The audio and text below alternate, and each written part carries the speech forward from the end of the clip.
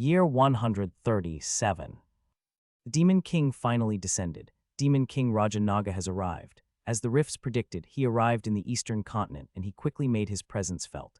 The entire eastern continent was in a state of war, as giant fire-breathing lizards and flying drakes ravaged the entire continent, a time of war. Lausanne is in the eastern continent. A message for Jura to Laufen. She instantly broke down and cried. She's not dead, but she can't get out.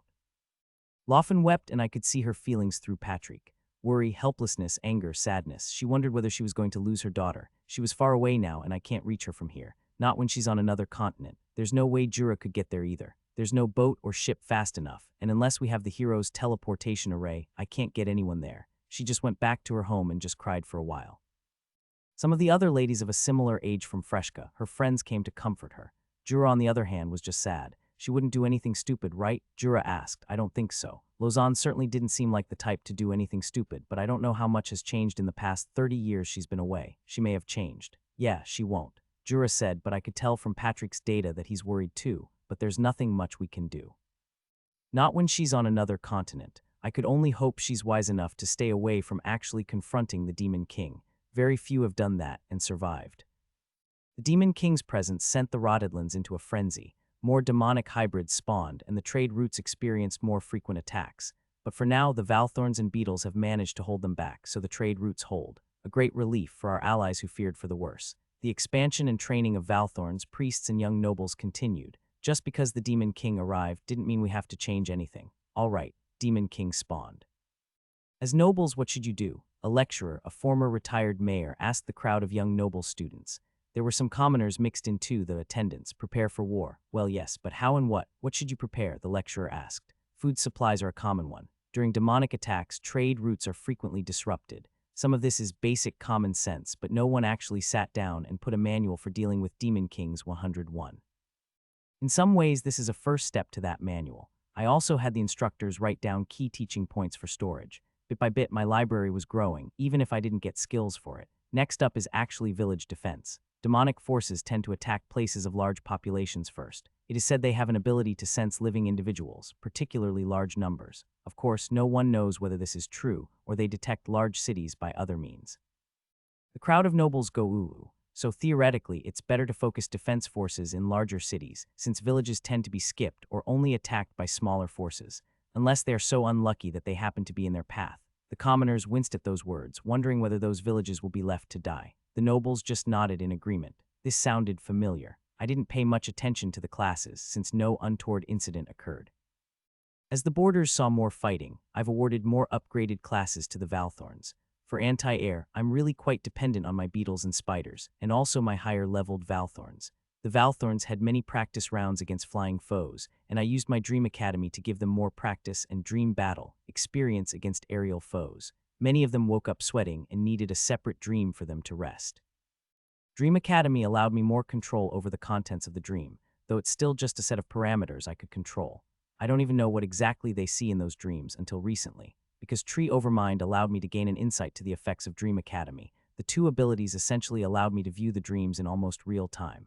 There was still a small time lag, but I could see how each and every Valthorn had a slightly different variation of the dream.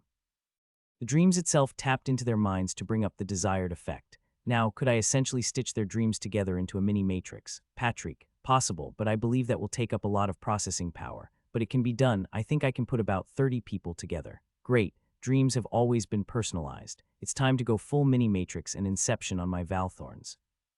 Now, is it possible to create a time dilation effect, such that the dreams feel longer than the actual elapsed time? That would require some kind of super stimulant into their brains, Master. Patrick was frank. Not my area of specialty, but I believe it should be possible to create a sap or chemical that increases brain activity and thus allow them to process more within the same period of time. So when I called Jura, some of the Valthorns, herbalists, and druids, and the senior Valthorns for a meeting, they were rather strange.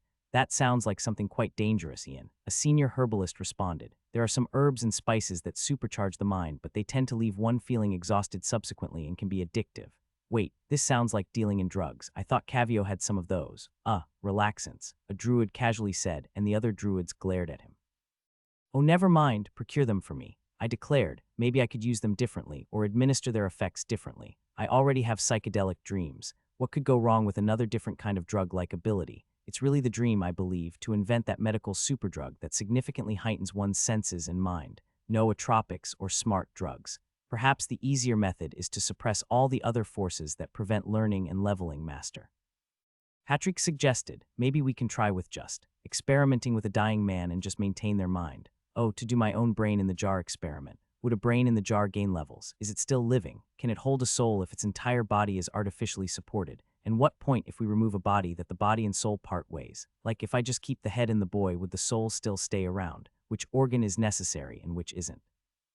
Ian, may I inquire what this is for? Faris asked. Obtaining these herbs can be a rather troublesome thing. I don't see why am I not above the law of the land. Ah, that is true, but as it is, the planting and cultivation of such herbs are outlawed, and most nobles forcibly destroy them due to their damaging effects on societal productivity. Then, can you just send it to me instead of destroying them? Indeed, but most nobles would want to know what is being done to them. Have the nobles deliver it to me personally, then. I need no more than a few samples to complete my analysis. I will say it is for analysis, then. Yes, that is fine. I noticed Faris's mind was still turning. Certain herbs are dangerous, especially for nobles. Some herbs have been used to incapacitate, poison, or weaken nobles, and many nobles viewed such herbs as a threat, so they have been firmly destroyed. It's due to its effects on the mind, bordering on mind control, that scared the nobles. So throughout the world, there had been numerous movements pushing for the destruction of such herbs, and even till today, there are noble groups dedicated to eradicating these mind drugs. It was said the origins of the movement started after the emperor, or a large empire, was drugged and mind controlled by his concubines. It was only when the children and princes rebelled, confronted, and the emperor was finally on his knees that they realized the extent of the concubines' mind control. Since then, nobles everywhere have been extremely wary of new types of herbal substances. Of course, there is an opposing movement, those who use these drugs to supplement their own abilities, but they do so quietly. Jasmine, can you help me locate these substances? Since it's hidden, I would need your eyes and ears. Certainly, master. More kingdoms capitulated and changed sides. They've realized that the four temples were not backing down from their blockade, and that the divine edict meant the priests and templars would enforce the blockade with much greater attention. By now, more than two-thirds of the kingdoms on the continent have formally switched sides, including many of the Harrison splinter kingdoms. They are still squabbling and fighting smaller wars with each other, but they are now all formally FFA-aligned nations. It's kinda like I've become this massive umbrella for all of these little countries, since there are no benefits from staying loyal to the temples. This merely strained the load on the school of triology further. Already, it is difficult to coordinate my artificial minds and the priests. I couldn't train priests fast enough. The 10 patriarchs and matriarchs are overloaded with administering the school of trilogy, and with thousands of young priests and priestesses undergoing training, it's really tough. I tried to assist by appointing more Ionic senior priests to help with the management of the triology school. Actually, Ian, maybe we should be given some time to use our skills in a non-school setting. A patriarch actually prayed one day and said, "Oh, you have not been doing that. All 10 of us have been working on the triology school ever since it started." I paused and considered the issue. Indeed, it's been some time since then. Many of us have abilities and powers, and though we labor hard at work in the school in Freshka, we do dream of visiting our new allies. I agreed. So first, I pulled together the senior priests and those that have performed well. I defined performing well as those that were able to train new priests to a high level and guide them, or priests who were able to perform their social tasks and convert large groups to my cause without relying too much on material rewards and lies. Even doing this assessment took a month, but eventually I appointed 5 more patriarchs and matriarchs. This time, 3 of them were treefolk, 1 was a centaur, and 1 last one was a human. With the appointment of 5 more, I then implemented a rotational shift. 5 of 15 patriarchs will be traveling to spread the faith on 2-year shifts.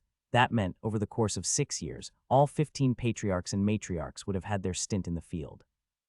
Like my young nobles, these experienced priests also need to stretch their legs and see how things are in the lands outside. Things may have changed. On the side of the FTC, we've increased the admittance to the college. With more new allied kingdoms, it was important that they show some proof of their alliance. So essentially, sending their young children to the FTC, so far away from their home kingdoms, is meant to be this act of trust. It's also leverage. At the same time, we've expanded recruitment of instructors from all these new allied nations too, to cater to a growing student population. Freshka, the capital of the Freshlands, is a large university town home to 3 large educational and training institutions. Once this whole setup stabilized, I intend to set up satellite campuses and branch campuses for the School of Triology and FTC, like how Valthorns have mini bases throughout the Freshlands and my allied kingdoms. The Valthorns, being a military wing, always had multiple forward bases for attacks into the rotted lands or various peacekeeping and social order assignments. These are centered around a main giant attendant tree, a relic of my earlier New Freaka days. The Valthorns always had giant trees as forward bases. They also act as recruitment centers and training centers for orphanages that were previously under the Valthorns and Valtrian Order's jurisdiction. It's ironic. Not long ago in the days of New Freaka, I told kings and royalty, no special privileges and no special area. Now I even set up an entire school to brainwash, re-educate their children. Maybe some hero from my world would notice that this entire college setup is nothing more than a glorified luxury-grade re-education and rehabilitation center. I suppose life, even in a world of magic, has a way of playing tricks. Still, the presence of so many young nobles and their entourage brought incredible economic vibrancy to Freshka. Various shops and merchants set up branches and offices to cater to their every whim: luxury restaurants, luxury goods, tutors and trainers, blacksmiths and craftsmen, all made good money serving young, impressionable nobles looking to impress and show off to each other.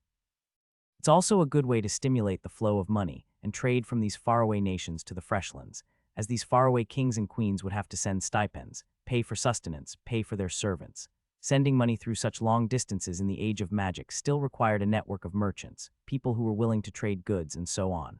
Often, merchants would make arrangements to sell goods to kingdoms, and the merchants also acted as their means to remittance agents. At times, it was amusing to read the thoughts of these young nobles. At other times, it was just grating. Still, a school life for the rich and powerful emerged, along with their attendants. Along with it came clubs and little fraternities. Some were on racial lines, like a club for human nobles, a club for elven nobles, a club for treefolks. Most of the smaller, less common races formed a combined club of their own. Also, I made Thordrak as vice-chancellor of the FTC, despite his rather shaky loyalties. I needed someone now, while I still trained my pipeline of future chancellors and gave him a set of guidelines to follow. I rather liked his pitch about unity of the central continent. I'd also put him through a few trips to Dream Academy. I had hoped to merge his classes together, but instead he just unlocked an additional tutor class. It'll take a while, I suppose. Still, he really did start it on the whole booze and wine appreciation and tolerance classes. There's even booze, wine, and whiskey clubs, and it seemed battle lines were drawn. The wine club members had nobles from more conservative old families and would view the other two as uncultured. The whiskey club seemed to be more urban wealth, comprising the children of many lords and kings from major trading hubs, while the booze were more of the rest. I suppose I added to the fire when we challenged all three clubs to make the best herbal-infused alcoholic liquor: herbal beer, herbal wines, and herbal whiskeys. As the year drew to the end, the Demon King's destruction of the eastern continent continued. The Demon King resembled a large twin-headed demon dragon with two massive wings. It had a wide range of elemental attacks. Laughlin's still asking for more news on Lausanne, but we don't have many informants and Lausanne's not contacting us. But I still sense my connection to the possession of the devoted and the drain on my star mana, so she's alive. The key is really avoiding the Demon King. As long as she continued to stay away from the Demon King, she'll be fine. I told Laughlin that much, that I still sense her presence and that my familiar is still connected to her. For now, the Demon King's mostly wrecking the eastern continent, where the hell are the heroes. Maybe the heroes will be summoned in the eastern continent too. Or would that be a bad thing, for them to be summoned there and face a full-powered Demon King when they are underleveled? But if they spawn outside of the eastern continent, would the Demon King follow them? Or maybe it can't see them when they are still low-level, like how the earlier heroes managed to dodge the Demon King. I'm betting next year, Jura said. Maybe the gods haven't got ready yet. I don't see why they need to wait so long. They didn't have to summon new heroes for 40 years. Surely some of their power recharged. That's speculation on my part, of course, that gods need to have their powers recharged. It's entirely possible that their powers work in weird ways. Year 138, 10 heroes were summoned. Immediately, I told my artificial minds to look for them. If they spawned anywhere on the central continent, I want to be the first to know. This time, the 10 heroes are new, and I want to play a bigger role in molding them, as my spear and as my shield. If they survive, they will be my future allies and will supply me with more Titan souls. It took a few days, but it was Trent who spotted a strange-looking young lady fleeing from the rotted lands. She appeared as hybrids chased her. After she ran past the line of trees, beetles emerged to fight off the hybrids. These beetles were assigned to protect the trade routes from the hybrids' incursions. This is the suspect, Master. Trent quickly highlighted the presence of the young lady in recognizable Earth-like clothing. She wore a dress and she had a watch. She was panting. This was nostalgic somewhat. I quickly asked Jura, Edna, and Faris to go meet her and bring her back here. Who are you people? She asked when she saw elves and centaurs approached her. We're from the Valtrian Order, a military organization of the Freshlands. Jura smiled. He put up his best diplomatic face. We've been asked to escort you back to Freshka, our capital. It's a much safer place than this outpost on the Rotterdlands highway. What if I say no? We can't stop you and we won't take you by force, but I can promise you that we won't harm you. I'm sure you are confused and lost and this is too much to take in. Those words suddenly made her cry. She was hungry, tired, and all that. We'll feed you and help you. A bath, some new clothes and equipment too if you need it. Jura said. Both Edna and Faris stared at him. They were not stupid and they quickly realized this lady was a hero. She soon agreed. During the trip back to the capital, Jura stayed next to her and ensured she was properly fed and cared for. She had a lot of questions. Jura answered some, but for quite a few of them, Jura answered. I understand you have a lot of questions, but I'm afraid I don't know enough to answer it. Our master and spiritual leader, Ian, will take your questions. It made her slightly suspicious, but the express beetle ride brought her back from the Rotterdlands highway to Freshka in under a week. During the trip, she was amazed at how the scenery changed once they got out of the Rotterdlands. Vast lands of green, cities and people of all races and species. Then Freshka itself. We housed her in a special building deep in the Valthorn's fortress in Freshka. It's a standalone building, purpose-built to accommodate future heroes. I envisioned that I would require such places a while back, so with Harris's help from back then, we built a place tailor-made for reincarnated or Ice-Sky Ed heroes. That meant magical items that resembled familiar, Earth-like equipment, like microwave ovens which operated on magical heating stones, hot showers, spring mattresses, and a decor that resembled Earth.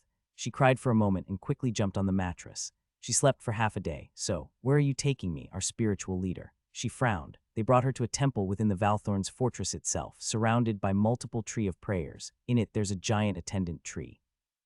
You will hear a voice in your head once you step inside. Jura nodded. The tree had a meeting room, but essentially it was me and her. Hello, I said to the girl. Her leg immediately buckled and she quickly sat on one of the chairs in the room. I could read her thoughts. It's a mess. Are you one of the reincarnated heroes? She paused. No. She said her name was Ashia, but Patrick's mind reading soon revealed her real name was Stella.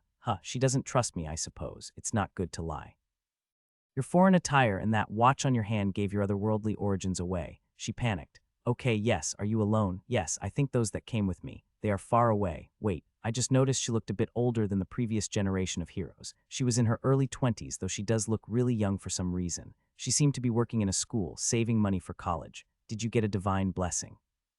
Sort of, see. When I died, I wasn't meant to be in the bus. It was those words. I suddenly felt a sense of dread wash over me. Was a Shia like me, an accident? He said that I was collateral damage, but somehow I had enough merit to be reincarnated in this world with some benefits. So where are the heroes? And great, the gods are biased. Was I really such a piece of shit that they made me a tree? He said that things will be hard at first, but I'll be okay if I survive. Stella sat on the chair, but he gave me a blessing. Late bloomer. Really funny admins, really funny. I still don't know what it does. She sipped on the tea. I always had tea for guests. It's a thing and it helped to calm my guests down, make them talk a bit more. But I was told by Jura that you can answer my questions. So, what the hell is happening? Can I go home? To the best of my knowledge, you have to die to go home. Not guaranteed, I answered plainly. She instantly frowned and almost cried. Where am I? Well, you're in a world with demons and heroes. A demon king appeared recently, and so the heroes, those kids you saw in the vehicle, they are the heroes. No, go back a step. Is this a game? No. As far as I know, this is real, and you've died and now you have been brought here. She's starting to annoy me. Then why am I still in this same human-ish body? Can I get reincarnated as something else? Also, is it better to just die and go back? She said, but I think her last question was meant for herself. Do you have a class, young lady? I got one while running away. Scout level 1. She wasn't lying. She didn't get the hero class either. Scout is an average class, though it does lead to pretty good upgrades. Do you get to choose your class as Shia? No, I just got it. I can say no, though. The fact that she doesn't get to choose her class, like most of the other mortals, indicated that she really isn't a hero. In fact, it's because the lack of direct choice in classes. That's why class seeds are valuable.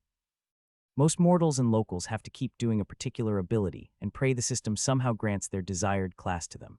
The ability to get a particular class just by eating a fruit is really awesome. That said, for the common classes, the system is very generous and has been seen to grant them out frequently. Do you want your class? Yeah, you're not a hero, and as far as I know, there are no ways of going back unless you die. So the question is then, what do you want to do in this world? Shia sat and couldn't answer. I don't know really. It's not like I had the time to figure out what I want to do with my life when I'm running from weird monsters. Now I'm talking to a big magical tree that speaks to me in my head. I know nothing at this point, so how can I even decide? The lost soul. How quaint. It's certainly annoying that those who do not have the gods' blessings are lost and clueless. Those who are heroes are driven by divine compulsion. Well, ask away. I'll try to answer what I can, then perhaps you can think of where you want to go. Can I be God? As Shia asked immediately. Then I can open a portal home? Possible. The domain type skills seem to suggest that is very possible. Do you know what kind of magic brought me here? No, but if I were to guess, divine magic. As far as I know, only the gods can send someone so far. As far as you know, as Shia sat.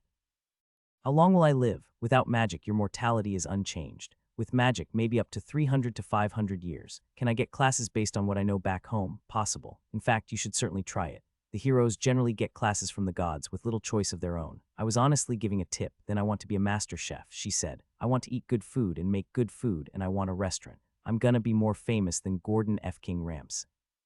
Then I'm gonna have a restaurant that travels the world, and then I'm gonna have a magical door that leads me back home.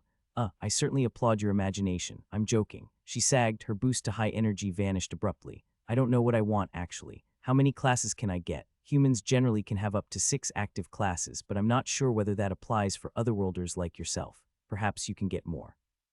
Since I'm not a hero, will you still feed me and let me stay here? Good question. I did intend for the housing to be designed for heroes, but here is an Earther who isn't a hero. Kind of like me. Possible, of course. I'm really stuck here, isn't it? And I was just looking forward to college. You know what? We have 3 schools here. The Valthorn Military Academy, the School of Triology, and the Freshlands Treasury College. Seriously, the girl frowned and then laughed. Sorry. Those are quite stupid names. Couldn't help myself. Never mind. If you are interested, I'll ask one of the Valthorns to give you a tour. I mean, or would you rather be outside? Okay, she perked up. But I think I'll just go to the academy and the Treasury College. Being a priestess is so. I would later discover that my tea's effects on her behavior was a lot more pronounced than I had expected. I heard from Ian that you're not a hero. Edna said quite plainly, and as Shia just paused, I didn't know that was possible. To think the gods could err, some of the Templars would kill you the moment they know about you. As Shia's face paled. But worry not, as of this moment, everyone thinks you are a hero, and I've been designated as your bodyguard and guide. Edna shrugged. Oh, I'm sorry for causing you such trouble. As Shia's emotions suddenly crashed, Edna paused. She wasn't expecting that response. There was a period of silence. Both of them didn't say a word, but eventually Edna had to do her job. Here's some protective charms and items. This is a defensive shield ring, and this is an anti-poison weapon. This is a small druid summoning charm which calls for animals nearby to come to your aid. As Shia still looked apologetic. It's all right if you don't want to help me. Edna ignored it. These charms are not powerful, but they will keep you alive if something happens. Really, it's all right. Is she emotionally all right? Let's go on the tour. I don't want to go now. Edna paused. Sorry, I want to just stay here. Edna was told not to push her too hard, so she shrugged and just let her sit there. I told her to send her back to me for a little trip into the biolab. Shia or Stella had a normal physique, at least from what little I could see, but it was clear within a few weeks of her stay in Freshka that she was, at random triggers, suddenly turned emotionally unstable and had episodes of depressive behavior. The tea helped to make her calm and seemingly normal for a while, but then it would later cause an emotional crash. I had thought I could send her to one of the colleges, but then, I think she needed something else. I didn't quite know how to help her. The locals generally have rather positive mental outlook. They are quite hardy and seem to be able to take some degree of abuse and suffering, so it was possible to use my powers to make them stronger.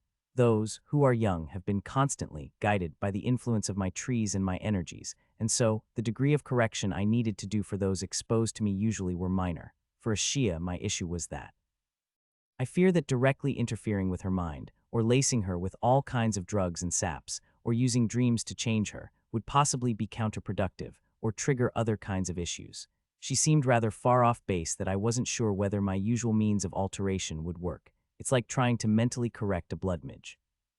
Still, I placed a tree of prayer near where she lived, and ensured that the effects of the calming trees drain away the erratic elements of her behavior, and even then they seemed to flare up unpredictably. With the locals, it's like steering a ship and charting a course from the day it set sail from the harbor. With a Shia, I discovered a ship stranded at sea, and all of its navigational equipment confused and probably broken. I summoned my council for a discussion. To be fair, Ian, someone with such an attitude or emotional weakness would have died. This is not a nice world, and if the otherworlders hesitate, dilly-dally, or are weak, I believe it's quite clear that the monsters, the demons, or just those less pleasant will get to them first. They either become strong or die. Yvonne had the most dire of assessments. I wonder how she made it out of the Rotterdlands. Adrenaline. This sounds like a city disease, the malaise of the large capital cities. One of the patriarch explained, she needs faith more than anything else. Perhaps she also needs to spend more time in the company of the faithful and some time alone with nature. Through faith and through being one with nature, one can heal one's soul. It is a soul disease in a way. But am I trivializing depression and emotional disorder to say it is a soul disease? The priest may have a point. There are multiple ways one can achieve a step out, or at least make an improvement. I need a psychologist and a psychiatrist, or at least someone I can consult who has a more modern perception and understanding of this issue. They may sound sensible, but who knows whether their suggestions may be counterproductive. I'm essentially trying to deal with modern problems, but with magic and skills. I may get it very, very wrong. Are you trying to make me better? As Shia asked randomly. I paused, and it was then I could read her jumbled mess of thoughts. No, not really. Just trying to understand what's happening. Good. Everyone thinks they can make me better. As Shia fidgeted and moved about. But maybe I don't want to get better. She's stuck in a hole, and she thinks she doesn't want to get out. Meanwhile, the devastation in the eastern continent continued. Though the heroes have been summoned, our weakening contacts seem to suggest that they spawned on the other continents instead. If the Demon King started moving, it may pass by the central continent, and that would be bad for me. The Demon King, the twin-headed dragon demon, seemed content to dominate the eastern continent. Lausanne, thankfully, still lived. I can still sense her, however distant she is. We don't know what's happening with the heroes, with our intelligence network crumbling. It's hard to feed and pay for informants when all trade is blocked behind a blockade. The navies of the four temples are still relentless, though quite a bit of Hawa and Avon ships have returned to the eastern continent. My next project should be to build a naval force able to break out of this encirclement. In a way, this is the four temples, the existing global powers, attempting to curtail my rise to power. On the central continent itself, there are a few large naval or maritime kingdoms, and they suffered greatly from the reduction of trans-ocean trade, so it wasn't difficult to sway them on my side. They are weak, and now we're going to commission them to build a new fleet of ships. The Valthorns had to quickly move there to set up a mini-naval academy, fighting at sea, running a ship. All these things are very new to the Valthorns, who never had any experience fighting at sea. It seemed I, too, have very little experience of my own, though from the process of harvesting the souls of the dead, there is a decently sized repository of knowledge. That's all conventional warfare, fighting the wars the same way the temples do. At the same time, I was thinking, how can I do this Navy thing differently? Would it be possible to build Walker-class battleships, with long-range bombardment abilities, or large living ships that hosted a swarm of flying beetles or animals, like a mini-aircraft carrier? Essentially, the Navy must act as a limb, a means of force projection to bring the battle back to the four temples' homelands. In the same way, they can be used to push and suppress demonic forces in distant lands. Or could I have floating trees, living, floating islands like a massive Zeratin? I would like to find turtles massive enough to carry my trees. Turtle trees would be like amphibious carriers, wouldn't it? Am I contributing to the escalation? The locals escalated this war with the hex bombs. The demons retaliated with long-range bombardment cannons. Now we have flying demon drakes. The next step should therefore be more long-range weaponry and space-based weapons, or mobile sea fortresses able to punch through the blockade and keep it open. But even if I break the blockade, the countries outside on those other continents, they would refuse to trade with me.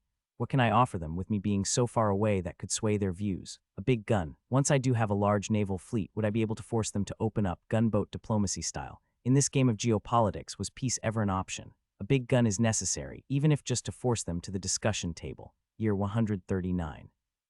The heroes made the journey to the eastern continent. This was propaganda, at least. Miss Stella, oh great, you're there. Where are you? Are you all right? One of the heroes asked via a long-range spell, some kind of secured messaging spell service. As Shia or Stella was surprised, but she somehow quickly put on a face.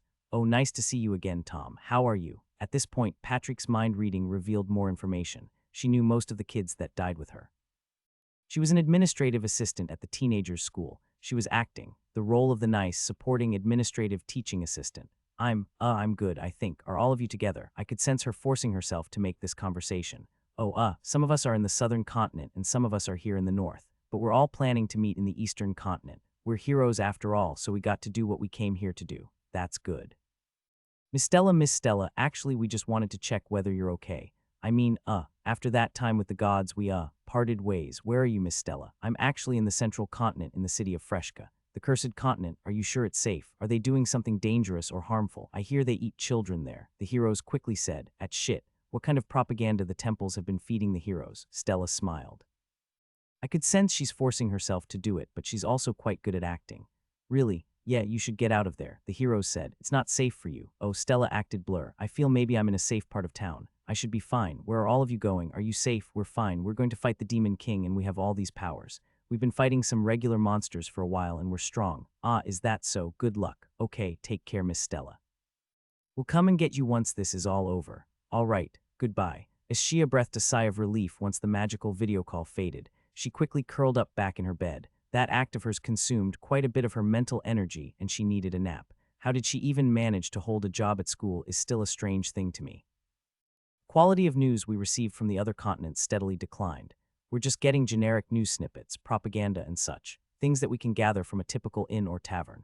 The heroes arrived in the eastern continent after a month-long magically assisted journey and began fighting the flying demons. By now, rumor said the eastern continent had lost 50 of its population to the demonic attacks, and another 20 have been driven into hiding, living in underground networks. Again, really, is this propaganda?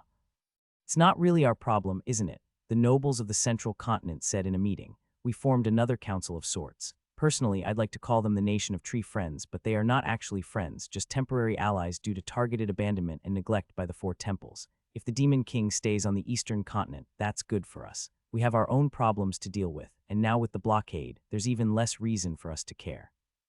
They've targeted us, so why should we volunteer any assistance? A fair sentiment, one which I feel for. Some of the nobles delighted in the fact that the Demon King kept its domination on the eastern continent.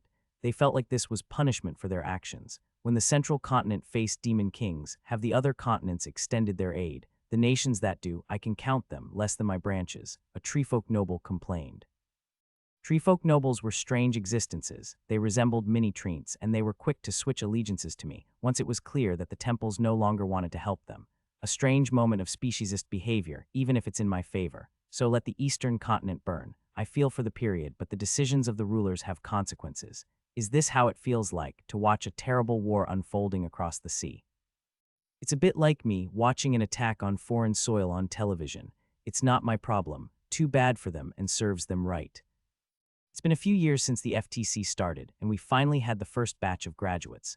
It took a little longer than expected, but the star student was a young noble from the northern part of the central continent. A young mixed dwarven man, he started the program as a level 3 lordling and ended the course with level 19 lord, level 6 knight, and level 10 merchant. A good start, and the growth was pretty good for 4 to 5 years worth of work. Especially the lord class, which had conditions of the student doing, ruling things like making decisions about the land and development. Still, I wonder how the experience seed worked when one has multiple classes. Does the level go to the class that they want? The experience seed clearly is overpowered in the sense that it gave a guaranteed level up, regardless of levels, which was why I've been hoarding it forever. Drawback, of course, is that levels don't always cover the weaknesses of real battlefield experience. Anyway, back to the young dwarven lord. As promised, I granted him a special class seed, a trade lord class, a merger for lord and merchant class. If he took it, it would almost guarantee the merger of the two classes. He could, of course, give it to someone else in the family, and that person would start with level 1 trade lord. The dwarf ate it immediately, despite his family's objections. There was some complicated family tussle for power in the background, something I didn't care for. It was a typical useless son suddenly excelling in life, and now family wants to claim his success. He was, in other words, the fourth son who the parents thought was going to be a spare of spares, and now doing well. After his graduation, he approached Cavio and the Freshkin councils.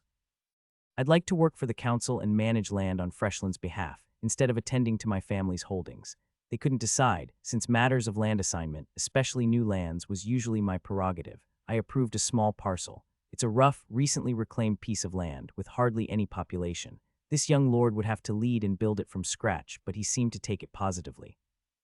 This very act, though, seemed to have stimulated the appeal for the Freshlands Treasury College amongst the younger sons and daughters outside the regular line of succession. A chance, by merit, to earn their own lands, on top of other existing ways of being a knight, achieving merit in combat, and have the king award some new piece of land. I suppose I made the family drama worse, but some internal competition is always necessary. It's a shit job, Edna said to Faris. The group of upgraded classers had some sort of a monthly drinking session. It was quite a big group. Faris just shrugged. She clearly isn't normal, though. The things she knows are very strange. Thank goodness I can rotate with the other Grand Knights. I'll go nuts if I stay with her too long. Is Ian giving her some? Herbs. I heard the patriarch tried using some skills on her but didn't seem to really work. Edna said she's like a child. Sometimes you're not older than her, though. She looks about the same age as you. Faris teased. But yes, I get what you mean. She's like someone who's afflicted with a curse or magical trauma. The kind you've seen when something really bad happened, but it's different. Edna complained over a mug of beer. They are both approaching their early 30s now and are good friends because both of them are first-generation upgraded classers. What does Ian want to do with her? Faris asked. Did Ian tell you? Or it's just babysitting because she's from the same world as the heroes. Edna shrugged. Lovis the spearmaster just nodded. I'd never imagined that the gods could summon someone who wasn't a hero. Luckily, this was the Valthorns' private bar, deep within the Valthorns' keep. Everyone here was a Valthorn. Indeed, more so if it's an accident. Edna sighed. She herself said her presence in this world was an accident of the gods. Gods can make mistakes, too, Faris shrugged. I wonder whether that'll get included into the tome of Ionic commandments that the Pentade Karches are compiling. The group of upgraded classers collectively groaned. If you don't mind me being absolutely honest, that's honestly the biggest piece of ass-kissing I've ever seen attempted. One of the Grand Knights present said. What else do priests do, other than sing praises of the deity? Lovis retorted. Just smile and nod, and we laugh at the way they venerate Ian. Is that what the Outer Circle nations are saying? Edna asked. The Valthorns internally categorized the neighbors into circles in the same way trees have rings. The Freshlands itself is the heart, the immediate neighbors the Inner Circle nations, and those further out the Outer Circle nations. Again, it's an academic exercise. There are many, many ways to slice and dice the classifications of nations and their relationship with us. One could use race to quickly make classifications too. For example, the treefolk nations, however small they are, have a far higher natural loyalty to the Freshlands than the rest of the nations. This is simply because the treefolks, whenever they are in the presence of the tree of prayer or any of my trees, can quickly sense my power flowing through the ground, and so they do not doubt the extent of my powers. On the other hand, the human nations are a lot more wary, since they had a longer history of believing in the four temples. A familiar visitor came. She even had the scythe. The druid hunter. We meet again, Ian. Lethia was an old lady, now in her 90s, but to me she looked like she had not changed much in the past 40 years. Most likely the influence of her class, so her aging is slower. She was the executioner of the Houghton Council. The Houghton Council, now a far smaller entity they once were. Many of them died during that long period of the Rottedlands, and the growth of the Freshlands and Valthorns also gradually whittled down their influence to a much, much weaker self. After all, with Faris, my great druid and my group of upgraded druids, the Houghton Council no longer has a strong claim as the best place to learn the druid's craft. She visited the Valthorns' keep, and was granted an audience with the Valthorns. They quickly sent her to a special area where I had a few tree of prayers. I suppose it's strange, but would you consider employing me? I thought about it briefly. Yes, but not as a hunter. You shall be one of the Valthorns' military trainers. She accepted. Funny that our paths cross again after decades. Glad to see you are still alive, Executioner. Jura smiled, and the ages have been kind. You certainly don't seem like you've aged, unlike myself. I'm pleased that you still remember me, counseled Jura. Lethia bowed slightly. They sat in a small cafe in Freshka itself. But that's rich coming from an elf with a naturally long life. I believe I saw Counselor Yvonne as well. She's a principal now. Jura sipped on tea, and certainly. One must remember the person who waltzed into our town and killed 4 druids publicly. Lethia gave a gentle, grandmotherly smile. So tell me of the Houghton Council. How have they fallen so far, to lose even their most feared executioner? It followed the typical path, really. Greed, incompetence, arrogance, and overconfidence. Lethia shrugged. How could druids compete with a few great druids anyway? Even our most senior archdruid is but one person, and certainly the way of the druids in the Houghton is haphazard, messy, very much unlike the structure of the Valthorn. Some would say such is the proper way of nature. I have heard that the Houghton says the way we train our druids is artificial, quite like a farm rather than the wilderness. So they say, Lethia nodded, but in the face of the Demon Kings, a farm's speed is superior. The large number of competent druids can churn out every year means the Valthorns can lose 10 for everyone we train. The archdruid may be a damned good druid, and I respect him for that, but he has failed to lead us through the constant, regular monsoon of the demons. Then what brings you to join us? I heard from Ian that he agreed. I may be old, but I too wanted to see for myself this blend of faith and institution and might. There are times in legends of yore that individuals must recognize the men and the creatures that change the world. I would never picture you as the kind that could be inspired by legends, Executioner. They both chuckled. Well, do you like what you see? Too early to tell. Back on the Treasury College, the commoner's presence is now undisputed. However, there clearly is a large social gap between the noble-born children and the commoners that join them. This was because the Treasury College is in function, a tertiary college. There's a certain level of understanding that is implied, and for commoners, they lack this baseline knowledge. Unlike the Valthorns, who are educated from young, and unlike the priesthood, where the priests themselves do the task of educating them on the ways of faith, the FTC went right into management, military affairs, and economics. Quite a large bunch of the commoners who enrolled didn't even know how to write, so they couldn't even self-study if they wanted to. Most of them, as they are sponsored by the nobles, also have to run errands for the nobles, so the amount of studying time they have is actually very limited. Some didn't know things like mathematics and have limited knowledge of the world outside of their tasks. When I opened up the slots for commoners as well, it seemed most of the nobles just nominated and sponsored their minders to help them. In some cases, some nobles appointed minders who knew how to read and write so that they can take notes. In most cases, though, the nobles generally just appointed either bodyguards who knew how to fight or just regular maids. This wasn't the intention, of course. I wanted an administrative class, a bureaucracy. These commoners struggled really hard. In a way, they reminded me of my friends who had to work full-time jobs and study part-time. Sure, there's some learning, but somehow it's just not as effective or immersive as a full-time education. It didn't help that the trainers themselves are so used to educating nobles that some don't even bother helping their fellow commoners. So this gap in output also created and amplified the sense of superiority that the nobles had. I had to intervene, so I quickly demanded that Thordrock added commoner-specific remedial classes meant to teach them the basics of reading, writing, language, and maths, which he did. As the year approached its end, I wondered whether the heroes are making progress. I hoped they did. We honestly didn't have much information. The blockade was a pain, and the Navy still needed more time. Building warships and training sea-capable soldiers was taking far longer than expected. So what if we broke through the blockade? If none of the other countries wanted to trade with us, what is the use of breaking through the blockade? We needed a strategy that looked past that, so the first thing was, we needed a way to communicate with the other kingdoms on all those continents. Some may be open to trade and communicating with us discreetly, and ways to make trade happen. Alternatively, if we do break through the blockade, we must have a naval force able to transport a sizable army to capture and hold a port on one of the other continents. Only from there we can then restore communications and our intelligence network. On a fine day near the end of the year, Evans Lake has died, you received a fragment. Agnes Ang has died, you received a fragment. Soria Mahmud has died, you received a fragment. The heroes are not doing well, are they? Year 140. Was I supporting a junkie? Am I enabling her behavior by giving her things? Look, Ashia, I used her name. I didn't want her to know I was eavesdropping or reading her mind. I'll need you to earn some money. I can't keep supporting you like this, especially if you're not doing much other than mope around all day. I felt like a dad giving a talk. She nodded. All right. What can I do? I can teach, I suppose. Will that work? No. Did you do any work in your past life?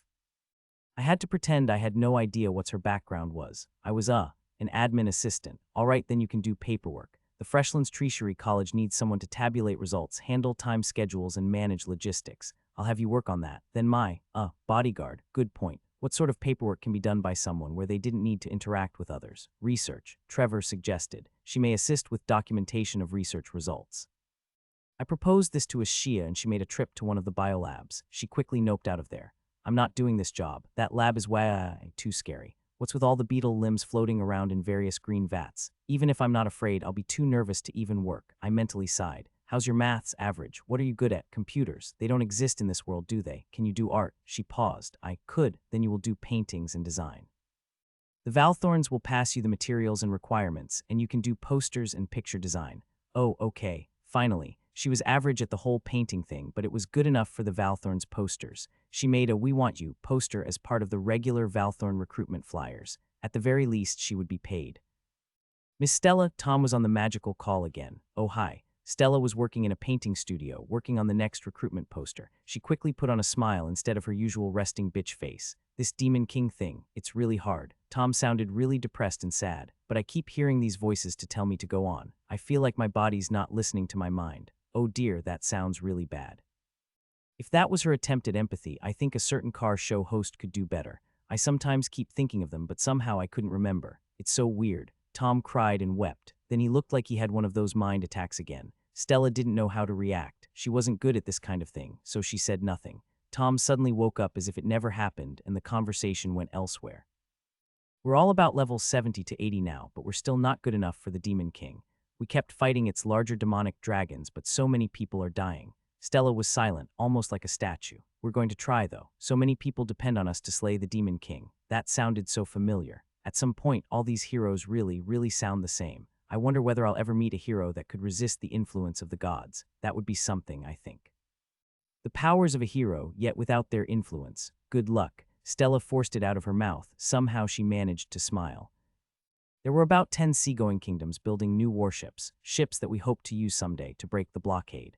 The Valthorns Naval Academy was new, and though I had the ability to bestow captain, admiral, or pirate or privateer clauses, there's a huge body of knowledge about navigation, about logistics of a navy, which we took and adapted from the existing maritime kingdoms.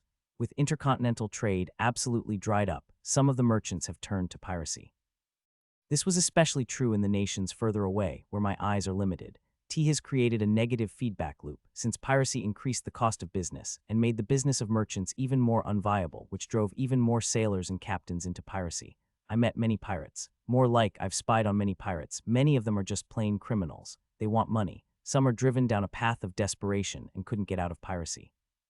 The Valthorns were stretched thin, especially the upgraded classers. I had about 100 upgraded classers, but the central continent has many more kingdoms, so the Valthorns had to travel from place to place, and I could not focus all of my classers to take out the pirates. It also didn't help that some of the pirates were quite high level, in their level 50s, so they could easily be a match for the younger upgraded classers who got their classes not so long ago. I needed to strengthen the elite much more. Still, I've reclaimed close to 40 of the rotted lands, except for that magically combustive space where the last demon king perished. The swirling vortex was difficult to tame, and it kept destroying all the trees that I placed. The magical energies were something else. I thought my forest rod could be useful, but it has a small area of effect, so it must be placed in the heart of the vortex to work. So over the past few years, I made small steps towards the core. I tried to tunnel beneath the ground and discovered that the magical vortex extended even underground. In short, whatever that's left in the middle created a spherical spinning vortex. That didn't stop me. Spinning vortexes, that's just like my soul forge. Not exactly a stranger, so I set up multiple giant attendant trees around it and gradually drain out the mana from the vortex, and at the same time inject my own mana into the spinning vortex to neutralize the spin.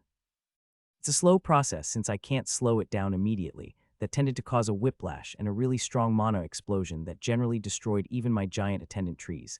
Still, this was a process that just took time. Eventually, I managed to diffuse and pacify the vortex. It just took a lot of mana. Then we discovered the vortex has spawned a massive demon hybrid from all the concentrated demonic and magical energy. It's not a pure demon, as it seemed like a Frankenstein-ish creature with limbs made from a hodgepodge of animals, and seemed only lightly affected by my resistances. It was asleep, or at least inactive up until the vortex was broken. It woke up. It was more powerful than a walker, but less than a demon king. It had demolite crystals all over its body and living flesh in other parts. It roared with its worm-like head, with a mix of organic teeth and demolite. If the gods that spawned monsters were experimenting, this seemed like it.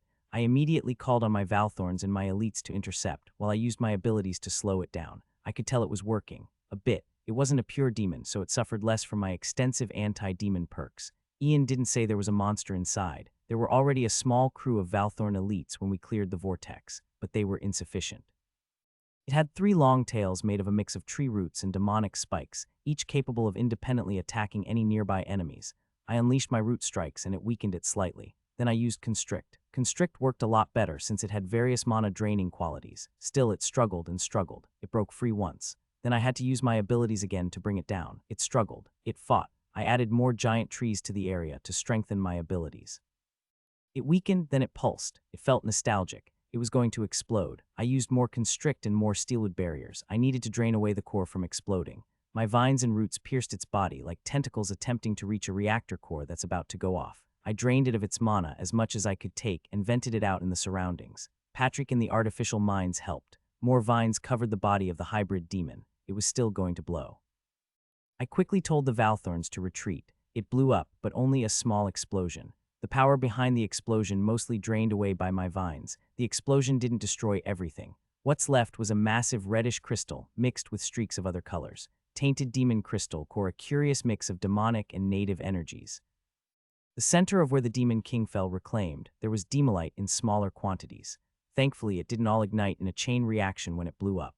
The crystal sat unused in my materials lab and magic. I had to run more experiments on it. It was an unstable magic core. It had a lot of potential, though. I just needed to figure out a way to use both of its energies simultaneously, since the crystal only released the blended version. Could it be a color for my Soulforge once I've managed to control it? I placed it deep within my labs in the Valley of the Unrotten for further experiments. The heroes fought the demons many times and they are gaining levels, but it seemed that the Demon King was still too strong for them. Naveen Frog has died. You received a fragment. Elena Skaz has died. You received a fragment. Another 2 more died in the fight against the Demon King. That was our 5th encounter with the Demon King. Naveen and Ellen stayed back to delay the Demon King so we could escape. Tom said to Stella, "We won't let their sacrifice be in vain. It must be hard losing your friend." Stella nodded. "Yes, but we've come this far. We're almost level 100 now. I can feel that our victory is not far away. Some of us have unlocked our full star mana powers. Once all of us do, we'll take the fight back to the Demon King." "I see. Then we'll come and find you and free you." "That won't be necessary, Tom," Stella said. "Enjoy yourself after the fight. I mean it." Stella didn't want to deal with them at all. I've begun to see some slight benefits to the various schools, as I noticed some kingdoms setting up mini academies to train their noble children, a prep school, before they were sent over to the FTC. The commoner students also had some improvement, as I started to give them classes more liberally. Merchant, knight, or administrator basic classes, I gave them out to any commoner who wanted them, since these were common classes anyway.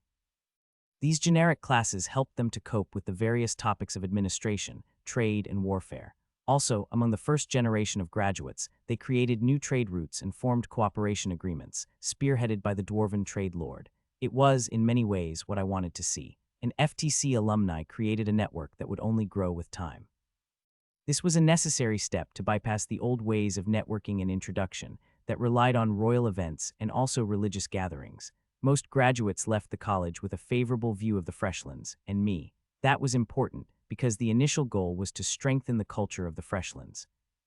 I needed the nobles to act as advocates of the Freshlands culture, and I believe they would come into conflict with the incumbent culture of the nobles, carried forward from the days when the temples ruled. Still, this is the new wave, and the many of the savvy nobles are quick to get on my side. Really, culture is this strange thing. Sometimes it can change quickly, sometimes really slowly. I wanted a cultural change that would stick in the continent as a whole. The ones who feel the cultural change the most are the priests and the Valthorns. They venture everywhere in the central continent to spread my cause, to carry out social work, to provide protection for soldiers and traders. They were unknown, then they were scorned, and now they get treated with respect. As a whole, though, the central continent still had their conflicts. In a way, the Freshlands have become the Vatican, and I am both the Pope and the God. The countries fought wars with each other, and I've ignored them, so long they continue to profess loyalty and faith to the Freshlands. Of course, the Valthorns and our assets are pulled out from the participating countries. There was no point getting caught in stupid friendly fire. Countries will have disagreements, and after some discussion with my artificial minds, it's fine to let them fight each other, as long as the source of their unhappiness was not me. In fact, it was also the opportunity for the priests to strengthen their cultural hold, as they stepped in to provide relief to those affected by wars and battles. If anything, these wars only weaken themselves and strengthen the Freshlands. Cultural victory, in my opinion, involved watching others make mistakes and then resist the urge to interrupt them. "We've fought the Demon King 8 times now," Tom said in a call with Stella. "I honestly don't know what we're doing wrong. We're using our star mana powers. We are all level 100 plus, all 5 of us. We attacked the Demon King, and somehow it managed to either run away or find a way to hurt us so bad that we retreated. Keep trying, you'll get there. The people of the Eastern Continent are starting to complain and grumble," Tom said. "They didn't say it in our faces directly, but many cities don't even want to host us. Often they would send us a messenger with whatever supplies we needed and told us to camp outdoors, preferably far away from town. They said it's for the safety of the cities. It's not our fault that the Demon King attacked us when we are in the cities. That's tough. Any ideas how we should fight it? Sometimes it refused to even attack us, instead fleeing. I totally don't understand this Demon King." "The gods told us the Demon Kings are simple-minded creatures." Tom sighed, and at the same time I felt bad. They were clearly being lied to. The Demon Kings so far have displayed some intelligence, especially in battlefield intelligence and strategy. It wouldn't be a surprise if they actually are sentient, if they are a step above the demons I've met. Stella shrugged. "I'm not one for violence. Maybe we should lure it. We need something. Wave a big stick at it and say, 'Come here.' Yeah. Maybe we need a way to lure it." Tom answered his own question. "Maybe with a lot of star mana." Another hero jumped in. "How do we do that? Make a big beacon in the sky to tell the Demon King we're here. I thought it could already see us. Why would it even respond to our lure?" Stella just sat there and waited. The remaining heroes started to talk among themselves. The surviving 5 were Tom, Jason, Ryder, Adam, and Rick. Strangely common names compared to those that died, but I wasn't going to challenge it. Maybe they used a nickname instead of their real names. They talked about various strategies with Stella sitting there. They clearly have a poor sense of information security risk. Stella got bored at one point, so she intervened. "Guys, I've got something to do. Can you kick me out of this conversation?" She didn't. She just wanted to have a nap. "Ah, sorry, Miss Stella. We got carried away in our anti-Demon King plan." The year was coming to an end. Did it normally take so long for the heroes to kill the Demon King? Didn't they take a year or two? Then, Thomas Ragash died. Jason Statek is died. Ryder Flinish died. Adam East-West died. Ricky Roller died. You received 5 fragments. Wait, did the Demon King die? I waited for 2 days, nothing. But, that's a total of 10 heroes died. The Demon King lived even though the heroes died. And this is a new batch of heroes. Does this mean the gods will summon a new set? What will happen now? The Demon King no longer has any heroes to fear. Year 141. It was classified information. Clearly no one knew it, but I did. I first informed the Valthorns, the Valtrian Order, my patriarchs and matriarchs. It was met with a resounding silence. Patrick told me they were making plans. What did this mean? Have the demons won? I wouldn't be able to get anything from the regular people. At least I didn't think I would. The only person who I thought could even attempt to answer what next was Lily's. Lily's. The heroes died, so what now? That sounded awfully ominous. Tips, if we're doomed, isn't it? But I don't believe so since, well, I just don't believe it. I refuse to believe it. Then I announced it to the representatives of the various cities and the nobles of many kingdoms. The heroes have died. All 10 of them have fallen in battle. The entire hall was in uproar. It was a panic I've never seen the nobles exhibit. One of the noble lords went a little nuts and shouted, "We're doomed." Some said rather strange things. Why is this happening? It's the first time in documented history. Is it? Some nobles challenged, clearly trying to be the level-headed one. Our historical records only go back so far. What if this wasn't the first time? I recall when I first arrived, the gods always summoned heroes if the previous generation died to the new Demon King.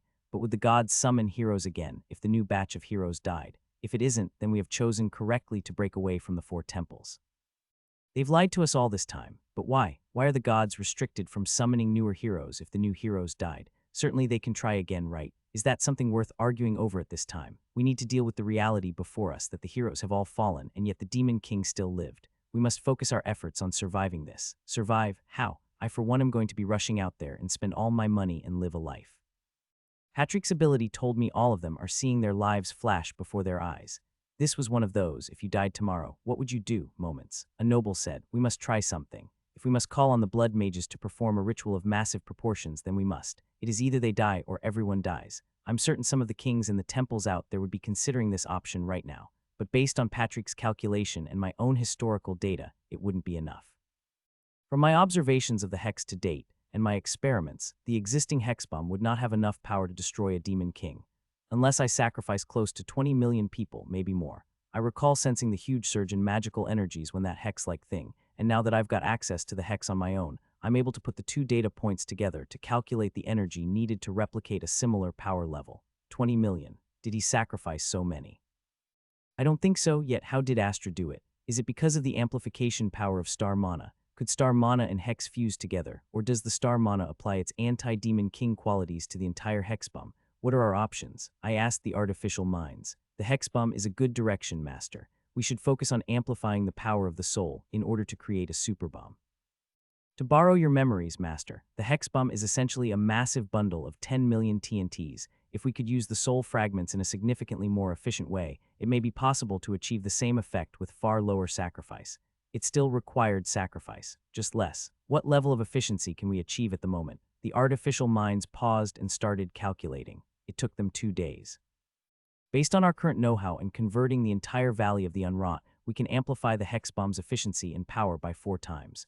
Trevor said, still, that meant at least 5 million sacrifices. Was I willing to do this to get just a single shot at the Demon King with the hex bomb? It bothered me. I didn't think it was the right thing to do at all. It felt like I'm cutting off my limbs just to live another day. From a utilitarian point of view, Master, sacrifices are necessary. 5 million is a number the Freshlands can afford. It took a few days, but I then decided it must be a last resort, but we must make preparations. The preparations required were massive. Firstly, we needed to make sure that there were at least 5 to 10 million people within a 5-day walk of Freshka. Next was preparing the structures, formations, and runes needed to properly concentrate the energies released from 5 to 10 million souls. We didn't know how much time we had, but preparing the formations and runes needed to perform a blood ritual of this size was going to take years. In a way, this option was dead from the start. There's no way we could have done the preparations needed in time. If the Demon King attacked this year, we would have failed. Even sacrificing 20 million people isn't so simple, since the souls of all 20 million need to be stitched together into a single shot. This endeavor alone required the construction of a massive containment array to control the energies. How did Astra do it? Was my magical measurement and sensors so far off? There must be some star mana or hero-level shenanigans at work. The heroes died. The Valthorn's upgraded classers spoke among themselves. This meant the Demon King may very well be on the way to kill the rest of us. Does Ian have a plan? I say we hide. Construct massive installations deep within mountains and wait it out. The Demon King may rule the world outside, but with our skills, we'd live. Faris and the Druids, the mages together could generate all the things we needed to live. Ah, Ian's underground bunkers taken to the extreme, huh? Well, yes. But we're talking extremely, extremely deep, far deeper than before. It's a good possibility. Some of the Valthorns considered the idea. It had a good merit. The demons certainly can't sense us if we hide that deep. Then let's do it. We can expand it if we can create enough space. We better not tell the nobles. They'll demand we protect them if they know. All the Valthorns nodded. The Valthorns started what they called the Trench Hideout Project. They, using their powers together, started to dig really, really, really deep underground. Their project would take a few months, but if they do it right, they'd probably survive. At the same time, Lausanne's still alive. That was a good sign, in the sense that the entire eastern continent has not fallen under the demons. There must be pockets or nations that survived. As the year went by, captains and sailors began noticing that the temple's blockade now had holes. Some navies still maintained the blockade, but there were pockets where the ships left. The temples, after all, are a hodgepodge of contributed forces, so some of the kingdoms may have given up. Then we began capturing some ships that strangely sailed into the harbors of our allied kingdoms. What's happening out there? We interrogated the crew. We don't know, but our supply ship stopped coming and we were starving. So all of us had to come here. We either starve or sail to the nearest harbor. They didn't know much. Even the captains were not very well informed of what was happening back in their home country. Jura sat and asked me one day, Tree, remember that time when you unlocked my limit? Yes, how far can you go with it? I didn't get his point. Was there multiple roadblocks on their levels that I have to keep unlocking? Do the native souls have a gacha-style level cap where they need multiple upgrades before they achieve max capacity? How high can you push it? I don't know really. Jura paused. Actually, maybe I should cut to the point. Tree, are you able to make something like a hero? I know you tried with Lausanne and it didn't go far, but that was then before all of the Rotterdlands. We all know you've gained strength as the forests and the lands expanded. Now, would you be able to do it? I probably cannot create the hero class. There's something divine about it, or at least the god's version certainly is divine. But is the hero class truly the pinnacle class out there, or it's essentially possible for any class to achieve a similar power, even if they need to be a far higher level? It is worth trying. Shia, did you get fragments? She did. She paused, her mind raced. Sorry, she wondered how I knew. Fragments of heroes. It's a thing that reincarnation of other worlds receive. I wonder if you received it. Yes, she decided to be honest. They're dead, aren't they? How did you know, Ian? I lied. As a being that's close to the divine, we can sense it. Their fading presence in the fabric of the world. Close to the divine, she repeated. She's been gaining levels in scribe and artist, aided by the boost provided by the fragments. Her work was a lot of painting and paperwork, after all. I wondered whether she had the potential to achieve what I did. Maybe she could even do more. But that's not enough to take on the Demon King. Heroes are specialist Demon King exterminators. We are not. It was a statement of fact as far as I'm concerned. I wondered what the Demon King would do, or what the gods would do. I got my answer as the year almost approached its end. The gods have summoned 3 new heroes. It's almost as if the gods themselves panicked. Why did they do this? Year 142. So new heroes, the nobles and the Valthorns all relaxed considerably once I told them of the new heroes. I wonder where they will appear. Has this happened before? Lilies responded a day later. I wonder how long El Iles must have lived. But then most of the time they don't. Again, not exactly new under the sun, is it? Life goes on. We'll deal with the demons when they arrive on our shores. In the meantime, we continued our preparations. The school was doing well, and this year, I had a few exceptional students from both the Valtrian Order Academy and also the Freshlands Treasury College. Talent was a strange thing. It almost seemed like they came in waves, with some years just having a lot more good people than others. The college had one exceptional centaur chiefling, and over the period of the 4 to 5 year course, transformed into warlord at just level 25. Right next to him was a master ranger lord. Again, he started just as a noble, and as the course developed his administrative and archery skills, it fused together at level 30. On the Valtrian side, a young archer hit level 43 at 16 years old, mostly from hunting hybrids and participating in all sorts of archery competitions. There was also a knight who managed to hit level 35 as they graduated from the academy, and his class evolved into Guardian Knight without needing any prompt or special class seed from me. It made me wonder what's really the evolution threshold of classes. Jura's Warlord class happened very late, when he was almost level 60 plus in his warrior type classes. The nature of class is a perplexing thing. almost as if the rules don't apply uniformly. Everyone's class system had different thresholds and triggers. On the blood magic front, we continued to make preparations for the grand ritual, should we ever need one. Again, a last resort, and I wondered whether I should shelve the project since the heroes arrived. We should prepare the formations regardless. It can be repurposed for other uses. My artificial mind suggested, and so I agreed with it. Indeed, a massive formation used for containing souls seemed useful, even if just for my soul forge. The other preparation was partly Jura's idea, to create a mini-hero by fusing classes together. This was also where I spent quite a bit of time. It's a process of knocking class seeds together to see what worked and what didn't. It's a lot of tracking and math, so I created an artificial mind to help keep track of all the ratios and numbers. There were some successes. I could not upgrade, or maybe I have not found the way to upgrade some classes, but in the process of tweaking the knight, druid, spearman, and soldier classes, I've somehow merged them with my own essence and created the tree knight class, and I could then further upgrade it to knight of the woods, and even further to knightmaster of the woods. There were some classes that I thought could be further evolved, like sharpshooter or grand knight or weapon master, but so far I didn't make much progress on those. If there were a class that made life difficult for me, it would be the mage classes. It was easy enough to fuse mage with druid or mage with knight. Mage classes also could be fused together at the first layer into great mage, but things got wacky from there. The higher mage classes repelled each other when I attempted to create archmages or wizards. It's not as if these classes were rare. I have archmage classes collected from dead archmages. I even have existing Valthorn mages who managed to evolve their mage classes into archmages, yet the class fusion resisted my attempts to create archmages out of mages or great mages. I wonder whether this was a deliberate system restriction for high-tier magic, or there's some quirk to it that I didn't know. I needed time, and I was partly throttled by the number of class seeds. Experimenting with class seeds required and consumed huge amounts of class seeds. Even if it takes just 10 seeds of the same type to fuse it to the next level, by the third level it needed 1,000 seeds. It was just lucky that I had trees that could grow the normal class seeds by the bucket load, so I could do so. I could also create a tree that grows the upgraded class seeds, but then theft remains a huge concern. As my reach extends throughout the continent, all my trees aid me in the process of collecting more class seeds, via various death rituals, via my soul harvesters. All in, the entire continent, now under my direct or indirect control, produced between 5,000 to 50,000 class seeds per year. A rise in the class seeds usually arose from a massive war or battle where many died, or a slaughter or something. For the statistics provided by my artificial minds, it's roughly 1 in every 50 deaths would result in a class seed. That ratio is about 1 in 10 if the dead were buried via the Ionic burial ceremonies. The ratio's better if the ceremony was performed in Freshka, where almost 1 in 2 burials result in some kind of class seed or skill seed. There's clearly a problem of proximity. I can't be everywhere at once, not all full strength. As it is, many abilities are just better when they are done near to me. I suppose if I could split a tree into multiple copies of myself, such that I could be 100 there, everywhere. As it is, the giant attendant trees can only push up to 50. Decent, but not great, and that ratio's wonky for certain kinds of abilities. As the year went on, we didn't see demons crossing the oceans. Maybe they went to the northern isles or the southern continent, instead of directly west to the central continent.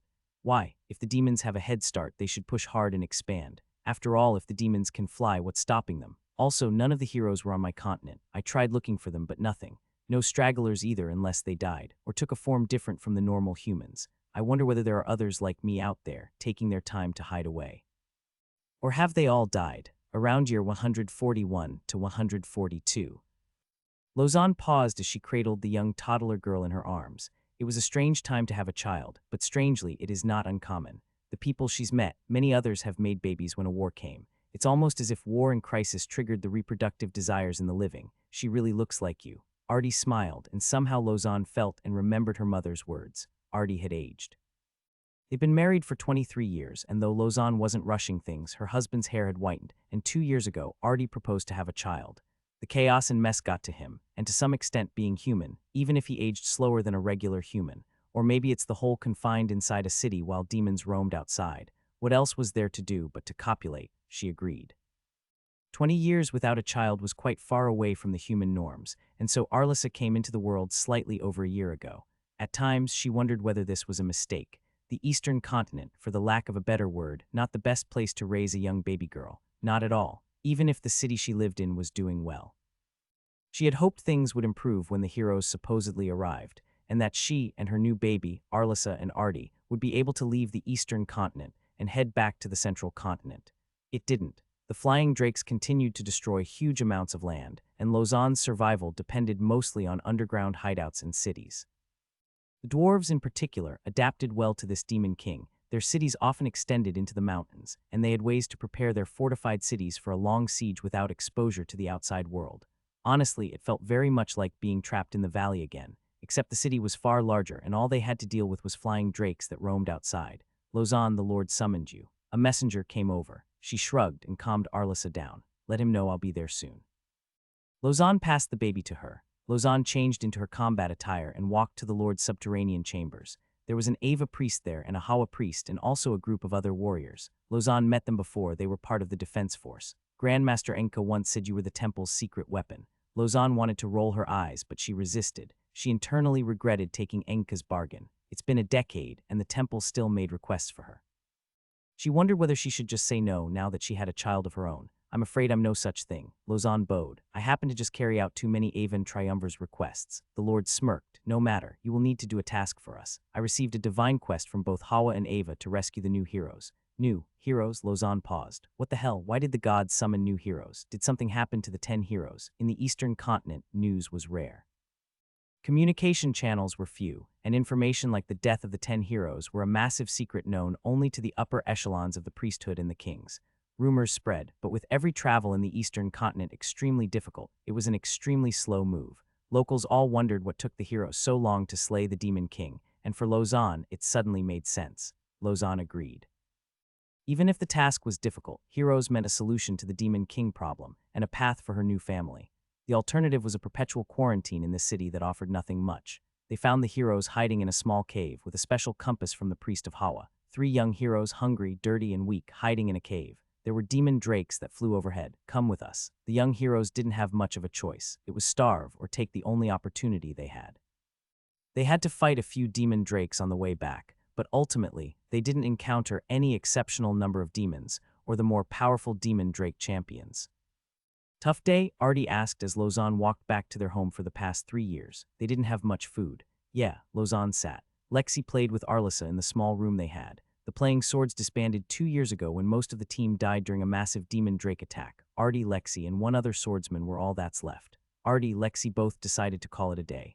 They were both not young anymore. The years displayed itself on their hair, their skin.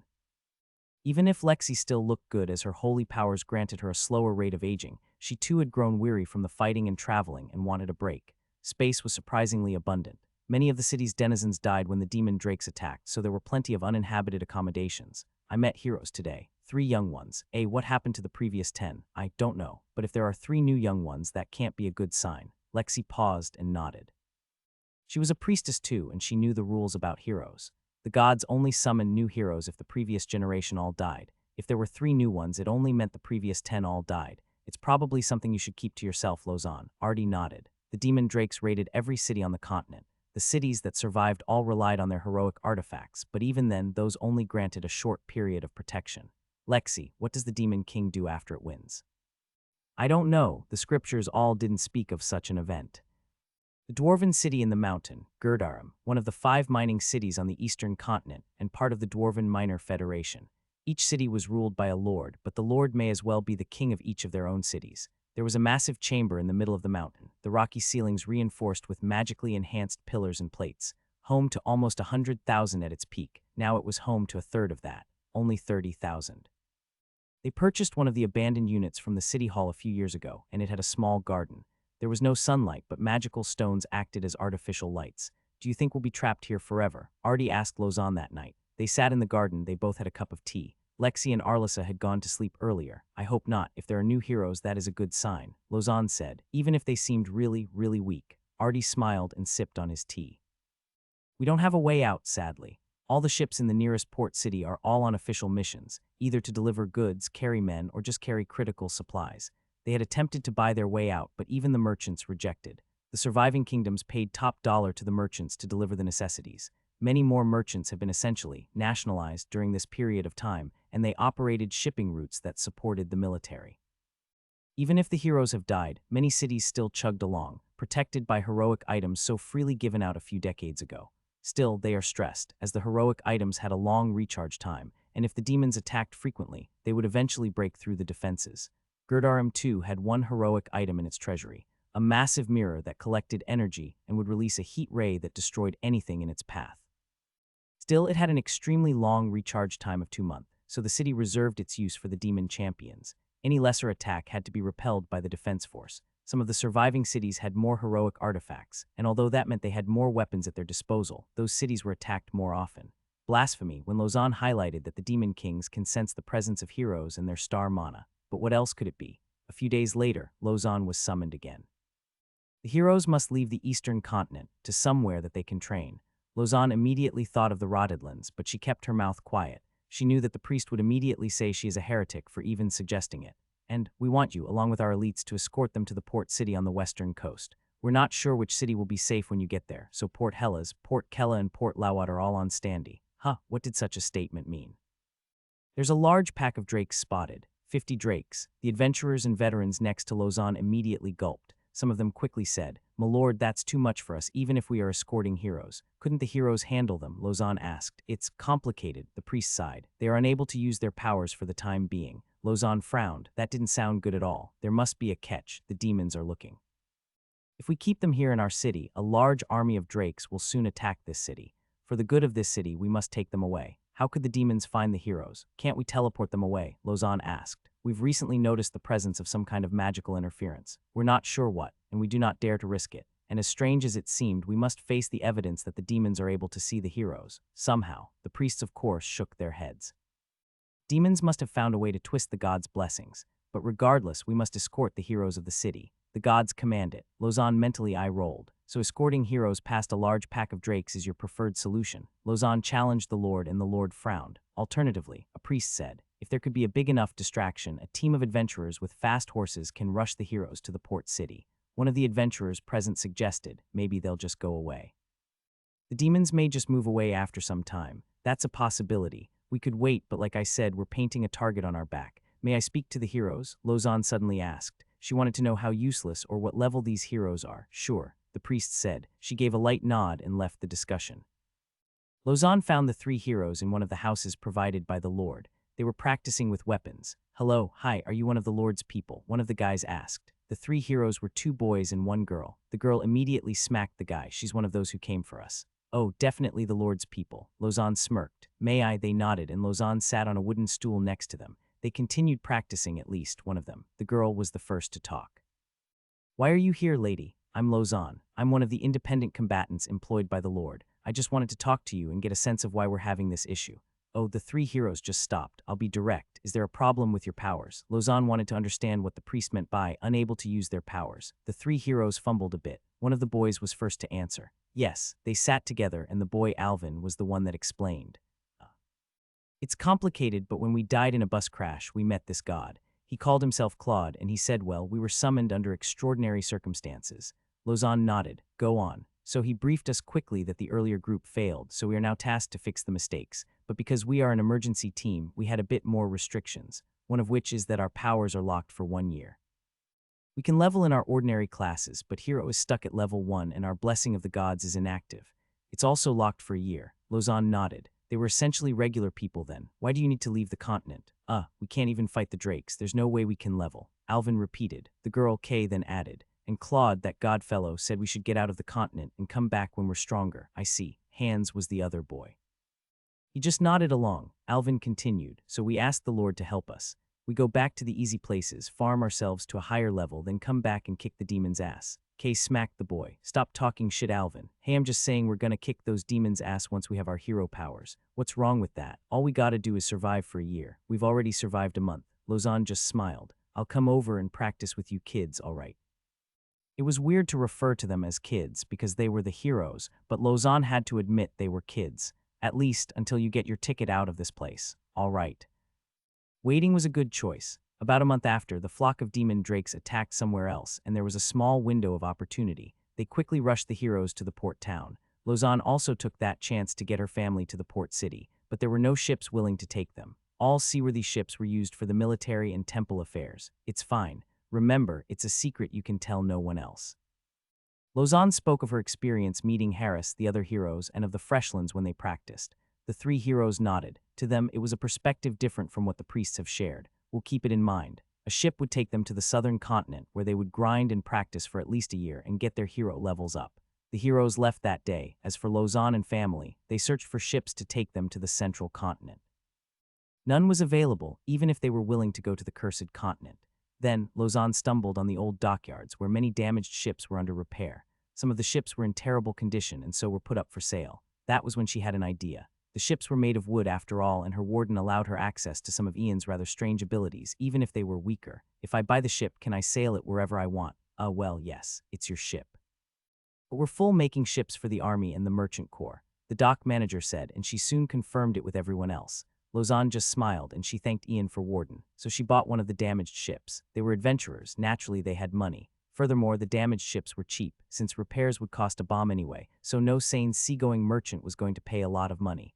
Artie returned from the tavern with a crew and a captain. It wasn't hard to convince sailors to sail with them. All that's needed is money. So, where's our ship? They were all gathered before the unrepaired ship, its wood some parts rotten and broken. Lausanne climbed aboard, sat in the middle, and in an instant a green flash of light. Her body temporarily merged with the wood of the ship, and it's as if the ship itself returned to life. Rotten wood started to heal, and broken pieces regrew. Took about an hour, but to the crew and captain, it was strange to see a ship heal itself. Woodcrafting and wood magic. In the same way she and Warden could create wooden spears out of thin air, linking to wooden structures and revitalizing them was just an extension of that ability, taken to a larger scale. All right, let's go, let's go. This ship will not fail as long as my magic feeds it. We're getting our asses out of here. It was a rocky journey. The oceans were not known for pleasant weather. But with a ship that doesn't break, and Lausanne could even directly steer the ship by linking Warden to the wooden rudders, it wasn't that bad. Just a bit of vomiting here and there. They also fought some monsters along the way, nothing too large or scary, mostly just common ocean pests. A few of the crew died from sea monster attacks too, but eventually, after 2 months of sailing, they finally saw land. Year 142 continued. This year, one of my FTC graduates' class transformed into Yonic Lord. I don't recall ever seeing any of the nobles obtaining such a class, so its presence was quite a surprise to me. I am able to upgrade a class to its Yonic variants, but so far no lord or noble had ever approached me to do so. So rather than be assured, I suddenly felt that all my nobles were not as loyal as I thought they were. Perhaps it's a matter of faith rather than loyalty. My artificial mind suggested, I believe many are loyal in their hearts, you are their king, but not their god. That's certainly possible. The mechanisms of faith are not truly understood. At the same time, I revisited my anointed king class again. If I gave it to him, what would happen? Perhaps the Yonic Lord is an entry-level class into the whole path of Yonic-aligned noble classes. Kravik, the relatively young student, was a treefolk noble. It's appropriate, I suppose, that the treefolks are the first to believe in my divinity. A young sapling in his mid-30s, he was born in the early days of the Freshlands and grew up in a merchant house in the inner segments, and then later, granted his own territory as his family were one of the pioneer settlers of the outer segments. The treefolk had been one of the first to embrace my divinity, and so my artificial mind's suggestions certainly had a basis. Kravik. I spoke to the young treefolk lord, and like all my other Yonic classers, I could sense him very clearly. He immediately prostrated in the way treefolks always had, praised the tree. Patrick's scan of his memories and thoughts was like flipping through the mind of a zealot, one who believed everything. Faith and more. Please, how can I be of service? Well done on achieving your class. I started with praise. I wanted to know more from the person. You are the first I know of. You honor me, your holiness. Holiness. That didn't seem right. I certainly am not holy. I prefer to be referred to as Ian. Yes, Ian, tell me, how do you feel about your new class? What does it do? Kravik was still prostrated on the floor. My level 20 Yonic Lord granted me a mix of Yonic weapons and blessed lands, which supports agriculture, husbandry, and forestry. I see. So the Yonic Lord is essentially a nature-focused lord, similar to a druid and lord, a variant, I suppose, of the druidic lords. Progress was made on our anti-air research. We've developed beetles able to fire thorny projectiles, similar to a mobile anti-air tank. The choice for thorny projectiles, instead of their own body parts, is simply because we wanted to amplify the damage dealt by using anti-demon wooden ballista bolts. So, a battalion of ballista beetles could carry a load of 3 to 5 anti-demon bolts each, which they could then use to rain death on an army of flying demons. They would unfortunately be defenseless once they exhausted their anti-demon bolts, but no matter. I was still quite proud of Horns. This was like a medieval beetle version of a V2 rocket launcher. After all, I've been making anti-demon bolts all this time. The next matter was an issue of force projection. I am now a continental power, and as a continental power, there will be occasions when I need to project significant force in a particular location. Currently, I can do so by spawning multiple giant attendant trees, but I believe that's insufficient. So I decided to activate my second Titan Soul on the walker. The idea would be to make the giant walker into a mobile anti-air fortress, loaded with all the anti-demon bolts and ballista beetles. That way I could station it on the eastern coast, facing the eastern continent. The walker, I hoped, would be a walking Aegis supercruiser. At the same time, my master woodworkers and war fletchers focused on making stronger, more powerful anti-demon bolts. Together with mages, who wove and enchanted the bolts with flight and target-seeking abilities, these were the magical equivalent of second-generation surface-to-air anti-demon projectiles. This was a development that started 5 years ago, when we found out about the flying drakes, and has roots in the first anti-demon bolts and spears. Next up would be to figure out a way to cram more soul power into it, essentially adding nuclear-tipped weaponry into my arsenal. The walker's corpse, now covered with trees, bushes, vines, and animals who lived in it, shook. It's as if the ground itself broke apart. New trees emerged as the Titan's soul lodged itself in the center of the massive corpse. Its rejuvenating energy repaired broken limbs and made new ones out of wood and stone. It took a while, about 3 months, for the Titan's soul's energies to imprint itself on the massive building, and then finally it was ready. When it first rose out of the overgrown forest around it, the entire city was immediately on high alert. They thought a monster had appeared. We even received requests for help from the nearby kingdoms when they saw the massive tree-covered walker starting to walk. Do not engage. That thing is a special minion of Ian.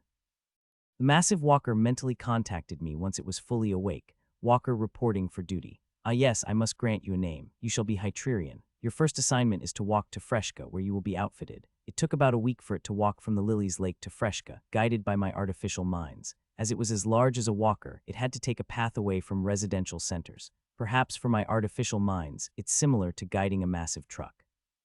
Once it arrived, I had Hytrerion loaded up with ballista beetles, a massive armory for all the anti-demon bolts and weaponry, and also it needed to be outfitted for habitation. Hytrerion came default with multiple rooms, similar to empty customizable rooms. How many people should be the crew? Demon walkers don't need crew. Why should this need a crew? It was slower than a beetle, but it could walk without ever needing rest, so in long distances it would be just a bit faster. But since it needed to detour around habited spaces, it would still take longer to get anywhere. In the end, after I explained just a few key traits of the walker, the Valthorns eventually developed a crew. There would be at least 2 upgraded classers, 1 great druid and 1 sharpshooter, and a few commanders. Outfitting Hytrerion took a month, and we spawned a special biolab in Hytrerion's back, which allowed the person inside to communicate with Hytrerion and provide navigation guidance. I expect Hytrerion to be mostly guided by my artificial minds, but I had to prepare for the possibility that my communication network could break up should the Demon King have a massive jamming ability. After all, it happened once. I'd be a fool not to prepare for it again. During the process, Hytrerion's presence was a havoc of its own. The Treasury College students had a mixed view of my presence, and Patrick detected multiple messages that spoke of Hytrerion to the rest of the continent. Even though we're technically on the same side, there's still a huge amount of suspicion among each other. Some of them were rather factual, a lot were just hyperbole. Some had a mix of worry and suspicion that I'd somehow managed to create a walker-class creature. For the Trilogy priests, they were more deferential. They converted one of the customizable rooms into a prayer room and even asked for a tree of prayer to be placed in the walker. They spoke of this as a fact of divinity. The commoners were just disturbed for a few days, and then they got used to it. The Valthorns and the Valtrian Order were just busy outfitting the Hytrerion. They got to see it up close, and the ballista beetles that have settled into the tree towers on Hytrerion's back. Once Hytrerion was ready and fully equipped with all the anti-air weapons I can cram in it, it made the slow walk across the continent to the eastern seaboard of the central continent. I reckon that the demons, should they arrive, will come from the east. They were not going to fly a curved path unless there were islands that they could stop along the way. I continued to experiment on the tainted demon crystal core, and I struggled to comprehend it. I could tap into the aspect of the core that was a native, but I've not been able to activate the other part, which was the demonic energies. Maybe it's not a good idea to use it. I wondered whether using demonic energy was a step too far, in the same league as blood magic. If anything, demonic magic would make me a target for the heroes. The heroes have some kind of demonic sensing ability, so using demonic mana would instantly flag me. Still, I'll deal with that later, even if just for the knowledge. Small battles broke out during the year, and we captured a few more temple navies. Some of them just surrendered without a fight, some attacked the cities outright. It was strange, but the navies were getting desperate, and the blockade began to crumble. As the news of the navies deserting their blockade locations, more kingdoms pulled back their navies. It happened rather quickly too, and suddenly there was no blockade anymore. It ended rather naturally and didn't even require any offensive from us. It was a rather big letdown for the young sailors and navies who were itching for a big, break the blockade kind of fight. I suppose that's how wars are lost sometimes. The logistics and planning at the back of it crumbled. Now that the blockade's over, it's a lot easier for pirates and merchants to sneak to the other continents. They would have to quickly disguise their ships and attire to fake themselves as locals, but that's a lot easier than fighting a navy.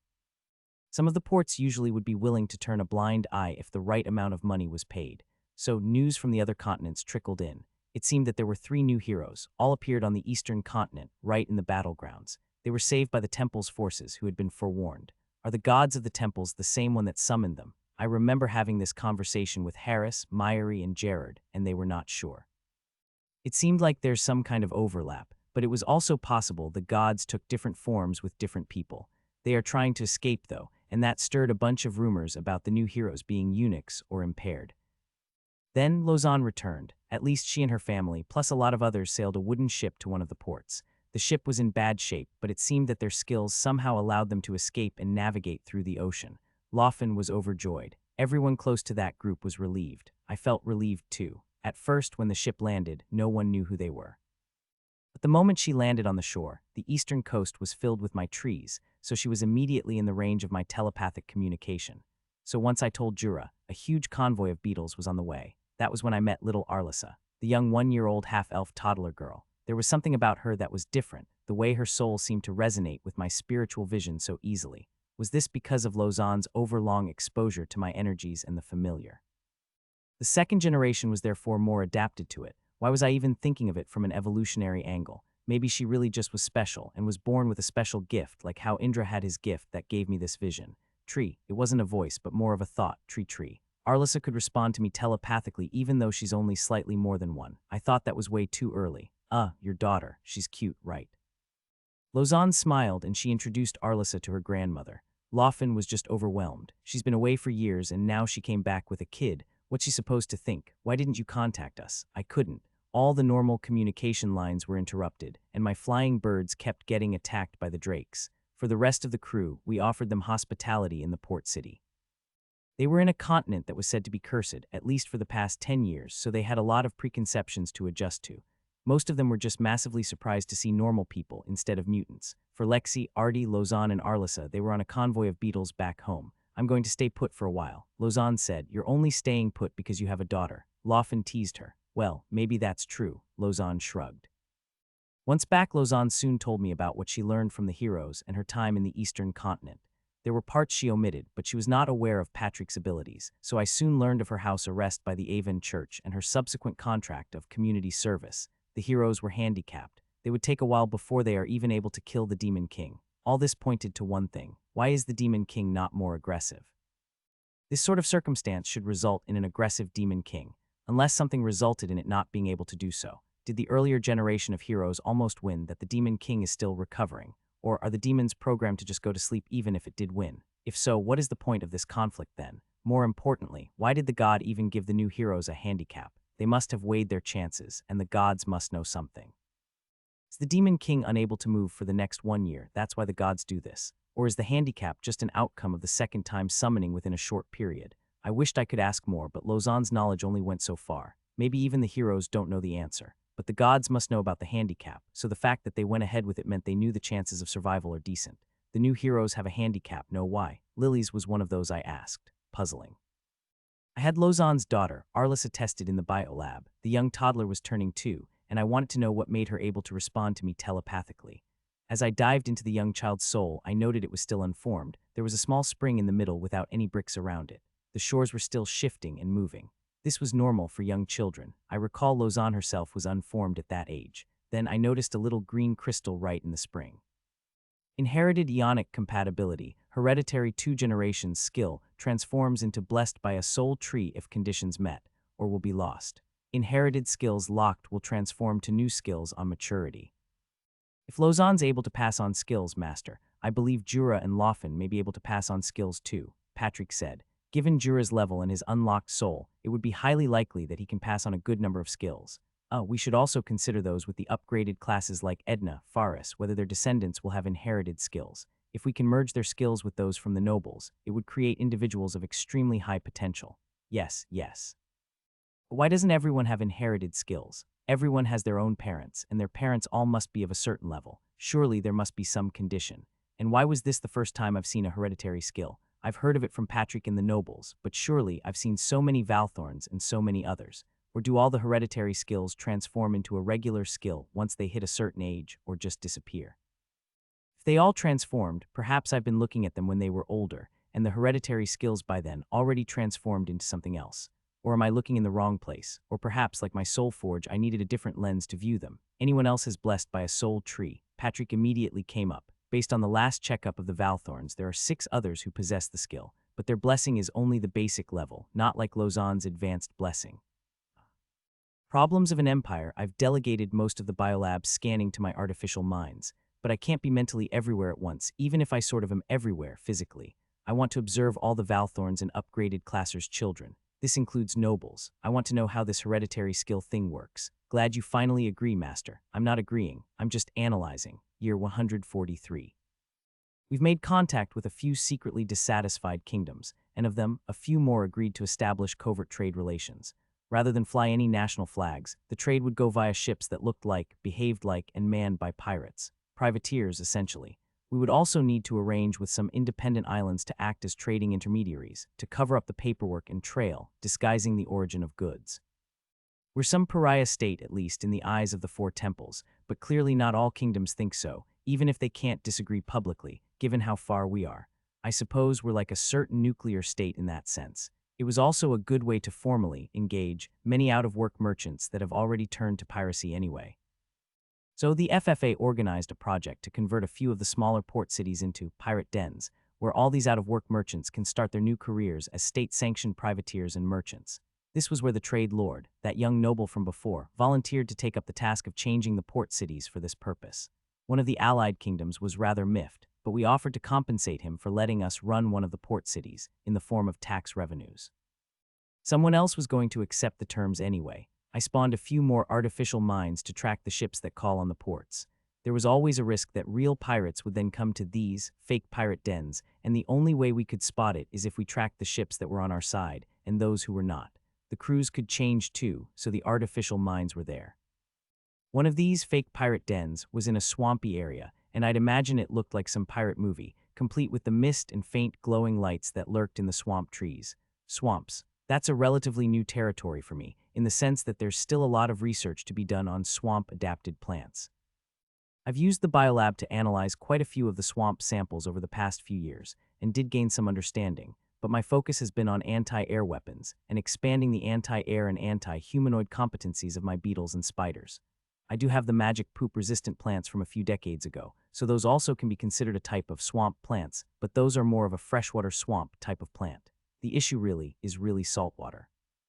These swamps are next to the sea and ocean, and saltwater tends to make the regular plants feel dry and quickly they would die. I also had to quickly barriers for my roots, so as not to draw too much salt into my root networks. My main body is adapted to all kinds of environments, and that also includes saltwater, so I could control my roots' behavior to a certain extent.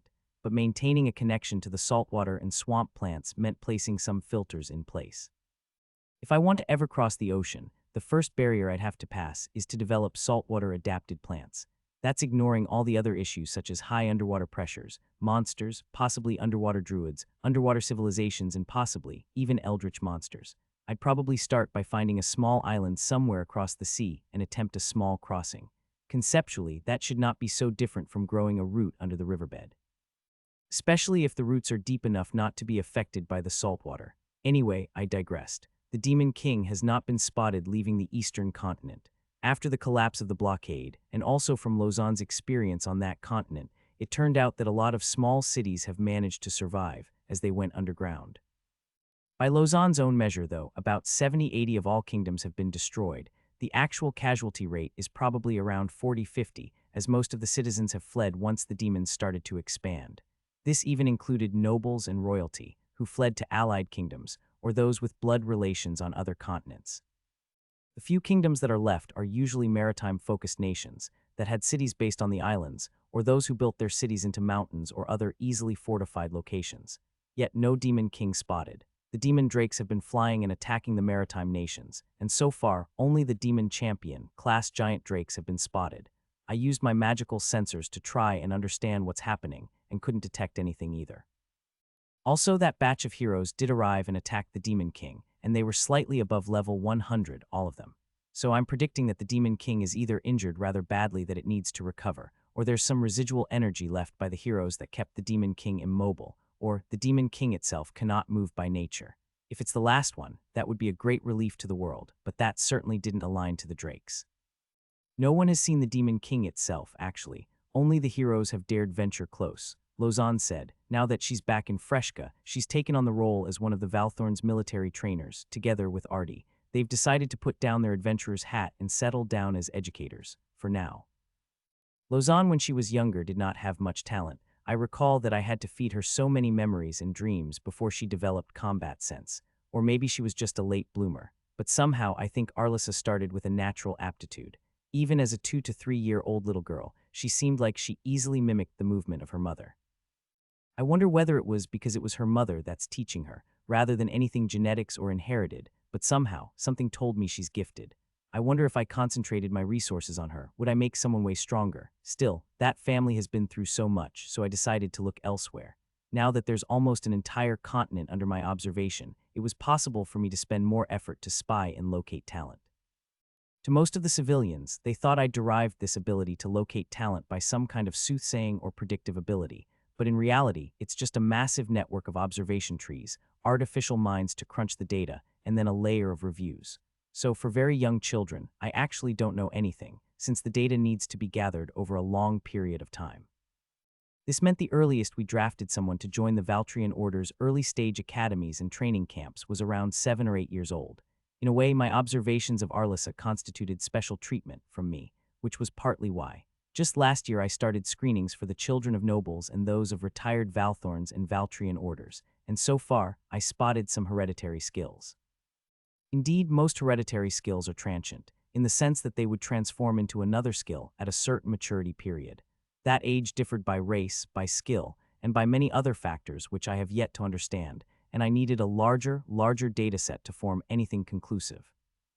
I wanted to institute mandatory screenings of young children in a biolab at ages 3 and age 5, and then age 10, but from Patrick and the other artificial minds assessment, such screenings would be resisted. If anything, I needed to mask it as something else, and preferably tap into faith and religion. Already, the priests perform some kind of ritual on young children, similar to blessings. So we decided to expand the blessing ceremony on young children, so as to include a ceremonial dip in a biolab. Of course, the biolab would have to be shaped and formed to be compatible with the priest's blessing ceremony. A baptism at ages 3, 5, and 10, if I may borrow from the religions of my world. The one aged 3 and 5 would be blessing, with some additional nutrients and healing. The one aged 10 could be the coming of age ceremony. I gathered my patriarch and matriarch to roll out the new baptism process. Again, ceremonies, processes, and rituals were things priests loved. It gave them power and purpose. For the people, it gave them peace of mind, all for the purpose of gathering a massive dataset and assessment of the continent's talent pool. This was a massive undertaking only Patrick could handle, and even then I had to set up more artificial minds to take on the recording process, which led to me unlocking a new tree type. Unlocked new special tree type, the registry. The registry is a library of data and can store all kinds of information. Jura sat one day and said something random. It's easy to believe that people are destined to do what they are meant to do. After all, we are not heroes. But sometimes when I look at Lozan and remember how her parents were just ordinary elves, I think to myself, maybe it's really possible for people to exceed what they were originally destined to do. Even me, I thought I'd cap out at level 60 so many years ago, but since then, so much has happened, and now I'm a level 99 warlord. You need one more level to hit 100. But I think his comment on destiny, perhaps this register I am building is very much like a caste system, isn't it? That I classify people by their innate talent and forego the part on people working hard and striving against the impossible. I know, do you want to cheat? I offered him one experience seed, wrapped up in the shape of a fruit. I have a few hundred experience seeds anyway, and I've been hoarding it forever.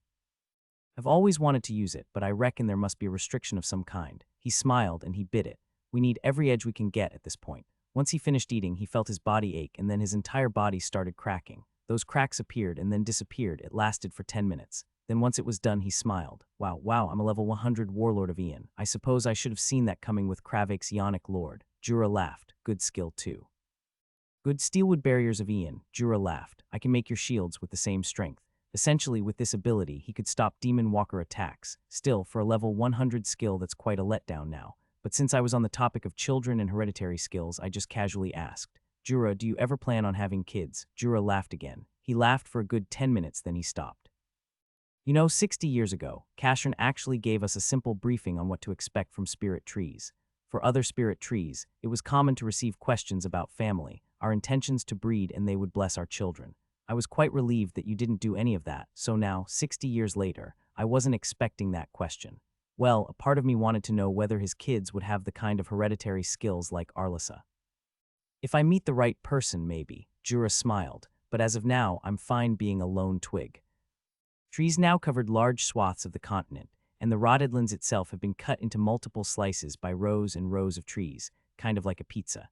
In a way, the entire continent has never been so green and had so much forest cover. It even altered the weather. Some places that were once really hot started to become bearable, and some colder places warmed up.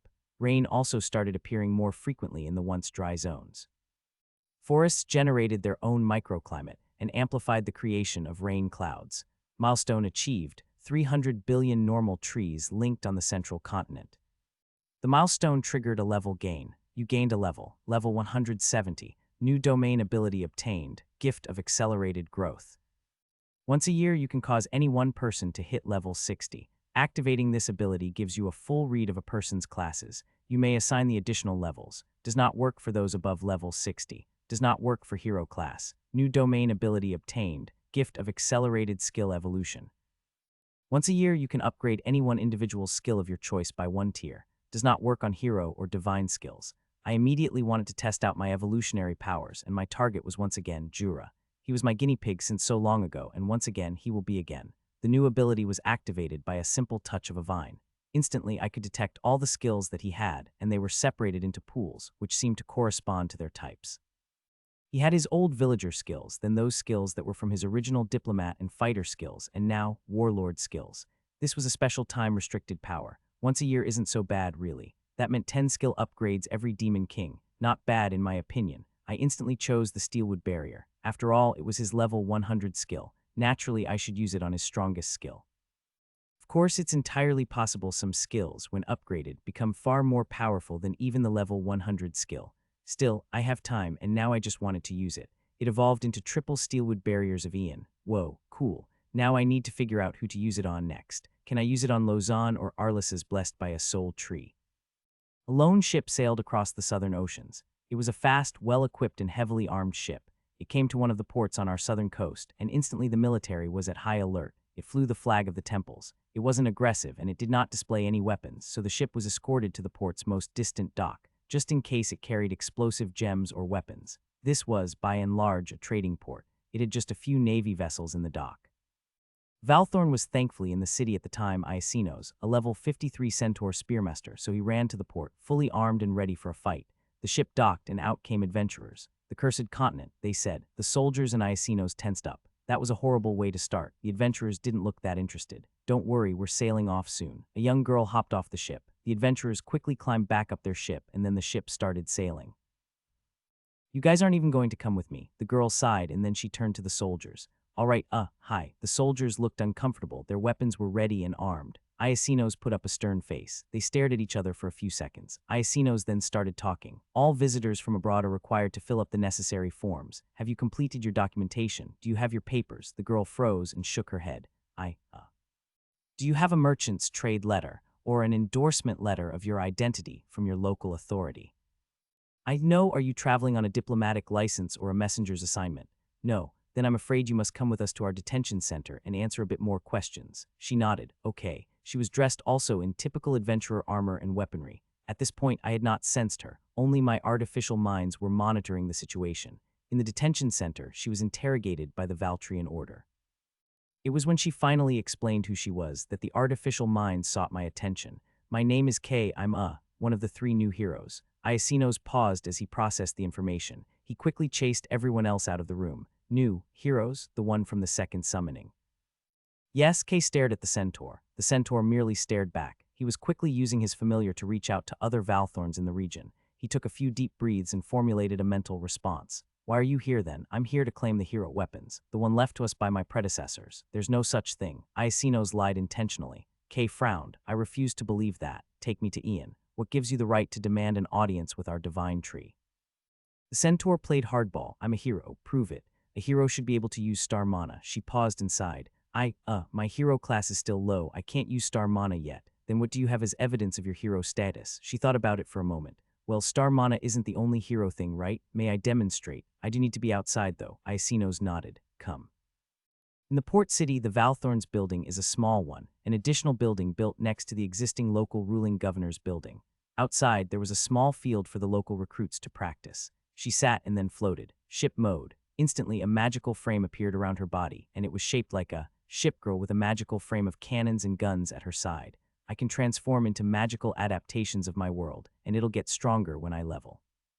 Does that count as sufficient evidence? She honestly sounded embarrassed explaining it. A shipgirl, seriously. Who came up with that idea? Iasinos paused. That could be just some sophisticated illusion magic, but very well. I will raise a case with the regional Valthorn leadership for further advice. Until then, take this. Iasinos gave her a wooden belt. Tie this around your leg. That way we know you've not fled. If I am a hero, I could just break it. If you break it for any reason, then we know you're not a good person anyway, even if you are a hero. So it's in your interest not to break it. Kay smirked. I see. Year 144. After a bit of bureaucracy, Kay and Lausanne were finally met again in Freshka. Hello again. Has the restrictions on your class lifted? Lausanne asked. Yes, it has, Lady Lausanne. Kay bowed. Lausanne was pretty much an old auntie for the 18-year-old Kay. I've leveled a bit after fighting regular monsters, but still my hero levels are way too low. Only in the lower 20s. No way near enough if what you told us last time was true. Well, the Rotterdlands is a fine anvil to hone any hero into a worthy shape. I may even take you there myself, but I have a kid to care for. Lausanne shrugged. Where's Alvin and Hans? Kay waited for a while. She pondered over her response. They don't believe me, right? Lausanne laughed. Yeah, they're really into the stories and legends the priests and temples fed them, so I had to travel alone. Well, you'll soon realize this continent does have its own propaganda. There was a period of awkward silence as both sized each other. Kay then continued. You spoke of Ian's, weapons, a stockpile of hero items. I'd like to have them. It is not mine to give, but Ian's. The previous heroes entrusted the task to Ian. It is for you to prove yourself worthy of them. Kay nodded. How may I do so? First, we'll need to get your levels up to at least level 70. Without star mana, the items are useless to you, for they respond to nothing else. I can't be waltzing into the Rotterdlands by myself, right? I'm only level 20 plus in my hero class and level 30 plus in my soldier class. Well, that's actually one of the best ways to level quickly. Put yourself in trouble and fight your way out of it, or we can spar a bit more under Ian's auspices and blessings. Would that make much of a difference? Kay asked. It will, but first a familiar. Lausanne said, my black vines are for my familiar, and I am certain Ian wants you to have a familiar before he grants you access to the facilities available here. Is that a must? Yes, okay then. I gave her a familiar at the temple, then they used one of the many training rooms, with Yvonne present too. Yvonne as an upgraded training tree would also have an effect of accelerating her level gain. When Kay arrived at the end of last year, I had to decide what to do with the hero. It was clear I could not kill her. There was after all a moratorium on killing heroes until the Demon King died, and I wasn't going to risk a divine curse. I already have a suppressed demonic curse to deal with. So, after some consideration and discussions with the many different councils, I decided assisting the heroes was the best choice. Get her on my side, and at least if the other two heroes are nasty, it'd be me and a hero versus two heroes instead of me against three heroes. It was also better to learn what they know and discover how their powers worked. I would even offer her a familiar and reap the benefits if she died, just like the earlier bunch. So far the gods have not warned against taking my familiars, so that's a good thing. I wonder whether they really hate me, or they are just testing me in some kind of divine game. Or maybe they don't have the ability to communicate directly with the heroes. The people of the world could receive divine messages, but I had not heard of stories where the heroes received divine messages. If the managers of the reincarnation process, Mozart and gang, are not the same ones as the gods who summoned them, it is entirely possible that certain messages don't get through. Thinking back, Mozart did refer to the gods as if they were someone else, or perhaps it is just a trick. Like seemingly different shops in a shopping mall all owned by the same person. Anyway, I decided to help her along. Level 60, Kay said after 2 weeks. She was quick, and the regular hybrids of the Rotterdlands now too weak for her. A level 60 hero was easily stronger than a level 80 Spearmaster or Grand Knight. It was just the nature of absurdly powerful classes like Hero.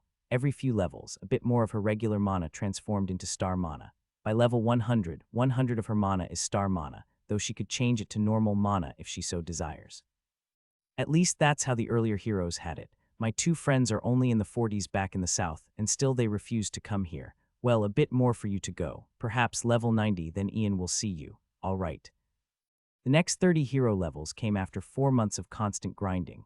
She had to travel the fractured rotedlands to look for the giant hybrids, because only the massive hybrids gave her sufficient experience. Still, it's exceptionally fast leveling speed, but for the heroes it still felt too slow. Still, I chose level 90, because I recall one of the first few heroes I met unlocked their heavenly forms at that level. Kay's level 90 skill wasn't heavenly form. Instead, it was Heavenly Guns Array. It created a massive star mana-powered fortress around her with multiple magical floating flak cannon lookalikes. They had a large range and clearly were meant to take out aerial opponents. She was literally a walking anti-air fortress, a shipgirl. I had to resist really hard to ask whether she knew what a shipgirl was. Damn, finally back to civilization after hitting level 90. Kay said, finally back in a large city after spending her last few months camping out in the towns along the tree expressways. Those towns were her safe spot as she ventured into the Rotedlands. We granted her a small escort, mostly as a guide. There really was no need to attach an upgraded Valthorn with her, since her level's already quite high, so her escorts were mostly a few regular Yonic priests for healing, and a small squad of regular Valthorn soldiers and rangers. She quickly visited Lausanne. Somehow, Lausanne's her guide, even if she's still busy with Arlissa and just as a trainer. I'm level 90 now, can I meet Ian and claim my weapon? Lausanne just bowed. I'm afraid the right person to assist you is Jura. Oh, she met Jura in the Valthorn fortress and quickly made her request. Yes, I believe Ian has been expecting you. Before that, there is someone Ian wants you to meet. Kay, this is Ashia. She's a human from your world, I believe. Stella just nodded. She was nervous, afraid, and yet excited to meet someone from her own world. Hi, hello, Kay just nodded. You're not a hero. She scratched her head, baffled. Stella just smiled at her question. No, I'm an accident. Collateral damage. That's really strange. And rather than let you die normally, they send you here. Yeah, did you? Die in a bus? Stella answered. She was more nervous. She now wondered why she even agreed to this. What did she want out of this meet anyway? So what if the hero was from Earth? There was no way they could help her, is there? Those thoughts immediately made her blurt out. Do you know how to go back? Kay looked at Stella as if it was a strange question. Why would I want to go back? This world is awesome. I get magical powers, I can slay demons, and I get to live like a queen once I win. Stella immediately realized Kay was just like the first batch, the kids. They wanted to be in this world. Oh, I see. Well, good luck then. Stella gave a wave and walked away. All right, can I claim my hero items now? Kay immediately changed the subject. Jura smiled and led her to a nice garden with a gazebo in a small area. There were cookies, fruits, tea, and some other refreshments. Well, I'll take you there, but first, a short break, shall we? I've got some questions to ask as well. Oh, okay. She sat down, took a sip, and started snacking. Well, firstly, on behalf of Ian, what do you think is the role of a hero? Kay paused. Is that a trick question? Not really. Ian promised the previous generation of heroes that he will grant you a hero item, but he merely wanted to be sure. She took another sip. I don't know, actually. The gods we met, his name was Claude. He said we were, emergency summons. Our mission was to destroy the Demon King, and we would be rewarded for it. Hero's probably too big a word for me. I don't think I'm a hero, at least not yet, so I suppose you could consider us. Demon exterminators. I see. Jura smiled. Have some cookies, they are good. Jura took one and had it too. Are you aware of the history of heroes and the Demon Kings? Yeah, I got the broad gist of it. The priests we met told us about how the world had regular Demon Kings and us heroes are summoned to fight them. It's just the way the world is, a constant cycle of destruction and rebirth. Evil monsters from the beyond and heroes to stop it. Well, lately the destruction has been far too heavy for the world to bear. It is no longer just a regular forest fire, but an inferno that engulfed a continent. If there was a way to stop this cycle, would you ever take it? Kay froze at the question and seemed to have a headache. She didn't respond for a good minute. Her eyes were blank. I'm sorry. It was just really difficult for me to think somehow. She took a big sip of tea. It's okay. Jura smiled. Take all the time you need. I think that's a choice not for me to decide. The god entrusted me to slay the Demon King. I think I should do it. It's my purpose, you know. Is it really your purpose or a purpose that was placed on you? Again, she took another big sip of tea and ate some of the fruits. Whoa, we're on to some heavy conversations before I get the hero items, isn't it? Well, have you not wondered why it's so natural for you to want to kill demons? Why with such passion and determination? Kay seemed to struggle to respond. You know, these questions are really making my head spin. I don't know, but demons are the bad guys, right? I'm given all these powers to kill demons, so what do I do if not kill demons? Jura smiled at the young girl. Surely, when all you have is a hammer, everything looks like nails. Kay continued. So yes, I have anti-demon powers, I'm gonna use them, and then after I win, I'm going to take a break. It seemed that Kay's mindset is quite heavily affected by the hero power, almost more than the previous generation, or is this because she has yet to see the destruction that follows? What was on your mind when you arrived in the Eastern continent? Destruction. So much destruction from the Demon King. It's only right we defeat them. Jura realized at that point it was pointless to continue. I believe that's enough. Come. Jura led her into the Valley of the Unwrought. It was a relatively long walk. There were no beetles to ferry them, even though that is possible. Jura led her to one of the large giant attendant trees within, and inside it there was a room with a selection of hero items. Well, on all the tables are the hero items. The previous heroes said that you may choose one. Only one? Yes, one item. And we will need you to contribute back to the treasury as well by making a hero item. Kay paused and thought, anything else? There are some journals left by the heroes. They are meant for your reading but cannot be taken. You may also leave your own journals if you feel like it. Jura left her alone inside, and that was the first time I telepathically spoke to her. Kay, she froze. Ian, yes, these are belongings of Harris, Jared, and Myri. They came almost 60 years ago. They started the 4 decades of peace when they held back 4 demon kings consecutively. I see. She sat down and she was drawn to the journals first. She started reading the handwriting notes. I wasn't privy to the contents since the journal itself was sealed, yet it opened for her so naturally, as if it detected another hero. She spent a few hours with the journals, and I thought I saw her weep at a few points. There was a kind of heroic energy in the journals that blocked my ability to eavesdrop or observe, and I certainly wasn't aware of this ability. It was when she finally closed the journal that I could talk to her again, but she was just stunned. She didn't say a word for another 30-45 minutes, but I could see she was thinking really, really hard. Ian, she asked after that period of silence. Yes, do you still have herbal-infused wines or teas, the strongest ones? A small teapot appeared in the giant attendant tree, and hot water too. She quietly brewed the tea and sipped it, her mind still spinning. Patrick could not read her mind once she passed level 40 as a hero. She sat there and sipped. I wasn't ready to see those visions. Kay said, sorry, I've got no idea what is in the journals. I mean, they left memories behind in the journals. Some kind of dream spell that contained a fragment of themselves. It's like a part of them still lived in the journal. I certainly wasn't aware that a journal could be made so powerful. But since it was made with star mana, I suppose anything is possible.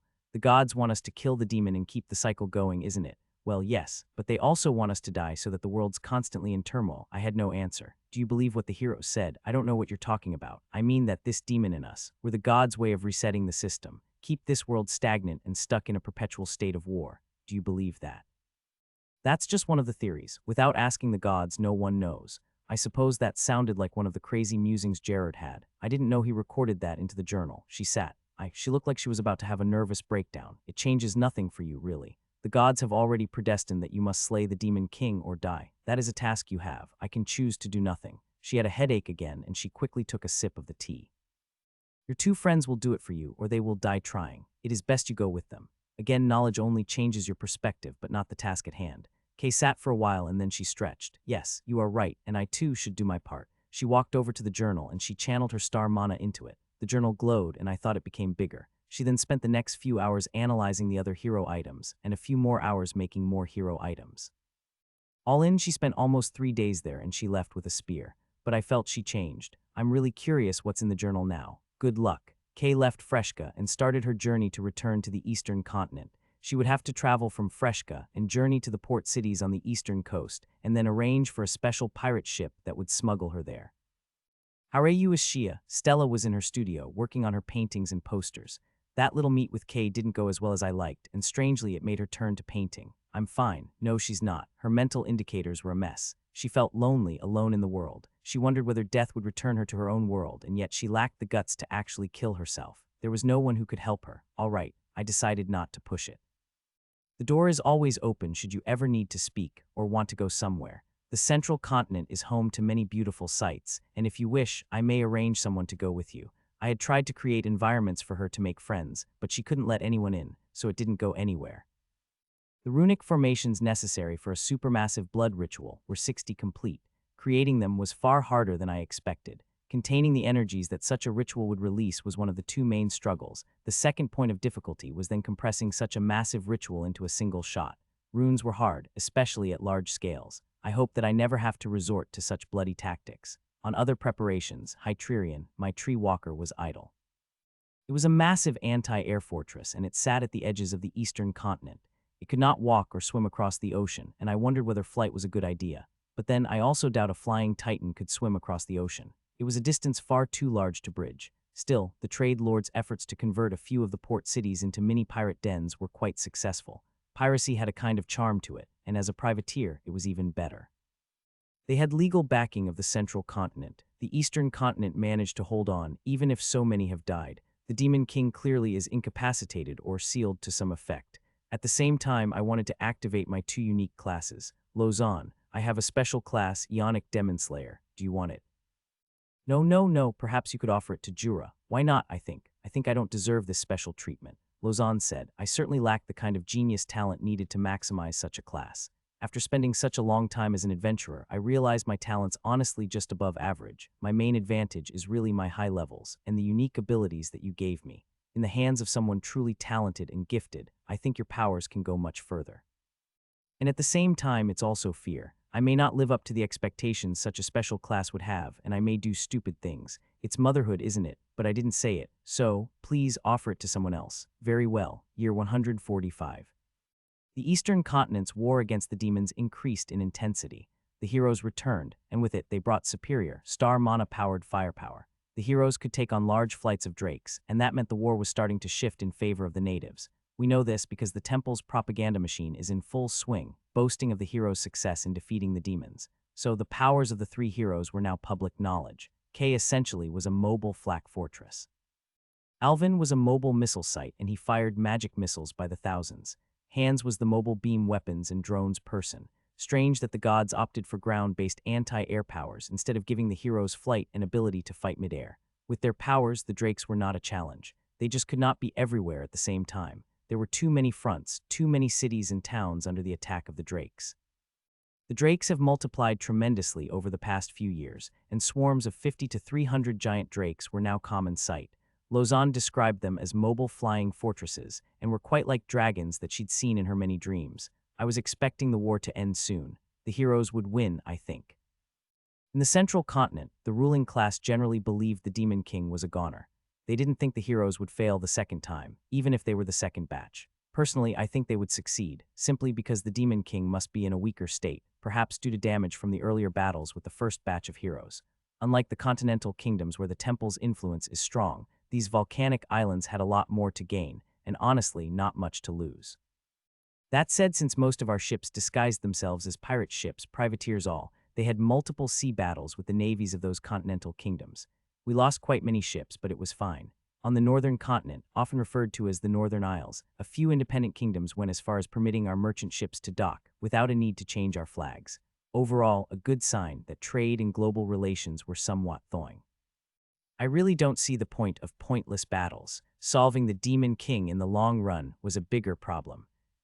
The central continent is big, and even though almost all of the kingdoms and nations in the continent are now allied to my, either formally or indirectly, there are still places where my root network and trees only have a little coverage. Therefore, in spite of my vast network, there are still gaps. And where there are gaps, there are mysteries to be explained, and monsters I have yet to meet. So in the northern areas of the central continent, in a forest I recently just expanded to, we heard a creature calling out to us. I sense a spirit in our midst. A large giant wolf spoke. It looked every part like a regular giant wolf animal, but the very fact that it spoke meant it was not ordinary at all. It seemed to be having a conversation with something or someone. You are right, perhaps it can hear us. The wolf somehow said, so spirit, show yourself. I thought about this for a moment and decided to telepathically speak. There was something strange about his form as a wolf. Perhaps it is not really a wolf. Greetings. The wolf paused and it looked around. I see. A spirit of the land. I am Ian, a tree spirit. Acronaph, wolf of the hunt. I had no idea what that was. It seems you speak the common tongue. I am both wolf and man, and there are two of us in our body as we speak. My spiritual vision seemed to clear up, and then I saw a wolf. And something like a man, but it's not really separated. The man in me is Varric the Brave, a human shaman who died a century ago. I see. You are. It paused, and then it seemed puzzled. Where is your body? Far, far away. So, strange. Not as strange as two souls in a single body. I don't recall that as possible. One soul should have purged the other. I focused my energies, my roots linked to more trees. The trees around them all added to my spiritual sense. We are not really two souls. Our souls fused and we are one, but we are of two minds.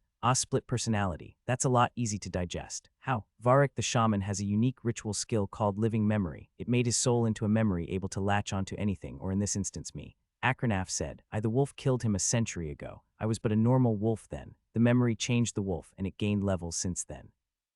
It is now far stronger than before, and yet it refused to leave its forest.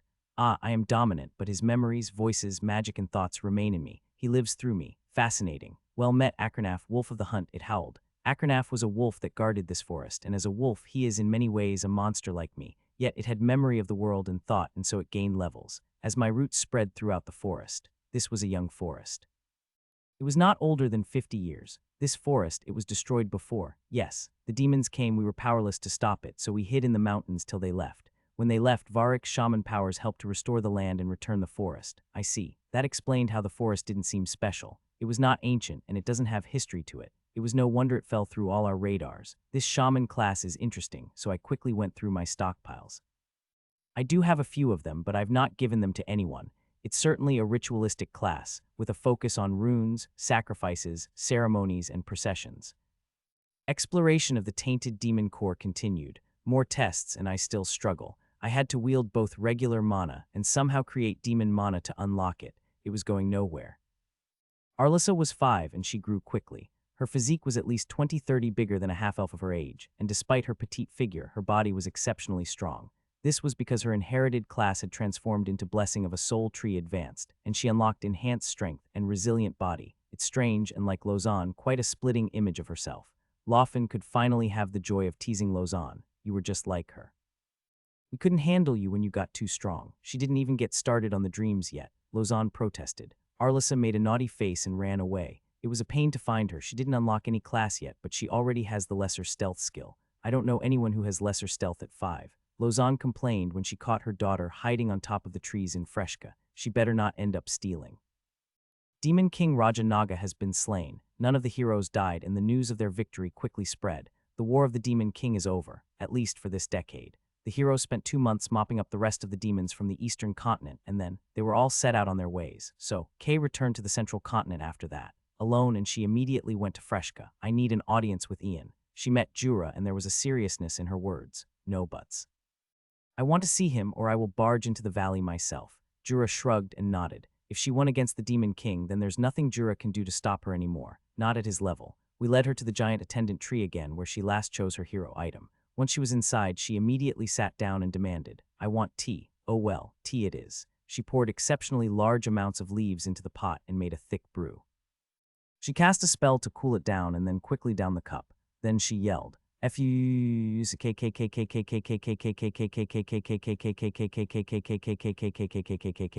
Thankfully she was indoors. She poured herself another cup of the tea and downed it. Fuck this shit. ARGHY were we so stupid. May I ask what happened? She took a deep breath. Those fucking gods fuck. Then she seemed to struggle against some kind of phantom pain. She quickly gulped down a cup of tea. You won right, we didn't have to kill the Demon King. Kay shouted, we shouldn't have to kill a weak, defenseless Demon King. What? I waited. That sounded absurd. The Demon King killed so many. Surely killing the Demon King is the right thing to. Wait, is she trying to tell me something else? But the gods, fuck 'em, they did something to all of us, all 3 of us. We broke the seal that the previous heroes made and killed the weakened and disabled Demon King. It was pathetic of us. There was no challenge in slaying a weakened Demon King. The more I paid attention, this was a very weird statement from Kay. Like, what do you mean, no challenge? Is that all she cared about? No, she's trying to say something without saying it. She sat and started talking. We should have walked away, rather than let the power in our hands get to our head. The previous heroes were not strong enough to kill the Demon King, but the seal they left behind in their final hours left the Demon King in a perpetually disarmed state, trapped in a magical tornado and magical web, sustained by heroic mana. The Demon King couldn't harm a fly in that state, and yet we walked up to it and killed it. It was pathetic. We should have waited for a proper fight. Why? She continued. I don't fucking know either, but whatever fuck that was, I should have slapped the hell out of my 2 friends and tell them to walk away. But I didn't, the bloodlust one. Fuck the gods, they fucked with my mind so hard. I want a proper fight, she's not like that. She had a headache again, another cup. Even now they are fucking with me. No, she's trying to say, what, think about it.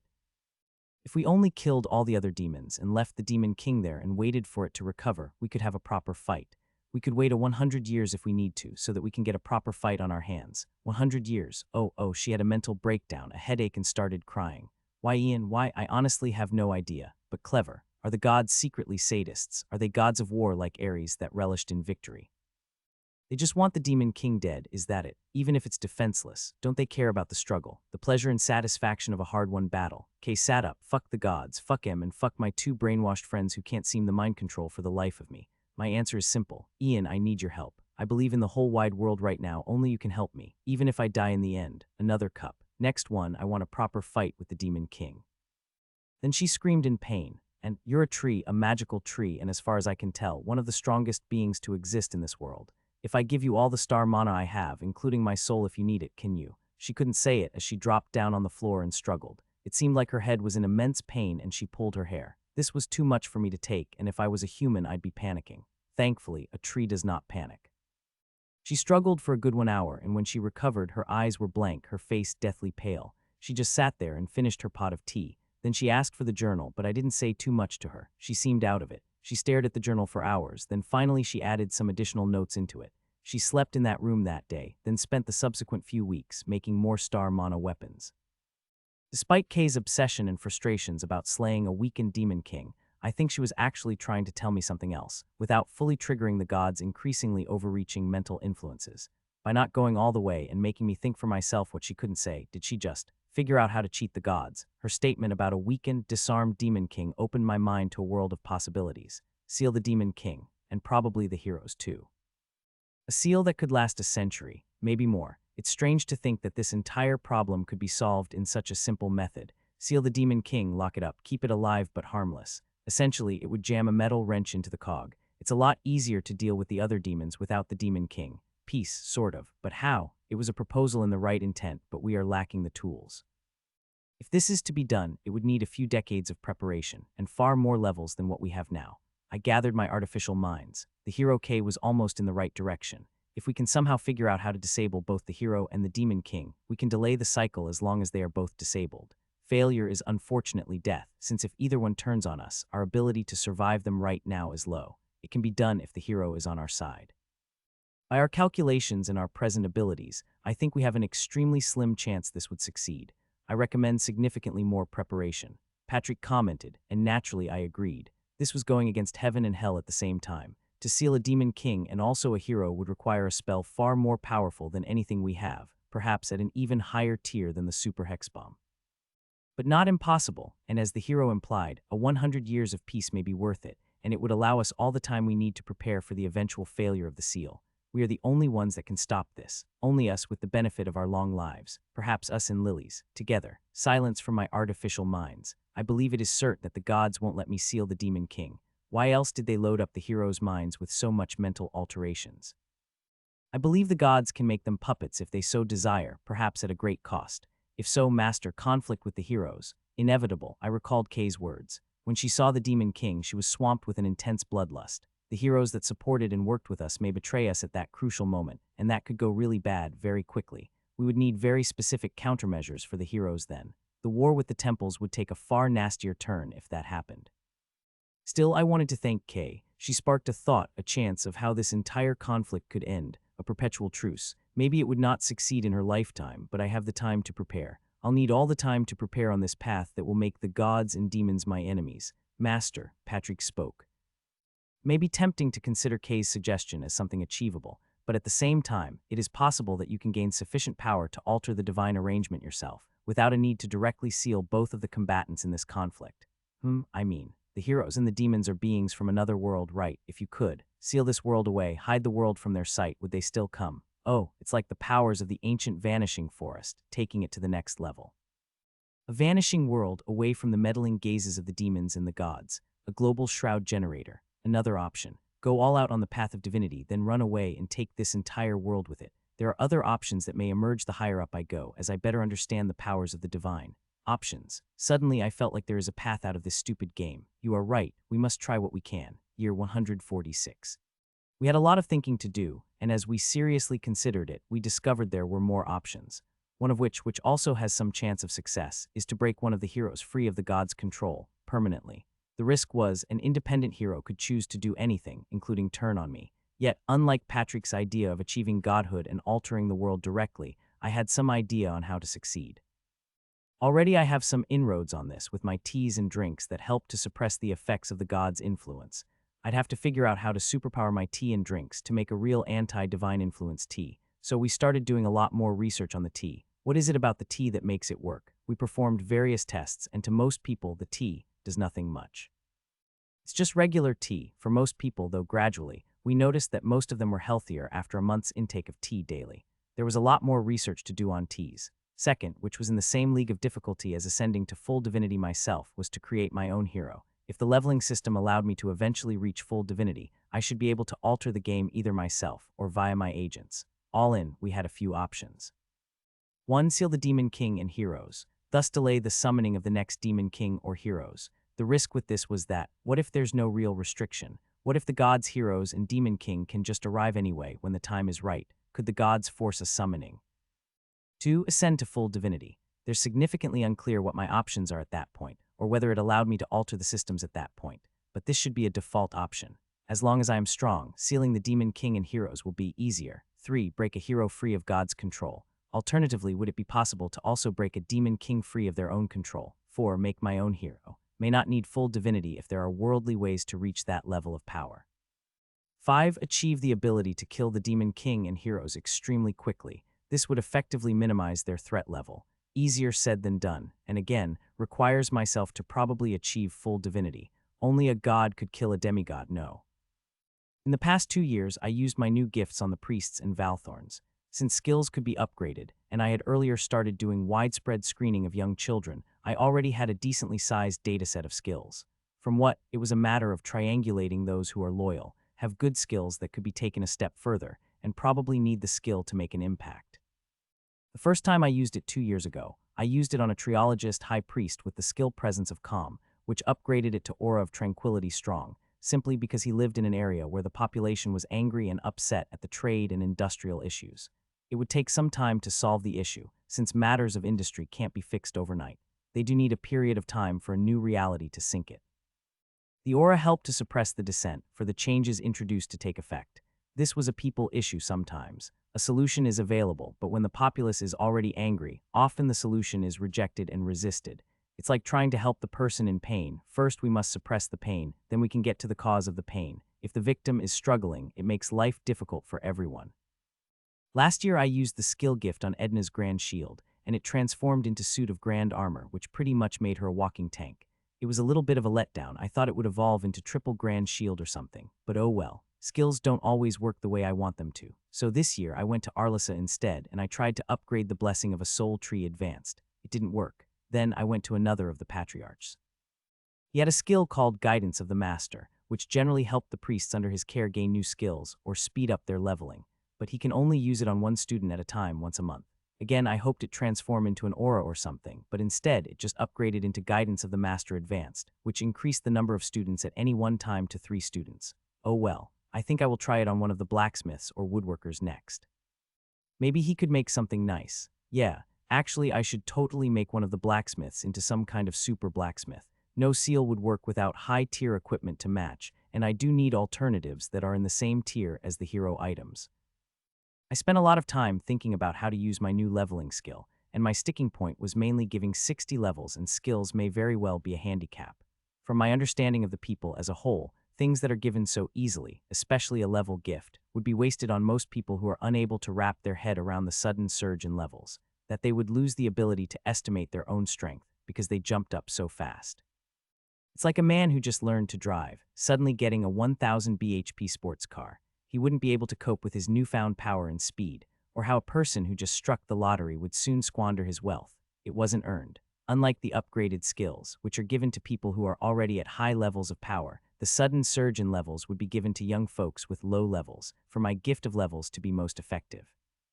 There was also the issue of free will and choice. Since my gift dictated that I select the class and levels, what if they don't want this class? After all, this gift is most effective on the young with low levels. It's like I forced someone to study through university for a degree he may not really like, but thought he liked when he was young. I struggled with this power for quite some time, until I was then led back to the wolf with 2 spirits in it. Akranaf was content to live in the forest, and though it was clearly intelligent, it decided to do nothing but stay in its forest. Monsters. I should use my gift on monsters. Monsters, after all, don't have an issue of class. Monsters can't gain classes like how I couldn't gain classes. I decided to use my gift on a spider. It gained the levels all right. It transformed into a giant spider. I felt static in my telepathic connections. It was trying to communicate, and the spider was extremely confused. Then it went on a rampage. I had to kill it. Damn this gift, it's a trap. I'll need to figure out how to use it properly, maybe on my artificial souls instead. Mrs. Shia, Kay bowed and then sat opposite Ashia in her living room. They are neighbors, at least for now. Apologies for intruding. May I sit here and talk? Ashia paused. You don't have to reply. I understand it makes you nervous, but just hear me out. She nodded. Kay had declared herself a resident of the central continent, and I agreed. Strangely, most of her decision-making was guided by the journal. I read in the journal that the heroes receive fragments when their friends die in battle, but I want to know whether you get them too. Is it something all of us Earthlings get? Ashia nodded. I see. Thankfully, I don't have a fragment, at least not yet. Tell me, what do you remember from Earth? Technologies, things. Do you remember any of the scientific formulas and equations? The older girl shook her head. Kay sighed. Me neither. I curse myself for not studying harder. Who knew all these things would be handy anyway? I wanted to make gunpowder, like real gunpowder. Strangely, Ashia interjected. Why make gunpowder when there are local powders that do the same thing? Spark powders. Ah yes, true. There may be native equivalents of our human things. I suppose you don't remember anything about computers either. Ashia was baffled. Computers are incredibly hard to make. The level of precision, well, like you suggested, there's magic. Magic and precision crafting can be a substitute for clean rooms and industrial manufacturing processes. But why do you need computers when magic can do the same and more scale for those without magic? It was a bit strange for Ashia to be the advocate of this world's methods. Miss Hero, you might think your way is the right way, and this world might seem primitive, but I don't think you should be introducing the things you want without thinking it through. Her heartbeat was fast, and even weirder for her to defend this world's way of life. Kay was silent as she considered Ashia's words. Patrick peeked into her mind, and I sensed she was nervous, but yet she did truly feel that this world wasn't that bad. Kay sat and looked out. My friends are going to wage war eventually. They will think it is right to continue the gods' divine crusade against Ian. They are not doing so because the temples are consumed by the massive reconstruction efforts and funds needed for the eastern continent. I hoped we could have an advantage. Ashia shook her head. She was too nervous to say it, but we could read her mind. Once again, heroes are fools. They don't know anything, but since they have power and someone tells them of the issues, they'll champion it even if they don't know the truth. Kay had enough and walked away. She then brought her concerns to Jura. The Crusades will come again. This time there will be two heroes on their side. She wasn't here for the first one, but she seemed to think there will be a second one. Indeed, the heroes are overpowered. If they attempt to attack anyone, it's unlikely they'd lose. If anything, I should force them to stalemate. What countermeasures do I have against heroes? Could I use poison against them? Did they have poison immunity as default, or only for certain types of heroes? Rather than have a discussion, it was better to just have a serious fight. Kay and Jura have a serious fight deep in a secluded forest, so Ian is watching. Yes, Jura nodded. If your two friends are coming, we must first know how far we are. As it is, I'm one of the highest leveled. Well, he is the highest level. There was no one else at level 100. Everyone else was stuck in their caps at level 80 to 85. I see. Then I shall not hold back. Well, but don't kill me. Jura laughed and prepared his spear. Bamboo floated around his body, forming a wooden structure. Kay levitated. She didn't even need to say a word. Then a massive array of magical guns appeared and floated around her. The guns started to aim and fired rapidly. Jura immediately used the triple steelwood barriers of Ian, and the guns hammered the barriers, breaking off the wooden barriers chunk by chunk. But here was our first learning point. Kay was using star mana attacks, but it didn't deal exceptional damage against my shields. This meant star mana is super powerful, but it probably had a special perk against demons. It held briefly. The multiple guns did destroy the barrier in after 15 seconds. Jura had to quickly move, weaving through the hail of bullets. It was like watching an expert dance through a bullet storm. Kay was a ship girl, and this was Tauhu's bullet hell. The shield had a recharge period, so Jura couldn't use it again, but it was time to go on the offense. Return bullet hell with bullet hell, as Jura's bamboo expanded massively, forming multiple flowers. The flowers took damage from the bullets, but some managed to activate and fired shells back at Kay. Yet the same shells were shot down by Kay's array of guns. She had an array of close-range anti-projectile guns as her defense. Most of Jura's shells didn't even get close, and the few that didn't do much damage to the array. What level are you again? Jura ducked as bullets flew over his head. After killing that weak demon king, level 112. I think my friends barely crossed level 100. And you can keep shooting. Jura managed to create another set of steelwood barriers. They were blown up rather quickly. He tried to use the temporary cover to activate long-range spear attacks and then launch them. Well, yes, for a few days in fact. Kay's gun arrays fired like multiple machine guns and knocked the flying spears out of the way. Shit, it's like cheating. Kay kept firing. She didn't even have to move. Her array of cannons did most of the work for her. Jura, on the other hand, had to keep moving. At this point, I wondered how'd she react to long-range attacks, so I arranged for a spear beetle to shoot a spear at her from afar. The spear was shredded in midair, but only after it reached a certain distance. Jura launched a few ranged skills, one of which created hundreds of wooden spears and flew at her. The guns shot down most of them, but for a change, about 20 hit the array and destroyed a few of them. Kay frowned and activated an ability. The gun was healing. Ian's curse you. Jura cursed, he did his attack again. More spears and even more spears. The guns kept firing, and then he did a ground-based attack. It exploded right underneath Kay and destroyed one of the arrays. Jura immediately amped up the pace, using his skills to create a massive dust storm. Kay's cannons fired wildly in all directions, but somehow their aim was slightly worse, so more of the spear projectiles got through the defensive guns. Point 2. She can't shoot what she can't see. She has some kind of super sight, but even then it can be blocked or weakened. Powers like mist and hidden forests would be useful in a conflict with the hero. I would also have to consider various passive attacks. Kay's body glowed, and instantly a massive shell appeared around her, and it fired bullets in all directions like a turning multi-turret. It blew some of the smoke and dust away, and whatever bullets that were her way, that was pretty good. Kay said she emerged unscathed. But you know, one of the heroes has missiles, kinda like flying super arrows, and the other one has lasers. I mean beam light attacks. Damn bullet hell, they have beam dancers too. Jura still couldn't close in. Kay levitated further up in the sky, and I wondered whether lightning weapons would perform against her.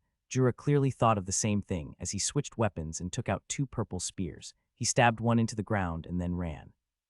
The guns seemed to have a sense of where he was going and would fire ahead. Jura took a few shots to the leg. Thankfully, Bamboo immediately activated thick wooden armor to absorb the shots. He ran again, Kay still levitating towards him. Her guns had never stopped shooting. The ground was battered with mini gunshot explosions, and then he stabbed the other purple spear into the ground. Oh, what is this? Kay wondered. Her guns shot the spears too. Jura immediately activated them, and 2 large lightning bolts arced towards the other spear, and in doing so, zapped Kay and her array. She screamed in pain, and it seemed her arrays stopped shooting for that brief 1 or 2 seconds. Latest content published on N0VI, FI Artap.net. Then it resumed shooting. Ouch. Kay said she was fine even if the shock did slightly hurt her. That kinda hurt. The spears only have 1 single lightning charge each. Lightning works. I would need more lightning weapons and lightning arrays. In short, extremely high speed is necessary to counter this generation of heroes. My roots could still be effective if they were levitating not far from the ground, but if they floated too high up, my roots would be useless. Jura stopped. I think we can have a break. I'm out of ideas and my leg hurts. Consider it my loss. Jura was being honest. Kay could keep this up all day since she doesn't really get tired if she activated her star mana. Her cannons did all the work, whereas Jura, even though he did have immense stamina, has been dodging bullets the entire fight. Oh, okay, and there's 2 of you on the other side. Jura shrugged. I need more levels to even think of keeping up. Yes. Lightning would work, and I've activated my artificial souls to gather all sorts of high-speed weapons. Lightning, light beams, death rays, all the sort. I'll need them in large quantities to hurt the heroes. The heroes would be exceptionally tough from the extra stats of their hero class and their blessings, and they would likely to have high natural healing ability too, but they do not have a dedicated healer, and that's a weak point I need to exploit. If I can wear them down over long periods of time, I can still win.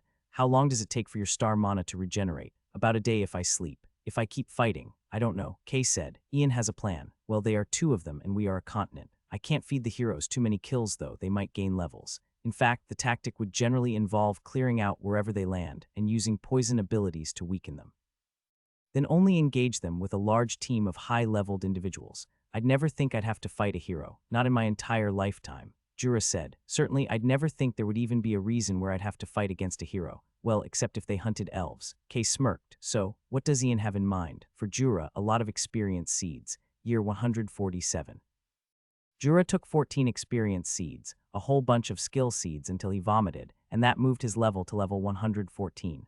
These experience seeds are so overpowered. Kay protested. Truth was, she was just upset that it didn't work on heroes. It was also my first time using so many of them, and I soon discovered there was a time restriction to the experience seed. Jura couldn't take another more than 15 experience seeds in total. The additional levels gave Jura more power, speed, and abilities, but still, against Kay's fortress of guns, it's still lacking.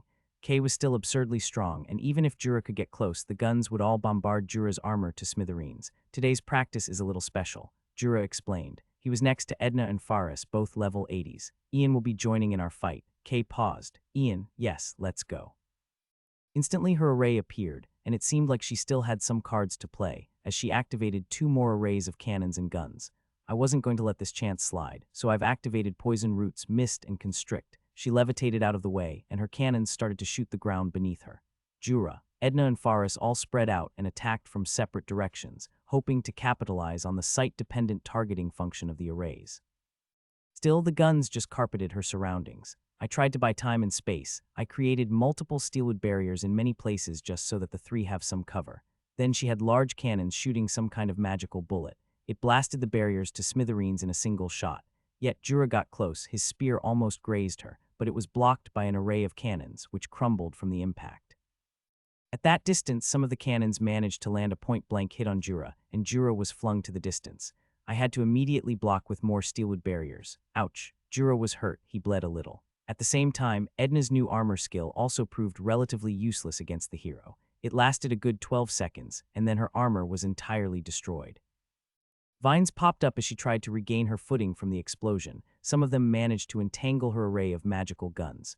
We pulled in all directions and increased the number of vines. I kept spawning as many vines as I could, and Kay's guns kept firing. She used fire attacks, bullets, explosions, and this was when I discovered I could spawn as many vines as she could destroy, and more. I had the mana of the entire network of trees at my disposal, and I was going to use all of it if I had to. It was a tug of war. Her cannons kept shooting on the ground around her, destroying the vines, trying to create space between her and the ground beneath her. The vines were exceptional with my energies regenerating them. The vines drained at her mana, but she had so much. It felt like Alexis again, back when she was that demon-possessed fire elemental form. I had beaten Alexis then, but that's because she was a weakened hero with demonic energy possessing her. Kay struggled and then her body glowed. Then she emitted an explosion that torched all the vines. At that moment, her array of guns vanished. Edna and Faris were a distance away. They were horribly outmatched by her cannons and guns. Their armor didn't last. Jura too was nursing his wounds in the distance. I had more vines appear. Kay took a deep breath and summoned another array of guns. She had different types of bullets, and the ground was covered in exposed roots, my roots. She fired more bullets at them. But somehow, regenerating roots and vines were proving to be quite a bad matchup for a gunner like her. This constant resistance went on for a good 2 hours, and then she was slowly getting tired. I didn't want to push her further, and I still think she has a lot more to go. Let's stop. I mentally signaled, and Kay relaxed. What, you didn't tell us you're in the central continent? Alvin and Hans were on the other side of the magical call. I did, but somehow both of you seem to have just ignored it. Kay frowned. Why? She was feigning ignorance. Never mind. Then help us sabotage the central continent's defenses. The temples want to launch a second crusade soon, this time with us as the main force. Why? Kay frowned. She already knew this much. Back when they were on the eastern continent, she already knew of the temple's plan for a second crusade after the war. The plan was only foiled when the first batch of heroes died, because the cursed tree is actually an evil spawn of the demons. Think about it. How else did it survive the demonic corruption for so long? It must be actually a clever ploy by the demons to create a tree that appears to be on our side. The gods have decreed that a war must be waged against it. Before Kay could respond, I mentally whispered, play along. If we want to win, it may be a good idea to just let them think you're on their side. Kay just acted. Is the demon tree aware of your presence? The other 2 heroes said, yes, beware of the things it tells you. The temples said the tree has somehow managed to convince and cheat past heroes as well. Really. They suspect the tree may have some mind-controlling abilities, psychotic substances and drugs, since it managed to convince the heroes to part with their hero items last time. Don't take things from the tree. Be careful of what you eat and drink. Kay paused. You mean it's been drugging me? Yeah, maybe you have to be careful, Kay. It's a very crafty tree. It managed to defeat the first crusade. It must be quite crafty. Why don't you escape and rejoin us back in the southern continent? The 3 of us can launch the crusade together. Has it gotten to you? That evil tree, I won't forgive them, I met someone who's probably from Earth. Oh no, the tree managed to catch someone else. Can you free him too? Her, yeah, her, can you free her? Both of you, can you escape? I'm sure the temples will be happy to host all of you. They've been treating us really well. Kay rolled her eyes. You mean girls, right? Both Alvin and Hans blushed. It seemed that the 2 heroes are serviced by a harem of gorgeous temple priestesses. I knew it. I'm sure they have handsome, good-looking boys too. Alvin responded. Come back here, Kay, I'll think about it. Don't think. That tree must be sowing doubt in your mind. Be careful of what you think, Kay. I wonder what the hell were the temples feeding the heroes. But then maybe the gods have some kind of godly surveillance ability, so it's not a surprise if it could see what kind of powers I have, though I suspect my later domain-protected powers remain a secret. Kay found it hard to play along as it went on. Okay, I'll need to hide before he finds me. Good, see you. All right. The connection cut off and Kay stood. She asked, do you have mind control powers, Ian? No. Well, Patrick's not exactly mind control. It's influence and mind reading. Do you have psychotic drugs? Yes. If a hero wants to investigate, I'm not surprised if it can find the truth, so it was better to just be upfront about it. I have various kinds of psychedelic substances, generated by my plants and organs. I see. Kay walked away. She spent a few weeks fighting demonic hybrids in the Rotted Lands. I spoke to Lausanne about the hero's plan for the Crusades. I didn't realize the two of them were so deeply influenced by the temple's demagoguery. When I met them, they seemed ordinary. It's been many years since the last hero summoning, and the temples are still formally at war with us. Jura opined. The rhetoric and propaganda is in full swing. Surely you've seen the tales that the people spin about us. The propaganda divided the world. Those on the central continent think they are so absurd, to the point that rather than improve the locals' view of the temples, it merely made them look ridiculous. In fact, the fervor and passion of the locals to defend the central continent increased every time some ridiculous propaganda got circulated. It's even a point of comedy. On the other continents, they seemed to believe the propaganda. It wasn't a stretch for them to believe it somehow. The only ones that react nonchalantly to the propaganda are the border nations, the island nations that trade with us and the kingdoms that secretly made trade arrangements. For them, the propaganda on either side seemed like just a side note. Money, resources were more important. The Valthorns won't be much help against the heroes, Jura admitted, unless you make more of those limit-breaking things, and even me at level 114 now. You'll need to reach at least level 150 to hold your own against them. It's a simple concept that the system recognizes level 150 as the tier of champions. Thus, level 150 must be like an entry-level hero. If they also unlock their domain powers at that point, I could see them gaining significant strength at that level, which would allow them to catch up to the heroes. Wow, Jura just said. Level 150 seems so crazy, Lausanne added. Seriously, I didn't know Ian had the ability to break level caps. When did that happen? Some time ago. Still, it's insufficient. In our spar with Kay, we lost badly, but Ian suggested the implementation of multiple high-speed attacks would be sufficient to weaken the hero. But they also have incredibly high base defense and stats, so it also need to pack a bit of a punch. Crystal bombs, then. We charge up hundreds or thousands of spell matrices and plant them as mines. Detonate them when the heroes get near, Lausanne suggested. That's a good idea. We could try that out. We gather that the heroes will approach from the sea, and chances are they will come with a fleet of ships. The temples will give full backing and won't half-ass this crusade with the heroes in the lead. It'll be a sizable force, a coalition from all the continents. The temples will be eager to demonstrate their power and redeem themselves from their prior loss. In short, a lot of bloodshed. That said, if I couldn't nuke the Demon King, I could nuke the heroes. I think that has a far higher chance of success, but I think I would make Kay an enemy. As it is, the chances of success for me, Kay and my other high-level talents against these two heroes are quite good. Almost 50-50. If I could trap them properly and Kay doesn't defect, we have a very good chance of winning. Then let's get to it. We should start preparing what we need for the traps. All the crystal matrices we can make. This required better enchanters and crafters, and so I used my class fusion abilities to create a few high enchanters and master crystal workers. They would work on the base of the crystals to store our lightning bombs, and then I would add some of my own runic carvings to enhance it further. Production of these crystal bombs required rare materials, and also the skills of my workers, so even after giving out the new classes, we were making 30 to 50 crystals a month. Hardly enough to mine the shores or prepare a weapon. The continent was in full war preparations mode, and at the same time, I've recalled Hytririon back. I needed to outfit him for a different sort of battle now, no longer anti-air, but anti-hero. He needed all the high-speed weapons I could make, and the change in the loadout had to reflect that. The heroes were all dedicated anti-air specialists, but from what I've seen with Kay, their detection abilities and other ancillary abilities such as defense, healing skills are relatively strong, but not insanely overpowered. It's still possible to capitalize of these lagging abilities and pretty much turn them into weaknesses. Also, there's only 2 of them, and Kay's movement speed is just slightly faster than Jura at his top speed, so these 2 heroes would be at a similar pace. That meant their invasion fleet will not be as well protected as they think. If we can hold the 2 heroes off and keep them occupied, the rest of our forces could cut off their supply lines and force them to a retreat, a continent turned into a machine readying itself for war. Lord Kravik, an assistant, bowed to the treefolk lord. This way, he nodded and was led to a fancy meeting room. A few others were waiting. The lords were gathered for a meeting in one of Freshka's largest mansions, organized by the trade lord. My humblest apologies to my esteemed peers. Kravik said, "Pardon my time, treefolks do not move very quickly. No matter, no matter. Come, the dwarven trade lord nodded. There were 10 lords in that room, all graduates of the FTC. Come. The Second Crusades will be a storm that will soon sweep our lands. We, the noble class, have much to deliberate. Go on. I have been in contact with a few kingdoms on the other continents. There was a gasp. The heroes will lead the charge, and they say the female hero in our midst will turn against us. Whispers in the small crowd. It does make sense that a hero summoned by the other gods would turn against us. Indeed, a worrying thing. Ian may not be able to hold against 3 heroes. Few things in our known history have managed to hold the heroes back. You speak like you have a proposal, dwarf. A centaur lord immediately cut in. Let's hear it. Indeed, indeed. We must decide whether we should defect. Kravik slammed the table. I oppose that wholeheartedly. Or pretend that we are defecting. It would be wise to play along and hedge our bets, the dwarf said. If Kay, the hero, really is defecting, I will make contact and suggest that we switch along with her. Kravik again slammed the table. Enough, I will have no part of this nonsense. Do you all have no shame to even consider it? We were given power by Ian and now we turn against him. The dwarf immediately retorted, we earned our classes by performing as the best in our cohort.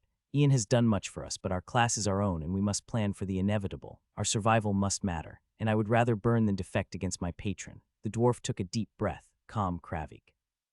We are peers in this room, so please hear me out. Ian very well knows that our present loyalties are because of the role his divine plays. If he falls, the glue that holds this entire continent collapses together. He would not begrudge us if we planned for that inevitability. Again, I would rather burn. I would love for Ian to win, Kravik, but we are dealing with heroes. Heroes have reshaped the political landscape of the world many times already. Remember, elven heroes subordinated tree spirits too. Ian's superiority in our continent is dependent on his ability to withstand the hero's pressure. He would stand better with us on his side. The dwarf sighed and the discussion was heated. One of the later graduates spoke. I suggest we keep our options open at this point. We do not know whether Ian will lose or not. Dwarf, you may be a master of trade, but it is my view this is a trade you should not make, Kravik warned. The dwarf could only sigh. If it is only so easy. Should the tree fall, are we going to be crushed under it or step aside? What is loyalty if it is death to all we care for? There are times you should have conviction in your positions, not constantly weigh the shifting odds. What if, the dwarf retorted. Another lord spoke up. It is best whatever we discuss never leave this room. The Valthorns will have our heads if they know we even consider defection. I will keep my silence, but I fear it may be too late. Ian's ears are everywhere. Pray that he does not mete out preemptive punishment. The dwarf's eyes widened. You mean, yes, I chose to do nothing. The entire continent has always wondered what would happen if I were to suddenly die or disappear. Every king, every lord worth their salt have been planning for that possibility, and so far, all I needed to do was to send a nice warning letter if they take a step too far. I even let them make contact. It wasn't a problem for them to communicate with those on the other side. Who knows, the defection may even go the other way. From what I could see, the dwarf's concerns are entirely from fear. Fear of my eventual destruction. It is valid, and so long as he does not participate in plots against me or reveal sensitive info, I would grant them some leeway. If I were to execute everyone for even having a thought of betrayal, I would soon slaughter everyone. Everyone has thoughts of change. I can accept reasonable dissent and discussion. Patrick, just keep an eye on them. Certainly, master, but we will always be watching. Year 147, end of year. The Second Crusades brewed in the distant horizon. 1,000 ships set sail from all the continents, but most of them would not make land. Only the force led by the hero will first make landfall. At least that's the plan we heard. What is our victory condition? I asked Kay this question as the war preparations went on. Are you willing to kill your friends? I wanted to be sure she was on the same side and what her line in the sand was. She shook at the word kill. I'm not sure. I thought of defeating them and they'll go away. Now she lacks the conviction. I'll keep defeating them. There's 2 of them and 1 of you, and then they will come back again, stronger and bigger. Realistically speaking, if we want to win, for this to be a victory, the 2 of them must die. The Crusades will not stop if the heroes live. The temples will not allow the heroes to retreat. Can we capture them instead? Kay said, I want them to see the journals. That's the minimum I want to try. Maybe we can change their mind. This was insane. The journals can't leave the room. The heroes enchanted it so that it's magically bound to that tree. Then we capture them and lead them here. What you want to do will put us in tremendous danger. Defeating the heroes is hard enough. Capturing these star mana-powered superweapons. She thought for a moment and then said, not if I play my part properly. I'll need your help. Kay, Alvin hands, I got a plan, but I need both of you to come, preferably just the 2 of you.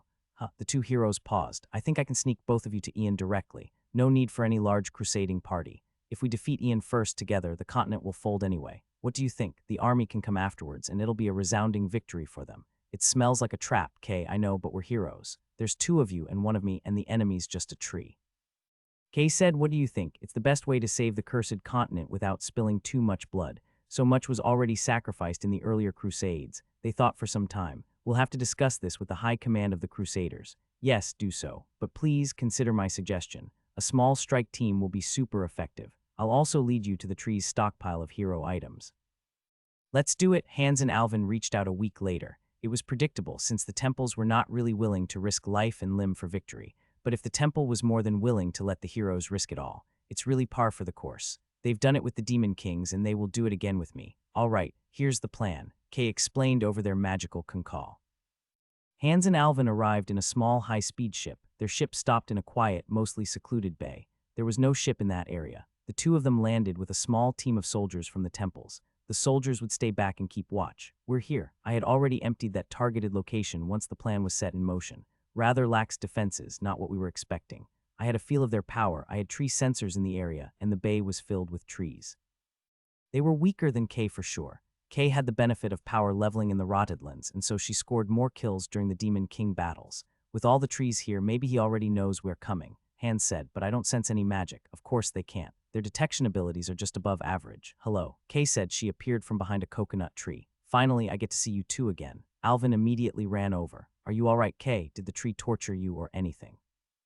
Kay smiled. Look at me. Alvin paused, just to be sure the temples gave me this. He took out some kind of water and he splashed it on Kay. Kay immediately shouted, "What the hell? It's holy water," the priest said. "It'll wash off any mind control and demonic influence." Kay frowned, as if such things would work on me. We never know. The tree did manage to brainwash an entire continent to rebel against the four temples. Alvin gave Kay a hug. Glad to see you again. Yeah, come.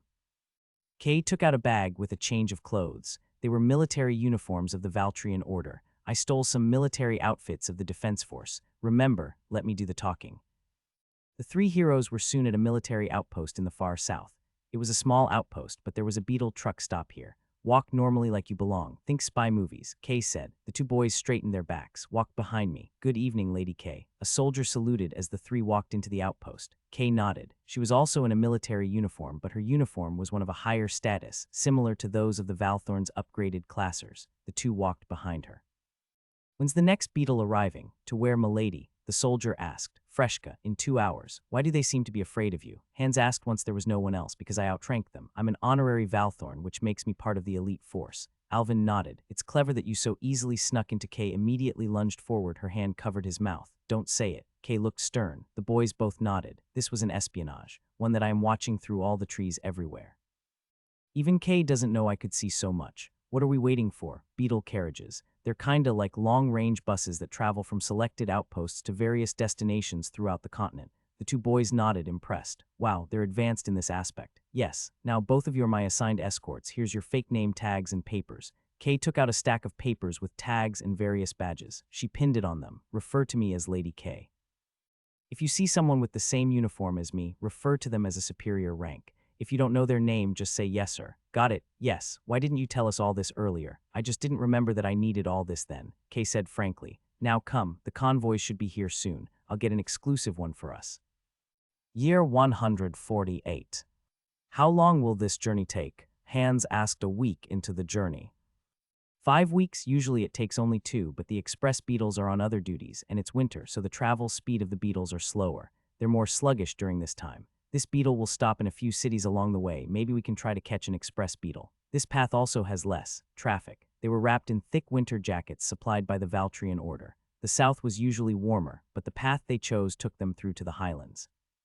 The beetles stopped at one of the mountain snow-covered towns. These were the winter-adapted beetles, product of my earlier research to counter the effects of cold. Still, they had to travel close to the subsidiary trees. The mountain town also had a small group of soldiers. Here, it was a mix of militia and Valthorns. The local town maintained a militia to deal with various monsters that spawned from the snowlands. Let's take a break. I have to submit some reports to the local Valthorns, and we'll need to do some monster extermination missions here. Why? To keep up our cover, stupid, Kay said. They hunted some mountain ice goats and frost lizards for 2 days and then resumed their journey. All right, this beetle is going to take us to Fortress Archiad. It's one of the larger southern fortresses and a key staging ground of the defense force. I suggest both of you memorize this place well for your later battles. You will need the local commander, so again, let me do the talking. Throughout the central continent, we had many staging grounds and fortresses. Fortress Archiad is one such fort. It had 3 giant attendant trees and tons of wooden walls and defenses around it. Holy cow, they both said. It was their first time seeing the giant trees. Ian is larger, so shut it, Kay said as the beetle approached the gates. A group of 6 well-dressed soldiers approached them. The beetle also lowered its body. Papers, please. Kay quickly flashed her badge and handed over her papers. She looked at the 2 behind him. She coughed. Papers. The 2 quickly scrambled to find their documents and presented them to the soldiers. All right, you can pass. The beetle stopped right after the wooden gates. Impressive, right? Kay smiled. These are all magically reinforced wood and hyper-resistant to fire, contrary to common belief. Resistant to fire, both Hans and Alvin responded. Yes, strange but true. Come. As a senior Valthorn, I must meet the commander. Both of you will come with me. It's the first time you'll meet a Valthorn classer and the first time in a giant tree. The fortress commander's office was high up in the giant attendant tree, and getting there meant walking in the spiral stairs or taking one of the wooden pulleys. Shit, this place is straight out of a fantasy. Kay glared at Hans. Oops, sorry milady. The commander's office was a large room with open windows. Greetings, Commander Lovis, Kay said. Ah, Lady Kay, welcome to Fortress Archiet again. How long will you stay this time? Just a day or 2. I'll need to head off to Freshka soon. Ian summoned, I see. Lovis instantly leapt and stopped right in front of Hans and Alvin. They both gulped. Lovis recently capped out at level 85 as a spearmaster. Strange, your 2 escorts. They smell funny. Only a select few were privy to the plan. Lovis was genuinely suspicious of Hans and Alvin. The 2 heroes froze. They were easily stronger than Lovis, but their mental state was weak.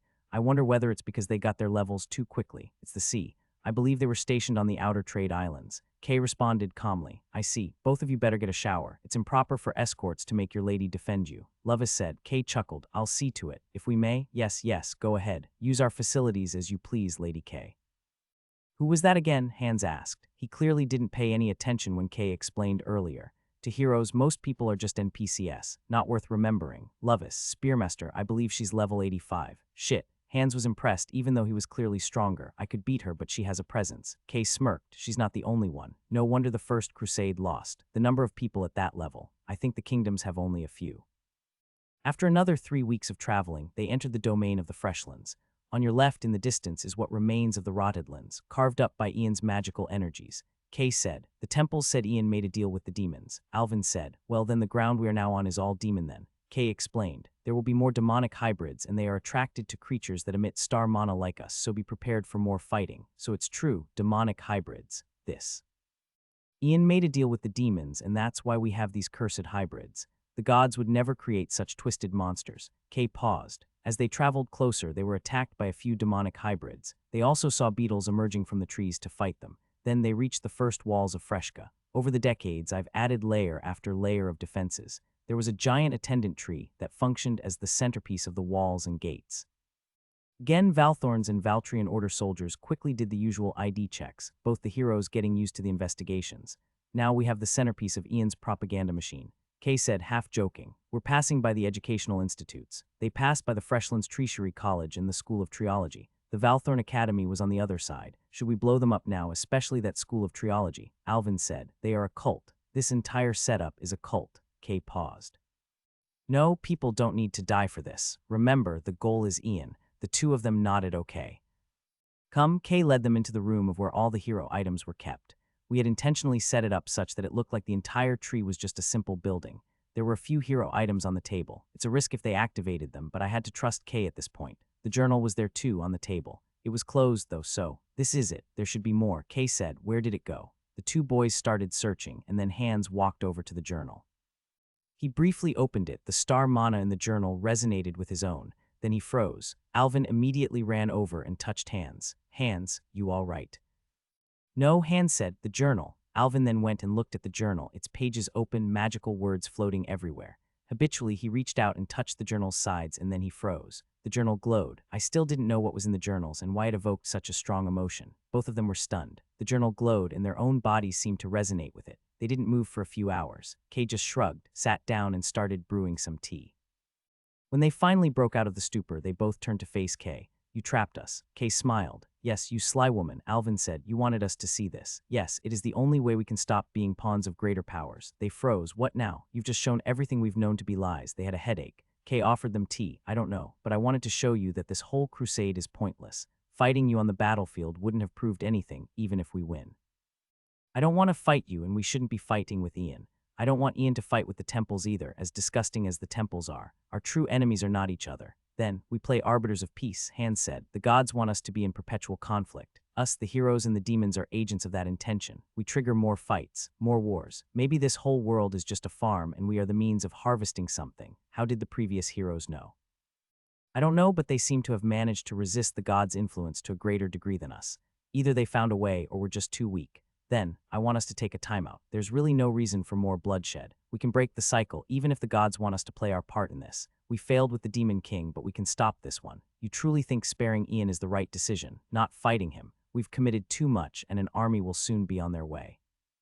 The other boy continued, a timeout, please. Let's just pretend each other doesn't exist. Why must we fight? When heroes fight, so many people die pointlessly.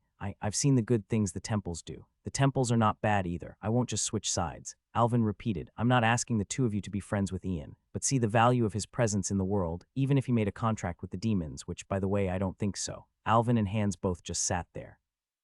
I need more time. I can't process this. Not yet. I'll be here. I'll go get food. Please don't do anything stupid. We really don't need to fight anyone. Well, maybe just the demons. Kay returned later with food. Also, there's more to the journals. I don't know how the previous heroes did it, but they've somehow copied a large chunk of their mind and memories into that magical journal. I've added my own to it too. Alvin and Hans glared at Kay for a moment, and then they sighed.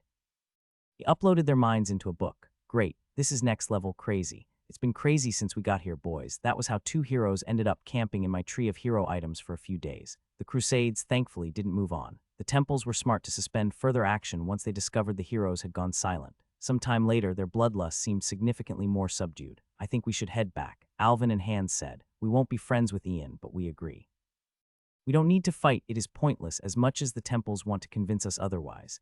Kay happily nodded. It's fine. I know you're too invested in the temple's hierarchy by now, but all we want is to stop the outright fighting. The world doesn't need more deaths. We had enough in the Eastern continent. Yes, we can agree on that. The two heroes agreed, though they have not truly switched over to my side. Kay escorted them off. So it's over, I asked Kay as their ship sailed away.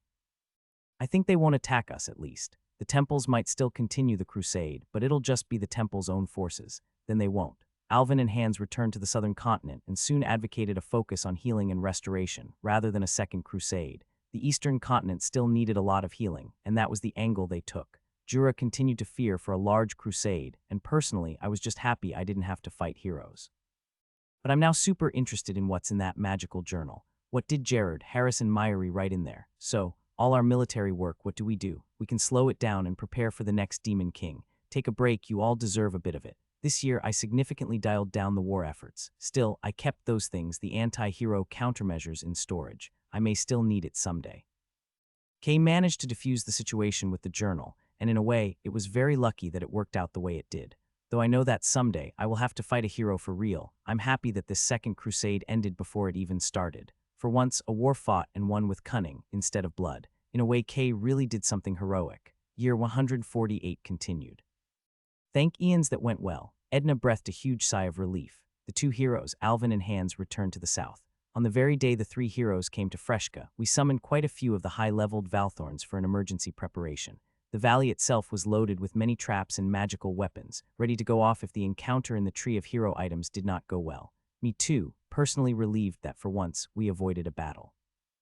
That is a rarity in this world, where fighting often is the way to settle large disputes. I didn't know they were the heroes. Lovis complained, and her fellow Valthorns sympathized. Almost all of them were informed only when they came into the many holding areas prepared around the valley. In hindsight, it's obvious. Edna laughed in relief. Most of us are just going to serve as meat shields for Ian's magical weapons.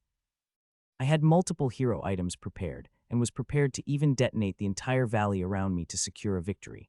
In Patrick's simulation, we would likely have deaths of about half of Freshka, and almost all of the high-leveled Valthorns dead, most of it collateral damage, in a battle between us and the two heroes. It wasn't going to be pretty, and I wasn't sure if the two heroes have any trump cards. When Patrick had included a 30-50 increase in their damage and power, and I'd probably lose my main trunk, Freshka, and all the colleges a smoldering ruin. As long as my heart is hidden somewhere deep below, I think I could still rebuild, but if they have some kind of detection ability, I'm dead. I would need more levels. The goal of breaking this cycle demands it. News from the temples. The refusal of heroes to wage a second crusade seemed to set off a chain of internal conflicts, and rather than let the populace question whether the gods truly are in control of the heroes, the gods seem to have decided on a second divine message. Full-scale war is prohibited, but the central continent and all that is associated with Ian is to be a pariah persona non grata, essentially a return to the status quo. The central continent remains, cursed, even with two heroes on their side. I was rather amused that the gods would so quickly intervene and issue a second divine message. Kay also returned to Freshka after the incident. Good job, I spoke to her after she sent the two off. It went pretty much the way you planned it to. The book only managed to convince them to suspend conflicts. Too bad they weren't willing to add their own to it. Now that issue is temporarily fixed, what's next? After the announcement, the story from the temples pivoted massively. The temples now claim that Ian is a fallen archangel of the gods that have been punished for going astray and thus turned into a tree. That Ian is still a servant of the gods that has lost its way. So the temples now preach that the cursed continent are people who need salvation and clarity, that Ian is one in need of guidance. One of the spy masters explained the news from the continents. It was a massive WTF moment. The crusade was the temple's attempt of guiding Ian back to the proper path, but the gods have now found mercy and decided to let time bring Ian back into their fold. Who writes this sort of propaganda for the temples? And the populace just buy into this sort of wonky reasoning so easily. Seriously. So Ian, other than the cursed and heretic, is also now the fallen archangel of gods, the wayward one, the deceived and the deceiver. The heroes must brave a journey to the cursed land to reclaim the weapons of gods, left in the fallen archangel's hands. Wow, if I had a jaw, it would be wide open now. Seriously, the temple's propaganda machine is quite impressive. So the cursed continent is also the lost continent. Lost, because our people have fallen astray from the light of the gods, Gaia, Ava, Hua, and Nera. Heroes in their mercy have convinced the gods that it is unnecessary to slay the wayward ones on the central continent, and instead, the heroes will devote their efforts in convincing and guiding the lost back from the brink. They somehow managed to twist the failed second crusade into a draw. Ian would denounce the declaration and claim that they are not followers of the gods, but it is a lie. If I even come out to say it is wrong, it'll just play into their claim that I'm lost. Still, I had to do it. I summoned my patriarchs and matriarchs and made them start a series of counter-propaganda sermons. But war with the other temples is indeed pointless. The nobles that contacted the outsiders were surprised by how quickly the four temples folded, and the crusades dead before they even landed. The fact that the two heroes actually came into Freshka and then into the valley is a secret unknown to most, only those alerted to the emergency combat preparations. The lords were clearly smart enough to deny such a conversation of shifting sides ever happened. It wasn't in their interest, now that the winds have shifted, to admit so. I decided to let it go. There's just far too many people planning for contingencies anyway. They would not be the first, nor the last. Arlissa hid in a small tree in the forests on the outskirts of Freshka. She was now almost 8, and yet she looked like a 15-year-old. As a half-elf, maybe it was the human side of her. Don't tell Mama where I am. She mentally whispered to me, her lesser stealth upgraded into 2 skills, forest blending and stealth. She was dodging her sparring lessons again. Lausanne needed to work to find her. Why do you dislike sparring anyway? She was good at it. Arlissa pouted. I like hiding more. Found you? Lausanne smirked as she appeared next to her in a quick jump. She gave her daughter a tap on the head. Ouch, now back to class. Don't wanna. Why not? I just don't wanna. Arlissa protested. Let me play. I don't recall being so rebellious at your age, young lady. Lausanne frowned. You gotta go for classes. Arlissa didn't care. She just shouted and protested. She preferred to be playing hide and seek with her mom. Year 149. It's been 28 years since I last used a soul-strengthening seed, and also I've got a few ginsengs of sufficient maturity. This time I have a few 25-year-old ginsengs. I've planted them around Freshka, a few near the ley lines and some in the volcano, surrounded by a huge army of beetles. Lausanne, do you want it? What? Is this something to break your level limit? She thought for a while and then shook her head. As with the special class, I believe there are others more suited for it. So I went for another. Edna, you've served me for the past 29 years as my first Grand Knight, and it is time for me to grant you a blessing like that of Jura. With this, you will be able to exceed your current level limit and take on responsibilities far greater than what you have now. She nodded, and as with Jura so many decades ago, she had a whole night of pain and aches. The next day, she looked healthier, her soul glowing just like Jura's. I could tell she gained a few levels, just like Jura, overflow levels from all her accumulated experience. So we were right, Jura really received a gift from you. Edna marveled at her body. Breaking this limit seemed to unlock more vitality in them, and that reflected in their physical strength, all increased by a bit. I wondered whether heroes are therefore different in this key aspect, that they are born with far greater vitality than anyone else, since the concept of a level limit did not even occur to them. Was it not obvious? No, Jura did not explain, and we have been wondering for quite some time. Edna paused and knelt before the tree of prayer. She thought for a while, and then she just quietly prayed. After Edna, next was Faris. I had some concerns of making a druid stronger, mainly fear that the power he gained would allow him to gain control over me. Lately, I've begun to gain some confidence in my own abilities, and Domain is a far stronger shield for all these subtle manipulations and controls than I expected. So I've dabbled with the idea of making Faris stronger. I offered him the same blessing, and he too took it. Just like Edna and Jura, he had a day of pain and aches, and the next day he emerged with an extra 2 levels. Unfortunately, their classes did not change. I believe both your classes will change when you hit level 100. Jura explained to the two, just as mine did. It is a great privilege and honor, and also a responsibility. More than ever, your lives are now intertwined with Ian's will. Ian's will. You have spoken and discussed with Ian many times, but this choice reflects that he too has greater plans for both of you. What sort of plans? It was then I immediately jumped in. These plans are not one for the outside world or for the temples, not even your fellow Valthorns unless they too receive the same blessing.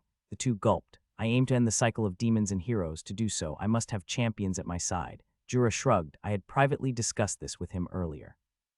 Over the next few decades, or perhaps centuries, but it will be so, my champions will be there to lay the foundations and to do what I cannot do. It is a position of tremendous trust and responsibility. Faris seemed lightheaded for a moment. End the cycle. Edna had a serious, contemplative look on her face. Think about it. Do you think the other gods seriously want to end this cycle, or they are just content with this present status of constantly fighting with the demons? They thought about it for a long while. Edna was first to say, "What do I do?" Patrick's able to use his mental attack powers to also provide some limited shielding, but only in the Valley of Freshka. Your goal is to reach level 150. At level 150, you unlock the first of the domain powers and enter the realm of true champions. Only then we can dream of catching up to the heroes. For me, even at level 170, fighting a level 110 plus hero like Kay is still a 5050 thing. If Kay had a more ground-focused ability, or was a more martial-oriented hero, she would have won against me easily. Level 150 is nothing more than a ticket to be in the race, with a huge advantage for the heroes. I think they would need to be level 170 or 180 to fight a level 110 hero. Or maybe the domain choices they have then would be more combat-oriented. 150, they both gasp. It was twice their current level. I will help you. Some experience seeds will get you closer to that goal, but after this, the three of you must fight many strong foes by yourselves. Only then you will gain the experience needed to level up. It is a huge task, one we will need to achieve over the decades. It is all right if we miss the next Demon King or the one after. All we need is one successful shot, and we can end this madness for good. Too many lives lost over the millennia to this pointless conflict. They all nodded. I've always lived thinking this Demon King thing was just a regular event where even kings or heroes can't stop it. To be part of an attempt like that, I must say, fills me with a purpose I cannot describe. Edna said, "It is a worthy goal. Speak to no one else of the goal.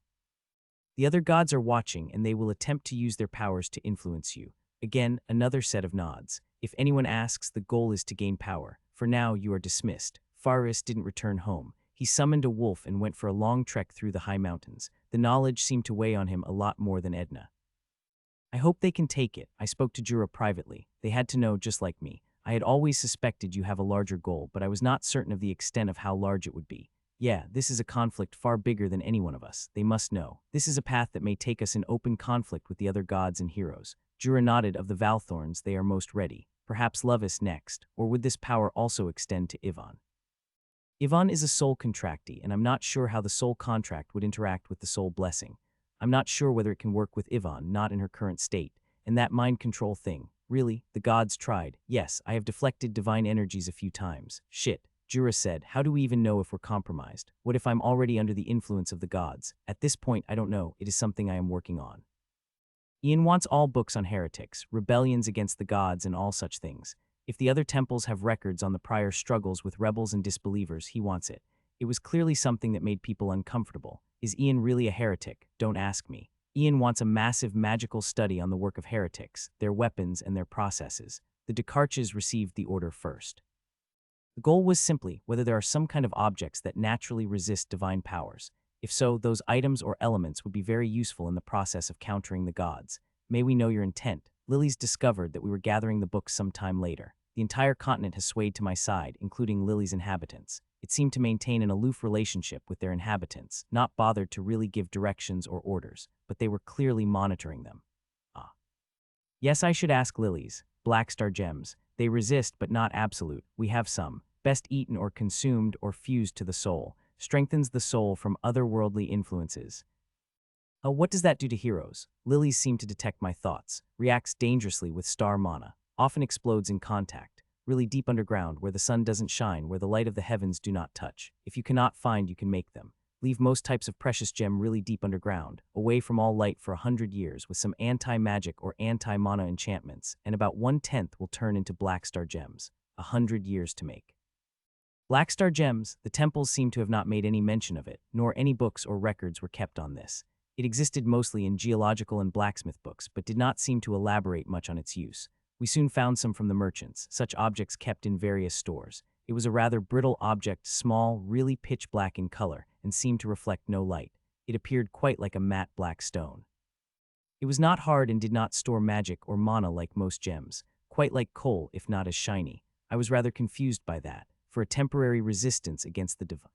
I decided to just place it into my various types of labs for further study. If such an object really has anti-divine properties, perhaps I could make weapons or armor that grant those around me the ability to resist these forces. Year 150. Research into the black star gems soon yielded some results. They had mild generic anti-magic properties, but these anti-magic properties are exceptionally effective against holy and light elements. That said, once consumed, they only stay in the body for a short moment of time. I have no way of recreating divine magic to test out the effectiveness of these black star gems. Do you have any divine abilities? I asked Kay. Nope. Sigh. It may be effective against holy and light, and it's a conjecture that this extends to divine type of magic. I had preferred something more conclusive. Next was research on how to actually use these black star gems. For Edna, Faris, and Jura, I made specialized helmets with these gems inserted. Hopefully that would give them some protection against the mind-controlling effects of the gods. Again, it's a speculation if this works. My request to gather the documents, records, and books went quite okay. It wasn't hard to gather details about people who were punished for their heresy. Heretics were those who turned against their gods. I also wonder whether there are anyone that turned against me with a special class. Is there a heretic class? The Valthorns and Priesthuld were responsible for combing through the documents for any objects or items that may be of interest. Most of them were crap, and there's a lot of misinformation in the records. Things written down or speculated by some priest that over time became the canon understanding of a particular subject. Again, rubbish. But from the pile of rubbish, there are some possible chances. Items or weapons mentioned in passing. Sea serpents and certain items harvested from the deep sea. Strange. Items from the sea are common, but for them to be used by the heretics, why? This was where old myths emerged. Nira, Gaia, Hawa, and Ava are referred to the 4 temples of the continents, but in many smaller islands, many have more localized faiths, shamanistic rituals, and animism. For smaller islands with their lives intertwined with the seas and oceans, many sailors pay homage to various sea gods and sea guardians, and strangely, the 4 gods don't overtly oppose such homages, even if they frown on them. If the land had seen so much destruction from the demons, the sea, for most part, has been spared of the destruction. If there are any civilizations deep underwater, they must have watched the surface fight endless, pointless battles, and they would have records from a long time ago. The demons did not invade the sea. Naturally, the faith of those island nations seemed to be a bit more obscure and strange. I felt like I was going down a rabbit hole, trying to find what's going on, really. Maybe my answer to this problem lies in the past. If the memories of that ancient tree are true, there may be a time from before the demons and heroes. The lands, which have over the millennia seen hundreds or thousands of demon kings, would have been so destroyed that the odds of records surviving would be close to nil. But the sea, the ocean so vast, if there are records somehow submerged, they may still survive, if luck is on our side. Thus I commanded the Valthorns and priests to gather all the myths, legends, and folklore of the smaller island nations and the beliefs of the seafarers and sailors. If there was an equivalent of Polynesian myths, I want to know. Again, it wasn't hard to gather a general one, but to have it in detail, most of such myths were spoken from one generation to the next, hardly written. The Valthorns and other employees of the overall FFA would have to go and meet these islanders and conduct interviews. They started with the nearby islands. The variation in founding myths and all that differ rather greatly, and quite a few seem to have suffered influence from the 4 temples. There were far more parallels than I thought was normal. The sea and the oceans are home to many giant creatures. The largest of them are the Zeratons, or world turtles. The floating Zeratons, large turtles with islands on their backs, are creatures spoken of in legends and tattoos, very rarely appearing, and even if they did, their presence is often accompanied by a thick fog, so no one is really sure. The most unique of these beliefs stated that the first denizens of the world came on the back of these Zeratons, and that these Zeratons had the ability to sail from one world to another, through portals mortals cannot even fathom. Long ago, when the world was bare and empty of only land and sea, the Zaratans came to the world and brought the first plants, animals, and trees. Another variant of these myths, more common in the southern islands, that the world and many others were on the back of massive world serpents, Zaratans, and fishes. Those stellar bodies that moved quickly across the sea of stars were traveling on speedy world serpents, the slower ones on the Zaratans. If these Zaratans do exist, they may well be minor deity-class creatures, maybe more if they lived for very long. If they are indeed of the multiverse, then it would make sense that they have the power to resist the divine. Surely creatures of that level would consider gods nothing more than peers. There were lesser myths too, and it still took some time to digest them, to separate those that may have some use and some that did not. What's strangely common in the island myths were the tales of local heroes. Quite unlike the common zeitgeist from the temples, which often contained heroes from faraway lands, these island epics were tales of how ordinary men rose up to challenge great beasts. That said, the power level described in these epics were not at the level of the demon kings. They were more local nuisances, dealing with problems that affected the islands or just the smaller chain of islands. The bards are having a good time, Jura chuckled. Edna and Faris were next to him. They met more regularly now that they have similar challenges. With all the stories that Ian's asking for, they're making good money. They met in Yvonne's academy, in theory supervising, but mostly just watching a large group of young students practice simple movements. Jabs, thrusts, parries. These were children aged 6 to 12, and they were separated into groups to reflect their relative levels of competence. So did you get a mental attack? Jura asked. I haven't, but then again, maybe I won't know. I made them all a necklace and a ring made of the Black Star gems after Faris complained that the helmet was impractical. Sometimes simple stuff is best. No, but I really wish there were more of us. Leveling someone up to the cap requires something like the rotted lens, and now that the rotted lens is much smaller, it's also harder for it to generate high-tier hybrids for us to fight. Jura just explained frankly. Outside of our spars with the heroes, we'll most likely have to travel to fight demon champions and walkers to gain levels. We'll be busy once the rift opens.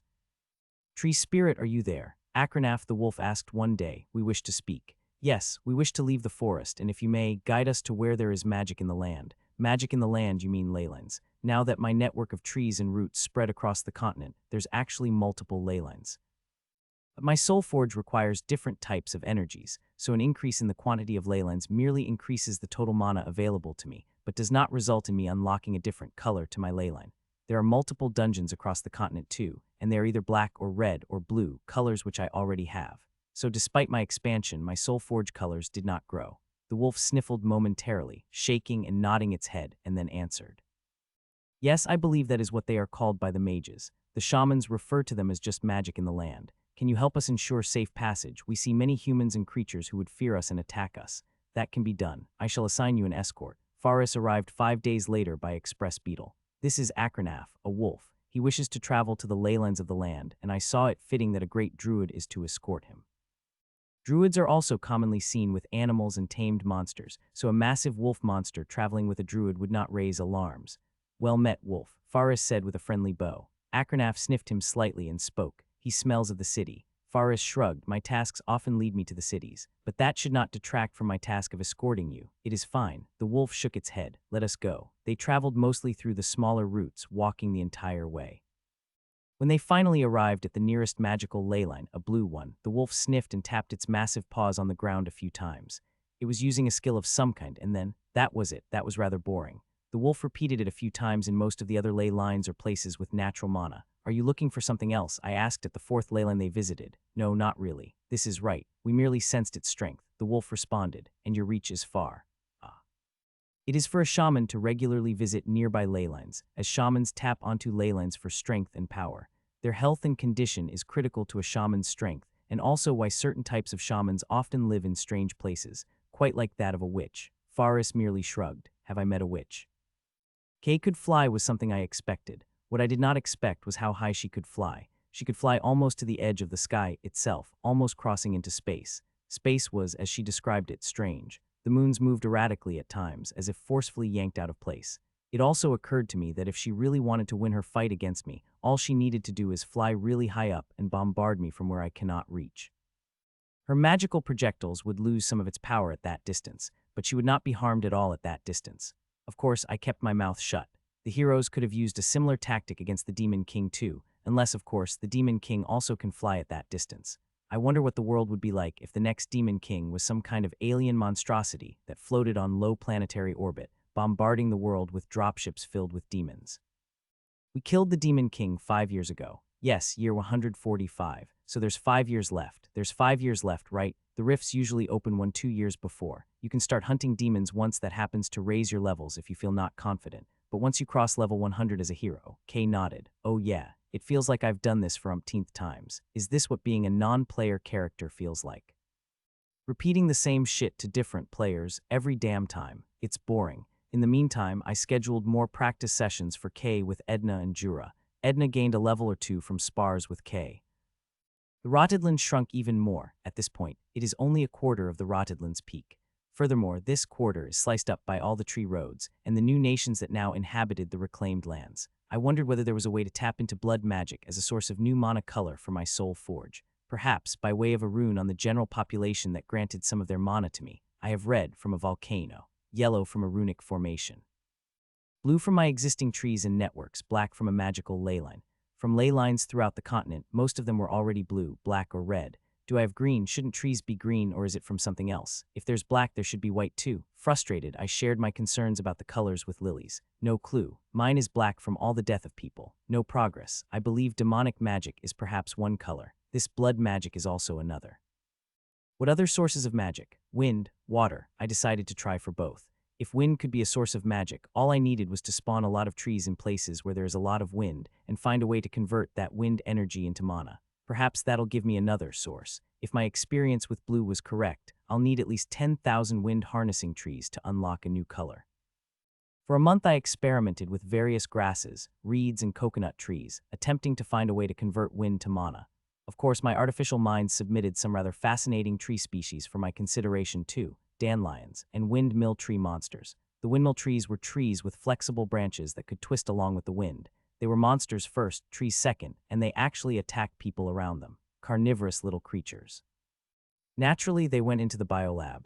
Research option unlocked. Windmill trees 18 months needed. Research option unlocked. Wind energy harvesting grassy fields 18 months needed. Research option unlocked. Wind to mana 24 months needed. Fuck 2 years. I decided to work on water-based plants instead. We were already experimenting with swamp trees and swamp-adapted trees. Now the goal was to turn wave to mana and its associated relationships. The druids already had a large collection of plants that exist on the shoreline. These included also certain forms of seaweeds and algae. Research option unlocked. Algae to energy seaweeds stage 1 12 months needed. Research option unlocked. Swamp wave barriers 18 months needed. Research option unlocked. Saltwater tolerance stage 1 24 months. Oh well, I started the research anyway. If I can unlock both of them, that should lead to more mana and hopefully a new color. Wind and water seemed natural enough. A few minor wars broke out among my subordinated states. The Valthorns had to abstain from conflict and also work with the priesthood. Together they were tasked with protecting innocents from the fighting. The entire central continent is a hodgepodge of rulers.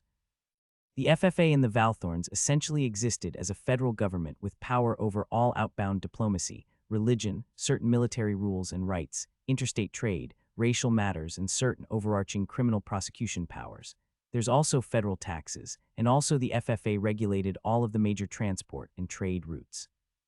Below that are the states who retain domestic power, budgetary control over the finances of their own states, internal state trades, local criminal and law powers. These are the allied and subordinated states. It's complicated simply because certain states were captured, but we have spared the local rulers in exchange for their cooperation. So there are differences in the laws and powers of the local rulers, depending on their respective history with the FFA. Those who converted to my side willingly retained most of their domestic powers, surrendering only minimal external bound powers. Again, this hodgepodge of powers, laws and all, is from history. I did not want to forcefully standardize the laws, simply because there are local cultures that affect things. For example, a nation with a treefolk majority has certain local rules and regulations that cater to their needs that would be unrealistic and burdensome to apply in a city with centaur population as a majority. There simply was no way to apply a one-size-fit-all approach to laws without creating unhappiness. In fact, in the Freshlands Treasury College, there's quite a large segment of the curriculum that focused on the various variant laws throughout the central continent. The administrators and nobles, unfortunately for them, have to be able to navigate this massive landmine of rules and regulations. Taxes, too, are increasingly complicated. At the federal level, we levy a tax on the nations itself, a 10/30 cut of all incomes, depending on their past agreements with us. Some places, like the 6 ports in Freshka, are considered directly administered territories of the FFA, so they only have a single layer of tax. But for the allied states, they would sometimes face dual taxes, one from the state and one more from the federal authority, if the state decides to pass on the tax obligation to the local rulers.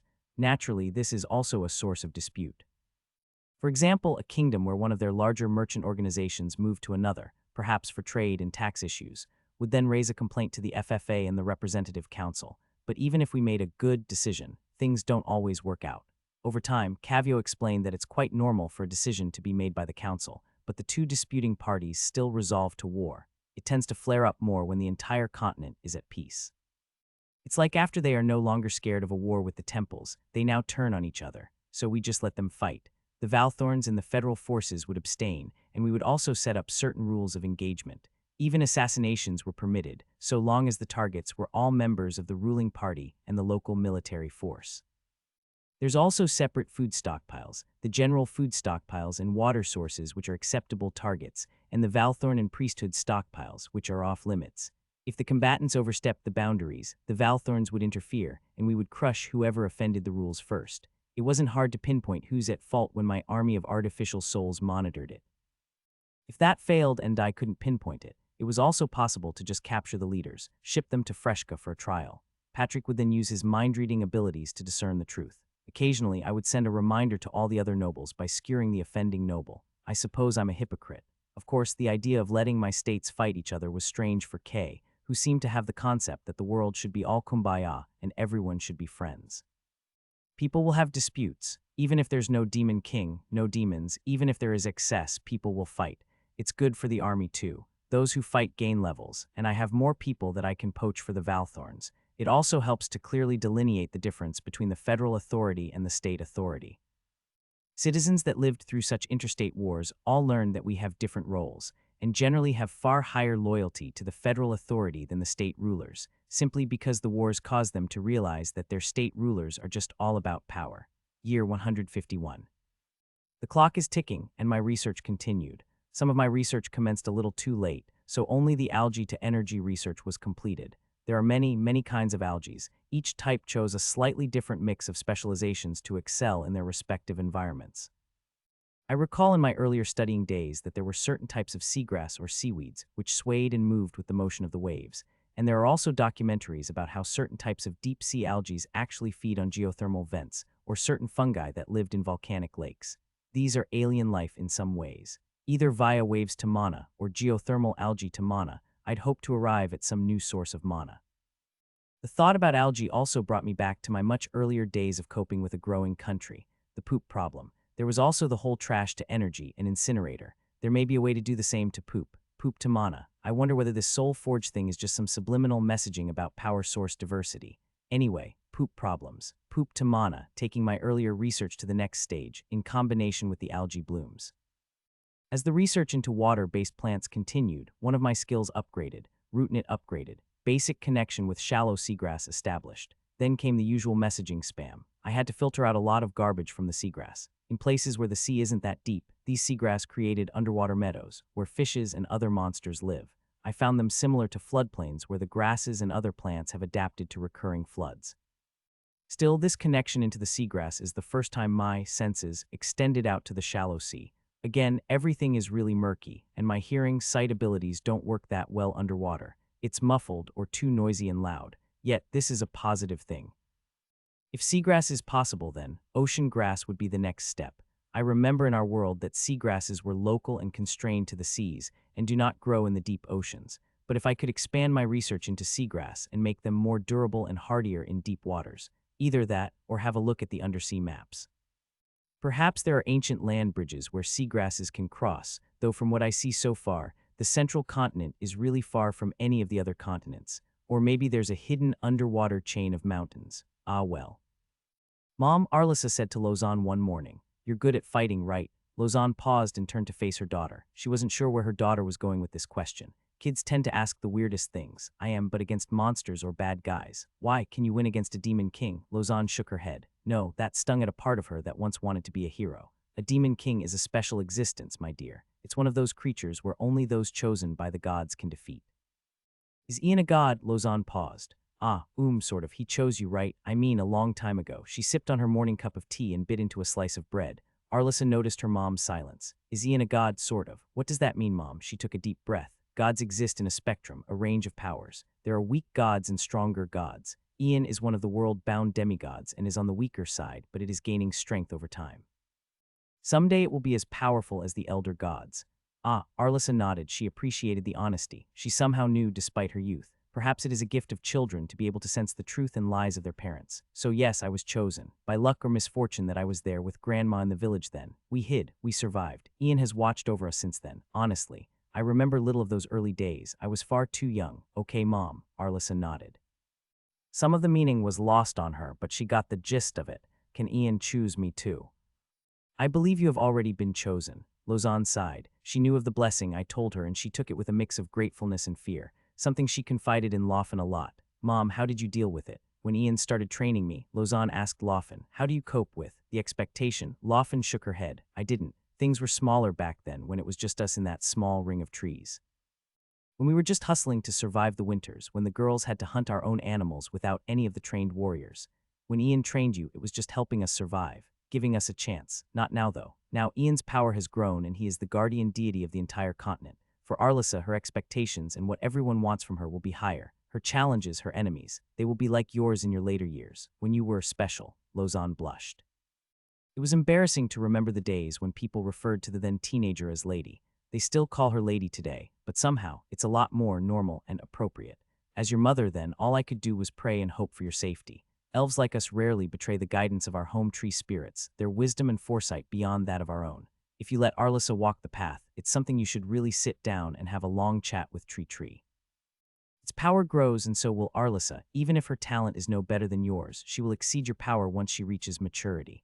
When that happens, she will be fighting nothing less than the greater demons. That makes me afraid. I never knew what it's like to fear for someone else. Laufen gave her daughter a hug. Then you know how it's like for me to feel with you so far away. But Ian was always with you, isn't it? Lausanne thought about Warden. Warden's power grows with mine. The star monolink allowed it to always reproduce a lesser variant of almost all my powers. It is something unique about the possessions of the devoted. She is young, and one day you will have to let go. Ian will give her wings and weapons we cannot yet imagine, as he once did with you. It's now on you to choose. Clip her wings or teach her how to better use them. Ian will not impose if you choose otherwise. He has eyes on the young talents all over the continent. He can spare you that choice. Time has changed. We are no longer desperate, our survival no longer hanging by a thread. Lausanne sat and wondered. Indeed, Laufen is right to say I would not force them. The blessings I grant to Lausanne is both her luck and misfortune to be in the right place and at the right time. Arlissa's in a position of privilege. In a way, she inherited her power. Hey, Kay walked into Stella's apartment. You sure you don't want to come along? Kay tried to reconcile with Stella after their bad first encounter a while back, partly because Kay has matured enough. Kay even told her about the journal, but Stella just shook her head. No, I am rather content here. Her apartment was filled with artwork, many of them made as posters for the various Valthorn projects. She found confidence and joy in painting. If anything, the sense of progression from levels seemed to make her feel better and helped to reinforce her identity. She poured her energy and negativity into her art. It's strange how the sensation of leveling up made her progress seem more real, more tangible. Even as she toiled at something as abstract and subjective as art, the levels were an anchor. It made me realize that maybe levels would be useful for those who struggled with their own self. That having something to hold on to, that I am a high-leveled artist or I am a high-leveled warrior, was a strong reminder that things are not that bad. Kay sighed. The world is a large place, Shia. Come with me, see the world. It'll help your art. I will someday. But let me hit level 40 as a painter, then I will. She's at the crux, a level 39 painter. Do you want me to wait for you? No need. If I do travel, I will first visit the sites on this continent. Though her confidence has seen some improvement, her people skills remain lacking. More like she's still not very fond of being with people. Maybe she's just allergic to people. Kay nodded and just left. After that, Kay came to see me. I've arranged with Alvin and Hans to visit them in the south. I'll be gone for a year or two. Sure, I mean, what could I say? She's not exactly my servant, we're just partners at this point. She packed up, said goodbye to some of those she's close with, mostly merchants and some other adventurers. She's got a big traveling bug, and she's been going from town to town, visiting almost every kingdom and nation along the way, mostly to just have some local coffee or tea, sit around, fight a monster or two, make some money sparring with some upstart nobles, have sex with some gorgeously good-looking dude by the beach, things young teens on a European-style backpackers trip or gap year do. I suppose it also ties in with her confusion and lack of direction in her life as a hero. The journal loosened her chains, but she still doesn't know where to go. She needed this time off to think and find herself. Both of them are lost in their own ways. Then again, most of us are lost. There was a bit of drama in the Treasury College during this year, when one of the lordlings attacked and significantly paralyzed another lordling. My eyes were watching, but I decided not to act, simply because this wasn't the first time the two squabbled, and it seemed like they had a bit of bad blood, rivals and stuff. I think I could help the paralyzed lordling, but I decided to wait and let the drama unfold. Life should have consequences, and I wanted to see it. The family of both lordlings got into the fray, and they had discussions that quickly broke down to little wars and skirmishes. Again, we let it happen. I see this as a way of the natural aristocracy imposing its own cruel version of meritocracy and survival of the fittest. The principal asked me to intervene, of course. I rejected him and told him to buy a big pack of popcorn and watch the drama unfold. If I let kingdoms go to war with each other and assassinate each other, was I going to stop them here? But you said the FTC is a safe place, safe from everything else, but I suppose not each other. He's only paralyzed, that can be fixed, and if they ask me to, I will, at a cost of course. Conflict is natural. Survival of the fittest is natural too. I considered the implications of ending the cycle. What would happen in a world without heroes and demon kings? If I removed this source of conflict, what happens next? It is not world peace, and I think of my own world too. Home, Earth was never at peace. They would fight, they would go to war and use heinous weapons. Individuals with desires and needs will inevitably clash with each other. This world would then naturally go to war. Perhaps the four temples will then be at each other's throats, the current unity in a common enemy no longer applicable, but those wars will be less devastating than the Demon King. I'm sure of it simply because the kinds of power the temples can unleash is fearsome, but nowhere near the multi-million single-day deaths that Demon Kings have done before. So it's still good to end the cycle, especially from the perspective of the living, sapient beings. But for trees, the end of the common enemy would result in an expansion of sapient beings over time, and that would encroach on the natural territory of the others. Would the next stage of that conflict be man vs nature, once the Demon King is out of the way? It wasn't a pleasant thought to consider. The two heroes that Kay would soon meet were busy doing what heroes normally did. That was, build a harem, make babies, establish new kingdoms, and generally enjoying their lives. Alvin established his kingdom in the southern continent by essentially turning a few of the princesses and queens into this harem. Their territories were then amalgamated into his new kingdom. Hans traveled back to the eastern continent and claimed the right to rule over a few cities and towns that lost their leaders from the terrible demonic attacks. Of course, this also involved admitting a lot of women into his harem. The two kings were clearly competing on the harem part, even if they both didn't say it.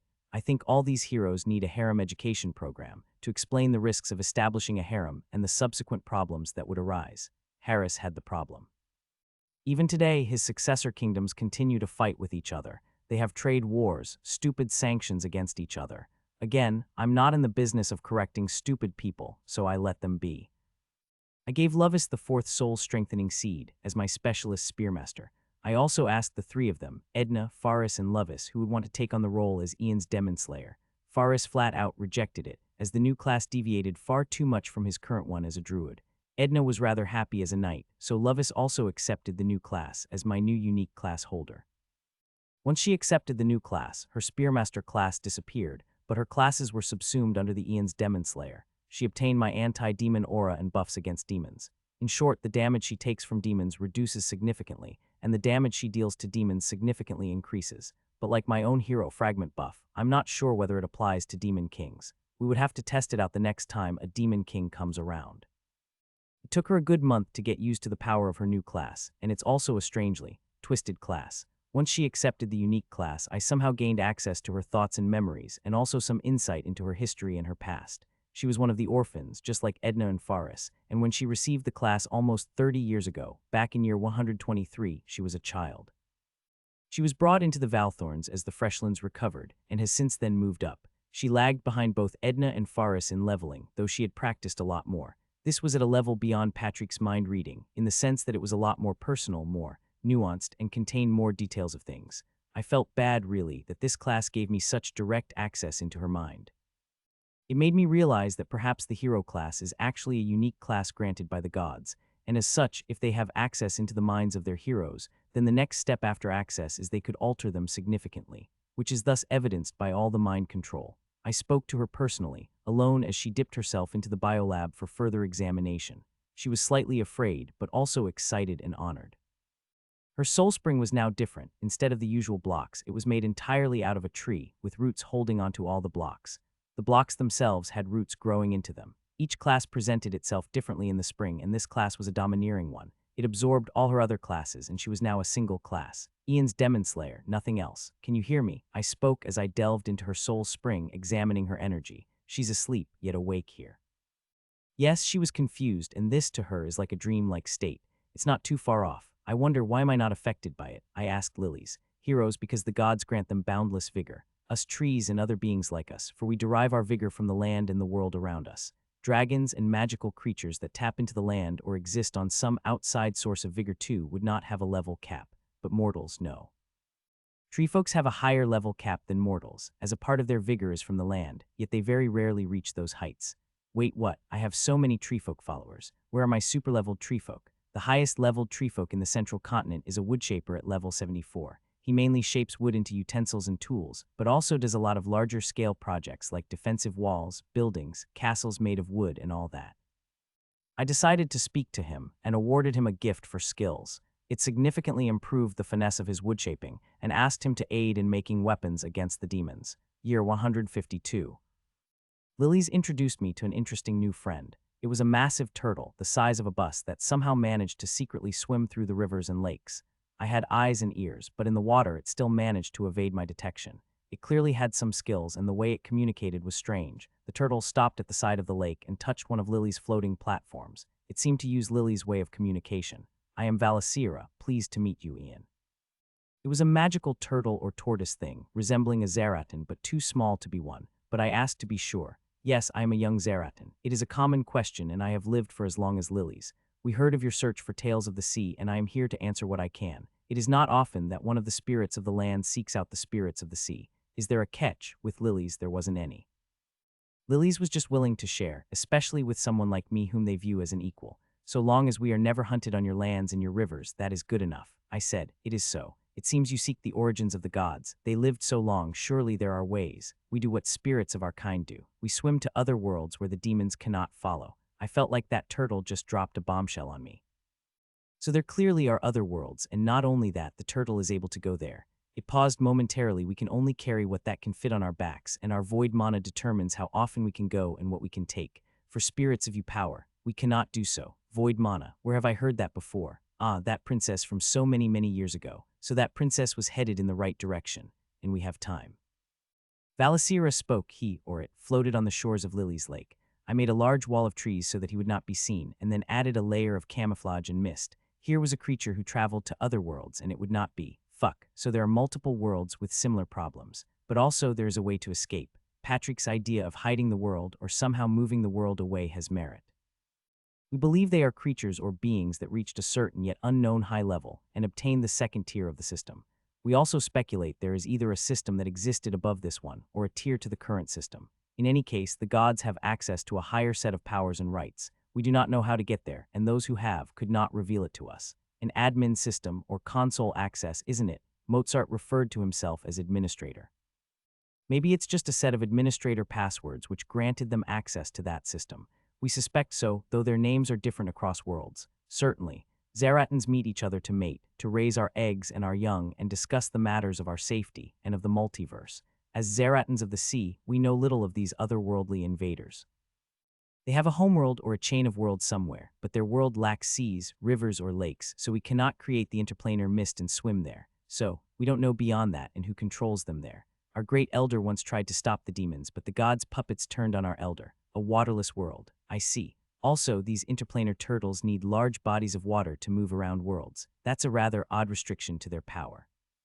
Our abilities have adapted us to traveling to other worlds and would not be useful to you.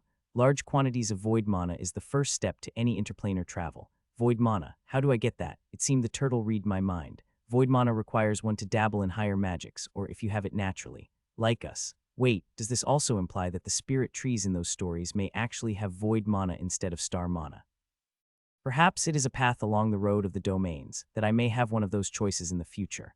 I would presume that there have to be further domain choices, that level 150 isn't the only time one chooses their domain. Given that my first domain choice happened at level 150, it's possible that the next domain choice happens at either level 200, level 250, or level 300. If level 150 was the one and only domain choice, then I may be quite fucked. The turtle was silent for a moment, then answered, "No, that meant a high level is not really necessary to get the power to travel to other worlds. Even that princess managed to expose herself to void mana. She was not higher than level 50 then, so there are ways to access void mana, perhaps even naturally. Are there plants that naturally produce void mana? If I could create a farm of such trees or plants." The turtle just shook its massive head. It probably didn't know. Not that I can blame them. What else did I want to know? But already I have a lot to work with. Elevated authority in a specified field of the system. Ah darn, the system works like users making and interacting with it, and domain powers are super user rights. Gods eventually reach admin rights, but what is this system? Are gods the creators of it, or are they just glorified administrators? If there are just administrators, surely the creator must be a lot more powerful. The turtle left after a while, but it promised to return again someday. We wish to reopen diplomatic relationships discreetly. An Ava envoy arrived on our shores, disguised as a regular merchant. They met with an audience of the representatives and Cavio. Cavio was about to retire after decades at the helm to be replaced by one of the representatives. They had a mini-election to select the representative leader. And why would we even bother? Cavio barked. His mood was rather foul. Another lord in the meeting quickly intervened. Representative Leader Cavio, wait, let's hear him out. The Temple of Ava does not believe or participate in the slander against Ian or the Central Continent. Absolute rubbish. All the evidence collected so far, it's quite clear Avan Church participated in the propaganda. Liars, they are liars. I whispered to Cavio's ears, and he knows it too. After all, we did not sit idle after the blockade was broken. The restoration of our eyes and ears in these hostile lands were one of the great priorities since then.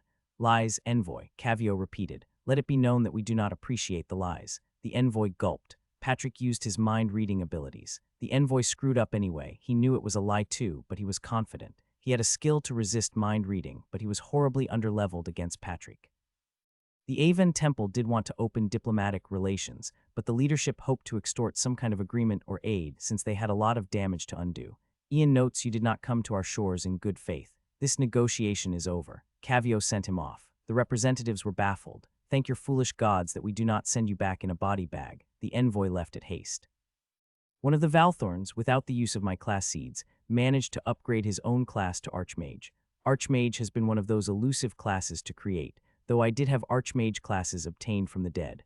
I would say the magic of the Central Continent is not significantly more advanced than the other continents.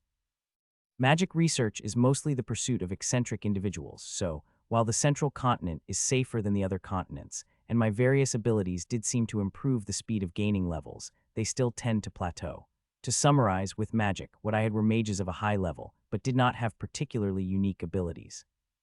The process of creating, or inventing, new spells or new ways of using existing spells as it is, remains the domain of the eccentric or otherwise luck. A mage is someone who taps into the mana of the world and casts spells. A spell can be both a skill and not a skill. That meant it is possible for a mage to read an instruction of how to cast Fireball, and cast the spell, Fireball, without having the skill Fireball. Having the skill, of course, meant the mage could cast the same spell faster, quicker, stronger, and with less mana cost. The invention of new spells, however, is mostly bouts of madness. A mage tries to mix components of the spells together, in hopes of creating something new. Sometimes they succeed, sometimes they fail. A good healer like myself meant that they are more likely to survive failures and have the chance to try again.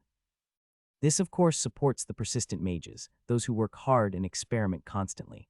They have some successes, but they will see a lot more failures. The conversation with the Zeratan left my mind spinning, and my artificial minds were hard at work processing the ideas. There are ways to travel across worlds. Void mana. If anything, I now had to consider sponsoring the mages and wizards in our care to dabble in void mana, figure out how that princess managed to do so. It's a risky one. Clearly playing with void mana incorrectly would destroy one's soul spring. Over the decades, my library of books and tomes have grown massively. I had my researchers and mages run through them to find the clues of void magic. I recall some words back when Mattias still lived. The tomes of the mad hero Arsene Amir. I quickly called on the Valthorns to locate it. It took a few months, but the tomes and writings of the Mad Hero were duplicated many, many times, so we managed to retrieve a few copies. Some of the surviving kingdoms on the central continent had a copy in their own personal libraries. Void mana. Exposure to it would cause visions and nightmares of otherworldly horrors. Back then, it was explained to me that void mana was a raw primordial form of mana. Is that explanation then still true? Quite a few of the mages professed their reluctance to experiment on void mana. It seemed that the history of man is littered with mages killing themselves through incorrect use of void mana, and no one has figured out how to correctly use them in the first place. Knowledge of void mana isn't entirely rare, and is used mostly as a reminder of bad magical practices. Some of the mages commented that void mana can be collected, in small amounts, by way of runic formations. However, the runic formations usually must be located high above the ground, usually in towers or tall secluded places that are exposed to the night sky, and a large anti-magic barrier must be present, such that the runic formation is clear of all other mana. Then it is a matter of waiting and luck. Sometimes, the runic formations will collect a small bit of void mana, most of the time, nothing. Collecting void mana when the two suns are present is impossible, as the light will cause the void mana to decay. Of course, their comments were very strange. Some points seem to contradict my existing knowledge, and I believe there's quite a bit of misinformation in that know-how. What is void mana? I asked lilies. Some say it is always around us, but just undetected. Some come across them purely by luck. I have an entire continent. Surely if it is luck, the statistics would point to me having seen it already. Perhaps it is invisible to you, as you rely on spirit vision. Fuck. Year 153. There was not much time to rest, as we saw rifts opening throughout the central continent. It was a magically fascinating thing to see space and reality crumble and break apart to reveal these gashes in space. We redirected all the magical sensors and labs to the rifts, and wondered whether the demons use void mana too, or perhaps they have some substitute for it. Are the rifts void mana? Ian, demons spotted on our continent. Your command, Cavio and Valthorns came to meet. Ringfence all the rifts and let our forces fight them. Naturally, what else is there to do against demons? We should aim to take this opportunity to level up the forces. Alert me to all demon champions. As you command. Some of the smaller rifts spawned only ordinary demons. The demons resembled large skeletal structures, a bit more like animated skeleton animals with some dried flesh. From this alone, I'm predicted an undead-type demon king. Since it wasn't a problem to suppress the rifts, I've started setting up labs closer to the rifts, hoping that my sensors will figure out what they are. Has anyone ever touched a rift? I asked the entire council and the Valthorns. Not that we know of. What if we touched the rift? There was silence. I decided to try, and on one of the smallest rifts, a bunch of vines and roots reached out and attempted to hold the rifts. It was weird. Rifts seemed to be both a physical and magical thing, and alternated between the two. It felt like touching a floating snowflake that promptly turned into a puddle of water. There was a frequency. I could feel it, the way the energy of the rift ebbed back and forth. I instinctively attempted to match its resonance. Master, the vines went through. Patrick noted. What? The vines got to the other side of the rift. I could still feel them, and it could go through if the magical pulse was at the right regularity. There was a sensation of incredible dryness. My vines had to draw more water from the network. Sand, rocks, but very, very dry. About an hour into it, the demons seemed to realize. The small rift quickly closed and cut off my vines, now left on the other side. Did you see or feel anything? I asked Patrick. Patrick had used my eye ability on the vines to see what's on the other side. Patrick gave me a series of images. It felt like I was looking through the eyes of the Mars rovers, an alien world filled with massive spires and large red crystals. An army waited at the other side. The vine's eye turned and looked back at the rift. We saw a large ring-shaped gate structure and the rift in it. Around the platform of the gate were 6 massive arrays of reddish-black stone. It glowed in both red and a blackish color at intervals. There were also more of those red crystals further out, connected by some strange chains. The demons then spotted the vine and the portal promptly closed. That was the end of it, but I saw enough. Demons, alien worlds, gates that open the rifts itself. Could I tamper with the rift next time? Year 153 continued. Each rift had a different frequency and resonance, but it was still possible to align it. The Beetles and Valthorns fought demons by the thousands to gain access and reach the rift. Again, no big deal. With Lovis's new demon-slaying power, the regular demons were easy. Under the effect of the demon's suppressing aura, these demons were more like slow-moving zombies. Together with my subsidiary trees spawning up to the rift itself, it wasn't hard. Once they managed to reach the rift, they too tried matching their mana to match the rift, but they struggled to do so.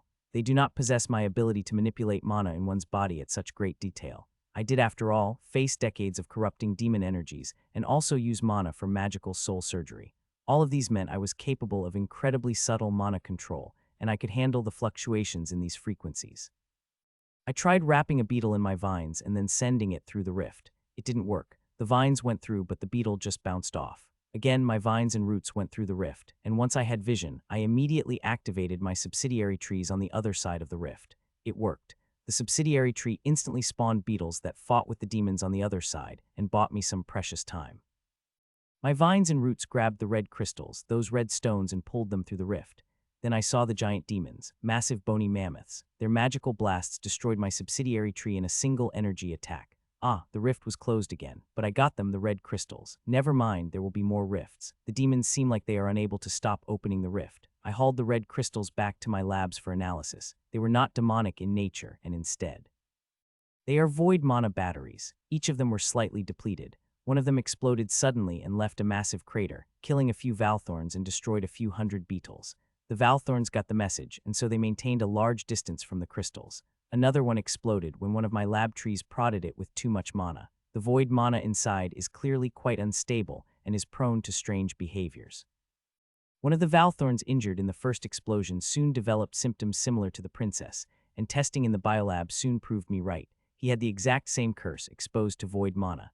Thankfully, I am far better equipped now, and I have more mana at my disposal. This time I was about to crush the curse outright, but he lost some of his levels and skills from the void mana. This made me wonder, could I use void mana to remove the hero class? I suppose this is like using chemotherapy to remove a cancer. It's harmful, in more ways than one. There were easily 30 to 50 rifts open at any one time, and from them, out came these undead-like demons. With so many rifts to secure throughout the continent, it was a bit like playing whack-a-mole on a continental scale. This meant our forces and our elites had to be distributed throughout the continent. Hytrerion, my tree walker, finally saw battle, and it was incredibly fun to watch it stomp demons, the same way those demon walkers stomped on us. Have a taste of your own medicine.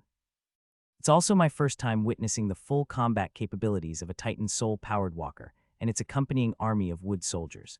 Those wood soldiers are quite like beetles, in that they don't have much intelligence. In a way, Hytrerion is pretty much a land-based Protoss carrier, and the wooden soldiers are its interceptors. So far, the first wave of demons from the rifts did not contain any champions or walkers, and were just large masses of mobs.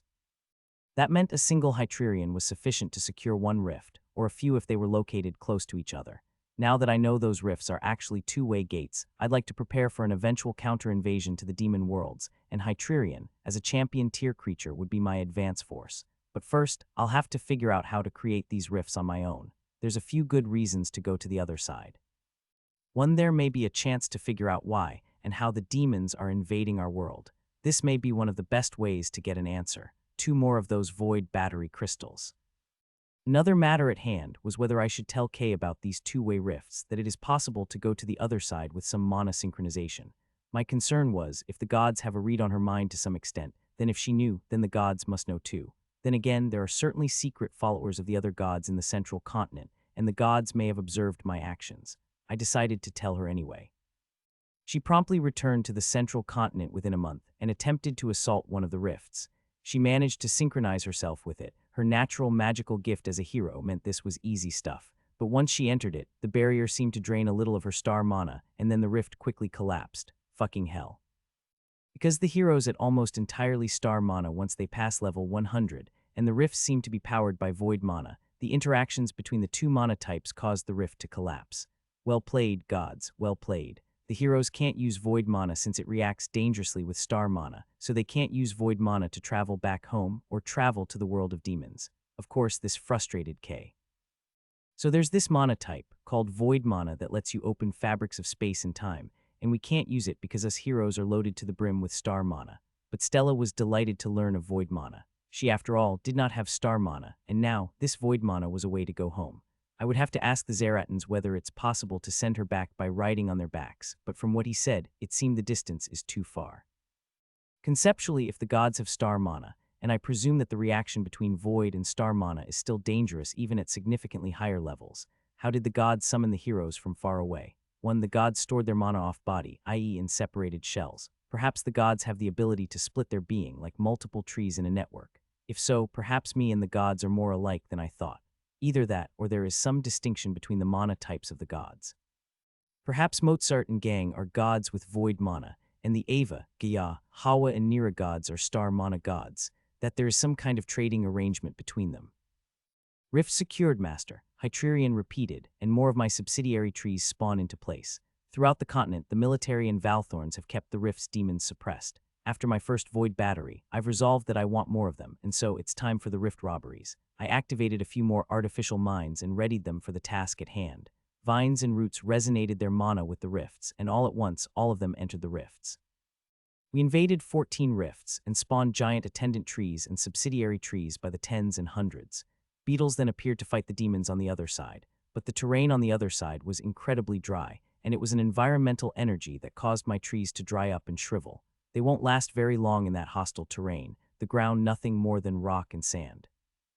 The roots of my giant attendant trees and subsidiary trees couldn't extract any water or nutrients from the ground to sustain their strength, so all the nutrients and water had to be supplied by roots through the rift itself.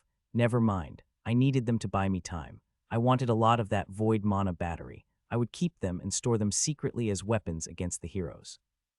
If void mana reacted with star mana, it made sense that trapped the heroes in a void mana battery field would be dangerous for them. 2, my roots pulled. I saw more of those bony mammoths. They used beam weapons and glowing red horns that shredded through my trees. They were stronger on the other side. My beetles didn't last long, weakened by the dryness of the air, and my aura was negligible. Through one of the rifts, I saw a familiar sight.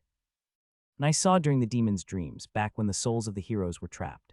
A massive city-like structure filled with massive spires of red crystals. The spires were everywhere and stretched to the horizon. A massive serpent of bone and decayed flesh spotted the trees and charged at them. Its body glowed in pulses of red and black, and it rammed the giant attendant trees. It crushed my trees easily. Never mind, more crystals were stolen. I've grabbed 25 of them before all the rifts shut off. Still, my rift raid triggered something strange. All the rifts throughout the continent instantly closed. Great. If the demons are intelligent, clearly they figured out that I know how to go through their RFITs. We expect countermeasures. Year 153. Detailed analysis soon revealed something that was quite worrying. These crystals are pretty much demolite, but before they were fully emptied of their void mana. The Demon King's death always left demolite, hence, the rifts would close quite soon after the Demon King was killed, simply because their carrier of the void mana had fallen. In these crystals, we saw these magical patterns, powered by the void mana. They were almost invisible, and only now we could see them because of the void mana that caused them to flicker into existence. Quickly, I asked for some existing demolite, harvested from the previous Demon Kings. When void mana from the void mana battery was connected to the demolite, those patterns re-emerged. For now, I don't know what they did, but the fact that there is a magical pattern in these crystals suggested that they may have other purposes on top of just batteries. It also made me wonder whether the demon's mana is a form of processed and stabilized void mana. I didn't make much progress on this research, and the demonic rifts remained closed for a good 6 months. At first, I wonder whether this was a way of scaring the demons off. Then the second wave of rift opened. Only a single rift opened, but it was massive.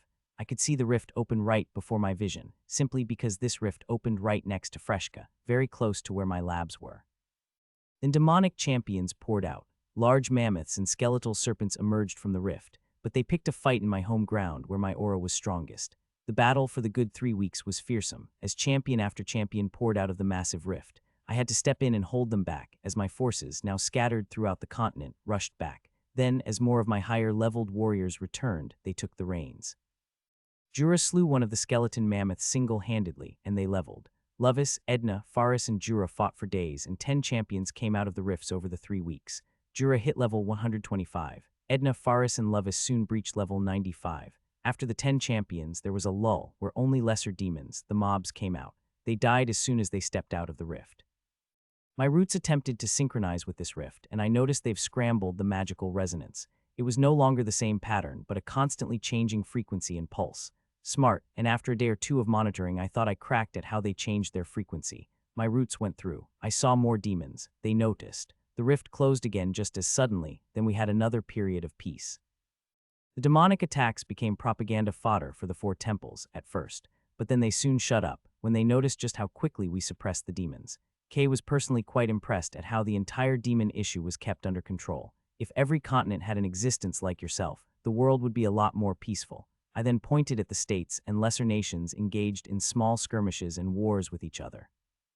Once you remove the big bad guy from the picture, those in power merely turn on each other. It's a form of peace, but conflict remains inevitable. True, true. Unless you want to mind control everyone to submission. That would not be ideal. I may be a tree, but I sure ain't no eye of the moon. Yeah, it's silly. That said, I'm no saint either. The triology priests and Valthorns engaged in massive social ventures to build positive reputation, and also not so subtle propaganda and emotional manipulation. Just like the Four Temples, we too use a bit of carrot and stick, the stick being fear of life without us, the chaos of the times before. I wonder if Kay's smart enough to notice. So, how's your trip to the other continents? Kay rolled her eyes. Well, it's not bad. I see a lot of rebuilding in the eastern continent, all of which progressed quite well. It's been 8 years, but the scars still remain. There's also large groups of refugees in the other continents that are stuck in limbo, struggling to decide whether to return or stay in their new home and face a different set of challenges there. That's just life. My citizens have been through that a few times. I've seen so many generations of refugees. The people of this world are used to it.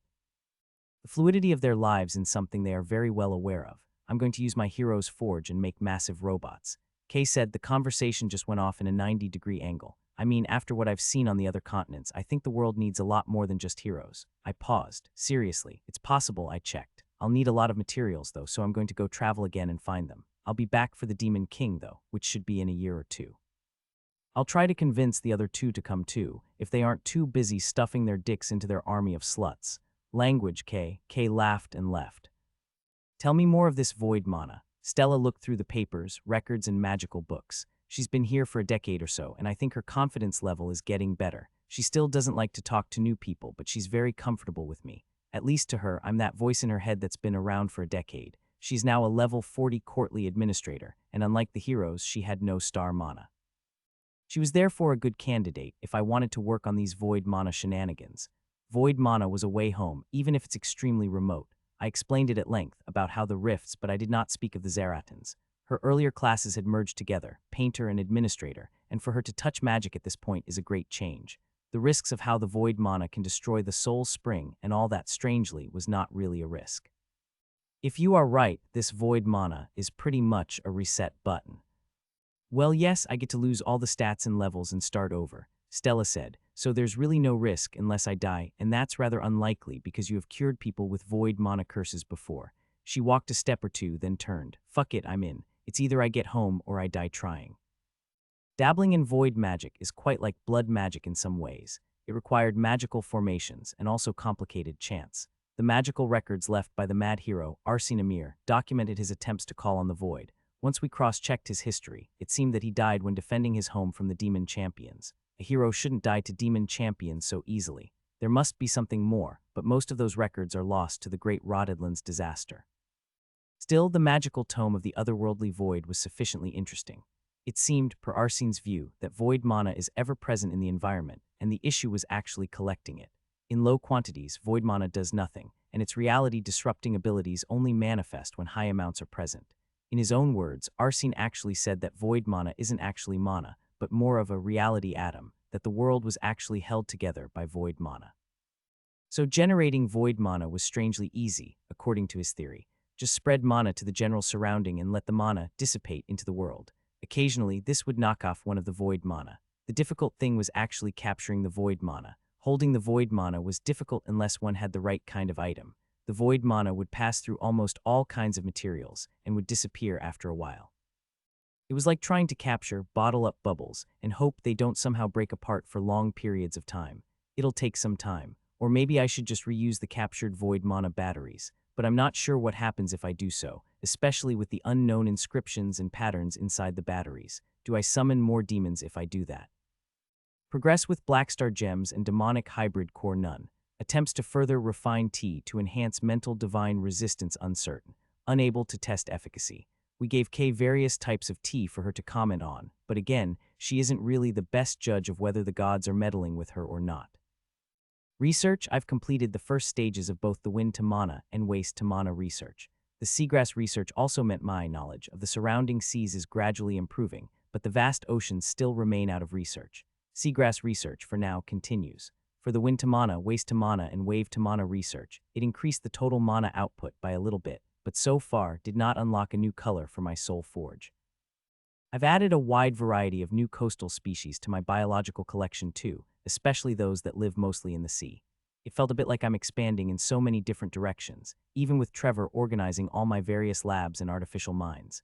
With so many different types of mana, so many different types of new plants, weaponry development, research on runes and blood magic, it feels like I'm scattering my resources throughout and hope some of them stick.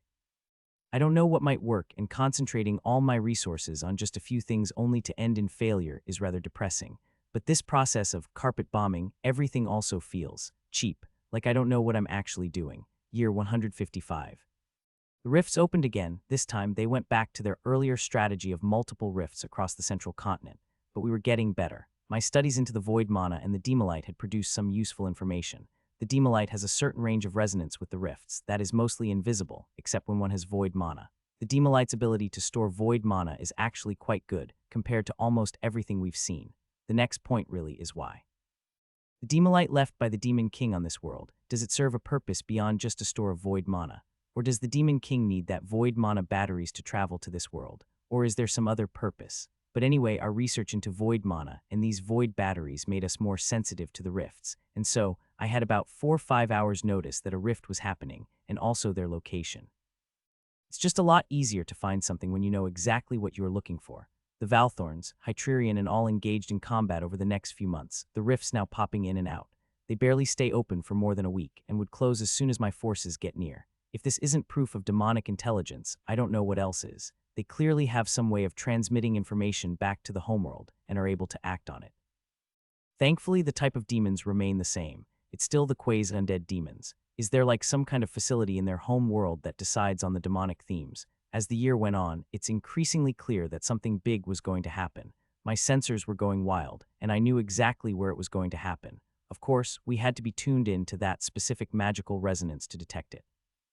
I'm betting my money on this being the Demon King, and he will appear in the central continent. I'm quite sure of it. Immediately, I had that area where we detected the magical fluctuations cleared, emptied of all people, and loaded with all the magical traps and weapons. If a Demon King's gonna appear on our continent, I'm gonna hammer it with everything. I also started to flood the area with my giant attendant trees. This was my chance to test how long I can hold out against the Demon King. Kay was on the way back from the other continent. The other two heroes agreed to come as well. It seemed to me that they are compelled to fight Demon Kings, even if they disagree with me and have no love for the central continent. Perhaps it is a requirement of the hero class that they must challenge the Demon King. Of course, my actions were not missed by the common folk or the elite. I decided it was just right to be forthcoming about it, so I informed everyone that the Demon King will be on the central continent. Once again, panic. Schadenfreude, that's the feeling from the other continents and the temples. They delight in the fact that I will have to face the Demon King. Damn them, not that they can do anything to help. I called on the kingdoms of the central continent to share their hero items. Many of them have a few legacy of their founding heroes or gifts from visiting heroes. We built bombardment stations built around the hero items. We can prepare for this, and so we will. The hero items were all supported with massive arrays of mana-storing potatoes. If one doesn't hurt the Demon King, maybe a few of them together can. Together with the heroes, I'd hope to make this battle a swift one. After all, apes together strong. These mobile mana storage beetles started off as beetles with a large mana potato grafted on their back. Over time, the biolabs made improvements to the bond between these mana potatoes and the beetles. Eventually, I even got them to explode if triggered in a certain way. It's a roundabout way of getting back to beetle banelings. Point is, I needed mana storage, since the point is to create huge bursts of energy output. We've also planted the entire area with modified potatoes and charged them up with all the mana I could get. If a Demon King's coming, I was going to blow it up as much as I can. Seriously, this is really just camping at the spawn point, isn't it? What if the Demon King doesn't spawn here? Kay admired my work when she arrived at the location. We've built multiple fortresses around the Demon King's spawn point. My Rift-attuned sensors did not detect any unusual changes. For now, all of them point here. But sure, can you help? I spoke to Kay. Your array of guns, are you able to place them as fixed objects? Since I was quite certain where the Demon King will appear, it is entirely possible to really break this. But is killing the Demon King the answer? Kay asked. We did that last time, and all it did was lead to this point here. If you're not willing to help me kill the Demon King, then help me immobilize it to a significant degree, such that we can repeat what happened. Kay thought for a moment and then agreed. This is pretty much trying to injure a Pokémon so that you can catch it, but not too much that it's dead. I got that reference, but I just continued. So help, yes. She spent about a month using her Hero's Forge to set up multiple cannon arrays. But her arrays are powered by her star mana, so for now they are pretty much like single-use turrets that will expire once the star mana runs out. Still, with so many cannons, traps, and weapons, I'd hope to at least significantly weaken the Demon King. When are your two friends coming? They said they will come once the Demon King appears. So glued to their harem. So this is what Mom's been up to, Arlissa said. She had snuck out after I asked Lausanne and many others to help with the preparations of the site. She stood at the edge of the cliff and looked at the vast area now cleared into a battleground. The entire area, and anywhere with 50 miles, was evacuated where possible. Overnight, towns and cities in the area were emptied. The people moved as far as they could. We had large convoys of beetles ferrying people from the towns and cities to large dedicated, new towns. What are you doing here? Lausanne, of course, could sense her daughter from a distance away. It also helped that one of Arlissa's bracelets are enchanted. Arlissa jumped when Lausanne snuck out behind her, undoing her camouflage. Mom, Arlissa was about to flip. Wait, why didn't I sense you coming? Your detection abilities are probably too low. Lausanne patted her 14-year-old daughter's head. She's a level 34 ranger, and it's considered slow when Lausanne herself hit level 60s at that age. But of course, Arlissa was also taking life a lot easier and did not have to fight as many monsters as Lausanne did. Naturally, her level would be lower. There's also a part of her rebelling by not following her mother's footsteps. When everyone expected her levels to soar, she resisted it. She claimed that she was still trying to figure out her life and didn't want to move so fast. Now you want to see what we are doing. Is the Demon King going to appear soon? Ian thinks it'll be soon. This entire place is loaded with formations, which he isn't sure will work or not. Arlissa was worried, and her facial expression reflected that. Will you be fighting, Mom? No, against the Demon King. Hopefully not. Jura is, along with those who received the seed. But the rest of us will be helping to control the other demons that appear. Ian expects the Demon King to be accompanied by a large army. I see. Everyone was in their best equipment. We moved our best anti-demon artifacts to the fortresses around Ground Zero. The signals we detected were increasing and getting stronger. The tension in the air was rising, and yet the two heroes have not even left their continent. How long do you think we can hold back the Demon King? Based on our calculations and data provided by past heroes, Master, we should be able to suppress the Demon King for at least a day. Our base case scenario varies, but the median is around 6 days. Patrick modeled the potential battle, and 6 days wasn't great. The key is whether Kay can kill it. Based on our current data points, we should be able to take the Demon King down by about 40-50. Kay's star mana would have to make up for the rest of the shortfall. That's barring any cheap tricks. I made progress with my various energy research. There was no progress for the Black Star gems, however. Still, the energy research did not unlock new color. At least not yet. All it did was add more mana to the pool. It's fine. It was loading the entire area with more mana anyway. Jura, Lovis, Faris, and Edna were all level 125. It seemed there was a natural limit for experience seeds, and that limit was level 125. All the experience seed did not work beyond that point. Darn, I suppose you can't cheese your way to divinity through experience seeds. They had to earn their last 25 levels. Now was not the time to save on experience seeds, so I also pushed him up to level 125. Year 156. The Demon King didn't waste time. The rift was massive, so massive that it seemed like the sky itself twisted. It's coming, Kay said from a distance away. We watched as massive skeleton dragons and mammoths stepped out of the rifts. The champions of the Demon King. Should we blow it up now? One of the Valthorns asked nervously. No, only when the Demon King is here.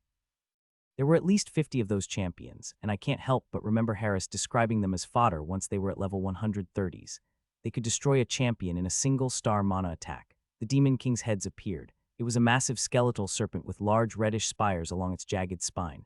It had 3 heads, a 3-headed skeleton serpent. One head resembled the skull of a mammoth, one head resembled a dragon, and one resembled a cobra. Everyone felt it.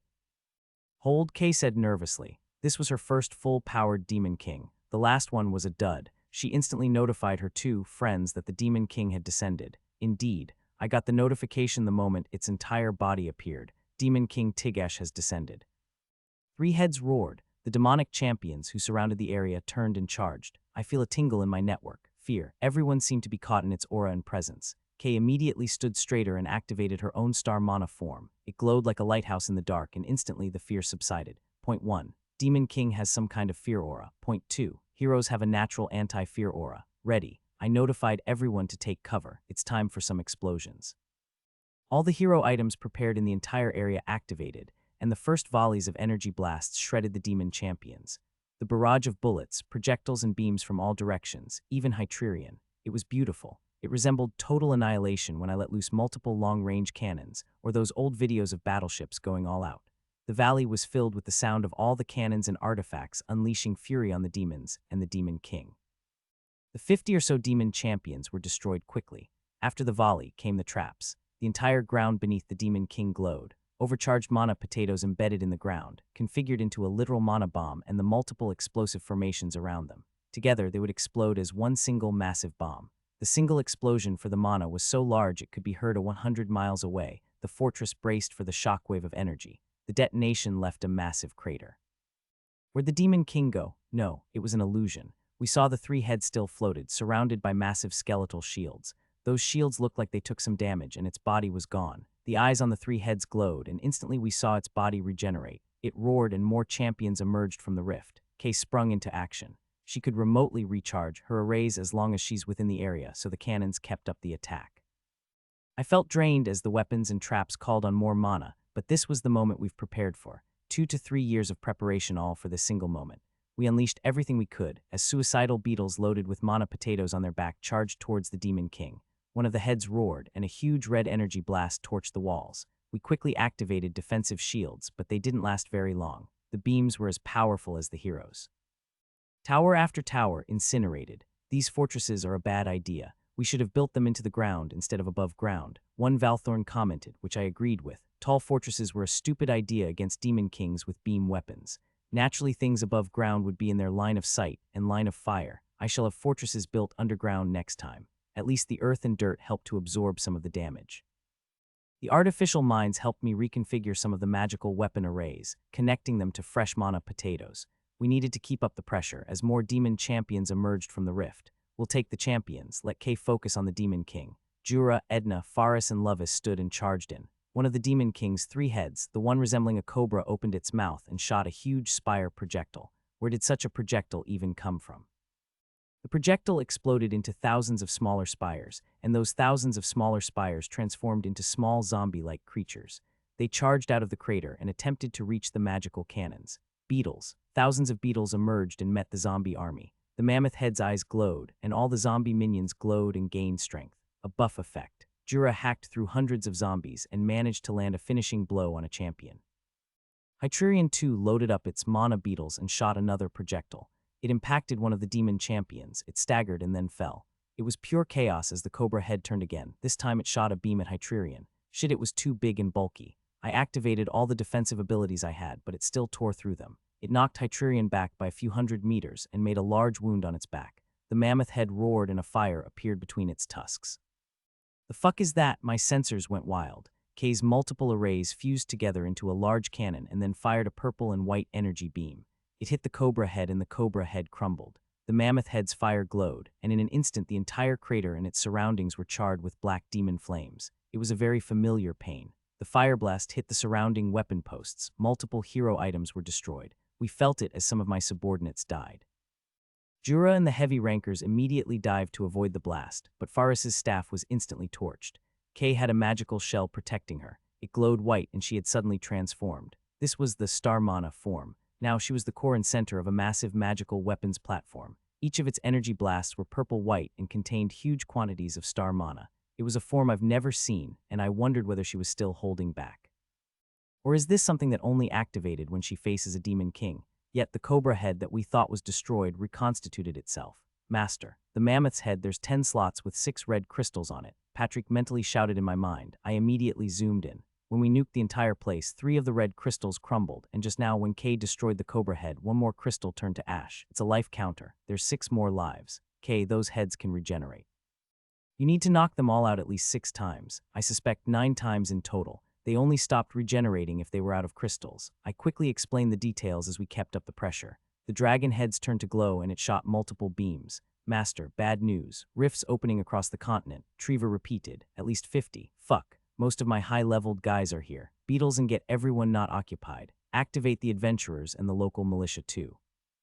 I still had a few guys. Horns was not involved in this conflict since he was too low-leveled, but he could help with the other sites.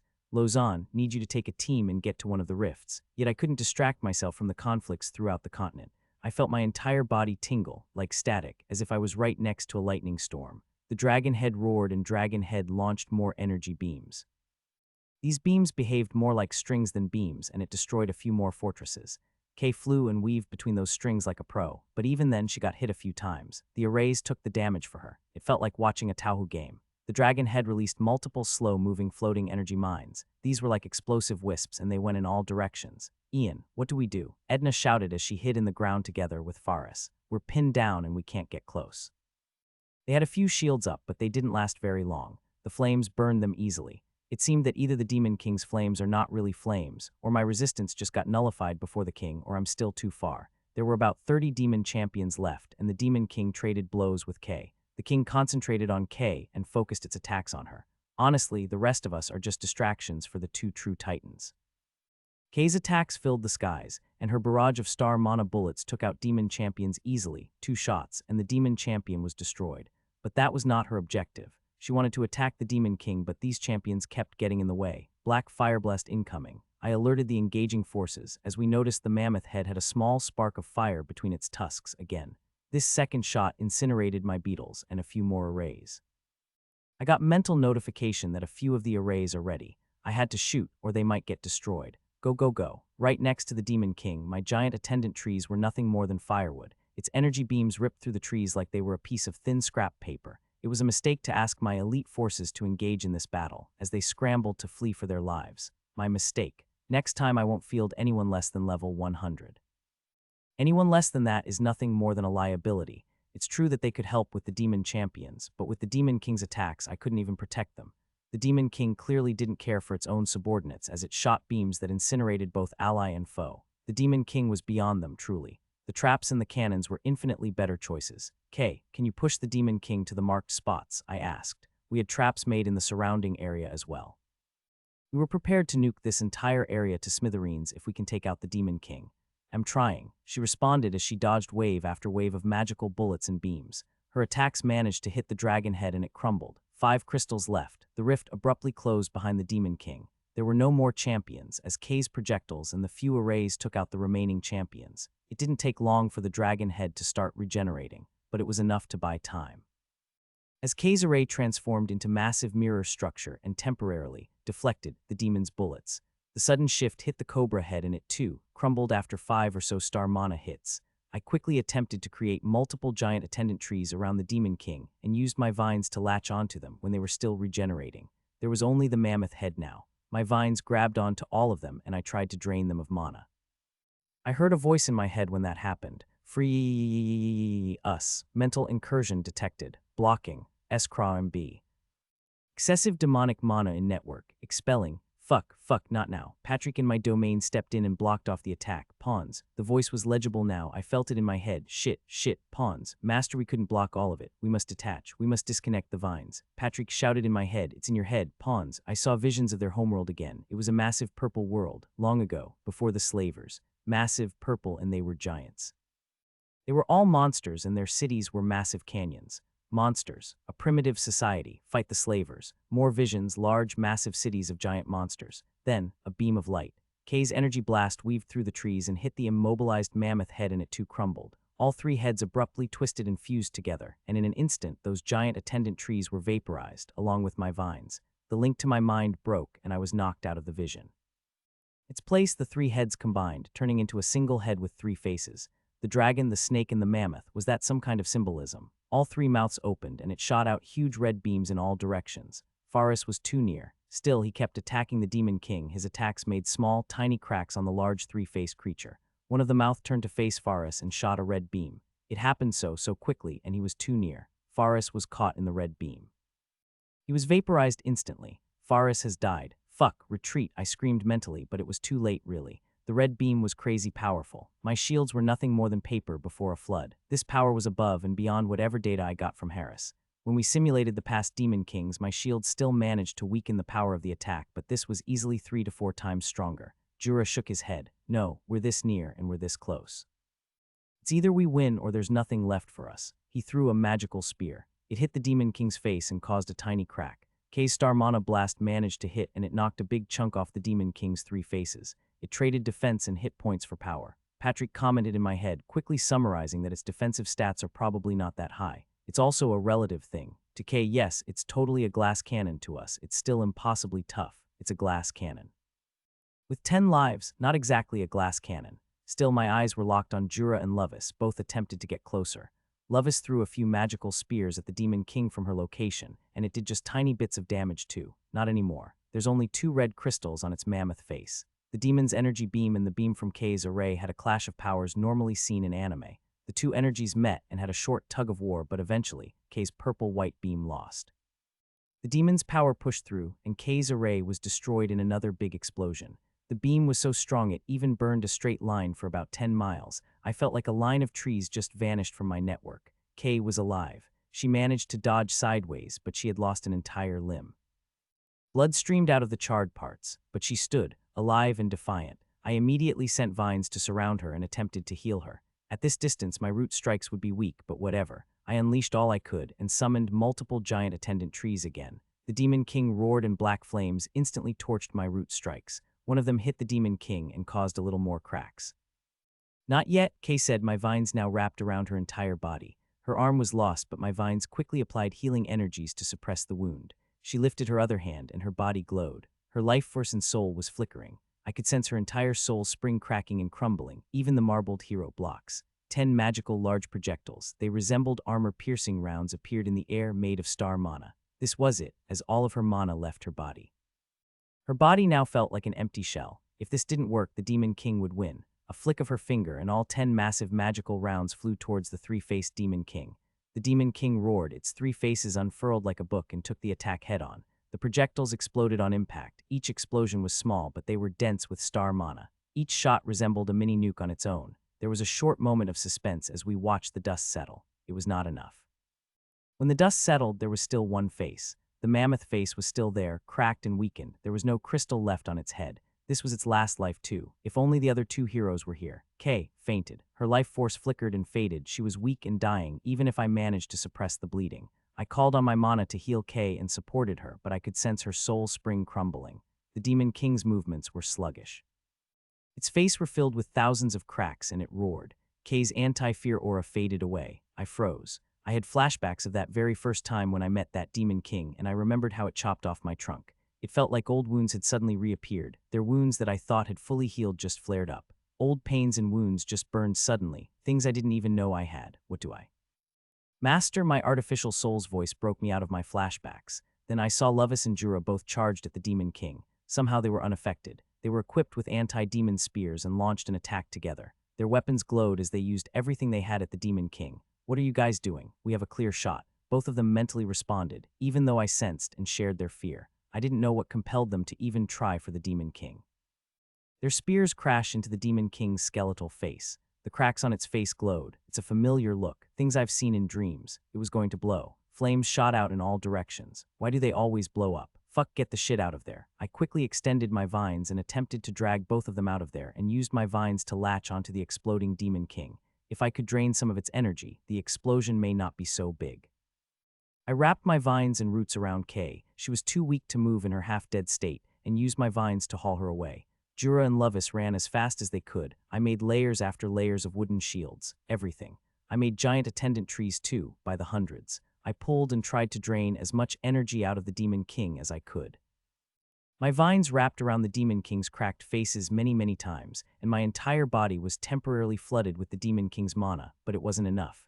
The mammoth face still detonated, and instantly there was an explosion just as big as my traps. Black, blue, and red light cut through my vines and all my shields, and it was as if the void itself was here. What could I do? Wait, teleport, my star mana ropeway. I wanted to activate my teleportation ability to save them, but I had used all my star mana. The explosion was too quick, and my subsidiary tree was charred before it even completely spawned. The black-ish energies exploded and caught Lovis, Kay, and Jura. I tried to shield them, but the energies attacked my roots too, and it incinerated them instantly. The energy felt like a shockwave of radiation, and it interfered with my roots, vines, and trees' ability to regenerate. Fuck.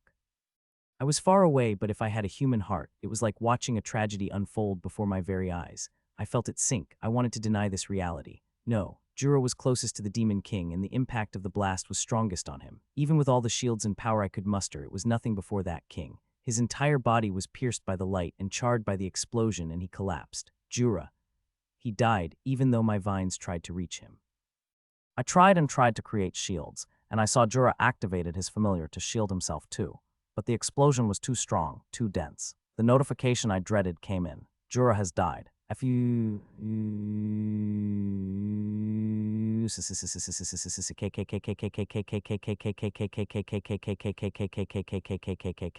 mentally yelled.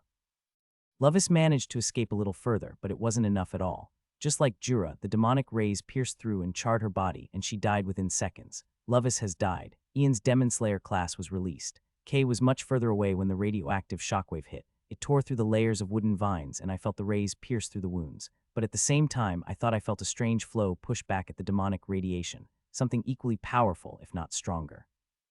Yet I got a strange notification. Kay has died. You have received a fragment and a titan soul. Then I looked at her again. Her body had fused with all the vines. Her heart is beating. My vines had entered her body through her destroyed arm to keep her alive. She was no longer human. Only her face was left intact, but her body had melted into this strange part crystalline, part Trevan structure. There was a heart in there that was still beating. I could sense it with my vines. It's no longer a normal heart. It was a crystal. The crystal collapsed instantly and formed a cocoon made of crystal and a huge tangle of roots within. What happened? I asked, then one of the artificial minds flooded my mind. I saw the explosion rip through Kay's body, but then she glowed. A part of it crumbled away, and a part of it remained that pushed back against the wave, like how a magnetosphere deflected a solar flare. In that process, the shockwave caused her body to shift and change. Demon King Tigash has been destroyed. Due to your excessive contribution in the fight against the Demon King as a non-hero, you have been granted a special experience multiplier. You gained 27 levels. You are now level 197. Jura has bequeathed the skill Warlord's Barrage, skill absorbed into Root Field, Root Fields upgraded to Fields of Death. Lovis has bequeathed the skill Spear of Destruction, skill modified and changed to Roots of Destruction. Faris has bequeathed the skill Vine Control. The following skills have been merged: Healing Vines, Constrict, and Absorption to Root Vine Mastery. I couldn't check the rest of the skills. I had to pause for a moment and consider what had just happened, so I didn't. I'll get back to the skills the next time. Oh, I died. Jura's spirit appeared in my soul realm the next day. So did Lovis and Faris. I figured that would happen. I'll disappear in a few months, right? It was a strange feeling to see him there. I'm sorry, I shouldn't have put them through that. But against the Demon King, could I even think of holding back my best fighters? No, Jura shrugged. I'm glad I did it. To fight a Demon King and manage to land a hit to finish it off. If that's not going out with a bang, what else is? Lovis agreed. Jura smiled. I'm glad we still have these few months to say my goodbyes. Year 156 continued. Edna stood in the ruined battlegrounds. It was now filled with deep gashes and cuts, most of it from the damage left from the Demon King's numerous beams. We couldn't even find Faris's body. The beam had vaporized him, and what's left was a few trinkets that were not caught in the beams. Life remained so frail. She knelt and touched the dirt. She saw it firsthand when the beams burned through the air, so frail before the Demon King. Faris was Edna's closest friend. They were peers for over so many years, and now she touched the ground. The dirt and earth in the entire area was magically charged. It was something I would study later on. The Demon King's magical blast also transferred some of its qualities to the remaining dirt that was not destroyed. Jura is a spirit in my soul realm, so this is what it's like to see things from your point of view. Jura, though, seemed really relaxed and free. I have always wondered what it's like to be a spirit. Do you want to stay in this world, Jura? I'll find a way. He had a few months. Jura shook his head. I'd like to see what's beyond that, please. The death promised to all elves who died with their spirit trees. Let me just say goodbye to those who I cared for. This meant the original elves. And the Valthorns that he personally trained. Many were in a way his closest friends and family, even if not related by blood. We died gloriously, but no big state funerals, please, Jura said. There will be one for all who died in this war. I wanted to insist. There were many others who died, and they deserved a proper burial. It's the first time anyone has participated in a large-scale battle against the Demon King. It was a somber event. Throughout the continent there were many battles, and there were deaths there too. Thankfully, most rifts were relatively low risk, with only less than 5 rifts had demon walkers or demon champions. After the destruction of the Demon King, we quickly redirected our attention to those demons, but the lag meant death. Relatively speaking, it was good for us. The central continent lost about 100,000 people to the demons, most of them when one of those demon champions got close to one of the cities or towns. Low, relative to the huge numbers lost on the eastern continent. Throughout the entire war, about 200,000 was lost. Again, good numbers, good numbers. Yet the death of Jura, Faris and Lovis felt really personal to me, especially Jura. You really want to go? I'm sure I can figure out something. Perhaps a soul contract or something to keep him here. Jura just nodded. I think it's time. The next generation can take over my place. The young Valthorns, many of them have great potential. No, please reconsider. I sighed mentally, but I think he could feel it. Very well, I will dearly miss your presence by my side. There's still a few months. Many of those who died in the conflict actually appeared in my soul realm. Some would stay for days, some for months. Often it's their own choice. Using a combination of Patrick's mental powers and my own soul realm, we used it to grant special mental audiences with the dead. It's a special ritual. The priests called it the communion of the passing, for those who remained to say and say so much. Many, though, did not want to die. I felt a little selfish and hypocritical then.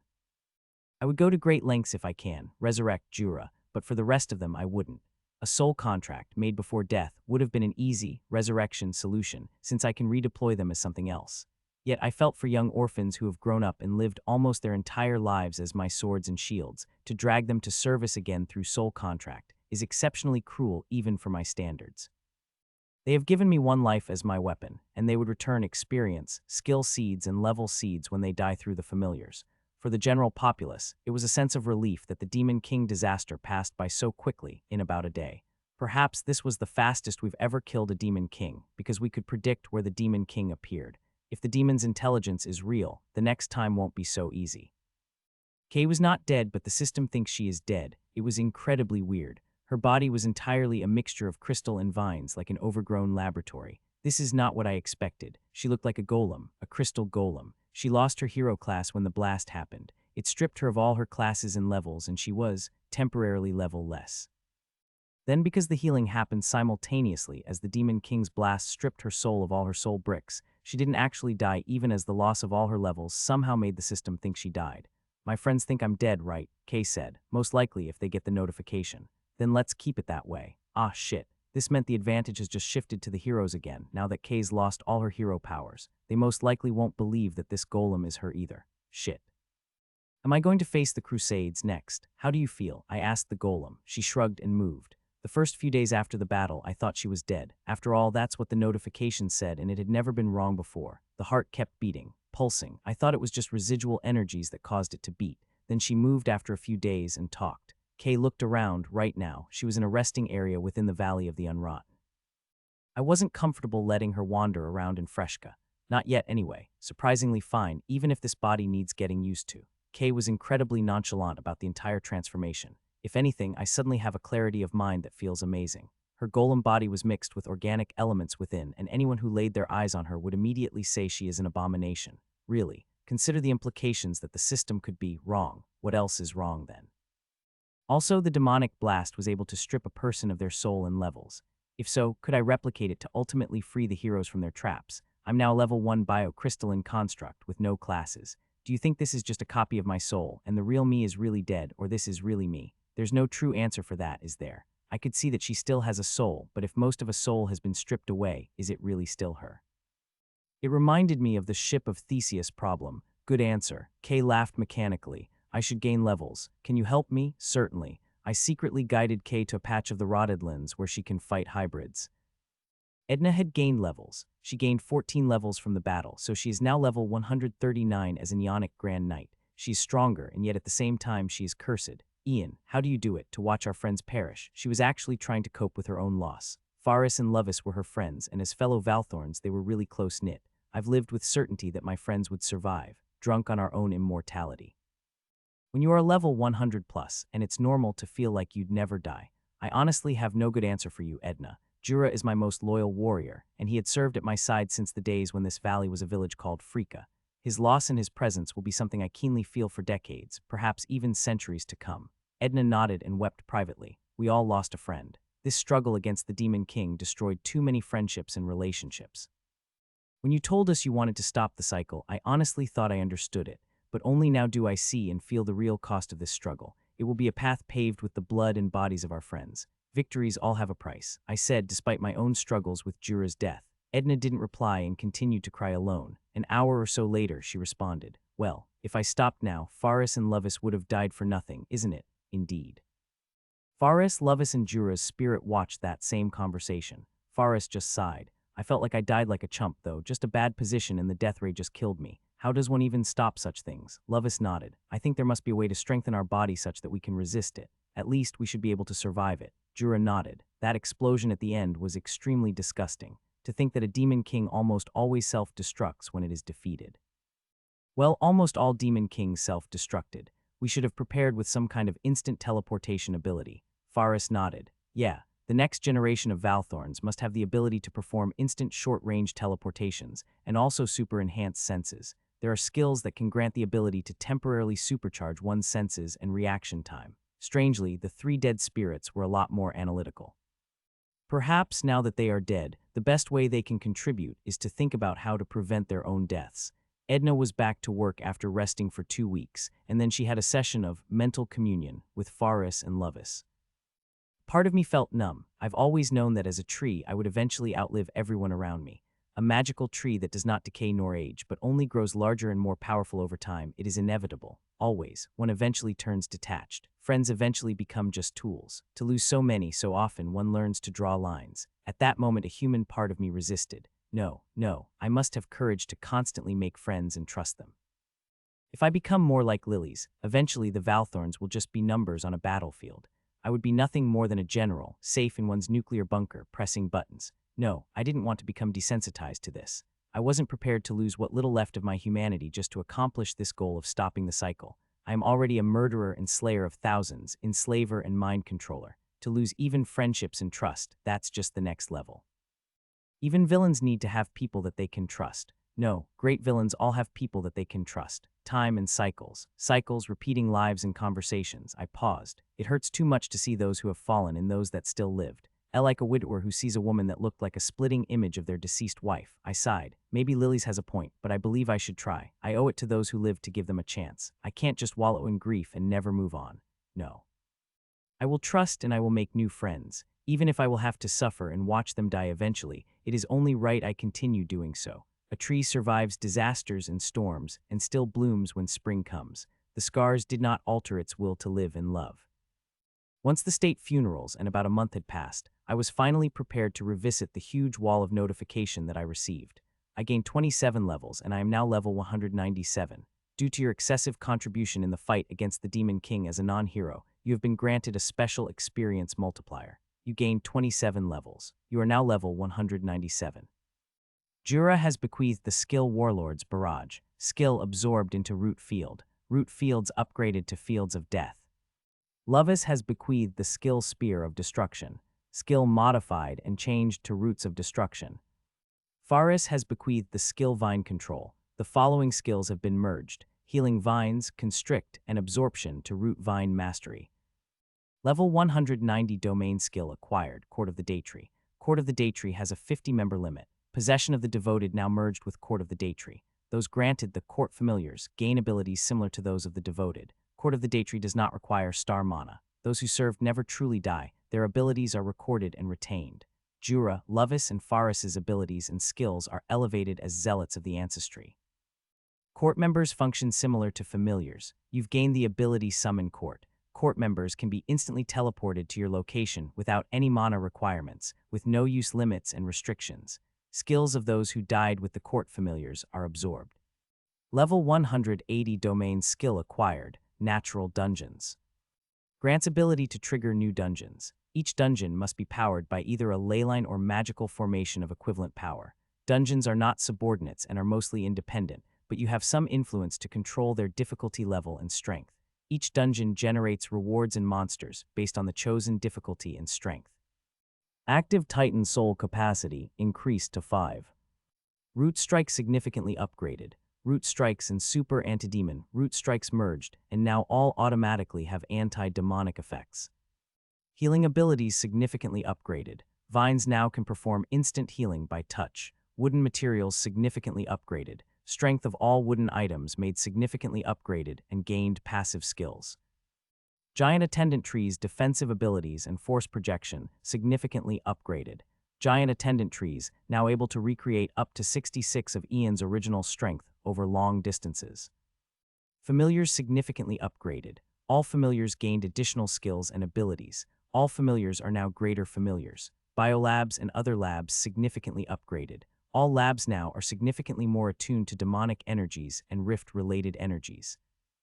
Overall physical defense and magical defense significantly increased, demonic curse dispelled. It was a long one, but ultimately it still numbed to me. All these abilities were achieved with the death of those close to me. And was it worth it? These abilities enhanced my strength and defenses.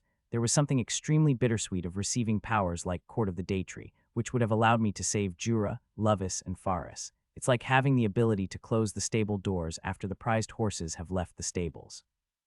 Yet it's clear that during the battle, Kay's magical powers did at least 60-70 of the damage. Regardless, these small steps all lead me closer to that eventual day. The rest of the central continent had some reconstruction to do, and privately, our intelligence services indicated most of the other temples were amazed how quickly the Demon King was defeated. Yet, despite Kay's death, there were no concrete plans for a continuation of the crusade, just rumors and discussions. I wonder what changed on their end. Lausanne and Laufen were both most affected by Jura's death at the battle. They spoke to him too via the mental communion. Arlissa only sparred with Jura a few times. After all, her training was mostly conducted by her mother. To her, Jura was that uncle that seemed to mostly accompany the crazy tree. Yet Arlissa too witnessed the destruction wrought by the Demon King. The craters it left behind all still had residual magical energies, and already labs are in full swing, conducting research. Lausanne tapped her daughter's head as she guided her through the battlefield. She wanted to see what happened to all the traps and fortresses, and she was greeted by the hellscape. The land will heal. Ian's powers would soon undo all the wounds of the earth, which is why you must see it now, when the wounds are fresh and the earth is torn asunder. Lausanne said. The magical residue was gradually being cleaned up. Beetles hard at work, they dug and carried them back to the labs for studies. Those of us who received Ian's blessings are more sensitive to the land. We can feel the subtle flow of the energy in the ground, the same way a druid could. If it scares you, hold my hand. Lausanne assured her daughter. Are all battles like this? Arlissa was both impressed and fearful. It was quite a sight, and the terrain's energy meant the weather was just as chaotic. Storms and thunder seemed perpetual, and I could feel my own mana wrestling with the unsettled air. When the opponent is a demon king, yes. But this is a lot more common. Even demon champions can deal huge damage. We've seen things like this back in the Eastern continent. Lausanne spoke, and she remembered her own time in the wasteland that was the Eastern continent. You fought them before. Arlissa suddenly seemed really impressed at her mom. Only the champions. Lausanne said, never the king, but Uncle Jura did. Yes, Lausanne said, if the other heroes were here, maybe he did not. She couldn't finish the sentence. Can Ian fight the king? Arlissa, though, quickly switched the question. Lausanne paused for a moment. I don't know, Arlissa, maybe not. Unlike us, Ian cannot move himself to face the Demon King head-on. Then they'll have to lure the Demon King so that Ian can smack him. Lausanne smiled and patted her daughter. Now that's an idea to think about. If we ever face a Demon King, what can we do to survive? She wondered. Honestly, unlikely. You may not even be able to run, since its attack range is clearly very far. She pointed as the gashes in the earth, which stretched for miles. Even the hills in the distance were not spared. There were many destroyed forests and trees in the area, often from a stray energy beam or a deflected projectile that exploded. Then we'll just accept our fate. Arlissa looked back at her mom. Lausanne nodded. Pretty much, unless you're someone like Uncle Jura. He died a hero, a true champion of Freshka, but his path is not for everyone. Arlissa, the little rebel, frowned. She was underleveled in many ways, at least, compared to the Valthorns of her age. Already there were young, upcoming Valthorns just about 15 or 16 that had reached level mid-40s in their chosen combat profession. Still, she watched the ruins, all the fortresses, so strong and sturdy before this, flattened in a single battle. All those magical traps and hero items activated, and it was still insufficient. The destruction truly hammered in how small she was in the larger scheme of things. Arlissa merely nodded. They had a rest at a makeshift rest stop. The Valthorns had set up multiple viewing points, since there clearly was an interest in disaster tourism. Lady Lausanne, what a coincidence. They were not the only visitors. Many nobles too came to see the destruction. Some hoped to see Demolite, but somehow this Demon King did not leave any behind. Those in the Freshlands Treasury College even organized large tour for the students to see the destruction for themselves. Ah. Lord Kravik, what luck, the Tree Lord smiled. Fascinating, isn't it? Even though it does pain me to see the land in such suffering.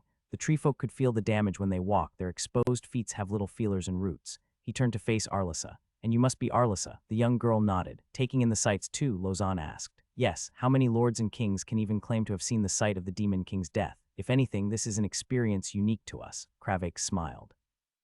Lausanne laughed. Indeed, it was heaven and earth if compared to the vast destruction of the Eastern continent. Here, the nobles are talking about tourism. Arlissa merely listened as the nobles continued their conversation. Even if her mother said she wasn't a noble, no one would believe it.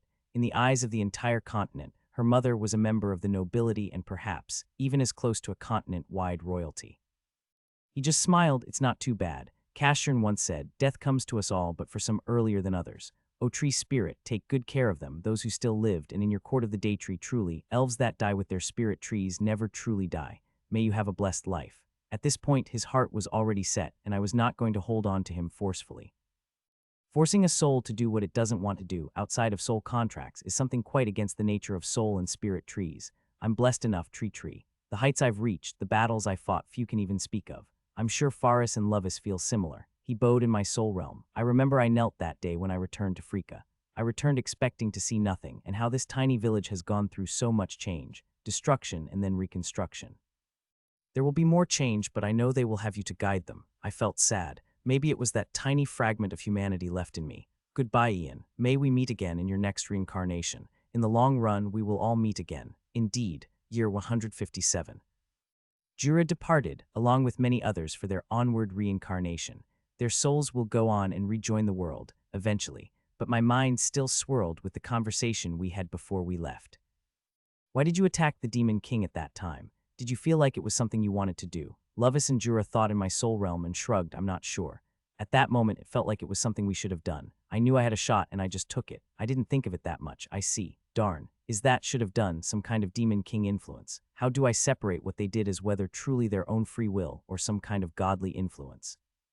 How was Jura and Lovis's action different from Kay when they met the weakened Demon King? Maybe we will cross paths again. The world keeps reincarnating everyone. Those who died will take new forms but forget everything. Maybe he's already reincarnated as a baby in the central continent and I wouldn't know it either. The day immediately after he left, I felt lonely. It was strange to lose his presence, and in some ways was just as bad as that time when I was trapped and imprisoned by the demon fire and corruption. We will be here for you, Master. My artificial souls reassured me. I felt similar sentiments from the trees everywhere. They've done this many times when I felt down and unsure. I sometimes feel that my identity is clearer during these periods of loss. I know, but time for grief is over. With the Demon King killed, we've merely reset the timer, and there's a lot to process. I believe it's quite unlikely for the Demon King to appear in the same continent twice, consecutively, but then again, it's quite obvious there is some intelligence on the other end, so they may choose so. Regardless, preparations must continue. Based on that single sample of Demon King battle, we've observed that hero items are clearly super effective. Explosive area traps are also very useful and can deal some damage to the Demon King, so the directive to the rest of the continent is clear. We needed a lot more high-density magical munitions. Things that I can stack together or use as projectiles would be great. My anti-demonic weapons were useful, but somehow, against the Demon King, their effectiveness was just average. If there were bombs loaded with anti-demonic weapons, that may be a way to mash them together. Either that or the Demon King itself isn't a demon element, thus it did not feel or suffer any weakness from anti-demon weapons. My gut feels this is the most likely case, that the Demon King is unique and different from the rest of its spawn.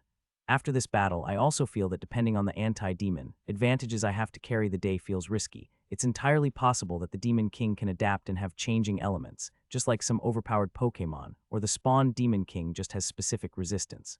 Thus, generic weapons should be more successful in the long term. I'll also can rely on this arsenal against any rogue hero that decides to come my way. Edna was stronger, and firstly we noticed her stats gains had accelerated. Her 14 levels effectively tripled her overall strength. It seemed my earlier theory was not correct. The catch-up to the heroes triggered a lot earlier, at level 125 onwards. That said, even with these levels, she's still behind the heroes. Her movements were quick, even faster than Jura and the best of the rangers, despite being a knight. This kind of power is surreal, Edna said privately. If she was anywhere mad, the utensils around her would break and the ground itself would crack. If she stomped the floor, it would break too, unless I reinforced it. Her shield abilities too had shared in her growth, but those abilities made her feel bitter, the same way I related to my new court of the Daytree. Bittersweet, but no matter, it's time to test it out. The court of the Daytree essentially allowed me to award special familiars to up to 50 members, and these 50 members are each like the possession of the devoted, with a wide array of extra perks. The best perk is the retention of abilities from past warriors, and 50 members meant I can keep the best abilities of 50 of my best warriors. One of them kept about 10 of Jura's best skills. At least, I won't have to totally start from scratch even if I lose those that I helped to level. In Edna's case, she wanted Lovis's skills. She thought the mix of Lovis's offensive skills would be a great complement to her current defensive abilities. "Oh, I get a lady of the court familiar," Edna said, and briefly activated Lovis's spear skills, and she was able to move and attack with the exact pose as Lovis. After Edna used her move, she just stood there for a moment quiet. She muttered something to herself, so quiet I couldn't hear it, but I could tell it's a feeling of gratitude. "I have something to discuss," Yvonne asked one day. "I've seen the strength that Edna now possessed, and I'd like to know whether it's possible to remake us in that manner." I mean, it's an open secret that you've been helping them gain strength, and I don't know how it's done, but I'd like to know whether it's something that can be done for me." I was puzzled by Yvonne's request. She's at level 70 as a training tree. I want to fight. I've trained so many and hope that my training is enough when the time comes. But after I've heard of the battles against the Demon King, I feel an urge, a calling within me to fight once more. I didn't answer. I didn't know whether I should. Kay had gained about 40 levels in 1 year. She adapted quickly to her new form as a crystalline golem. At level 30, she evolved, and the crystalline golem was taller, more refined, and more flexible. Now she could look like a crystal statue and her colors could change. "I honestly like this body," she said after a battle with hybrids. "I have not started the whole dungeons thing, not yet anyway." "Really? Why?" "It's just a feeling, like I'm more aware of my body and I can change it if I don't like it, and I feel like $1,000,000, and I'm shiny like a diamond." She laughed. Did she just try to joke? "I mean, seriously. I can sparkle like I'm so fancy, like, a vampire." "Vampires don't sparkle." "Yes, they do." "No, they don't. What are the kids reading these days that vampires sparkle? Unless they are golem vampires." She paused and seemed to think about it seriously. "They must be blood crystal golems then, since they need blood to replenish their strength." I didn't want to continue this conversation. It's getting absolutely retarded. Let's not talk about sparkly vampires. Your friends, they've not said anything or made any pronouncements since you died. "Well, sort of. Why? Are you guys close?" "I thought we were." Kay said. She made that "I don't know" pose, but I guess I'm out of their strike zone, so they don't care anymore.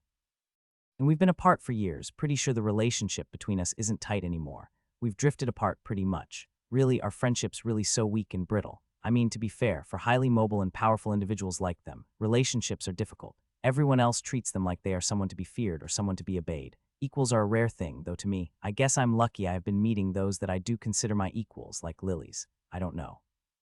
I guess we're just not that good at being friends. We've been sent here together and friends out of necessity and convenience. I honestly feel you are a better friend than they are. Truly," Kay said. "Even Ashia feels like a better friend, as aloof as she is." "Speaking of Ashia, attempt 494, she said as she swirled mana before her eyes. She was surprisingly determined when she actually got down to it. In the past few years, she gained 25 levels as a mage, and her focus is attempting to touch void mana. Anyone with a brain would put one and one together and surmise her performance must have something to do with her late bloomer ability. Level 25 as a mage is pretty low, of course. It makes her just slightly ahead of an apprentice mage who are normally around level 10-25. Void mana was both hard and easy. Controlling and containing it was extremely difficult, but easy enough to generate if one did not care for one's own health. So Ashia had numerous visits to the Soul Forge for repairs. Home is a great motivator. Indeed, though I don't have much there, I still feel like I have a duty to return. At least, with this, I have the choice to return. What if it's a one-way trip? Then I will have to live with it. But that's a bridge I will cross when I get there. Ashia or Stella kept practicing.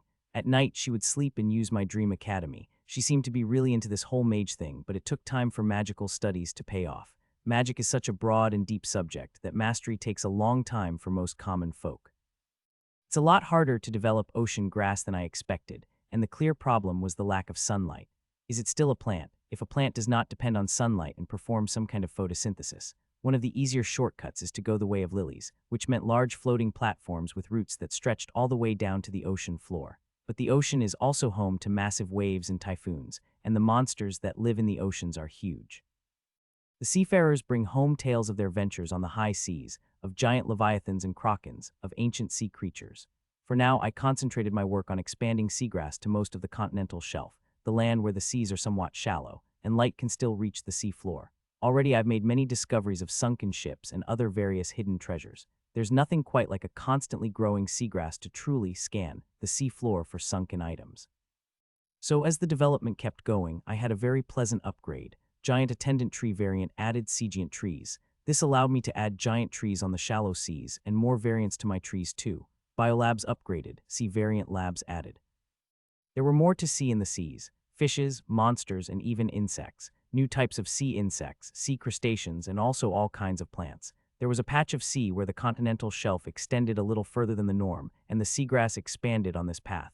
Then my rootnet met something new.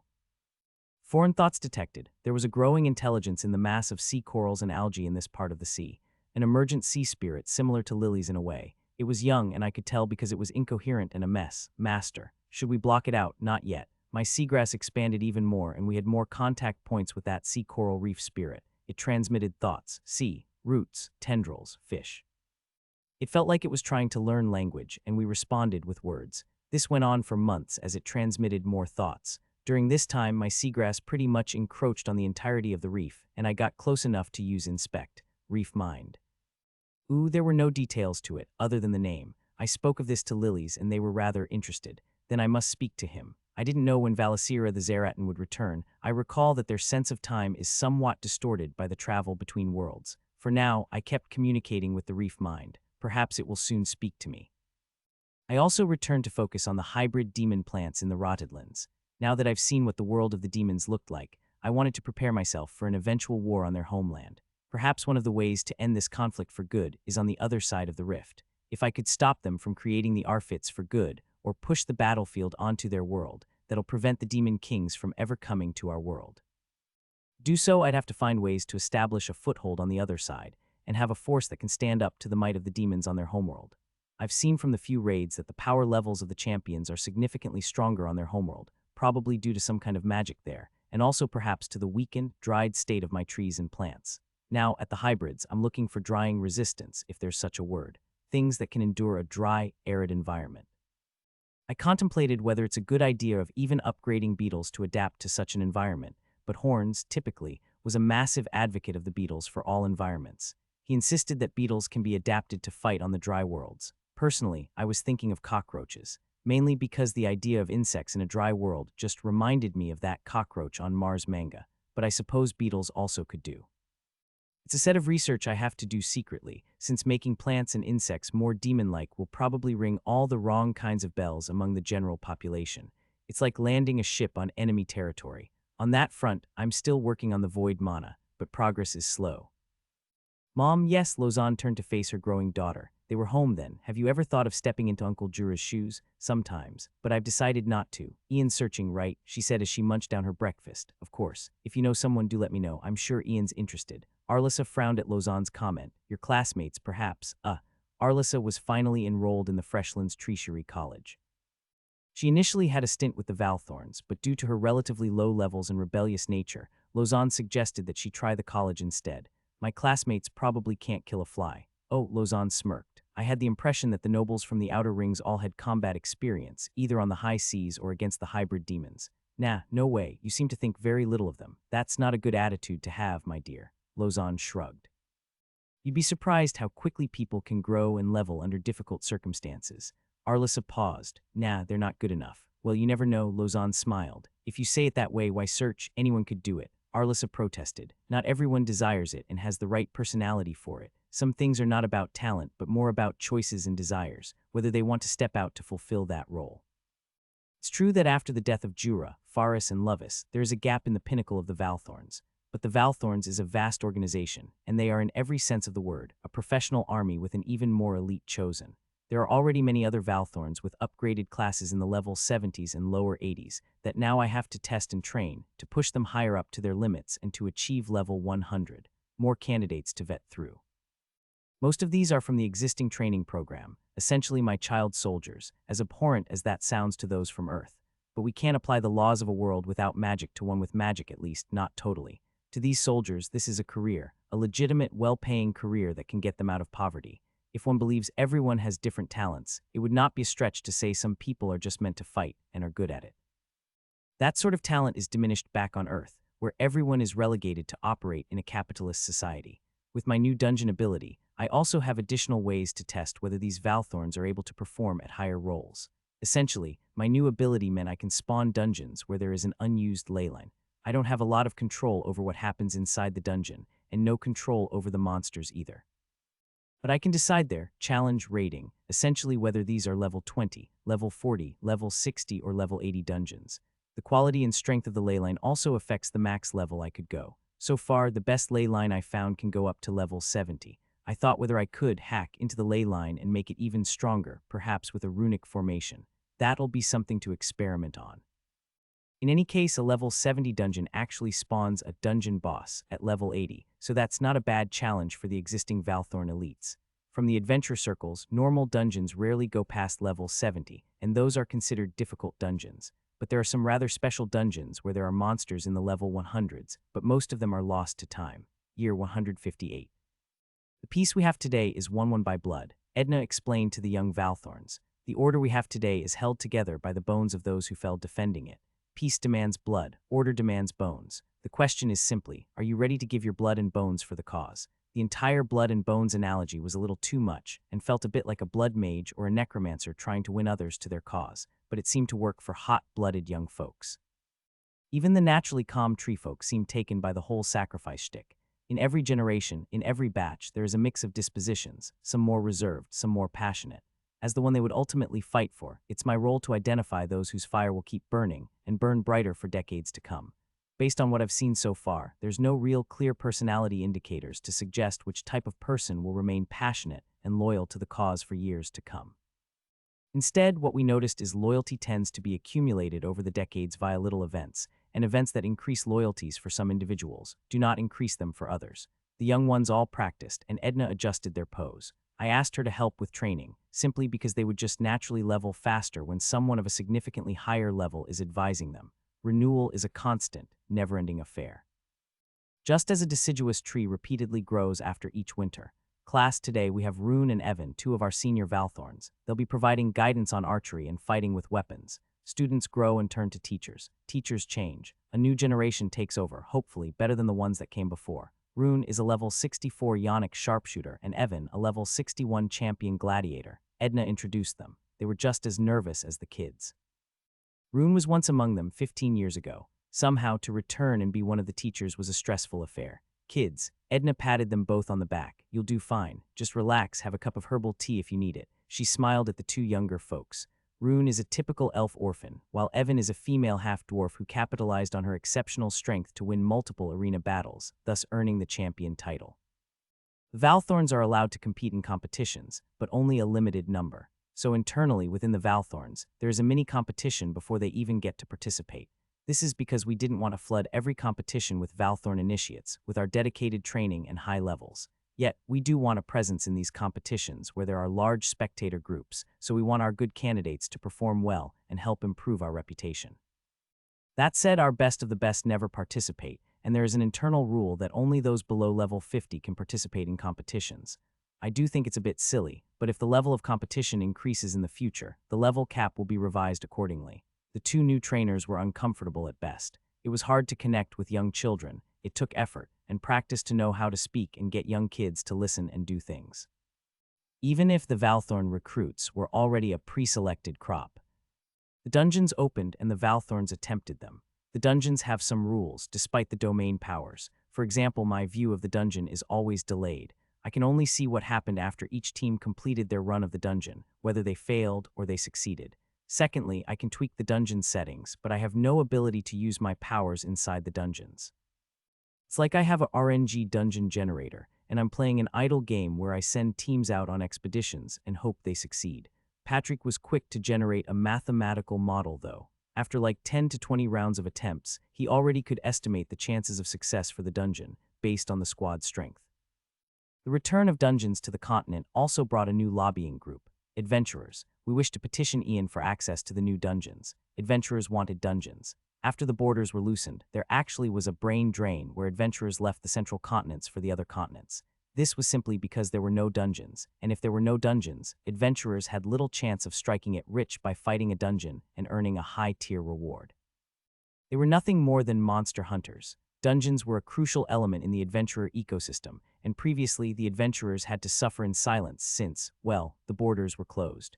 They were not going to get themselves killed by traveling to a continent that killed anyone that came from the central continent. Not anymore. The guild masters were quick to band together and demand the dungeons for the adventurers.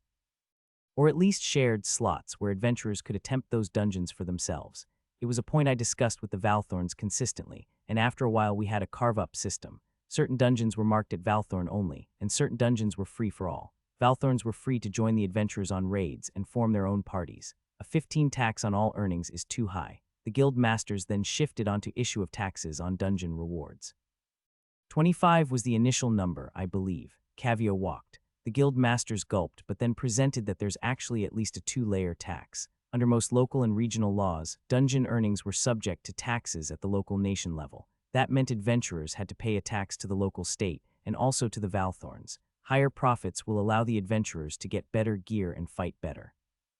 If Ian's goal is to get strength, please consider supporting the adventurers in their pursuit of personal growth.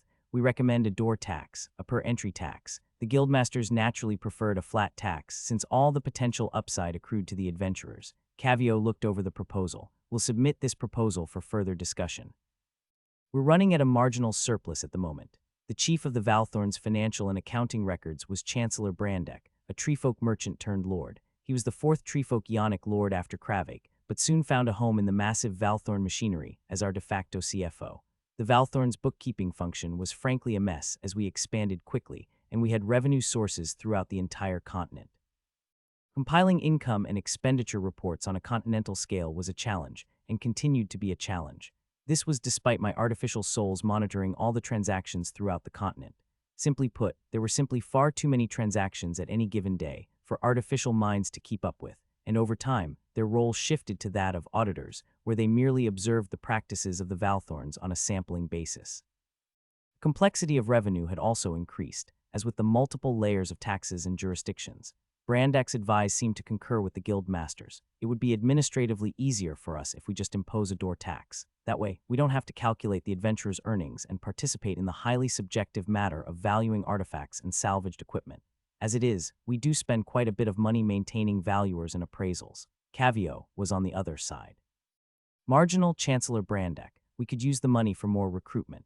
A reasonably higher door tax would pretty much equalize our take from the dungeons without the need for valuations. It would not be significantly lower, and the chances of high-tier equipment is so low that it's better to let that be the adventurer's shot at the lottery. Let them have their winnings. One of the counselors wondered, is this related to that report on adventure emigrations a while back? Actually, yes.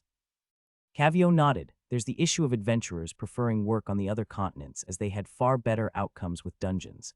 Monster Hunter is a stable but not very lucrative job, but adventurers are all in their hearts looking for that moonshot.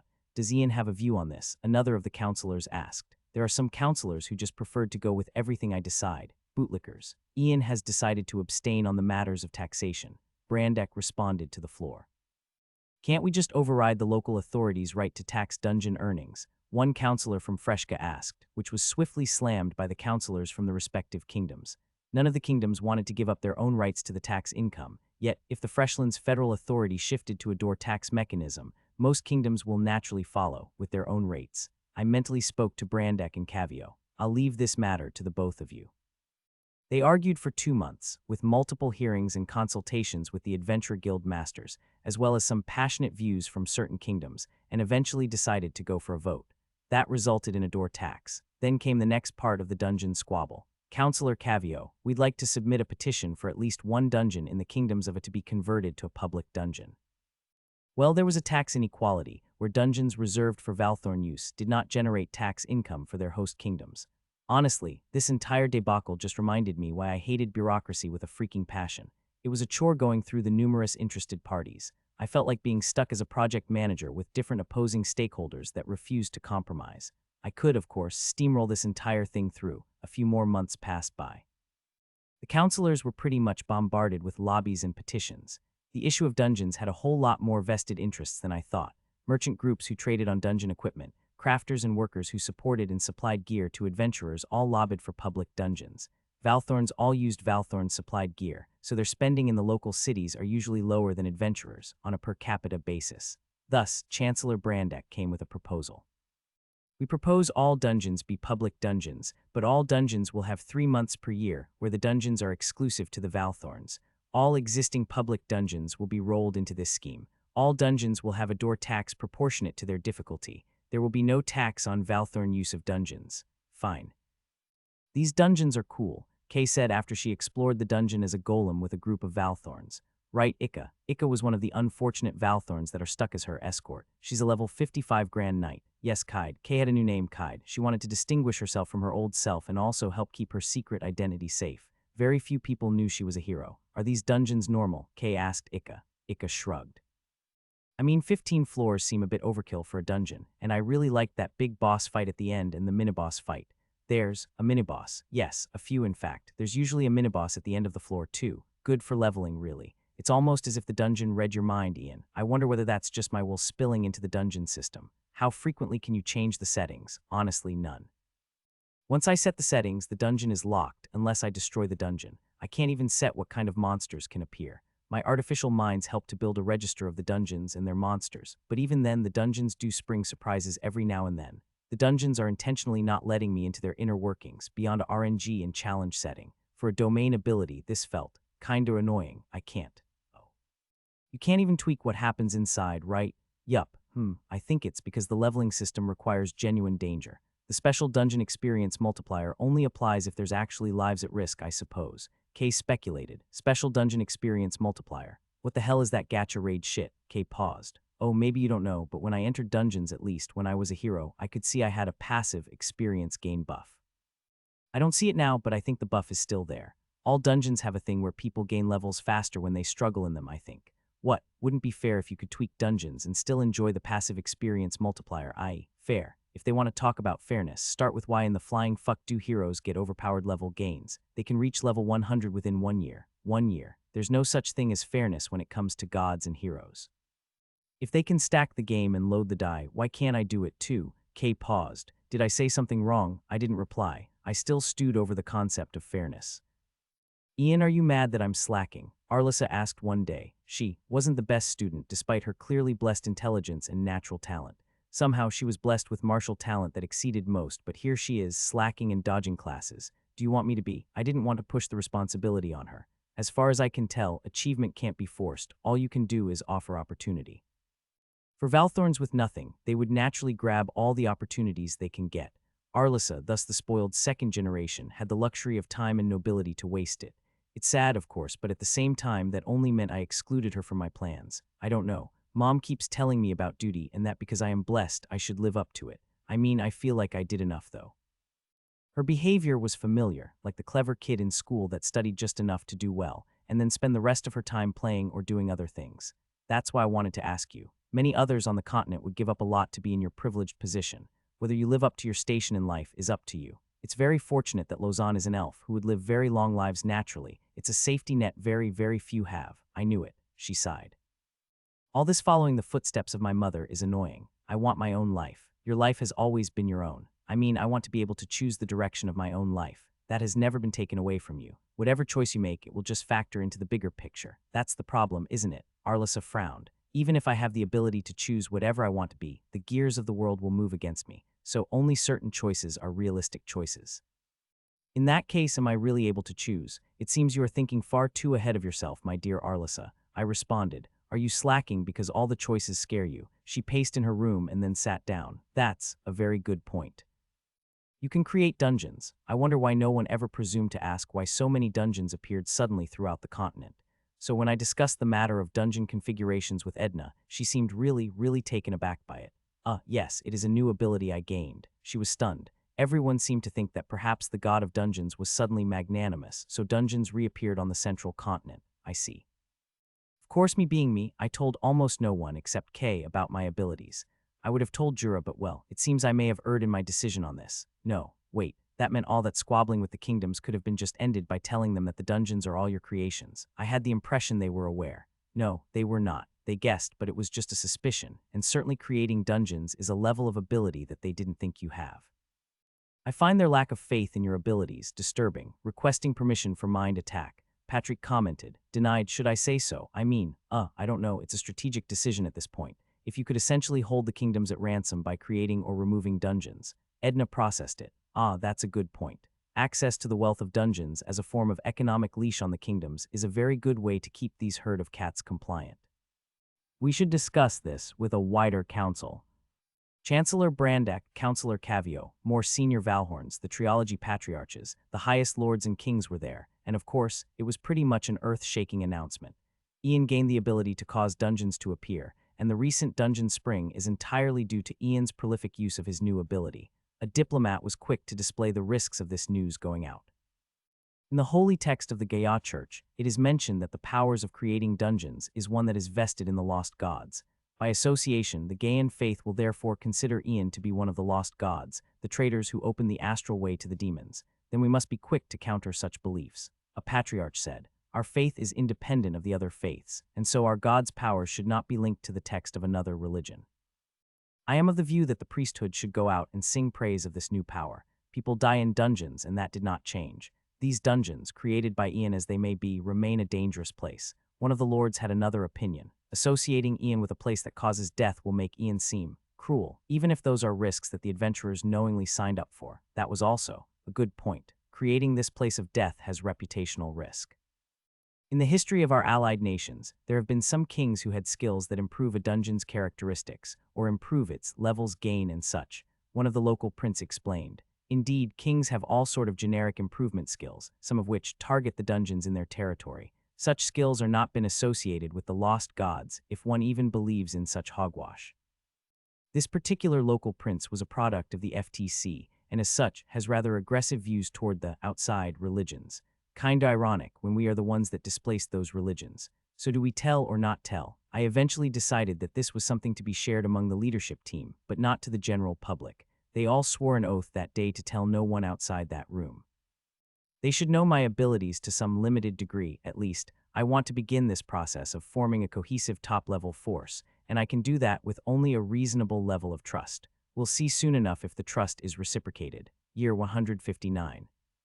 The next Demon King won't be here, Edna said confidently. Based on historical records, so far there's only been 2 incidents of successive Demon Kings in the same continent within the past 500 years. It's actually not that low, isn't it? 2 consecutive Demon Kings imply 4 Demon Kings in the same continent, and every 10 years meant 50 Demon Kings in that period of time. About slightly less than 10. At least, that's what my primitive mind suggested.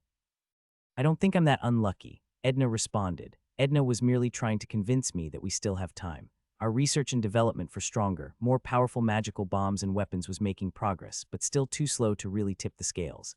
In the past 2 years, we've started training more enchanters and more lapidarists to build stronger, more powerful magical bombs. It's funny that I'm back doing what Harris was doing. Back then, he wanted huge crystalline matrices to store my skills. Now, what I'm trying to do is huge crystalline matrices to store bombs. Bombs. Lots and lots of bombs. Bomb research tied in with my ongoing hex bomb research and the idea of a clean hex bomb. That felt like a dirty word, the idea that there's such a thing as a clean hex bomb. As if the twisted tangle of soul fragments, things made via blood sacrifice, can be clean. My regular process of harvesting souls also generates soul fragments. I dislike the term harvesting, since as a soul and spirit tree, my job is actually to facilitate the transfer of souls to the unknown, for them to reincarnate in life. Increasingly, though, I'm now curious what actually happens after sending them off. Anyway, that's another thing to study. For now, soul fragments of the dead are what I use to make artificial souls and minds.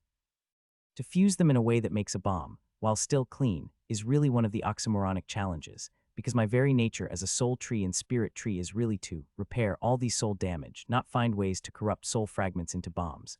We resumed experimenting on the soul fragments, and set up large mana batteries around the Valley of the Unrotten to do so. Dabbling with soul-related matters still required a lot of energy, but not as much as they used to. It seemed that my naturally higher levels and domain abilities contributed to a discount. We attempted a few different kinds of research, one of which was to manually stitch the soul fragments together and figure what shape creates what sort of effect. We know for a fact that hex bombs are imperfectly connected soul fragments, but why? Is it the irregular shape or type of connection or the base nature of the fragments? Do the type of fragments matter? At first I thought it didn't, but then as the research continued, it's quite clear there are some differences in the nature of these fragments, especially in the type of death. If so, that's a bad sign because the power of blood magic is then inherently tied to the nature of its sacrifice, that the fragments must be made in this manner to generate that level of power. I believe it's possible to separate the emotions from the fragments, but if the emotions are the fragments then. At the same time, it's a known fact that some extremely traumatic deaths can generate ghosts and haunted monsters, and so are those ghosts and haunted creatures similarly a product of that person's soul fragmentation on death, and those fragments then transformed or created a ghost. There had to be something. Death and blood magic must be linked. Arlissa went on a tour of the cities and places of the central continent. Despite being an average student due to her lack of effort, she was enthusiastic at the opportunity to get away from her parents. You seem very keen on traveling to the other cities, Lady Arlissa. a fellow student around her age said. Arlissa theoretically should have graduated, but she decided to stay on. The Freshlands Tertiary College does have a core syllabus that's aimed to replicate the 4 to 5 year university experience, but there are a lot of optional subjects, and even the core syllabus changes year on year. Arlissa nodded. Yes, Urcania. The group was mostly commoners. Most of the noble-born students had their own continental tour already, but the Freshland Tertiary College wanted to recreate a similar educational exposure for its commoners, so they had a tour arranged. There were other nobles too, most of them less wealthy. Still, there was no shame in the tour since many of the academic team participated. I've wanted to visit the coastal cities for quite some time. Did you participate in last year's tour? I didn't. Arlissa shook her head. I wanted to, but something came up. Urcania was a lizard woman from one of the riverine towns. They were relatively rare previously, but a few decades of stability helped their population to regrow. Have you ever been there in the past? No. Maybe my mom took me there when I was a small tiny girl, but I can't remember any of it. They both smiled. Well, I was hoping that you knew your way around. I've got to visit some relatives and pass them some souvenirs, but I guess I'll just have to keep walking around and ask whether they've seen any lizard people. Arlissa chuckled and made a joke that would be inappropriate in more socially developed societies, so the whole stereotype is true. All lizard people are connected. Urcania laughed too. Well, to some extent, we are a small species. Truth was, they were once more common. Their cities were centered around the swamps of the inland lakes. Most of those lakes and the swamps were flattened when Sabnok blew up. So what's left of the lizard people that went on to reclaim their lost land all came from a small pool of survivors in outlying villages. They benefited greatly from the Valthorn's social services, especially the incubation pods, specialized childcare centers, and nutritional tree saps. Young lizardlings were frequently starved of nutrients, and it seemed they have a relatively low survival rate. It was also particularly troublesome as infant lizardlings were pretty much animals and had very monster-like aggression. Their sentience and awareness seemed to just pop up when they passed their second year. In the case of lizard young, it was particularly important to prevent their lizardlings from escaping. Their society has a very strange relationship with their children. To them, the sentientless children were monsters, and their own people have no qualms killing the young lizards if they were exceptionally aggressive. To them, a child is only a lizard child when they gain their will and intelligence. Before that, monsters. They also have no concept of parents, and practiced a case of pooled upbringing, where everyone contributed to raising the newly sentient children. Everyone was pretty much related, and the females would deposit any fertilized eggs in a central location in their village. Till this day, this was something I have not been able to process, that they are able to have that emotional distance from their spawn for that first 2 years. Cousins, each village a family, each generation a batch. Arlissa nodded. The tour was a large one, easily 500 students in this batch. For the commoners, they were split to about 6 different batches so that everyone would get their chance for the tour.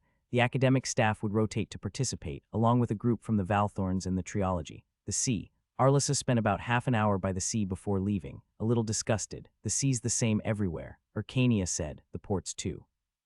Forever messy and filled with the smell of salt, rotten fish, and people who didn't have showers for weeks. I thought lizard people don't shower. We do, some of us. Urcania smiled. Were you expecting something different? I don't know actually. Arlissa said, maybe what you need is space. Away from whatever that kept your mind occupied. Perhaps your mother. Arlissa shrugged, perhaps. Communications with the reef mind continued, and progressively I began to feel like its mind was forming up. It no longer felt like it was a clueless thing clawing randomly. The images and scenes it brought up were all new, different, and it repeated as if getting confirmation. About 2+ years since we made contact with the reef mind, it finally attempted its first conversation. Reef, greetings. I heard its voice. My group of artificial minds allowed its attempt to communicate to reach me. I responded I would one day hope to bridge this communication with lilies and also Valicira. Perhaps Valicira could visit it directly. Reef, happy. It is happy. Language, difficult. What is this reef mind? Is it a dungeon core, or perhaps just a collection of reefs and corals that somehow gained consciousness and a soul? It paused. Reefy did not attempt to speak for a while, but I could sense a lot of thoughts floating about. Those thoughts sometimes vaguely touched the roots at the edges of the reef. I wondered whether it's appropriate for me to refer to it as Reefy. I awarded my second special class, Ian's Field Scientist, to a middle-aged dwarven alchemist named Alka. Alka was just a level 39 general alchemist, and he spent the last 40 years working on growing highly powerful crystals from simple raw materials. He made some progress, but as with research, it's often an issue of resources, just as much as knowledge. To try everything and see what works requires one to be able to afford everything. If a researcher is financially distressed, the research usually would not progress. The materials needed for labs are expensive, especially when dealing with items possessing magical potential. So when Patrick summarized a list of contractors and researchers that supported our attempts to develop more potent crystal bombs, Alka somehow came up. I interviewed him, and somehow, perhaps an instinct or a gut feel told me he would be fit. I will sponsor your research, and you will have a set fund. Chancellor Brandek's office will handle it, and all I gotta do is find ways to make bigger, stronger, magical storage crystals. He wasn't confident. I could read his mind and I knew he was acting, but he still attempted to put up a confident face. But as it turned out, he should have had more confidence in himself. Yes, I notified Chancellor Brandek to set a reasonable budget, but something on the lower side. 2 months later, he displayed the first multi-layer crystalline bomb. In short, a 2-stage crystal bomb. Its performance was impressive. It was a deviously simple solution, and I wondered why we were so obsessed with getting better crystals. A set of interlinked crystal bombs, with mutually amplifying spells stored, could be made more powerful than a single large superspell. Honestly, when I saw it, I felt like I was an idiot. What's stopping us from making an entire super lattice of crystal gems, all configured to cause a massive chain reaction? Crystals store magic and mana, and are meant to go off at a trigger. A chain of crystals that is meant to trigger when the others trigger, arranged in such high density, will explode from the sheer mana density and the entanglement of the different spell types. You want the spells to only interact when you want it to, but the crystals also need spell shielding so that they don't interact prematurely. See the problem: more crystals, more shielding. More shielding, harder to trigger and less efficient. Alka, liberated from the financial challenges, went full speed ahead on research, and so I decided to award him my special class, simply because I needed someone to work on this. I was prepared to build massive nuclear bombs if it meant I can end the Demon Kings easily. If he could solve this multi-crystal amplification containment puzzle, we're well on our way to magical nukes. Once I have magical nukes, I'm gonna try to send a few across the rifts. Sorry, Pacific Rim and Avengers. I know nuclear bombs across portals are not new. So along the line of portals, Stella, or Ashia, managed to actually gain a special class, Void Mage. This was after she accidentally hurt herself a grand total of 73 times and cursed herself in the process. That process has been generally beneficial for me too. I gained a rather specific skill in dealing with Stella's void mana exposure. Skill, greater resistance to curse obtained. Skill, curse breaker obtained. Void magic progress. This was a good affirmation and dispelled one of my earlier concerns. I was worried whether this void magic existed outside the system. It was not uncommon, at least from my memories, for certain types of magic to exist outside the system.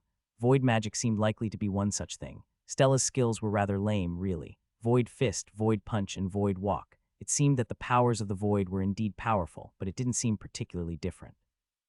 But under the hood, when I looked into Stella's soul spring, that was when the differences were clear.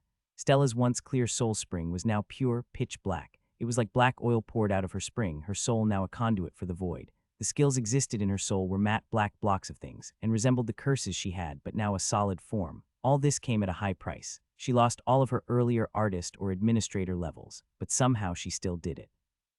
The call of home was a lot stronger for her. I wouldn't be able to go home, not in this shape. Kay said, Earth would bomb me to hell or put me in some kind of exhibit. Kay gained more levels, and one of her stranger powers was the ability to change the surface and color of her crystalline body, allowing herself to actually pass off as a marble statue or a stone statue. Stella didn't really care much. I gained the Void Mage class, but where's my portal? It's probably something you need to discover. I keep trying. Maybe it's just a simple void equivalent of a teleportation spell. And so Stella attempted to learn teleportation, but with void mana. It didn't turn out well for the first 5 times. It resulted in her rupturing her soul spring and needed special repairs. Stella was knocked unconscious and in a coma for a week after one of the incidents. Strangely, despite her soul spring now entirely black, she can still cast regular spells and still tap into normal mana. Weird, where did it come from? If I could get hold of the Void Mage class seed, I would be able to seriously manufacture void mana. I suspected that void mana may well lead me to a new color for my soul forge. I also wanted to know whether I could make specialized void trees. I theorized it should be possible, in the same way I could have star mana producing leaves. Maybe the end goal is like a single grand unifying mana and soul theorem. Something that would bridge from star mana to hex and blood magic to this void mana shtick. We should design a response plan if the other continents ever get attacked by the Demon King. Lausanne proposed one day to the Valthorns. I saw the destruction of the eastern continent firsthand, and we too suffered the destruction of the Rottedlands. Though it may feel nice to see them suffer for their past crimes against our aggression, the vast majority of the populace is not complicit in their crimes. We should give aid. Aid does not come free, and if we are to provide assistance, with all due respect, Lady Lawson, we must use that opportunity to spread his divine faith, the faith of Ian. That'll trigger a war, a diplomat suggested, at least from the more aggressive nations. Lozan nodded. Understood, which is why we must have a plan. There must be nations which we can ally with or be friendly which, who can then act as our beachhead. Somewhere for the regular folk to retreat to, and somewhere that we can push back at the demons and stem the destruction. Save lives. I believe the key problem is that Ian is immobile and remains firmly rooted on our continent. It is his grace and divine protection that allows us the luxury of this conversation. It is our fortune and luck, and their misfortune. Some of the lords really take the shupalicing and eskissing to the next level.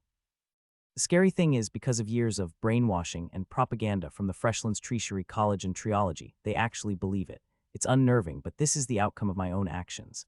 I wonder how the Emperor of Man felt when, after millennia, his followers worshipped him instead of speaking to him the way he wanted. Can we transplant Ian's trees? A lady asked. I mean, that's what druids used to do, right? Transplanting trees with magic. Fuck no. After a century or so, I am not moving. I mean just the lesser trees. It's something worth considering and merits discussion with Ian himself. Cavio answered. Chancellor Brandek, Alka, Edna were all in the audience for this proposal. We have 6 years at least to plan a response. Lozan said, I propose we identify friendly nations on each continent and start making the necessary preparations. We can have seedlings and smaller plants moved over.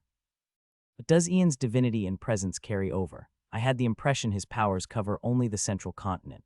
Maybe it's an issue of quantity. With enough trees and seedlings, he could project power. It was an interesting discussion, but I wasn't about to reveal that all the trees I controlled so far are linked via a massive network of roots. There were certain groups of priests who felt we were too fixated on the central continent and wanted to preach on the other continents. They would be delighted at this news. How do I make my divine presence felt? Perhaps a portal with roots, like how I invaded the demon world temporarily. Year 160, the ruins of the demon King Tigesh were converted into a memorial for the dead. I felt it was appropriate, now that my powers have gradually restored the damaged terrain to almost 90 of its former self. It was just a little memento to remember those who sacrificed themselves in war. Once the terrain was restored, it would be hard to tell this place was once a hellscape. A city would be built here over time, a war-focused one, of course. At the same time, this place, now that I've undid the damage, actually did have residual magical energy that could be used, so I made a dungeon. It's just sweet petty revenge on my part. I will train multiple generations here with the energies of the Demon King. On the topic of ley lines and dungeons, we also explored ways of enhancing these magical but naturally occurring geological features. Ley lines seem to be the mana magical equivalent of sunspots, and now that I have a massive map of the central continent's ley lines, it did seem somewhat evenly distributed across the continent. Somewhat, and that did imply areas where there is a particular lack of ley lines and areas that have lumps. What are ley lines? When dealing with only a few ley lines, this was a particularly pointless question to ask, but with a continent's worth of ley lines, I could start making some inferences. Ley lines naturally occurring. Akronaf the wolf, creating them is impossible. I disagreed with that. The fact that there's so many of them across the world implied something. One, it was something created from the land itself, perhaps by way of agglomeration of energies.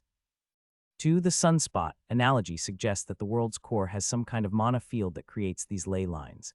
Lilies explained one day. Again, ley lines can move over long periods of time. This clearly suggested a mana magnetosphere kind of mechanic deep in the planet, a monatosphere. This is quite like how magnetic poles can shift over time. If these ley lines have no polarity, then it makes sense that its distribution is random since there is no repelling force. Could the elemental features or colors of the ley lines be a way these ley lines differentiate itself? Patrick theorized that the colors are a kind of polarity, so instead of just north and south for magnets, manas have multiple poles, perhaps. This theory was dispelled when we analyzed the colors of the ley lines. Black and blue dominated the colors of the ley lines. There were also neutral ley lines with no coloration to it, and these were by far the most common source. If there is a polarity, there should be a lumpy distribution of the colors, but that's not what we are seeing. It's random. Perhaps it's more of an electricity-like mechanic. The core is just a source, and there's something on the surface that causes the mana from the core to arc to the surface. This would be like plasma globes. The plasma filaments are thus the ley lines. Also possible, but does not explain coloration. Our research into ley lines were primarily driven by two things. 1. Can I supercharge ley lines to make super powerful weapons? The existing ley lines are not powerful enough, so can I, using my natural powers, influence or cause the energies to gather in such a way that the ley lines become significantly more powerful than they normally are? This thought process is a bit like attempting to use canals and channels to accumulate multiple smaller streams into a larger river. 2. Can I use multiple ley lines or enhance ley lines to create dungeons with significantly higher level cap? This would allow my level 125 Urs to level up quickly, and thus achieve the level needed to counter the Demon King's next attempt. Firstly, how do I interact with ley lines? So far, I have been on the receiving end of the ley lines' energies. Are there historical records where mages attempted to meddle with ley lines? I sent out an order to the Valthorns, and then to the various mage guilds. I got close to nothing. Very few people ever recorded their meddlings with ley lines. I'm sure multiple mages have considered whether it is possible to tap into such natural circumstances for power. It's likely most of them died when exposed to such power. I tried meddling with ley lines. I went back to the earlier ley lines, like the ones that held my 3 trees of mana. I extended my roots, attempting to follow the flow of mana deep into the ground. I went as deep as I could, following the subtle fluctuations of mana. I've gotten a lot better at sensing and following the traces of mana after all that practice. My roots can also stretch deeper than before. The ley lines seem to all head to the center. There must be something down there, no. The distance to the core is massive, I reckon. Assuming this world is no larger than Earth, that's still some 6,000 km of distance. Could I dig that far down? Yet I felt this challenge was one I was incredibly well suited for. I have various tunneling skills and abilities to extend my roots. If I could create little microclimates and pockets as I dug downwards, I'd run into whatever's down there. Perhaps even magma or the planet's mantle. I should be able to break past the crust, so I did. A tree's journey to the center of the planet. I wasn't sure what I was expecting, but I felt that now was a good time to try. I would dig tunnels with my roots, and eventually, at the limit of the root's range, I would create a large pocket of space. I would then spawn a giant attendant tree there. This renewed my root's range and allowed me to extend it further. The roots supplied water and minerals for the attendant trees to survive, and the tunnels itself supplied air. It was a long, laborious, and somewhat boring process, but I eventually gotten deep.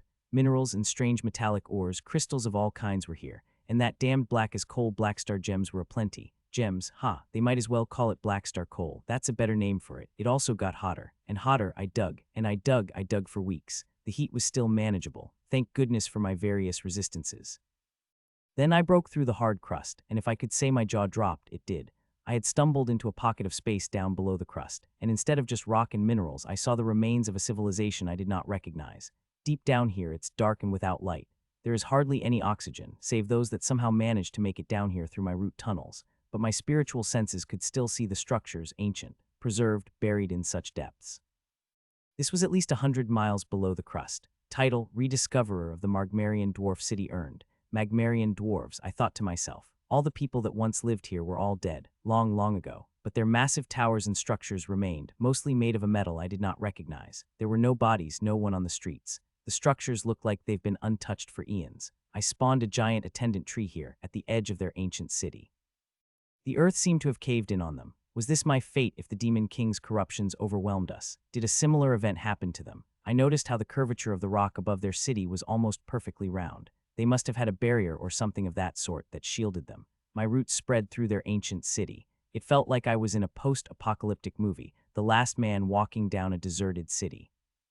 There was little sign of chaos. The ancient structures looked beautifully preserved with hardly any damage. It seemed no war happened here. Their city was quite large, and I kept going. My roots spread through the city's tiled roads. The tiles were old and easily gave way to my roots. I could use this city as a secret hideout for the people. There were all kinds of buildings. I spawned beetles, my heat-resistant variant. Down here, the heat and pressure was quite high, and my spiders would not do. The beetles then fanned out, searching for life. Would there be survivors? I think not. There were no vegetation in this area. Certainly these Magmarian dwarves did not survive without food, unless they ate rock. Maybe they ate rock. My beetles highlighted some buildings of interest. My roots followed. Temples, ancient, massive temples, made of an even stranger metal. No, crystal. My roots approached, and I felt something push back. Magic. The temple surrounded by steps like a pyramid.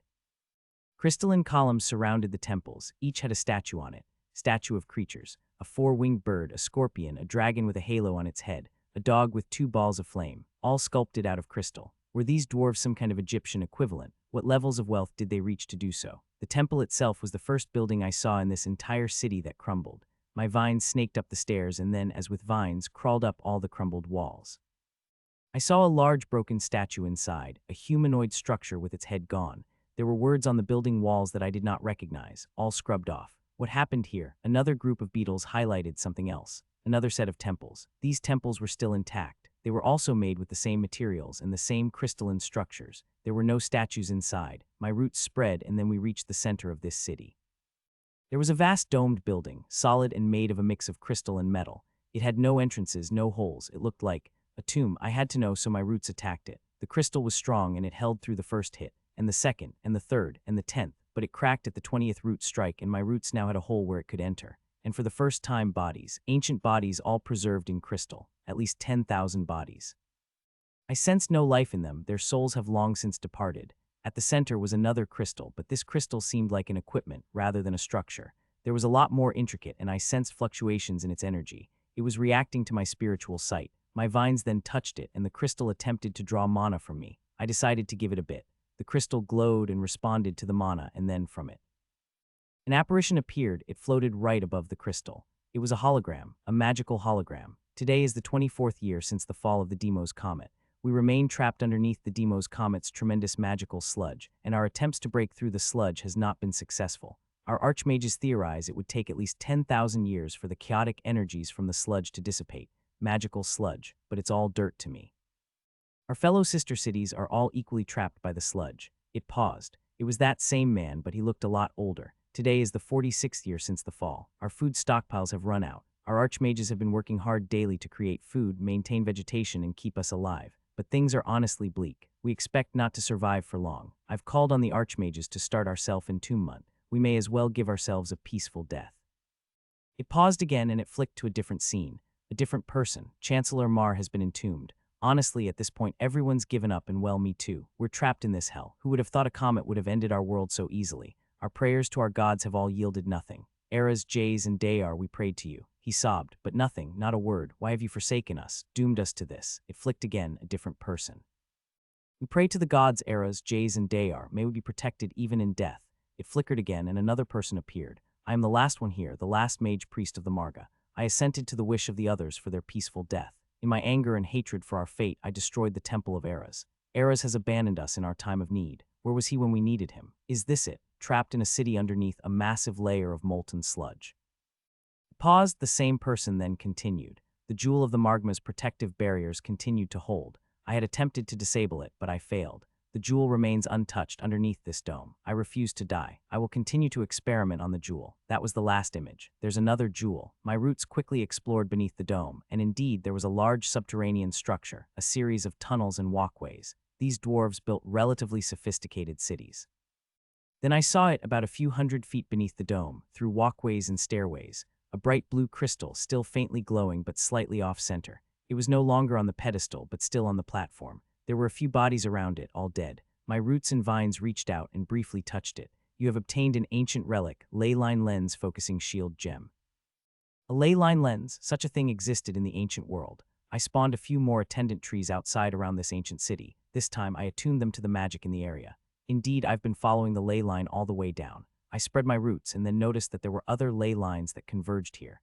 The ley lines on the surface were like streams of a river, and here in this very ancient city, those streams converged.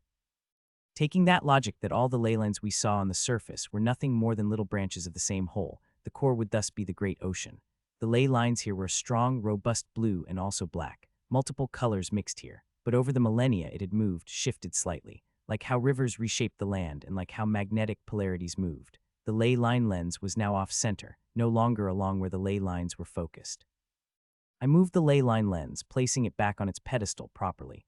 At first, nothing. I adjusted the pedestal, moving it until it was focused along the invisible paths of the ley lines. It suddenly glowed, and then it emitted a vast, powerful shield that covered the entirety of the ancient city. Yet it did not cut off my roots. It had somehow taken to my root signature, identifying I am a friendly party. The shield was back. If the ley lines remained, surely the shield would last. If so, the city clearly outlasted its inhabitants. The shield's restoration also seemed to bring certain structures in the city back online. My roots sensed mana flows in the city itself, and my roots retraced those flows to large buildings that housed other additional crystals that harvest energies from the shield as a form of power.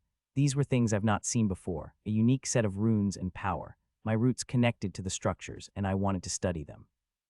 I spent days studying these ancient runes and the formations they used, and also the crystals.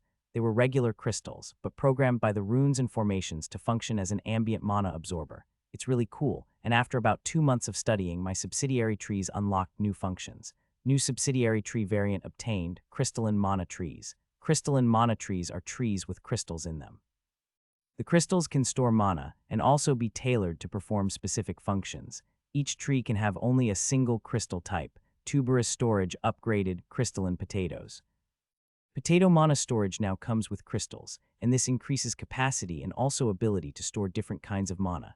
New lab variant obtained, underground living crystal labs, allows creation of crystals in a lab. Somehow, the studies meant I had rediscovered the ways to grow crystals in a lab. That's not exactly groundbreaking, I knew that was possible from Earth, but this was hell of a roundabout way of rediscovering it. At the same time, there must be something further down there. The discovery of an ancient city so deep underground, I wondered, could this world actually just be layers upon layers, that millions of years ago, this planet was very, very small, and each of these disasters just added a layer of earth and crust over it. Is this just a slice of layer cake all the way down? I had to know, so I traced the ley lines and kept digging. Year 160. So many different things to focus on, and perhaps that is how an empire loses focus. An emperor cannot do everything at once, and though I have significantly more advantages than any regular emperor, I too feel this limitation. It's increasingly obvious that I am often the bottleneck of any decision-making process. I have so many different concurrent research projects, all operated by my artificial minds. Time to check in on each of them. Anti-divine research. The lack of testability hampered progress. The artificial minds are trying the best to reverse engineer the component parts of the Blackstar gems, but it's really educated guesses at this point. Without ways to test effectiveness, it's hard to know what exactly works and what doesn't. Demon invasion research. Research into extreme terrains was not doing too bad. My main body actually has all-terrain adaptability, and that essentially meant it's possible for me to survive in their world.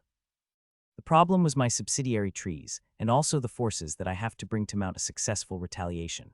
Patrick and my artificial minds are modeling various scenarios, and presented with a wide range of areas where we needed. Firstly, we needed a way to create mana on their homeworld, and from that mana, create water and other materials we needed. Only with this we can hope to maintain a permanent staging point on their homeworld. I wondered whether such resources are available on their world, but I thought the chances are very slim, so it's likely that we'd have to make water. It's not entirely impossible. There are spells and gems that can do so, but this is a key starting point. Secondly, we were also working on the alien world beetles. This meant further enhancing their ability to operate in ultra-arid environments. The brief moments when I spawned trees on the other side gave me some data, and one of which, all the beetles were incredibly brittle without the necessary moisture. Even my trees didn't hold itself together that well. We needed to design a replacement fluid, something that would not just immediately evaporate in the demon world. Developing this evaporation-resistant fluid would strengthen both tree and beetle, and would reduce the impact of the water scarcity. Thirdly was a matter that needed Stella's input as my first void mage, the issue of maintaining the demon rifts and the possibility of creating our own rifts. If we could create rifts, we could even find a way to send her home. When I told her that this was a way of testing the portals, she was quickly on board. The idea of helping to defeat the demons through research seemed to appeal to her. But firstly, I need to recreate the rifts, and that's a lot harder. Stella experimented with teleportation spells instead, and actually, teleportation within the same area or even the same continent did not require any void mana. This meant void mana may actually be only needed for inter-world issues. Is void mana perhaps some kind of transdimensional fluid? If so, the void mana merely something to act as a shell to send a packet through the stars. I didn't know how to test my theory. Let's send somebody to the 2 moons, Stella said. We don't know how to send someone to the other world, but I think we can first attempt the moons. That is a good idea. Are the demons on the same realm as us? Or are they actually creatures on some other planes of existence? Maybe this test would go nowhere, but in any case, teleporting to the moon sounds like a good first step. One small step for the tree, one giant step for the forest. After that, there's also the sea-related research, and the idea of somehow developing a network of deep ocean routes. My routes would essentially be subsea internet cables, wouldn't it? If I could make deep ocean routes, where at certain regular intervals I have floating plants to sustain the network. So on this front, we also have research on making my routes go further, last longer, and can survive the pressures and dangers of the deep sea. There are monsters down there. I hoped Reefy would be able to assist, or could Reefy be a bridge, but it has a strong turtle instinct. That meant Reefy's first instinct is to just hide and build huge defenses. Are all reefs like this? Why are trees different? Anyway, I didn't have any progress on ocean-level grass, but I did make progress on large floating vines and floating roots. Perhaps I could float a root or a vine all the way to the other continents, convert the entire ocean into a massive hydroponic farm. Ideas, but whether the system cooperates by rewarding me with a skill is another matter. Then there's the matter of bombs. Alka, my chief scientist, is doing his best. I mean, he's a little bit mad, as with all those who dabble in research, but I suppose dealing with bombs do tend to make one a lot more edgy than usual. I decided to award him one of my Court of the Day tree, so that I can teleport him away should one of the bombs go nuts. No progress is ever made without a few accidental explosions. On this front, Stella's also contributing, because one of our Earth-inspired ideas was a star mana and void mana fusion bomb. We had to quickly allocate a space, an uninhabited segment of the continent for Alka's bomb research. Kay quickly dubbed it our Area 51. I thought that wasn't quite correct. I thought it'll be more of our Bikini Atoll or some shit. It's honestly quite entertaining to watch shit blow up.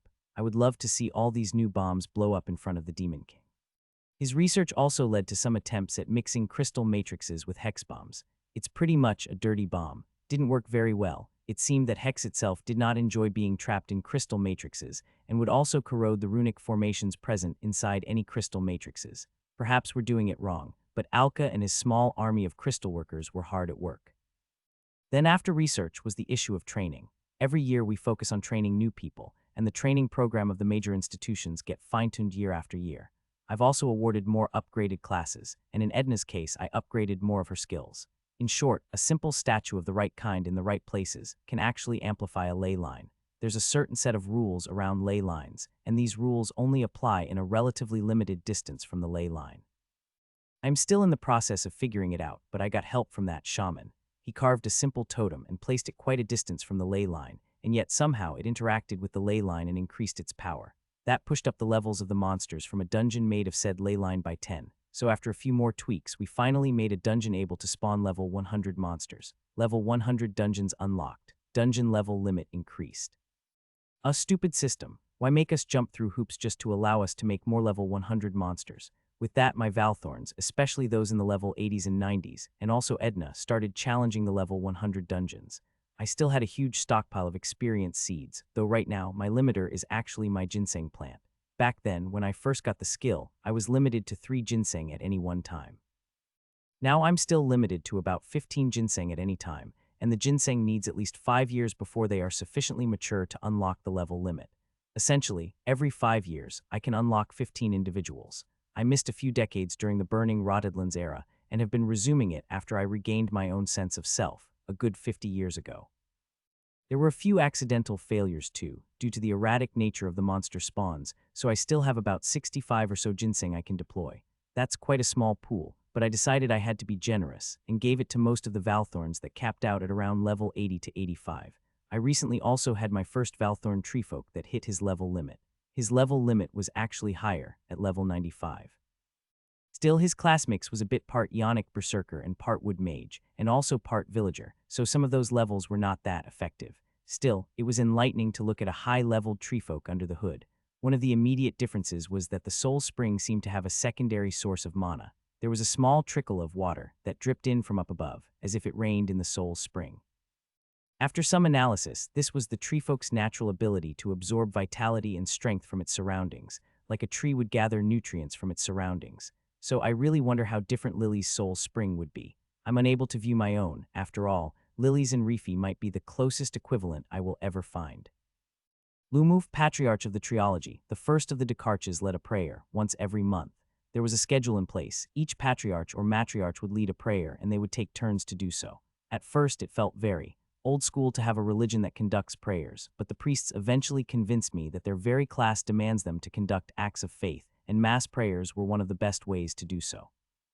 I still remember how weird it was to have others pray to me at first, but eventually I got used to it. Now, these mass prayers were the next level. I wonder whether this is how superstars feel like, having a big fan base. The halls were massive for the prayers, and I made an extremely large-sized tree of prayer in the center of the hall for them to focus their prayers. It was easily one of the most beautiful ones I've made too, with all sorts of flowering colors and little glowing lights. To add to the spectacle, I had one of the artificial minds coordinate the flowering with the sermons. It helps, apparently. Lumuf was also a recipient of my soul-strengthening seed, and the unlocked level limit seemed to de-age him by a decade or two, simply because his soul now had a lot more vitality, and that vitality flowed into his overall well-being. Faith is one of the unifying features of the Central Continent. I could actually see the parallels of the Central Continent with the Holy Roman Empire, and also the Muslim empires, in that faith and governance are intertwined. Part of this by design, my own attempts to forge unity through culture meant the religious aspects also meant there is institutional backing for the missionary and preachers. As a result, the temples of Ian, over time, also became a social venue and a place for those seeking audiences with authority to mingle. Prayers are one of the few rare moments where nobles and common folk can be seen together, at least among the common races of humans, elves, dwarves, and centaurs. For the non-humans, many still remember the earlier racial purges, and that too is a cause for wars between the kingdoms under my jurisdiction. It seemed that past transgressions continue to remain, even till today. Lumuf paused as he touched those who came for prayer briefly. A blessing, a skill of many high priests. It often grants a temporary boost to their health and strength, for usually a week or two. The short duration is intentional, meant to encourage their return to the temples. Next was the baby blessings. Children and spawn of all races were brought before him. He chanted, and they all had a warm glow, also a blessing. It seemed that just like how I have a special nursery, the priests too have a separate set of blessings for children. There were a few more active, miracles, as they called it, as Lumuf demonstrated a power available to all the patriarchs. An act of healing or restoration very much like my ability to remove curses and fix arms, though with some additional, like they needed a bit of the person's memento. I had often forgotten that priests and shamans have abilities that can often influence the soul. The day's proceedings were over. Lumuf relaxed and walked to the back of the prayer halls.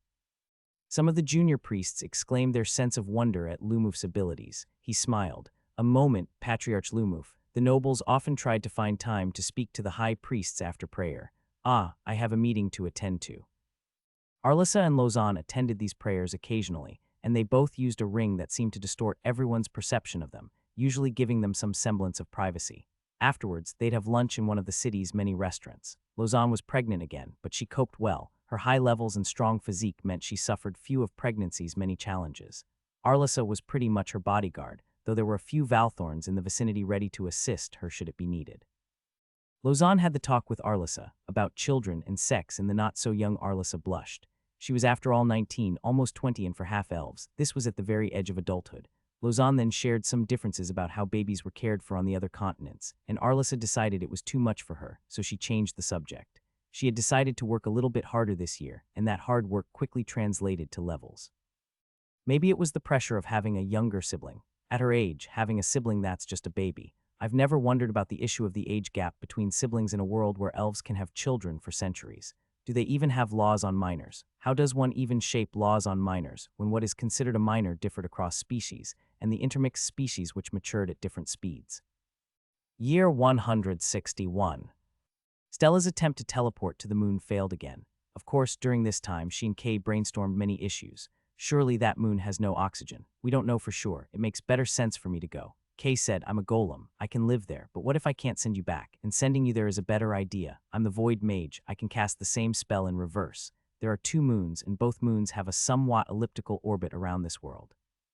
Or at least that's how it seemed to me. You'll die first, Kay responded. If there are monsters or if the moon is inhabitable, then you're dead the moment the rift opens. Air doesn't pass through rifts, that's what I said really. The demon's rifts are more like a pathway filled with filters. One has to use the exact mana sequence and resonance to actually interact with them. How do we know that? Kay argued. That sample size is based on the demon's rifts. Why should our magic be the same?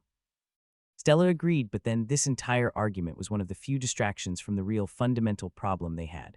Portal spells have been lost to time. Heroes have a teleportation spell, unlocked as part of the hero's grimoire when they hit somewhere around level 101 to 105, but those are teleportation spells that only works on a small number of people around them, and isn't a portal. They continued experimenting.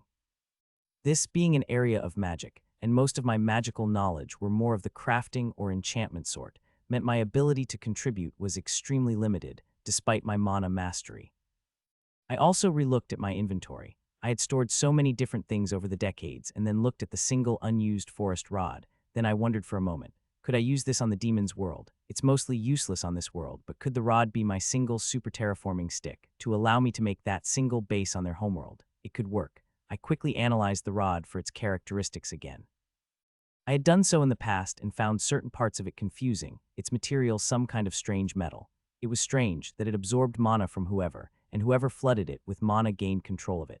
Yet how it performs its terraforming or terrain shaping is still something I didn't quite understand, simply because it worked very differently from my own powers. I still didn't understand what it is. There were a set of crystals inside that seemed to hold the entirety of the rod's functionalities, and those crystals refused to reveal its secrets. I didn't want to poke too hard either and risk losing my one and only forest rod, but it was worth trying. Once we can establish a reliable rift portal to the demon world, the forest rod will be going to the other side. Year 161. I received strange news from my agents across the other continents. It seemed that the swift death of the Demon King rattled the leadership of the various temples, and they've sent agents to investigate whether I possessed weapons of incredible destruction. They didn't think Kay was strong enough to take down a Demon King on her own, so their next bet was that I had given her something of tremendous power, or she located some super powerful artifact. They seem to have spent the last few years attempting to use a range of scrying and spying spells on the central continent, but have been unsuccessful. My domain must have deterred most of the spying in the immediate vicinity of Freshka. I decided to test it out with some mages, and they reported that it's impossible to use certain types of spells around the Freshka Valley, and that deterrence covers the 3 academies as well. The only unprotected academy, in a sense, are my naval academies at the coastal cities, the place where we train new sailors and captains. One of the flaws of the naval academies is its inherent distance from me, so the effects of my various power-leveling abilities is slightly weaker, even with the amplification effects from my giant attendant trees. So since their scry spells failed, they attempted to use spies and double-crossers instead. They approached a lot of Valthorns with the usual cocktail of espionage. Girls, money, power, artifacts in exchange of information. I wasn't going to hide the fact that I trapped the targeted location with bombs, and that I could somewhat guess the Demon King's location. I mean, that place is even a memorial now, and the tales of the Valthorns' bravery in face of mortal danger is one of the recurring new tales most aspiring recruit holds close to their hearts. So what was initially secrets among the intelligentsia became a common folk's tale. The stories of the kingdom's massive bomb arrays went out. It was both scandalous and inspiring at the same time. Scandalous for the temples, because the larger populace who always thought it was only heroes who could damage the demon kings. It seems the demon kings can be harmed by mortal weapons. The temples then had a counter-propaganda problem of their own. In the past, they have always let the heroes fight the demon king. Mortals of the world are nothing more than fodder. But now, the concept that the people of the world could aid in the swift destruction of the Demon King was a set of ideas never ever thought possible. If so, then does it mean anyone can gain the power to challenge the heroes and Demon King, a tale of hope and power? That man can challenge gods. The core ethos that only heroes can defeat Demon Kings had been damaged. If we were to successfully defeat a Demon King without any heroes, then we would have thoroughly broken that belief. The temples tried to twist it to say it is my blessings that allowed the bombs to harm the Demon King, that the Demon King remained an enemy of only the divine. The 4 temples over the centuries have implicitly told the general populace to know your place, that the Demon King is not one for mortal men to challenge. So the tale of Jura and Lovis's self-sacrifice to destroy the Demon King was the single best counter for this tale, that it is possible for natives to rise from their stations and seize their fate for themselves, that if there were no summoned heroes, the natives can rise to the challenge. Hope, glory, legend. The tale of the Valthorn heroes was a hit among the general populace, unlike the tale of the foreign heroes. The bards and songstresses made different versions, with many embellishments both big and small. Hope is a very powerful poison. Already the stories swayed the stability of many priests that their words of gods suddenly seemed a little hollow. Surely the gods don't trust us with such power. The speculation went, that's why the gods imported their own people. It's divine nepotism. Why only summoned heroes get gifted powers? Why do we who live here, who prayed devotedly to our gods, not deserving of any lesser power? Is that fairness? Poison. The nations faced internal conflict from the stories, so much so that the tales were banned. But banning them just led to them being propagated secretly, and there were no real ways such stories can be stopped with the proliferation of messages. The gods play favorites with their own favorite heroes. We are just cattle, offering prayers to gods that do not care for us. If this story is true, and it must be true, it is possible for us to rise and be more than this. That led to a small wave of refugees. The kingdoms and nations decided that it was better to let those who believed go to the other side than risk domestic conflict.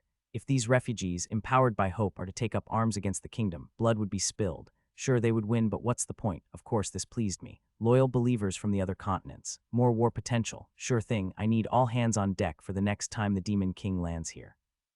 The tale was especially popular among enchanters, alchemists, and gemmakers, and more than a handful made the journey to the central continent, tempted by the chance to participate in making Demon King slaying bombs. These stories are so absurd. Kay laughed as she heard the tales recounted to her. It's so much war propaganda. Stella nodded. It's really a military puff piece. If I was a young hot-blooded male with a talent for fighting or making bombs, I'd probably sign up for the Valthorn Academy right now. And why did they make me into this superhero? The tale of Kay was also similarly embellished. I didn't find the tales of Kay exceptionally embellished, when her powers are really, truly superhero tier stuff. I mean magical floating cannon arrays that shoot superpower mini-nuke bullets, superhero tier. The story had the effect of inspiring locals too. My chief researcher particularly relished the challenge of creating bombs powerful enough to kill the Demon King. The day he makes a bomb that powerful, I would have him repeat, "Now I am become death, the destroyer of worlds." Or maybe he would regret it, like how that Alfred Nobel regretted the creation of TNT. No matter, we need bombs, big ones, and I will have them. Year 162. The big deep dig went on. Progress was getting slower as the ground turned more hostile. Certain areas were filled with hot magma that I could not spawn roots even if I wanted to. One odd observation: the inner part of this world isn't uniformly hot. I suppose it's similar back on Earth too, since the flow of the inner mantle meant there should be fluctuations. So we dug horizontally when we could not go lower. I wonder whether I could invent geological survey tools. It would save me so much time if I could just scan the Earth for parts where the solid ground was deepest. I got nothing. System, that's your cue to give me a skill. Nope, nothing. I paused and I recall my roots already have some kind of mineral sensing ability and various filtration abilities, but I guess sonar roots are a step too far even for the system. Maybe it's a domain ability. I kept digging and I found strange, large bones. Naturally, I excavated them and sent them to my biolabs. Archaeologists will probably frown at my methods, but oh well. I'd like to have ancient dinosaurs, please. Ancient dragons are fine too. Something that quickly turned up was that the bones all bore some kind of damage, claws, swords, there were even little bits of crystals in them. I kept digging. Bones, more bones, strange bones, and as my roots unearthed more bones, I soon found the strangest one of them all. It was massive. Each bone was the size of a medium-sized tree, and more importantly, each bone had a ton of little gems in it. When we placed it in the I heard a voice and saw a vision. An experience similar to that of the ancient tree shard. The skies burned as the rift opened. We expected this, the coming of the invaders. The master astrologers have watched the skies and stars for millennia and have foretold this day. The day when the demons come to our world. Invaders, minions of the so-called gods, invaders. We thought we were well prepared, the might of our dragon empire was unmatched, but our pride would soon meet its downfall. A sky full of stars was instantly ripped apart and demons poured out of the rift, but they met resistance as a flight of dragons rose to fight them. The demons did not last long against the might of the demons. The invader gods were relentless. More demons and more dragons fell from the skies. More and more demons flooded through the rifts. We fought. We destroyed every single one of the demon crystals. I saw images of dragons. They burned the demon crystals, melted them. But we could not hunt down every single one, as the invaders came more and more frequently. They were crafty and hid their demonic attunement crystals deep in the ground. Our master mages could not find all of them. An invasion that was once centuries turned to one that occurred every few decades. More dragons fell as the rifts widened. We were humbled. Their numbers were clear. Even ants could take down an elephant in sufficient numbers. Our kind took forever to replenish our numbers, and they could sacrifice millions to take us down. We could not resist forever. Images, visions of dragons battling it out with the demons. Gruesome, the dragons were all bloodied and injured, and they kept fighting. Each time more of our fortresses fell, our younglings slaughtered. A continent covered with the blood of dragons. We sought a way to end this, but there were none. Then, a scene of a massive demon and its accompanying army of demon drakes. The demons adopted our form. It was an insult to injury that I could not take. Our last stand, and we lost. The world had succumbed to the demons then. It was the will, the last words of the dragon etched into the memory of bones. But when was this? There were no humans in that world I could see. Were they a society of dragons then? The bones, with the little demolite throughout, were incredibly ancient, as my biolab did some tests to make an estimate. Ancient. At least a few 100,000 years. The magical energies that remained in the largest of the dragon bones were unfamiliar and different. Were they the precursors of this world? Seems corny that this world had a dragonic origin. Or maybe they were just one of the many earlier races. Perhaps they are the dinosaurs of this world. We kept digging. I asked lilies. I honestly have not seen any, except for the demon's dragon. I mean, at this point, dragons are really stuff of ancient legends. I know not of their fate. At this depth, it'll take almost a month to walk from the surface to the deepest level. The magical energies at this depth were already slightly more active than on the surface, and the slow progress was partly due to the terrain. The magical energies and environmental factors that I could easily resist were harder on the beetles, and they had to be reinforced with active regeneration. They were heat-resistant, but even then, their performance was slower. The lens from that Margmer city seemed to be a relic of some kind, but I still don't understand how it works, how it's made, and what it actually does other than create this magical barrier. It looked like a very beautiful blue glass though, but I could think of a few ways to use them. For one, how would it work as a shield against a demon king? Could they see active battle? 2. The lens clearly twists the ley line in a way such that it becomes the shield. Could I change the shape of the shield such that it functions as a weapon? In any case, Edna and a few high-level Valthorns were the first group that made the journey into the depths. There were things I could not see or read at the depths. My vision was after all mostly limited by my spiritual sense, and my roots, earth sense. They would descend to the Magmar city to help decipher what's going on down there. I had specialized miner beetles, made to haul rock and break the ground, so that my roots have an easier time clearing a path, but these miners were not meant for carry people. But my earlier versions of carrier beetles were not suited for the deep, where there's no light, so we had to Modi. This is a lot deeper than I expected, Ian. Edna remarked once the beetles descended continuously for a week underground. I could teleport them, but where's the fun in that? How many such tunnels are there? Did you make them, or were they always here? I made them, I see. Edna paused, the heat got a lot higher deep underground, and she activated a few personal comfort items. These were some of the what are we looking at. The first one, of course, was the Black Star veins. There were a lot of them at this depth. She and the small group of Valthorns that made the trip rested there for a day and examined the veins. They descended the next day. The Magmar city was a lot more impressive, but strangely, the moment they stepped into the city's vicinity, golems emerged and attacked them. They fought them off easily, but there were some defensive mechanisms that recognized people, but not trees. Once again, people forget to remember that trees in this world can kill. They spent a lot more time in the subterranean city, and they lived there for a few weeks. Back on the surface, our training continued, and we reviewed the performance of our second-generation Valthorns. This meant their parents were also Valthorns, and these kids had some variant of the skill blessed by the Soul Tree. Most of them joined us over the past 5 years, and they were all born around 10-20 years ago. In a way, these kids were all my other bets. I didn't see any reason to burden Lausanne's family on more battles and fights if they don't want it.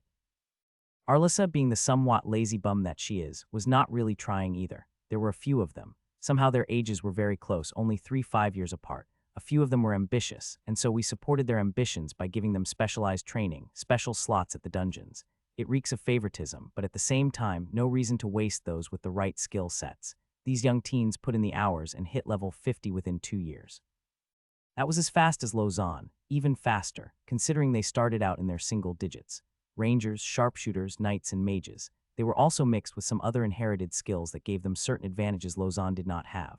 The products of a bit of gentle nudges, genetic meddling, and little boosts during their infant years. Already I could sense their potential and level limits would be higher than the generation before them. The idea of a Spartan generation isn't that far. Already we were doing deep scans into the young children of many Valthorns and nobles. I did nothing to most of them, but for a few I attempted to use my powers to strengthen them earlier, awaken them. I wanted to see how far I can push them. In a few decades, these younglings would be my level 125ers. If the inherited skills could be stacked repeatedly, that would make subsequent generations significantly stronger. Year 163. We can't afford to wait. Lausanne once again made her case to the council. The rifts will occur anytime now, anytime. I could sense the subtle twisting of space. Already my magical sensors are sharper and more sensitive to void mana. There will be a lot of death. I don't see why we should assist. There are still 2 living heroes, isn't it? We should reserve our strength. The skeptical group. The turtles. I agree with that view, Lady Lausanne. I strongly recommend we observe the heroes' actions before even bothering to assist. What if the heroes use this chance to strike us? Lausanne paused. The earlier crusades were a bad taste that many still remember. The other temples have never assisted us. She took a deep breath. I'm not recommending we assist the temples. We should find favorable countries, nations that are willing to shift their allegiances. Surely there are those who have lost faith in the temples, and we should step in. This is our chance to make a foothold on those kingdoms. The refugees are a sign that the winds are shifting. We should use this tailwind to make a stand. I'm a little mixed on that. Chancellor Brandak opined. It's a waste of good resources, and I think strategically, we would reveal our hands if we sent our Valthorns to the other continents. Currently, the other nations have limited info on our true combat abilities. Lausanne paused. The strategic element was a good argument. I think the value of Valthorn's strategic abilities is overstated. Our true power is and always is Ian's set of skills and abilities. Revealing Valthorn doesn't do much. What if the other temples take this chance to capture the Valthorns? Surely, this is one of the few chances they get hold of our elite group. Would we risk sending our forces into enemy lines this way, far from Ian's reach? It's true. As long as they are on this continent, I can still interfere.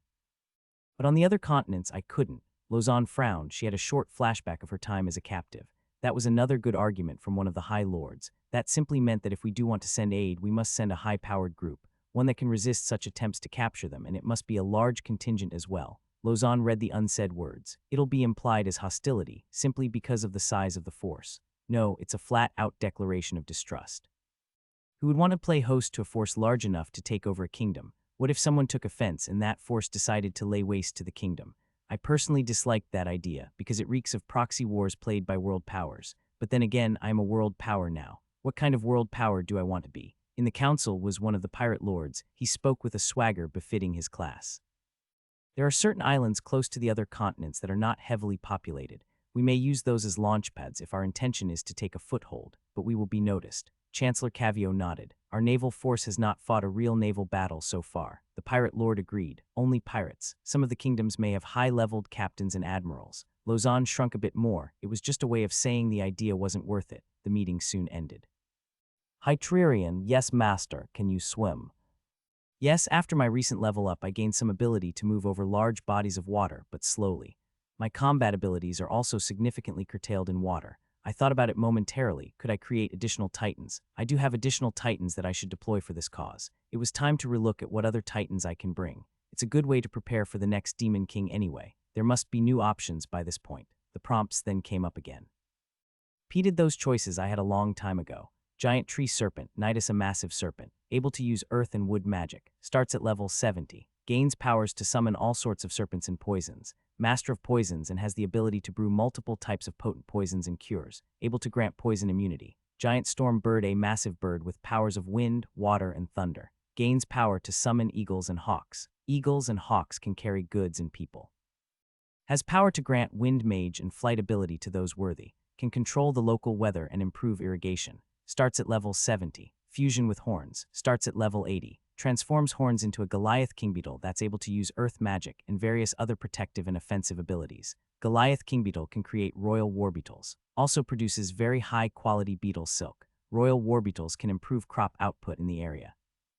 Fusion with a giant attendant tree creates a Warmaster Treant. Starts at level 70. High toughness and use of wood magic. Warmaster Treant is able to create lesser treants to assist in combat and other duties. Also produces high-quality teas and fruits. These were the old options I had, well, without the ones with Jura too. Strangely, I didn't have an option for Edna. Anyway, I reviewed my new options.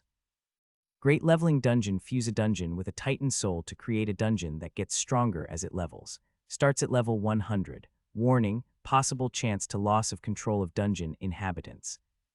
That warning sounds like an inevitability. Crystal form Titan level 70 Crystal Titan. High toughness and tremendous magic resistance. Able to produce crystals. Can change forms to perform different type of roles. Able to learn and use a certain range of magics. Depthworm starts at level 70. A creature of the subterranean world. Extremely good at digging and making tunnels. Has very good earth sense and is able to detect hidden features in the deep ground. Weak to magical attack. Also produces certain types of mineral and metals. These two seem to be tied to my recent activities in crystals and digging underground tunnels. Seemed kind of a boring choice for a Titan. Fusion with a Segiant Treant level 70. Similar to Warmaster Treant Titan, but capable of combat in shallow seas and swamps. Has various swamp and sea-type adaptations, and can create seagrass vines and seaweeds. Produces really high-quality seaweed for consumption.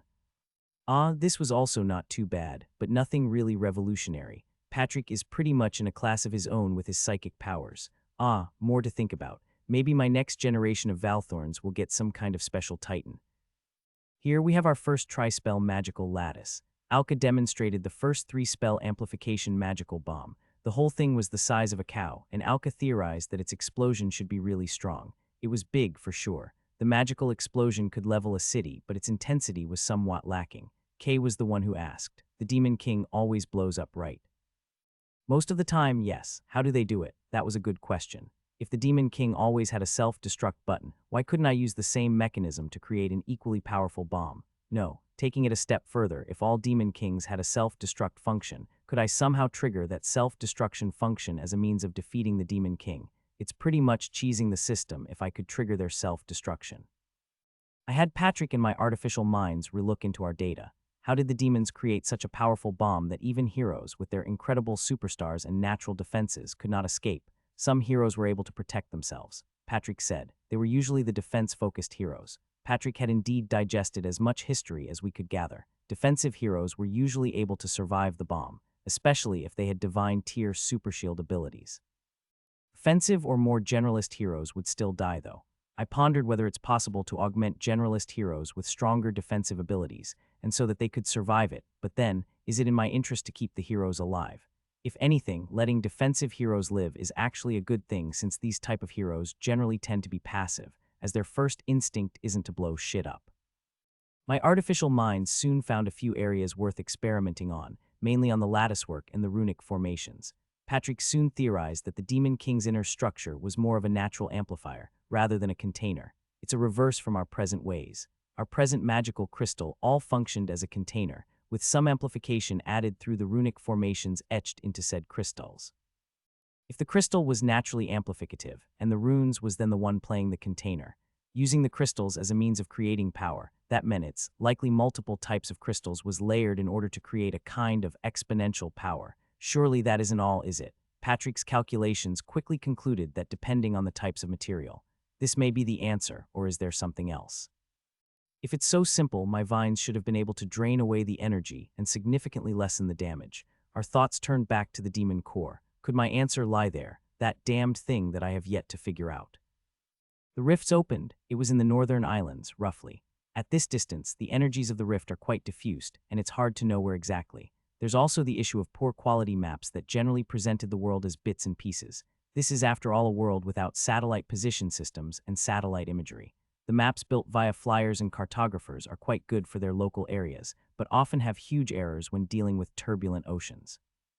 Maybe we shouldn't aim so high. Kay laughed as Stella exerted herself again. The idea of teleporting themselves to the moon was pretty crazy. If we can't even teleport to the moon, how am I supposed to get home? Maybe it's something a lot simpler. Maybe the worlds are folded together like layers of rags stacked on one another, and interdimensional world movement is just us changing floors rather than moving across the floors. What, there's some kind of interdimensional lift? Stella rolled her eyes. Surely magic isn't that simple. Kay laughed. Magic is whatever this world wants it to be. Why should it be that complicated anyway? The gods certainly dumbed it down for the heroes. Did you know heroes can skip so many steps when they use spells? Fucking hell, now that I'm not a hero anymore, I have to do it the normal way and it totally sucks. Stella's eyes rolled even more. Metaphorically, I'm serious as Shia. The gods give life hacks for the heroes to skip steps, and in some cases we even get straight-up auto-casting functions. Every time I learn about how the heroes have everything rigged, I just feel absolutely unfair. How do I replicate that? A familiar that assists with magic casting. Wait. I could do that, isn't it? Would it be possible to design a tree familiar with a focus on mental and magical abilities that augment the host's spellcasting, rather than just give them more abilities? It should be possible, right? I have my artificial souls all functioning as my assistants, but could I replicate this on a smaller scale with them? Effectively, yes, a familiar with an artificial soul can function as a second mind for a warrior, but compared to the hero's super AI, it's still too far behind. I thought about it for a while, but then I remembered. No, the artificial mind doesn't need to be the one doing all the thinking. Rather than tag the artificial mind and have all the computational load be with the combatant, why can't it be hived off to a cloud? If the artificial mind and familiar functions as a gateway or a connection, and all the actual assistance and mental computation happens here, with Patrick and a massive network of stationary, dedicated artificial minds, that is possible, but we would need a familiar that can form a kind of mind link. I need to test it out, and already I have candidates. The best people I can test this on are tree folks. They are naturally already able to connect with trees. Could I juice the tree folks with the power of an entire network of trees? Use the power of the remote forest of minds to significantly increase a treefolk's combat powers. Essentially, the treefolk would have to allow us to control certain parts of their body. Mind stewed on the idea. I could sense them thinking about it in detail. I approached the treefolks on the idea as well. I summoned Lord Kravake, the de facto lord of the treefolks, though there are few others like him, and pitched the idea. We're looking to create specialized treefolk champions, augmented by powers of the forest. The concept of artificial souls is not everyone knows, and many of them believe those artificial souls are just extensions of me. It's true to some extent, so I don't correct it. We're hoping to test whether treefolks can act as our gateway and avatars. I believe they should be receptive, but I'll need to raise this topic with the warriors. In the meantime, I need to figure out how to change familiars and artificial souls so that they can perform such a function. Are the demons near? Rifi asked one fine day. Its language had improved quite a bit, mostly due to exposure to me. Will they hurt us? When will they come? Reefy expanded in his coral reef area and at the same time also embedded his core somewhere deeper into the reef. I could sense his curious magical energies touching my sea roots, like a small octopus afraid, but yet couldn't resist it. He's also taken control of some fishes. I wasn't exactly sure how he did it, but perhaps it is a similar mechanism to my control of the beetles. Out of friendliness, I didn't attack any of those fishes that he controlled, so I wasn't sure whether those fishes are actual living things or some kind of summon.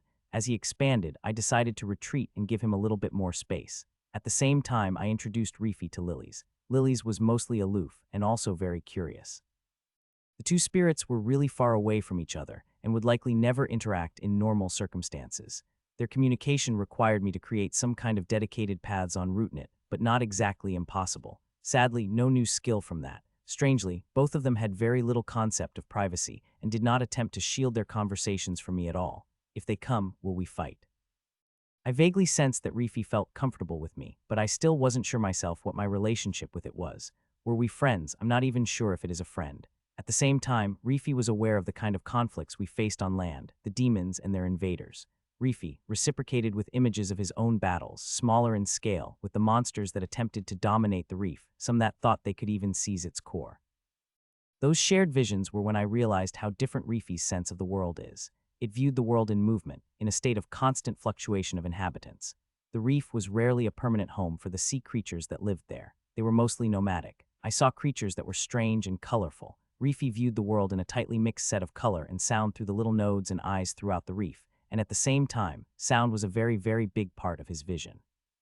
His sight was always blended with an associated sound. They were inseparable when he described things. That was when we started sharing the recorded sounds of the creatures, animals, whatever we have stored in our registry, and it was something that delighted Reefy. At least I thought it was delighted. I wasn't sure whether it felt those emotions, despite the presence of intelligence. Our information from Reefy's direction is limited because we pretty much gave up the area around it, Patrick shared. Thankfully, it was relatively easy to convince Reefy to share intel, especially when my interest was on boats and ships that happened above its location. It didn't like boats. It didn't like people very much either, and was fond of killing those who ventured too near. I quickly declared the reef area a natural reserve, so that none of the fishers ever come close. There were protests from the kingdoms that shared a border with that part of the sea, but between a sentient reef, or kingdoms, I soon decided it was better to keep Reefy's goodwill. I would educate it on the ways of the natives, their fishing habits, and why they do so. It responded with anger and hatred, but over time it soon softened its stance to one of displeasure, and then negotiated safe paths through Reefy's area of control. Paths where ships could sail, but no fishing or diving.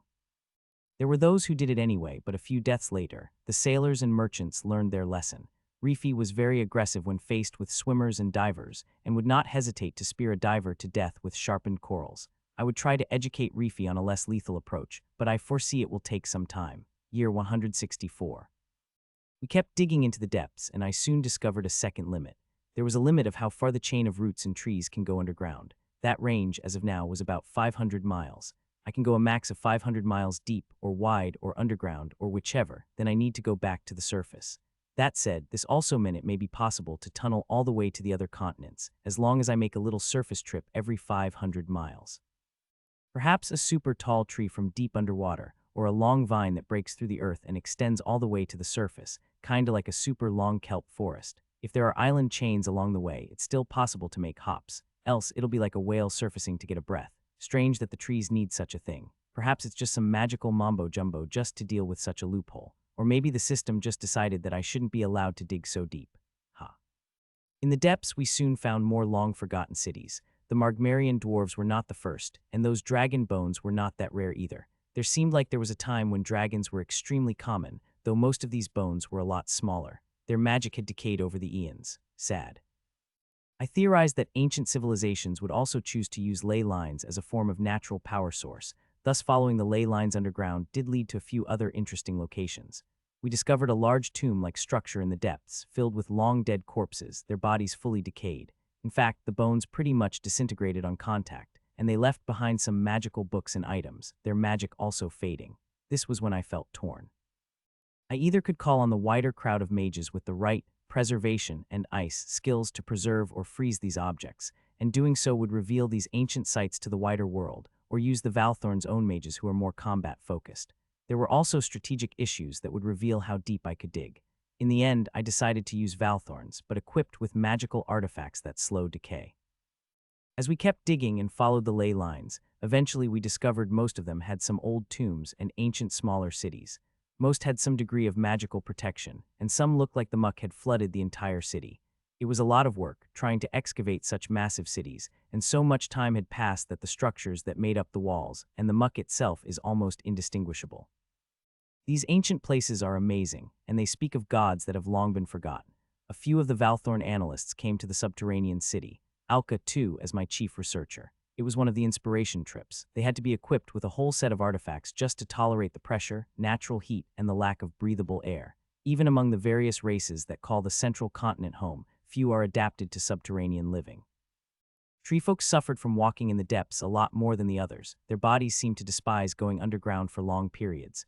Some groups of lizard people were much more fond of the underground, but only up to a certain level. Beyond that, the heat is unbearable. Dwarves, true to their heritage as miners and diggers, performed the best, but even they needed artifacts. The lens remained on its pedestal. I took it out temporarily to study it, and since then returned it. I still could not understand how it's made. One of the thoughts shared with the Valthorns was the use of this location as a hideout. True, they were functionally buried alive, but this ancient city is the perfect apocalypse bunker. The fact that it stood despite the eons was sufficient proof of its success as a bunker. This is a rehash of Ian's old sewer bunker idea, isn't it? One of the older Valthorns laughed. The history of New Freaka was not totally lost. Indeed, but this space is significantly larger and uses a power source independent of Ian. There were kinks to work out, and the druids that made the trip down soon wanted to plant a wide range of fungi that generated light, and also some plants that could survive with the indirect light from fungi. I think the ultimate problem is one of comfort. The idea of living underground is appalling, that only dwarves and certain lizard people subspecies would consider it for any decently long period of time. Centaurs and treefolks hate it with a passion, and I think maybe that's why they will be the first to go extinct. Or maybe the gods will just repopulate the world with them based on some kind of cookie-cutter racial template. Also on the line of ley lines and underground, I made a dungeon underground in an area with a few ley lines, and somehow, this was my first level 120 dungeon. It was a simple premise. Ley lines are more powerful underground, partly because the energies are concentrated. Because it's so far hidden underground, I decided that this was a Valthorn exclusive dungeon, not that anyone else could even challenge it. In fact, right now, only Lumoof and Edna have any chance of surviving a battle with the monsters of this dungeon. Thankfully, the dungeon wasn't going to go wild, else I'd be dealing with level 120 monsters. Their first reaction to seeing a level 120 dungeon was pretty much some variant of what the fuck. I even created a few additional artificial minds just to oversee this city's administration. The thing is, when high-level individuals are not spotted for long periods of time, it tends to fuel rumors of death. Thus began the first vanishing of Edna and Lumoof and a lot of other higher-level Valthorns. They would camp down there, right outside the dungeons, and make battle with the dungeon's monsters. Eavesdropping on the conversations of foreign intelligence agents were part of my entertainment. Lady Edna vanished. No one has seen her for months, not just her. A large group of the best warriors have all disappeared. They fought hard, and even the level 80s and 90s leveled quickly when faced with level 120 monsters, and they have not even fought the boss or the minibosses. She is not reported in her home position in the 6 ports for months. The Valthorns have assigned new individuals to take over all their places, but they are not listed as dead. The other temples would want to have a gauge on my combat strength, so they keep tabs on these individuals.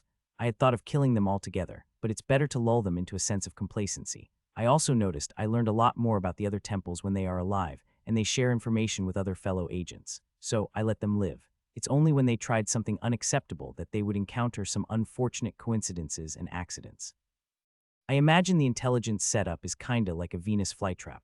Let them venture a little too near and wham, dead bugs. At the same time, a few of my artificial minds sorted data by their risk levels. I was willing to let foreign intelligence agents get certain information. After all, just like nuclear bombs, letting other countries know I have such nuclear weapons is a deterrent of its own. What news do you have? Kay asked Lausanne on the war in the Northern Isles. She worried for her 2 friends, those 2 bastards that didn't even come and help her. Lausanne shrugged. They're doing all right. The Demon King isn't here yet, just regular mobs. The elven girl had gotten used to Kay's lingo and even used some of their terms. Kay nodded. Ah yes, true, they won't lose to regular mobs. Right, I still don't understand why she's worried. Heroes with their absurd stats won't lose to regular demons. What kind of demons have they met? Seems to be some kind of worm, in addition to the regular hounds. Worm, yeah, a worm demon. big fat ugly slugs with horns and spikes, attacks by spitting some acids or by ramming, moves incredibly fast for such an ugly thing. Lausanne had drawings that were shared by our agents on the other continents, again, part of the mutual horse trading. Kay looked at the pictures, somehow disgusted. If I had my powers, I'd burn it with fire and blow them up, truly a spawn of hell. Lausanne smiled. Indeed, but spears and spikes work quite well against them. Their inner parts seem quite soft. I wonder whether they pop like worms when you pierce them, or maybe they'll just leak demon juice. Yuwa, Lausanne smiled, and the two started their regular spar. Kay was a lot easier to defeat, since she's just a crystal golem without overpowered hero powers and stats. She gained a lot of levels then, and she is now about level 75 as a crystal golem. She formed a team with Ashir and Lausanne to go dungeon diving, thought they mostly dived in the level 60-70 range. Statistically, the mines gathered data that most adventurers hit about level 40-50, and a small minority would reach level 80. It takes about 7 to 10 years to reach level 80 if one takes on the dungeons regularly, without any experience boosting powers. With the effect of experience boosts, or the powers of various leaders, it's possible to reduce this time by more than half. The fastest level gain I have so far is 3 years to level 80, without any of the experience seeds or my level 60 gift. This, of course, required tremendous dedication. Getting to level 80 in 3 years meant diving a dungeon of the appropriate challenge level every 2 to 3 days and classing suitably. There are kings that have powers to improve level gain. After all, leaders are famed for their passive ability to improve the strength of those around them, and they can give gifts too. But generally, the passive ability is only as strong as the king's own levels. Anyway, Stella Ashia also received one of my familiars. I had hoped to eventually collect her Void Mage class so that I could produce more of them. Her powers were surprisingly conventional, if not for the Void title. In a way, a Void Mage is just a poison mage with some extra steps and effects. After all, Void powers tend to leave a stain that deals damage over time. That's functionally a poison-type ability. She was frustrated that her attempts to teleport to the moon didn't have any progress, so the dungeon diving was to gain levels and build better equipment.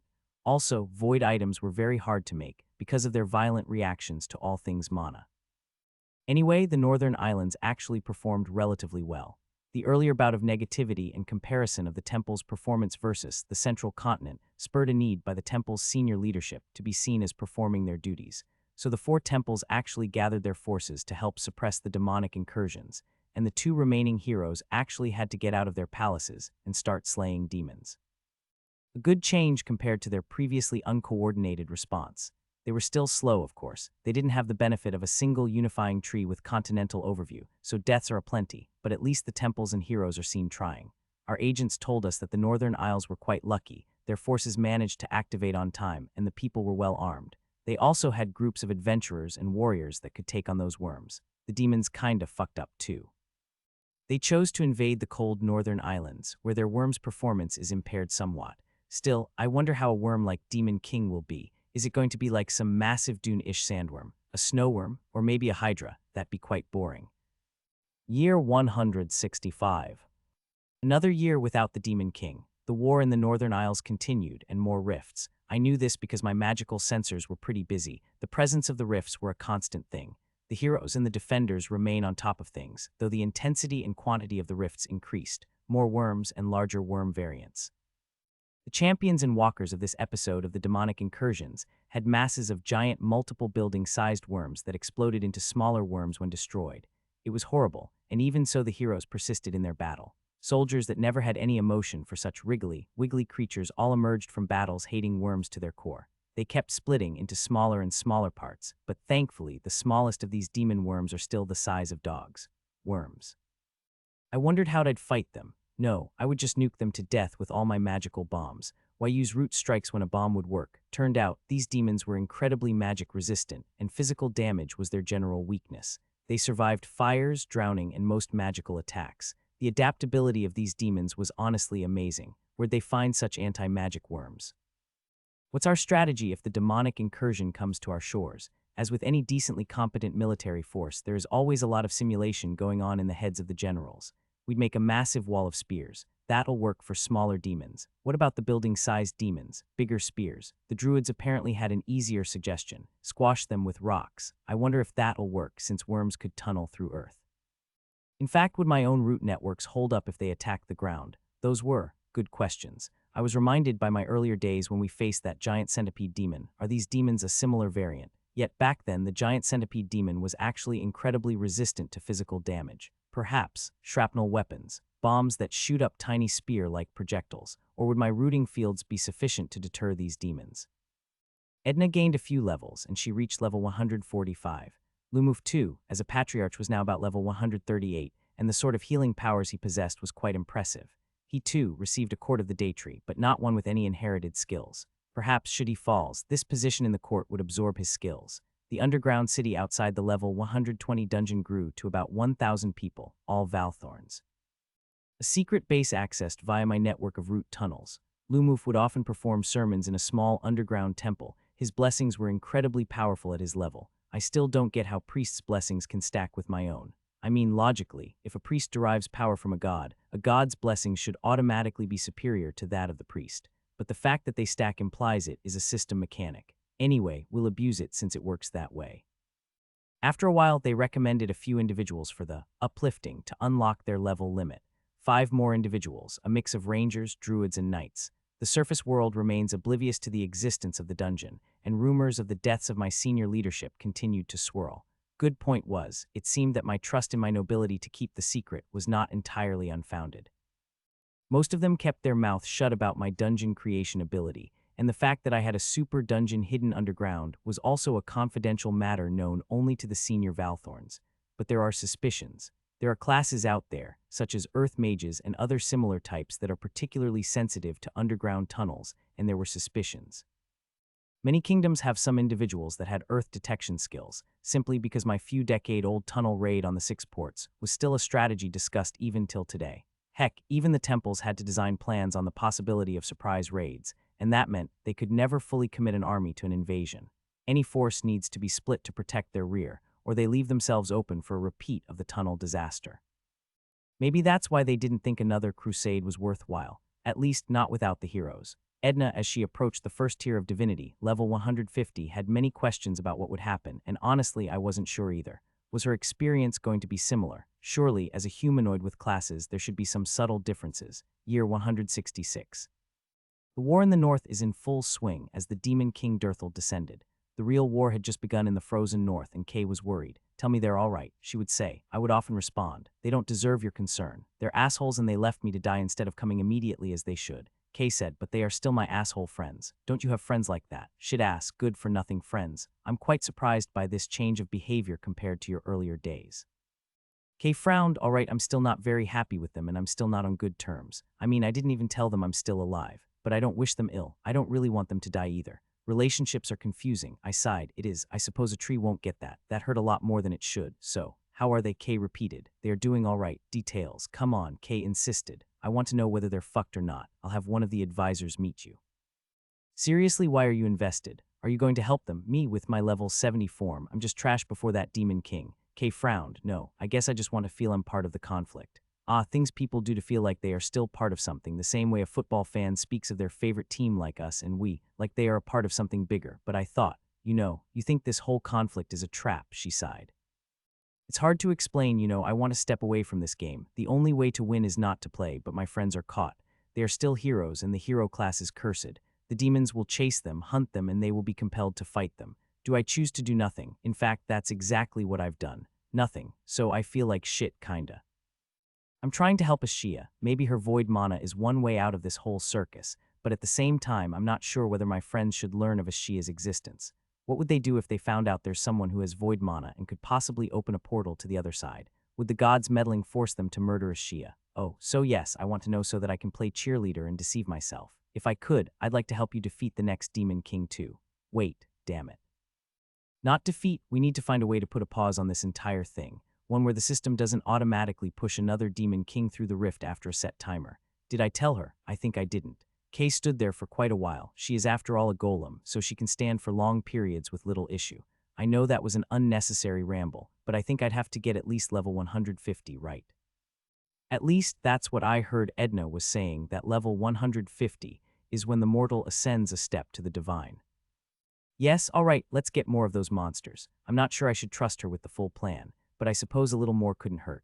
As of now, she's just about level 70-ish and she spent her time challenging the level 80-90 dungeons. That level 120 dungeon underground remained a secret known only to a select few. Even Lausanne doesn't know about it, well, because she decided not to move past where she is now, because of some fear of the unknown. Arlissa finally stopped her stint in the Freshland Treasury College, and not unlike her mother, she joined a group of adventurers, visiting dungeons throughout the continent. I suppose I'm like one of her uncles, watching her bungle her way through life despite all of her privileges, and now extremely relieved that she decided to do something useful and productive for herself. Also, the whole adventure thing allowed her to get away from her mom, since they have a rather tense relationship.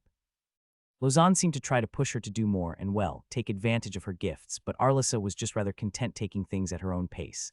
It was just regular tension within the family, but it eventually worsened when Lausanne started talking about the other Valthorns she coached.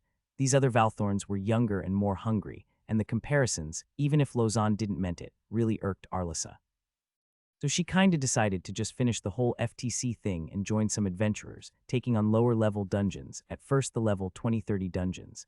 Yes, my response was slow, as with all busy uncles, but she's used to it. Oh, hi Ian, she responded and found a quiet place to sit down. I suppose having a mental or psychic conversation required a set of norms not unlike cell phone calls. I wanted to ask for a favor. She was far outside of Freshka then, away from the range of Patrick's mind reading. A favor. I know I'm not a member of the Valthorns, but could I get access to some of the restricted dungeon slots? I thought for a moment. Sorry, Arlissa, but the answer is no. The rules are set, and they are not to be twisted so easily. I felt kind of disappointed at that moment that she resorted to using her privilege in this manner. I would also step on the authority which I delegated to the council. If I delegated the powers, they should be followed by all. I hated the nobility back then, and I have a dislike for them now. It just kinda sucks that Lausanne's daughter is the one that chose to do it. Lausanne's other child was a young little boy named Lotta. Just like Arlissa, he too had the inherited blessings, the exact same one. He developed well, but I wondered whether I should dote on him or not, simply because of Arlissa. Arlissa still struggled with privilege and effort. She's gifted, and yet chose not to make the most of it. How much of that was because of me? Was I the source of her stress? I wasn't sure. Even though I could read minds, that didn't mean I knew what caused their personalities to develop in a certain way, and whether that development, how much was due to my presence. How a personality is formed and shaped over the decades is still a mystery, even if one can have many good educated guesses. It is not like personalities are skill blocks that I can create by repeating certain actions. People respond to stimuli differently, and so the best I can do is just keep trying. Google SE a small kapar letter 1D04 HNVI net. The war escalates with Demon King Durthal, and the wedge between those who believe we should provide assistance and those who believe those other continents deserved it grows. It's a relatively small minority, of course, but they are loud. The discussions turn somewhat chaotic. There are people there we should save, talented people we can rescue. One of the many lords suggested. I've attempted to bribe them to come over, but I believe our ability to ensure their physical safety will win them over. Are you trying to insinuate a kidnapping? Well, yes, but they'll come willingly when their towns are getting flattened by demons. It's a huge mess. The representatives and the bureaucrats wanted to plan how to take advantage of the chaos in the north. Already some lords sent their own people, not Valthorns, their own militia to assist in the war effort. In their case, it's really a luxury of security that they can afford to meddle in other nations' affairs. We watched them attempt to assist the other nations, and then the demons killed their agents. The heroes put up a hell of a resistance, but they could not be everywhere at the same time, and so cities after cities fell. The unpredictable rifts also had a tendency of popping up everywhere, so it's hard to really protect the front line when there isn't one. They didn't have that many high-level individuals they could deploy, nor did they have the benefit of my almost continent-wide demonic suppression aura. The rifts also spread throughout the world, and so, we had a rift open on our continent. Rift appearances are targeted, but occasionally they spawn in other places too. But a single one opened on our shores, just a single one. But I've been waiting for a long time for it to happen, and deployed my beetles to flood the area. The rift opened in the northernmost point of the central continent, close to a port city. My forces quickly defeated the first wave of worms. The beetles' sharp horns, tusks, and similarly heavy and spiky carapaces made them natural counters to the spiky flesh worms. My trees sprung out of the earth around the rifts, and quickly my vines attempted to make contact with the rift. This will not be the time for the forest rod, not yet. I only have one shot, one opportunity to make a stand in the other world in one moment, but not yet. I'll let this one slip. What I wanted to test out were my bombs and my new generation of beetles, coated with a layer of mana crystals. Essentially, a rift jumpsuit for beetles, because I wanted to test out whether I could modulate the mana in these crystals to allow my beetles to cross the rift. Eventually, I'd like to scale it up to a titan, especially a titan that can generate a microclimate, and an aura titan to bring my anti-demon aura to their world. It worked partially. The body part that had crystals managed to go through, but the rest of it didn't. The beetle splattered as the two parts got torn apart by the rift. Oof, sorry beetle, that's a horrible, horrible way to die. It's kinda like being stuck in a moving lift door. Sample 1 didn't work. Then I got another beetle. This time the crystals were a lot more fine and spread throughout its entire body.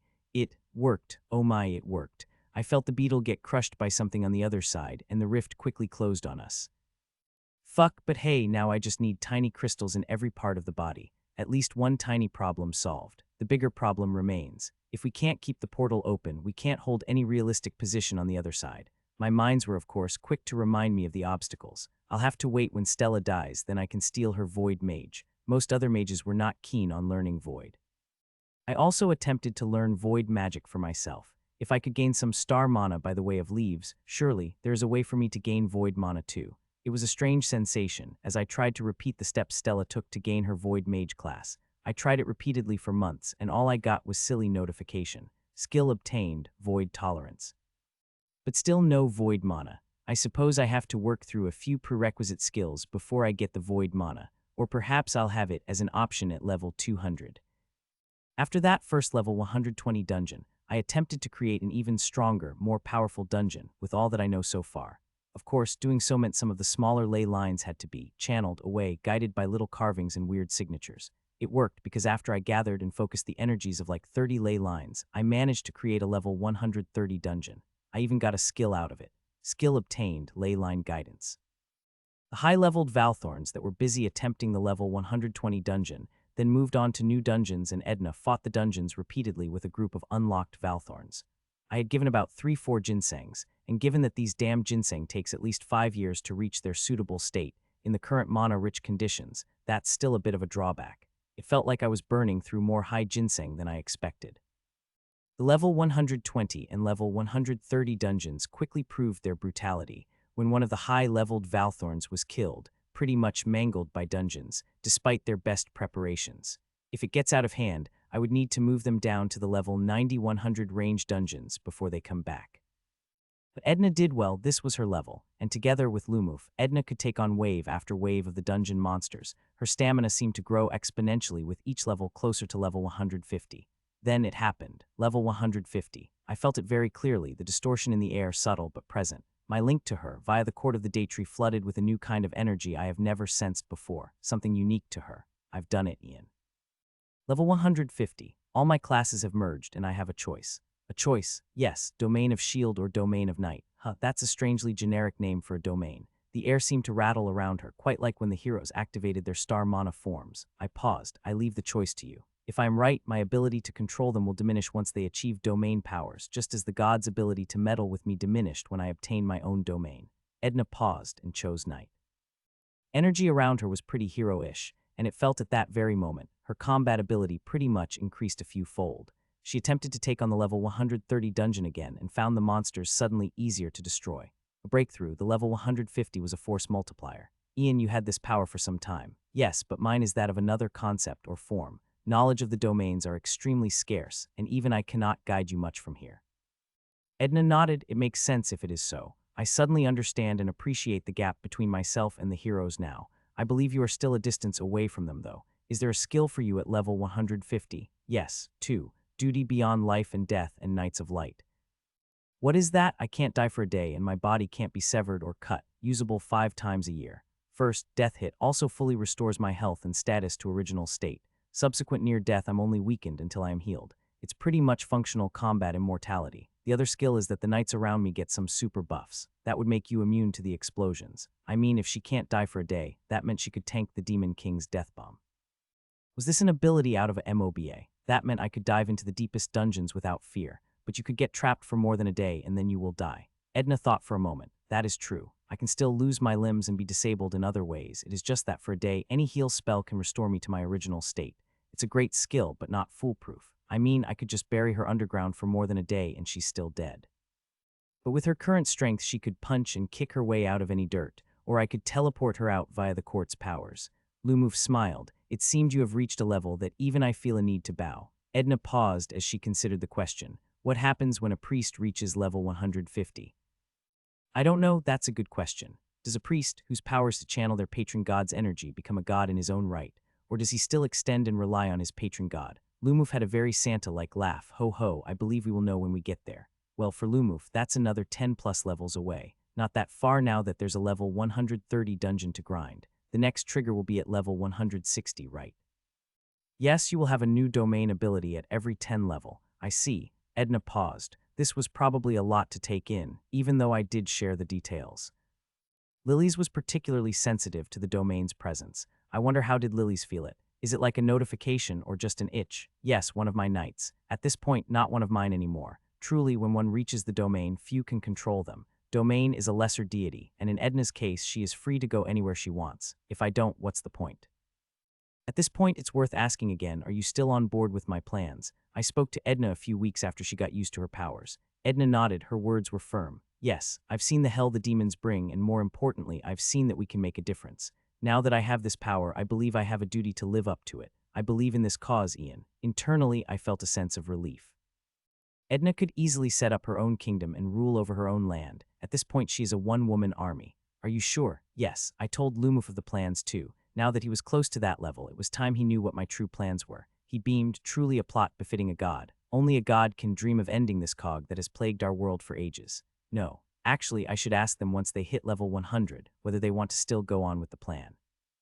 Many of them would brave hell and high water, and I'd like to think that if they got this far, they certainly would follow through. Whatever it is, as a priest, my duty is to serve our god. We are the hands of our god's will, and I will see through it.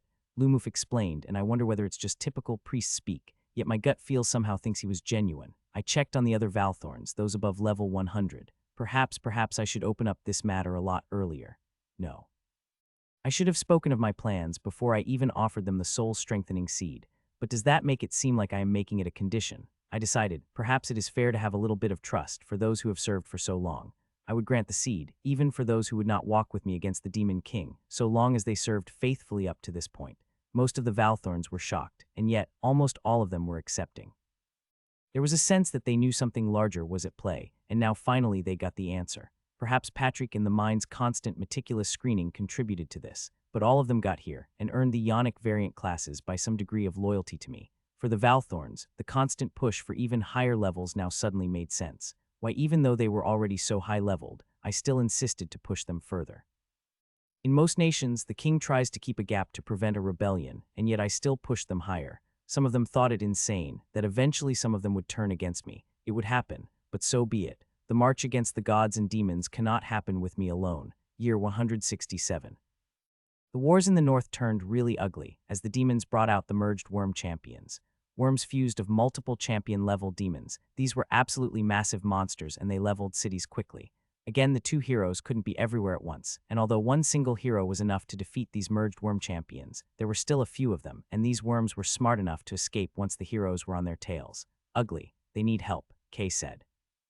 I'd imagine Lausanne could do quite a bit of damage to these worms. Lausanne shook her head. If they are merged champions, probably not. I fought a champion by myself before. All I did was just drag it on. I still needed help to win. Maybe I think Ian's powers are stronger and your link powers are therefore stronger. True, but it's still a big gap. Lausanne shrugged. And that's not what I want. They have not met Edna for years now, but that was normal. Kay, Lausanne and Ashia have been busy hunting dungeons during their short breaks, but Lausanne had to frequently take time off to spend time with Lotta. Lotta, the second child, grew up extremely attached to Lausanne, increasingly so these few years. I wonder whether it's because of her long absence during her dungeon expeditions. Kay nodded. She was level 80 now, and she gained the ability to shapeshift her golem form even more, and also some coloration changes.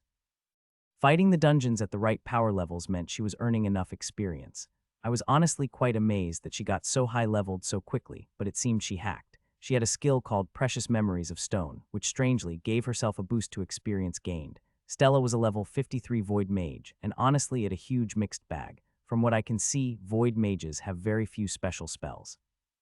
The difference she brought was that the usual spells she casted were just twisted by the Void Mana such that they have a slightly more powerful impact. The issues are also twofold. There is no grimoire or manual where Stella can refer to and see what kind of spells used Void Mana, so her best bet was to use existing spells and modify it as she practiced.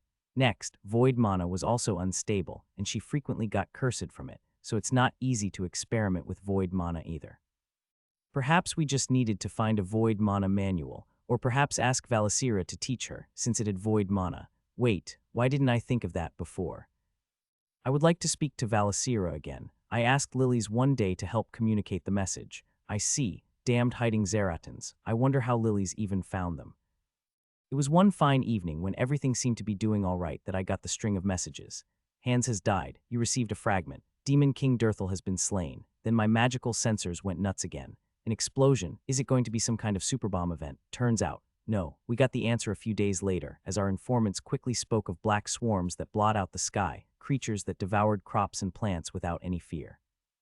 Demon King Dirthel was a bomb, all right. Its body was a massive swarm of pests that it waited to unleash on the world. That's just cruel, Kay said after she had a moment of grief. You're telling me there's a magical swarm of locusts when it dies? Yes, it blew up and seeded its immediate surroundings with these, spawning things that pumped out locusts. Our mages attempted to use their magic to get information. The area was no longer interrupted by the Demon King's presence.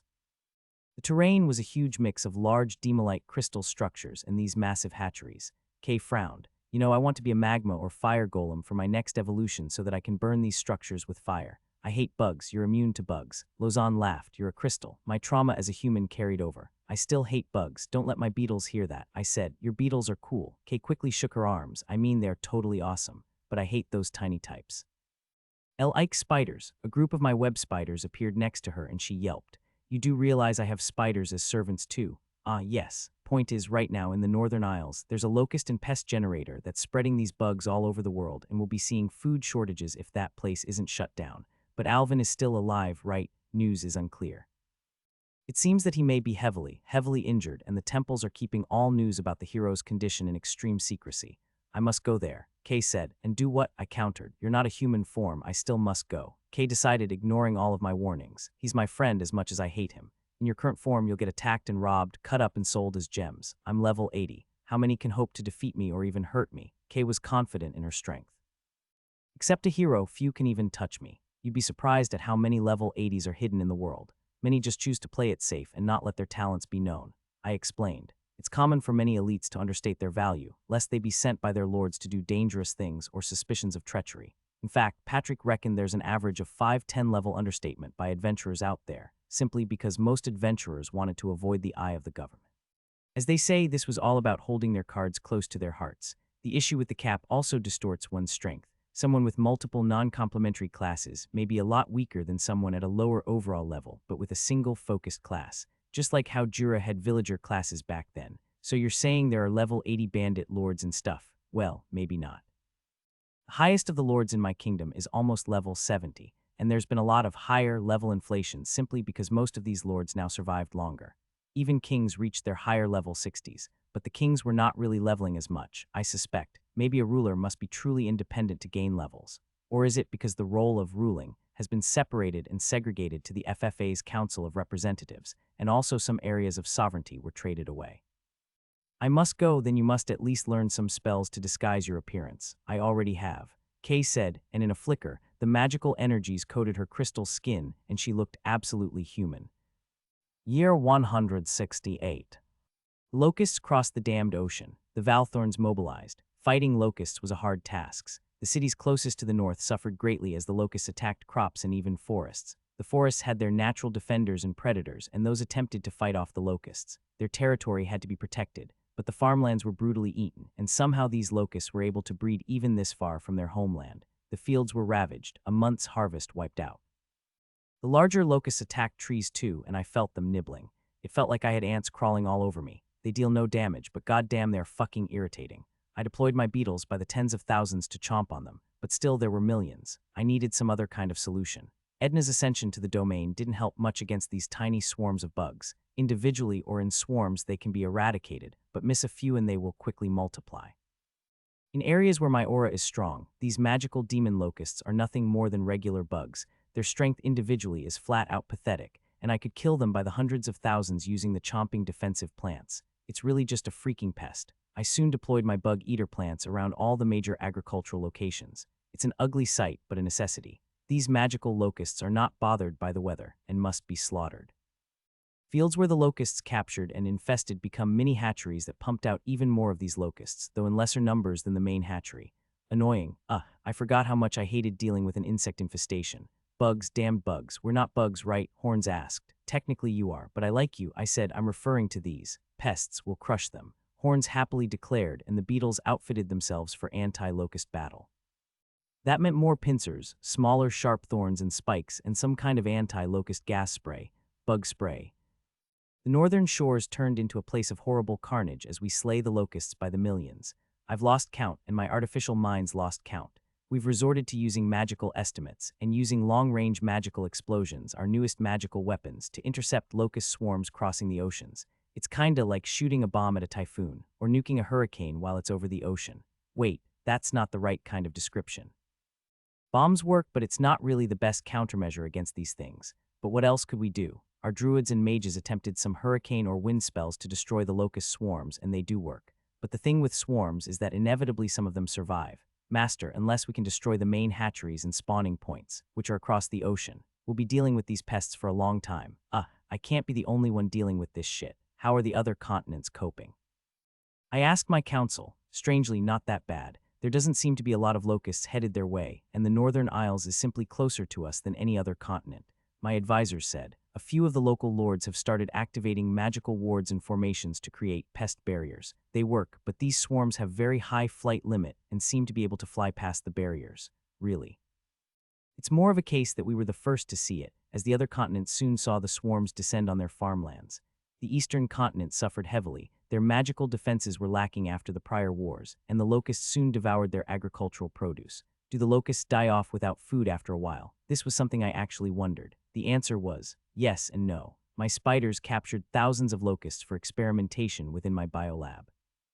One of the few countermeasures I contemplated was natural defenses. In nature, as I could recall from some documentaries, it's common for other insects to check the growth of other insects. If these locusts are pests, I could possibly design insects that specifically counter their massive swarms. As it is, my beetles and spiders, stationary bug-eater plants, are doing a decent job in killing these demons, but I needed more. Something more powerful that could chase them wherever they went. Interceptor bugs. We also considered other natural defenses. There were plants that emitted certain gases that were poisonous to their pests. Some plants emitted saps that caused these locusts to stick, or certain changes to the shape or content of their food that reacted to certain parts of their body, which then caused these locusts to die. Everything was on the table, because they were freaking annoying. I felt like an angry house husband attempting to destroy all the pests in his home. So we conducted experiments on the locusts that we captured, and discovered that they are magically powered, and have a little tiny bit of demonic flesh in them that absorbed magic and mana from the surroundings for sustenance. But once they started eating, they switched to another demonic flesh that digested food. They also had an inbuilt death trigger, and that was after 5 reproductions, where after food, they made tiny demonic locust eggs in small blobs. Very strangely well built and engineered for a tiny creature. Then we did one of my favorite anti-demon abilities, flooding their bodies with my overwhelming mana. They popped like balloons. Then I tested with less and less, until I reached a point where my mana was just enough to overwhelm them but not overload the parts till it burst. Demonic locust captured. Converting, the locusts changed shape into giant grasshoppers. That was one of the biggest letdowns ever. Massive, harmless giant grasshoppers. These locusts were mindless, and we also discovered that they can be lured using specific scents. Smell of fresh, growing plants seemed to attract them. Maybe that's why they attacked the central continent in such large numbers. The level of forestation and agriculture on the central continent far exceeded the others, and we generally have a food surplus. So for these mindless locusts, they were just drawn across the continent to that scent, most likely swept across the oceans through the high winds. So by amplifying these scents, we soon discovered we were able to pretty much lure the locusts to a specific location, and then with some good all-magical bombs and magical formations from Alka, either burn them to death with magical flames or blow them up. Later we tried to develop specialized anti-demon gas spray that were effective only against demons. Tried, our own demon locusticide. Yeah, it's a mouthful, if I had a mouth, but it's surprisingly harder than we thought. I honestly never had an appreciation of how hard it is to develop a powerful chemical agent that worked specifically on something, because most materials are shared across many different life forms. As the war against the demonic locusts raged on, we also analyzed the metals from the Margmarian city. These were strange metals to me, but once we put them in the material labs, it's soon clear they were just a blend of metals that were forged into an alloy.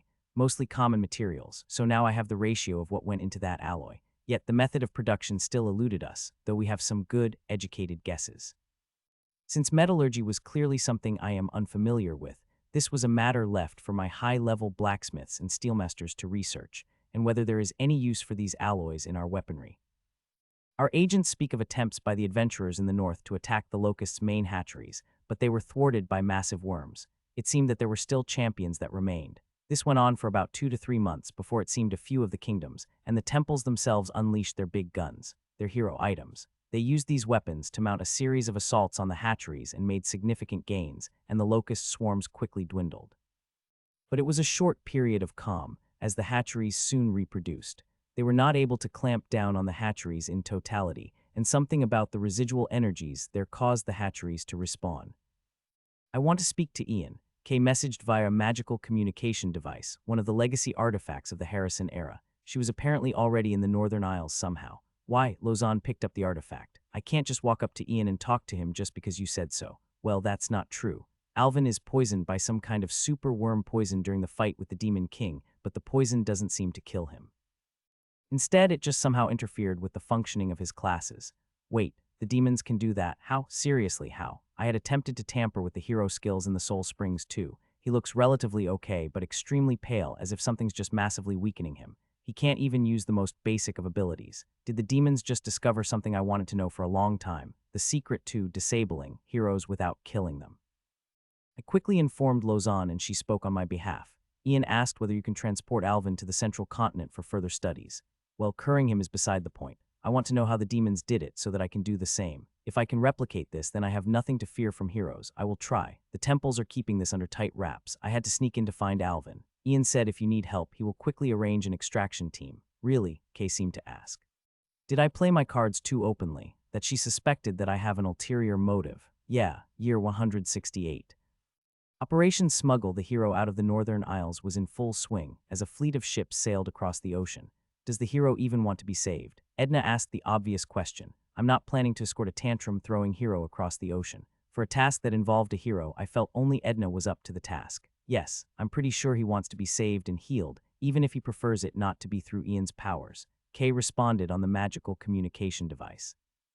As it is, he can't bonk his harem. Does he know that it's you? Did he see you as you? Did you ask him? Kay didn't answer and Edna rolled her eyes. Seriously. Ian, you there? You agreed to this? Yes, I responded through a magical speaking item. One of the priests acted as my spokesperson. My eyes looked through that same device. Edna shrugged. Kay, you owe me one. Yes, boss. Kay bowed. I'll meet you guys once the force lands. I've already bought off some of the scouts and folks in that area, but I'll double check. The fleet would mostly remain along a string of uninhabited islands, cloaked by magical spells and fog. A smaller group of ships will make landfall and a few hundred men will disembark. From there, they will travel to the city where Alvin is kept under watch by the temples. This was a secret that very few were supposed to know, but it seemed that there are a lot of loose lips around. Edna called on the senior team leads for a recap. Essentially, the mission is to steal the hero without the temples knowing we did it. The potential for a political and worldwide drama, should it be seen that the central continent kidnapped a hero, well, a part of me thought it'll be a big middle finger to the 4 temples, and yet I wasn't sure how the kingdoms and the temples would react. In any case, best if the force remained unknown. That meant all of them were in disguises and had magical artifacts that altered their presence and magical signatures. Also, no unique abilities, so they had to all use common skills and abilities, and all their equipment were basic. Even the ships we used for the operations were all repurposed ships captured from pirates or Northern Isle-sanctioned privateers. One of the accompanying Valthorns was a level 125 ranger called Rune. He too received multiple experience seeds in the soul-strengthening seed and was in the 3rd batch of ascended potential warriors. Well, a cakewalk isn't it, in a way, Edna said. There's 6 of us here that's above level 100 and another 10 at level 80s. I do not expect any of us to die from this. The temples themselves have only a few people in the high 60s and 70s, and those old farts are probably hidden away. Our main risk, really, are the hero items. Rune brought out a greater teleportation device, again, a relic of the Harris era. One of the items they used to teleport back to me. The idea is, once they get hold of Alvin, they'll use the teleportation device to send him here. There is a risk that the teleportation path can be traced via magic, and that would reveal my role in this entire affair, but I suspect an item used by the heroes is unlikely to be so easily followed. The city and the temple itself is fortified with ancient teleportation shields. We must get the target out of this range. There was a circle drawn on the map, results of their earlier scouting efforts. That's quite a big range. Yes, if I recall, it was a hero item from a few centuries ago. Rune explained. As the ranger, sharpshooter, and one of the elite range specialists, he did quite a bit of research. They are likely to have secondary magic interference here and here. All right. K. Valthorn's perspective third-person POV. The weather was cold. The north was often cold like this. The batterings of the colder northern winds were relentless. I wonder how much of the chill is due to the frozen tree. Rune was fully equipped, even if it was all entirely off-the-shelf items. They drank a cup of warm tea, which boosts their natural heat and keeps themselves warm. Edna shrugged. Her senses took in the air of the north. We're not here to meet the frozen tree or hunt the hatcheries, Rune. News of her ascension to the realm of the domain remained a secret known only to a few, so even Rune didn't know. Not yet. Rune smiled at the middle-aged knight. Yes, another high-leveled ranger came by. He wore a thick cloak and jacket, again, a very ordinary item. I wish I can use my enchanted coat. Me too, Johann, me too, Rune responded. Their items were all stored in specialized magical crystals in the event of an emergency. Edna waved and they kept their mouths shut. The small ship stopped and the captain signaled that they were going to hold. It's time. Edna stood and everyone else followed. They changed to rafts and then made landfall. We could have used magic. Johann wondered. He was one of those who had not received the soul-strengthening seed, so he was only level 85. Still, he believed he would be given the honor once this task was done. Johann frowned. Really? I'm surprised too, but yes. Rune said, we need to look out for their agents. Kai's POV. This is the place. The informant was an old woman in her 60s, and she walked Kay through the door of the hotel. The receptionist was a human lady in a beautiful outfit, and the informant spoke to her briefly and then flashed a card. Kay was sure it was a card or some kind. The receptionist smiled naturally and then led them through a beautifully decorated walkway and then into a wooden lift. This is as far as I will go. The receptionist will take over. The informant nodded. Kay felt it was strange how serious she sounded. She entered the lift and so did the receptionist. The doors to the lift closed and then the receptionist knocked on the wooden walls of the lift. The receptionist then took out a pendant and pressed it. The lift went down and when it opened, it looked as if she was in an armory. This way, there were groups of people resting. Some looked injured, their weapons all on the central table. There were a few individuals that looked like healers and they even had the white doctor's robe. She was led to a room. It was very bare for a hotel. No, here it wasn't a hotel anymore. This was a war preparation area. Hello, two walked through the door and the door closed. The lighting was very dim and she had to use a skill to see. Kay sat. Hello, I'm here to confirm the hero's whereabouts and buy details on the security around the temple area. The two individuals seemed to have shared a glance, but it's too dark to make out anything. I believe the informant should have submitted the request. Kay tried to clarify. Yes, one of the two shadows brought out a briefcase. Kay reached out to touch it. Payment. Kay paused. Oh, she activated a storage crystal and withdrew the payment. Gems and coins. Two additional shadows came into the room and went through the payment. They nodded once they were done and left the room. The briefcase slid across the table and opened. Kay looked at it. It was meticulous work. Schedules of the patrols around the city, where the forces are, what was the level of guards. There were just 3 level 50-plus individuals in the entire guarding force, and this was a great relief to Kay. It wouldn't leave the table. We've been watching you for some time. Kay paused. She was being watched, so tell us, why have you been sniffing around for details about the hero, Alvin's condition? The voice was clearly female, but it sounded weird. Not a human for sure. Kay took a deep breath. I believe I am the client here. The two didn't reply. I had the impression organizations like yours don't pry into the affairs of your clients. That is normally true. Another voice spoke. Kay wasn't sure what exactly this voice sounded like. But when your targets are the heroes, we want to hear exactly what your plan is. Are you one of the hero hunters? Kay didn't reply to that. Hero hunters? What was that? The voice on the left continued. Lady Kay, right? I'll be frank. My agents across the continent have been watching and protecting the heroes where we can. So we know when you're looking for him, and we even know you've managed to somehow snuck into Alvin's compound. Once, Kay's eyes twitched. They've been watching her for so long. She thought back to all her conversations with Lausanne and Ian. Did they know? She was pretty sure she used magical interference abilities to hide that she was having a conversation. At that moment, a magical energy blast coated the room, and Kay's magical disguise was instantly dispelled. A very strong dispel spell. A crystal golem. The two said, interesting. Kay's fists went up and she was prepared to fight. This is a trap. I'm surprised that a hero hunter would walk into our trap. Unless you're not one. The shadows said, we can't let anyone hurt the heroes before their time is up. At that moment, a magical suppression field popped up, and Kay felt her energy level decline massively. How she missed her hero powers. Tell us everything and who you work for. Kay wasn't sure how deep down they were, but she guessed they were quite deep underground. The explosion from her magical crystal bombs merely rattled the room. It didn't occur to Kay that her response was overkill then. That activating a magic bomb was too much force, but Kay felt afraid. The fact that the entire underground area was magically rigged made her feel unsafe, that she was vulnerable, so she thought her response was proportionate to the level of risk she faced.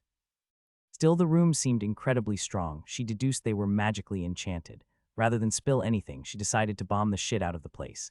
If they had torture devices or magical artifacts, Kay felt they could still hurt her. There really is no need to be so aggressive. We just want to talk, one of the voices said. Kay didn't believe that one bit. The walls seemed to close in, and Kay's crystal limbs glowed, attempting to push back. The other voice seemed to have vanished, but Kay was sure she was sure both voices were female, was still here. She activated her speaking stone. K2E trap, trap, trap, abort. E to K acknowledged. Location. Rosewood Gardens Galewinds. Kay spoke while she tried to fight off the rocks and bricks that flew her way. The room itself seemed to move in her way. The walls itself attempted to cut off her path. I kind of figured this is how this would turn out. The shadows said, seemingly unharmed by the huge magical bomb. Lucky us, we have the bomb-proof shielding installed. Kay frowned at how loudly they talked. An extra arm popped out of her chest to fight off the shadows that attempted to restrain her. Champions. Kay repeated the word, a code word for high-tier opponents. Those two individuals were clearly strong. Her fist of crystal glowed, and she slammed into one of the moving walls, and it caused it to crack. Kay frowned. That was a lot less damage than she expected. These were reinforced walls, a skill of some kind. She punched again, and this time it buckled. She charged her crystal fist for a third punch, and this time it made a big hole that led to the surface. She ran out, yet they didn't give chase. Kay didn't like that feeling. It felt like they were still on her tail, even though she didn't see anyone in the entire afternoon. She was now quite a distance away from town. Her golem body's stamina was incredible. She surveyed her surroundings. All data pointed that she wasn't followed, yet it still felt like they followed her. It was strange. She sat and activated her speaking stone again. K to E status. Safe. Surroundings clean, she lied. She activated her magical interference spell, yet she didn't feel safe. Is the plan compromised? Kay was silent. Is the plan compromised? The tone was clearly seeking confirmation. Kay sighed, maybe. Edna closed the speaking stone. That went as expected. That means we're going with Plan B Rune, and the group nodded. There was always a contingency plan in the works in the event Kay was compromised. Edna never quite trusted her, and as far as she could tell, Ian also kept her at arm's length, even if he entertained a lot of her whims. All right, we consider that the temples know what Kay knows, which is there's a group of us coming for the heroes. If they know we are coming, then we should strike with two forces, a feint, a smaller force to make it seem like we're attacking, and then a larger actual force to capture the hero. One of the knights suggested. Good idea, but how? We can hire some bandits or mercenaries. If the intelligence systems are as good as what we've seen, they'll know we've hired them. I'll hire them and I'll be the bait, Johann suggested, together with 3 others. Edna paused. Fine, no. I suggest you split into pairs and hire 2 groups and mount 2 separate attacks. We'll strike at the 3rd attack. E to K, please move to pick up 1. Kay frowned at the instruction. Pick up 1, wasn't that one of the southern port cities, but she figured they must have had a plan, acknowledged. The hero Alvin was supposedly living in a massive fortified palace in the city of Essenva, home to about 200,000 others, half of which were temple followers. The city also housed the branches of all 4 temples and a large contingent of their force. Located in the largest island in the Northern Isles, and geographically in the center, it was one of the many fort cities built when the temples realized they needed a show of strength a decade ago. The city was very heavily fortified, and yet it was surprisingly easy to hire mercenaries and other kinds of instigators to trigger riots, simply because there were a lot of pent-up dissatisfaction built up over the decades, from food shortages to bad behavior from the ruling authorities. The first riot was crushed brutally, but it did what it was meant to do. It relieved some of the tension in the air, and some of the forces seemed to think what they were predicted had come to pass. The second riot was a much smaller one, and pretty much fizzled out. They waited a month in between, and a month after the second riot. The hell, why are they waiting so long? Kay was now in the southern port city. She was nervous, but no news was good news. Edna had disabled the communication crystal, a sign she wanted absolute radio silence, so Kay's news came from bards and news speakers. Have we spotted him? Edna asked as Rune returned from the scouting mission. Yes, we've finally managed to slip in and get one of the identifier crystals. He's alive, and we've mapped out his routine for the past 2 weeks. He placed his notes on the table in their secret operation room, hidden in a magical space in the forests. Alvin was bedridden and seemed to be supported by a magical bed. The Valthorns considered his schedule in a portable secret hideout, made out of an ordinary tree deep in the nearby woods, courtesy of the Court of the Daytree. The intelligence forces have been sweeping the town for the past 2 months. They're still not letting up. Those intelligence forces came through the forest as well, but they couldn't locate the secret hideout. Edna frowned. They are more persistent than I expected, but no matter. This will be a matter we'll highlight for our next investigation. So far, none of them were caught. They were all too high-leveled and had enough equipment to evade most conventional weapons, but Kay's under surveillance by the intelligence. A few of the Valthorns were tasked to keep watch on Kay while the operation was underway, without her knowledge. They seem to have reported her, but they are not taking any immediate action. Edna's frown didn't go away. Any risk that our extraction and escape will be interrupted. It was still a distance to travel from that port to the ships, but Kay could teleport, and that would allow her to get out. But teleportation jamming crystals are sufficiently common that most large cities have some lying around. Not sure. The intelligence forces are quite high-leveled. We spotted one or two which we believe are around level 60s. If they have reinforcement, then we may have a problem. Level 60s was quite high. Ian preferred if killing of other high-leveled individuals be kept at the minimum, since every person alive is someone that could fight the demons. They were pretty much working on this with kids' gloves. We'll put this aside first. In terms of our course of action, the key question is then, are we going to make contact with the hero? Edna asked, and everyone gulped uncomfortably. Ian wanted to kidnap the hero, whether he wanted to come or not. But if he resisted, it would make things difficult. Last thing they wanted was the hero to die if he was to leave the bed. Ian didn't want that. Not yet. Edna knew he wanted to look at the hero's curse, and for that she had to capture him alive. She quickly sent a specialized encrypted message home. We could send the item across too. If we're sending the item too, we'll need channeling time. Can we keep the hero still for 1 hour? Teleportation scaled with distance and size. Edna tapped the table. Which is why we must ask, do we want to ask the hero? Can't we just put him to sleep? We can try, but heroes are naturally immune to all kinds of regular ailments and lower-tier spells and skills. We're not sure whether it will work, but if it does, good for us. Edna said, to what extent did the curse weaken the hero's power? Does it nullify immunities too? Didn't seem like a good bet. Rune noted it down. All right, one last recon. As the level 125 ranger, he had enough stealth and camouflage abilities to walk through the gates, but the presence of the intelligence forces still made things a little tense. Someone around level 40, with the right mix of detection and scouting ability, can still spot him. The last scouting mission was thankfully smooth. All right, good, let's just confirm our plans. Our plan is twofold, and we must hit both at around the same time. Edna said. They had considered many ideas and plans over the past month of surveillance, so they had to firm up which version they went with. I'll lead 8 of us, together with our artifacts, to enter the hero's location and capture him at this time. Rune and Johan will lead the rest to hit anti-teleportation crystals and disable them. Once disabled, we'll ping, and we will trigger the teleportation channeling. We are sending the hero with the bed, unless the resistance is too heavy. Everyone nodded. All right, let's get into the tunnels. Using their special familiar's root tunnel ability, they've excavated tiny tunnels that led under the hero's compound, and also to the magic tower where the city's anti-teleportation crystals were held. Sadly, the tunnels only got them 3/4 there, as there were structures underground built by the builders, reinforced stone and rock that prevently the root tunnel from going further, but at least they were in the compound. Rune and Johan's group started the first ping to indicate they started the assault. They were all in camo and hit all the resistance with extremely powerful sleeping agents. It was pretty much a cakewalk at how quickly the resistance collapsed. They were too high level. Once they got up to the crystal's location, they pinged again. This was Edna's cue to launch their side of the operations. Similar to Rune and Johan, they hit most of the targets with strong sleep or paralysis agents, causing the regular guards and the temple's forces to collapse. It was also a relatively easy task. Their high levels meant they outclassed the resistance. Then they reached the hero's compound. They found the hero already asleep, and Edna was the first to approach the hero, her protective abilities all active. The moment she touched him, she knew the condition was bad. He just looked all right, but something churned deep in him. She could feel it, but the touch triggered something else. An alarm. Someone had cast a touch alarm on the hero. Edna guessed that it must have been the intelligence. She made a mental note to check on who ran them. The temples were clearly not behind them. The alarm was city-wide. Rune instantly deactivated the anti-teleportation shield, and one of the high mages started the teleportation channel.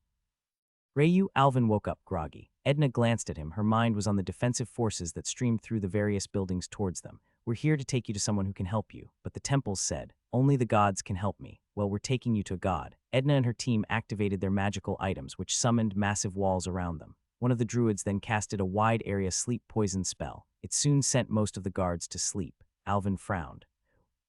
Sleep ability was effective on almost everyone. At that moment, a dark shadow charged at them. The shadow's blades were active.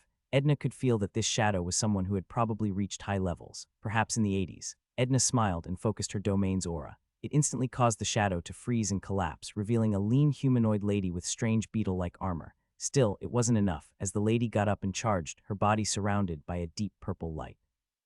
She activated a massive force shield that pushed back, and it was too big for the shadow to dodge. The shadow smashed into the force shield and was launched a few hundred feet away. The mage in the group said, 20 minutes. The sleep spell on the guards would knock them out till the next morning. Edna thought for a moment and then turned to face the shadow. It was going to get up again. She then activated her quartz, vines, and tentacles. It surged out and wrapped the shadow, injecting the sleep and paralysis directly into the strange lady's body. Yet that was enough. As she collapsed, her eyes went wide as the vines that now wrapped her body. Ian, the moment she collapsed, one of her artifacts activated and she was teleported away. Edna was impressed. Wow, these intelligence forces are well prepared. Alvin was just surprised. Who are you guys? We've met. Edna smiled. Teleportation is activating. The mage said, and at that instant, Alvin and his bed vanished. Edna smiled and went to the ping. Radio silence off. Let's get our ass out of here. K-team, please get our golem lady out safely. Knock the intel guys out if you have to. Back to Ian's POV. Alvin arrived on time, and already my best biolabs and medical skills were ready and waiting. They sent him right into the Valley of the Unrotten. No, I even opened up the magical barriers and runic foundations just so that I can receive this particular teleportation. When he arrived, he glanced up and saw all the trees around him. Oh fuck, he said. Hello, I spoke. I believe we've never met, but Kate told me to help you. And you think I'll believe that, Ian? She's dead, and it's your fault. Alvin responded, surprisingly angry. And I thought it's his fault for not coming here. It's out of respect to Kay and her ideals that we didn't pursue a crusade. Really, my spirit vision told me that his energies were extremely conflicted. His spirit was like a bright light, but there was something that blocked those light out, so much that I saw only bits and pieces of stray light. No matter your views, I have been requested to assist you, and I will. I meant every word. But I'll also figure out how to disable heroes too. Year 168. You don't look in particularly good shape for a hero. I mentally spoke to Alvin, and he was powerless to resist. I sensed the swirling chaos within his body, and I'm eager to see how it worked under the hood. First, we start with comprehension, then weaponization. And if I refuse, Alvin said, well, you'd rather live like this, bedridden for the remainder of your days, than let me try to heal you. Alvin didn't reply. The next Demon King will come in 10 years or so, and when it comes, it will come for you because you are the last surviving hero. And they will find you in this state and kill you, and destroy the city around you too. The weakened hero clenched his fists. What do you even care? That offended me, offended us. Have we not been fighting against the demons all these while? Have I not been resisting? What gave this hero the right to question that? Why, just because I wasn't on the same side? I brought you because Kay asked me to help you, because I happen to be one of the few people in the world that can even try to undo a Demon King's curse, and you question me. I was tempted to just keep him in stasis. By bringing you here, we have pretty much drawn the next Demon King to us, to me. Do you think I would do so if I didn't mean to heal you? You could have brought me here to kill me. I could. Honestly, I could. In fact, if I found out how the demon's poison or curse or whatever worked, I could be a dick to the world and not heal him. But that would mean more unnecessary destruction, and more people dying while we wait for the gods to summon the next batch of heroes.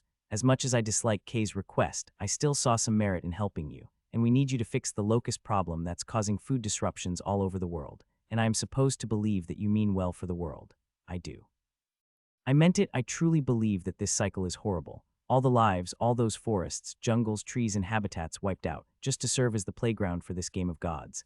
I've seen enough death to see this isn't the way to go, and from what I can tell, many other, earlier precursor civilizations have suffered a premature death.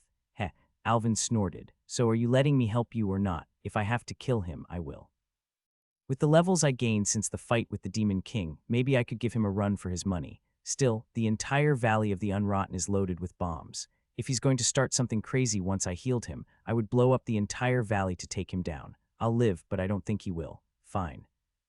I made a giant attendant tree that's focused as a biolab to house Alvin's body, with all the best materials I could gather, and all the tools I may never need. I activated all my sensors, and then dived into his soul spring to see what is the magical equivalent of an oil slick. Just like Mila long ago, there were these two large magical jugs in the sky that poured beautiful, untainted, sparkly water into his soul spring, and the lake around it. This sparkly water was star mana, and then I saw these strange spire-like structures that resembled the demon's homeworld. These emitted demonic mana in large quantities, and yet the star mana was still able to push back against the mana produced by these spires. What's really different was something that looked like a single red crystal located right on top of his own soul spring that was surrounded by a red flame. I activated my soul-related abilities to get a closer look. whether this was just another type of curse. The flames seemed to burn the star mana that got near it, and in doing so, created an entirely dry, parched area. Greater demon hybrid parasite spawn nascent form. What in the fuck? I looked closer, and I saw indeed there seemed to be something resembling I'm not sure what I'm looking at. It's like a jellyfish, but incomplete. In fact, once I observed the way the flames interacted with the star mana, I believe that thing may be drinking the star mana. Alvin, I want you to tell me what the Demon King did to you. He was still groggy when I woke him from the biolab's bed. My vines and my own healing energies have taken over the role of his magical bed, and I could see he was healthier in most ways. But his skills and magic all remained off limits so long as that parasite consumed all the mana that got anywhere near his soul spring. He sat up and told the story. Both of them fought the giant worm Demon King, and it went quite well. The temples provided some assistance, as they brought out old hero items to help provide cover fire and take out the mobs. They activated their powers, their star mana forms, and went all out. The Demon King caught one, but Hans managed to use his attacks at point-blank range to significantly weaken the Demon King before he was killed. He fought the Demon King to the end, but at the end, when he thought he won, there was a core in the middle.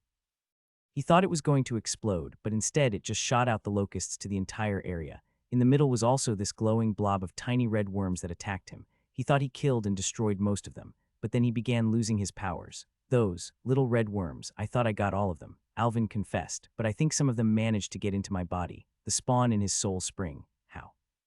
I thought long and hard about this. There's a parasite in his body, and it's the thing that denies him access to his powers. It's like somebody rerouted the electricity away from the main computer, so the computer's unusable but not necessarily spoilt. The thing was growing. It fed on his star mana. Honestly, a part of me was extremely curious of what happens if it matures. Does it burst out of his body? The red flames protected it, but I realized that the protection was insufficient. Not enough to deny me. I placed Alvin in my specialized soul forge, a setup I used to heal Stella of her void mana curses, and activated the various ley lines for the power I needed. The flames this parasite created were meant to consume star mana, and it was specifically tailored for it. It had pretty good protections, such that significant majority of healing or anti-poison or anti-parasite abilities could not get past those red flames. But not me. The flames bent and went out to the touch of my overwhelming mana, and my vines reached out and then touched it. At that moment, a voice spoke back. Tree, we believe we are on the same side. I mentally froze, and Patrick quickly updated. No mental incursions, Master. It appears to be a telepathic message passed via the vines. Don't remove me. The spawn. Indeed, there really was nothing else but the crystal. What are you? I am the demon's bid to escape the clutches of our slavers. A weapon created to kill heroes, but at the same time, use the hero's powers to grow. Shit, I do not believe you. Certainly you should not. How do you speak so? Well, the level of speech and sentence structure suggested something a lot more intelligent than what I initially remembered of the demons. We learn from the captured heroes. We learn from their memories, their thoughts. We leech off their minds and pick the speech and language patterns. Even now I tap into the hero's mind. You are a parasite. That I am. Then tell me why I should not remove you. Because I can help you fight the slavers. We know your kind is unaware of who we are, who we serve. Then enlighten me. The ancient slavers and the puppeteers are but two large factions in eternal conflict over the multiverse. This world is one of the many gateway worlds at the edges between the realm of the slavers and the puppeteers. We, the so-called demons, are but a race of animals or monsters that the slavers have assimilated as their slaves of war.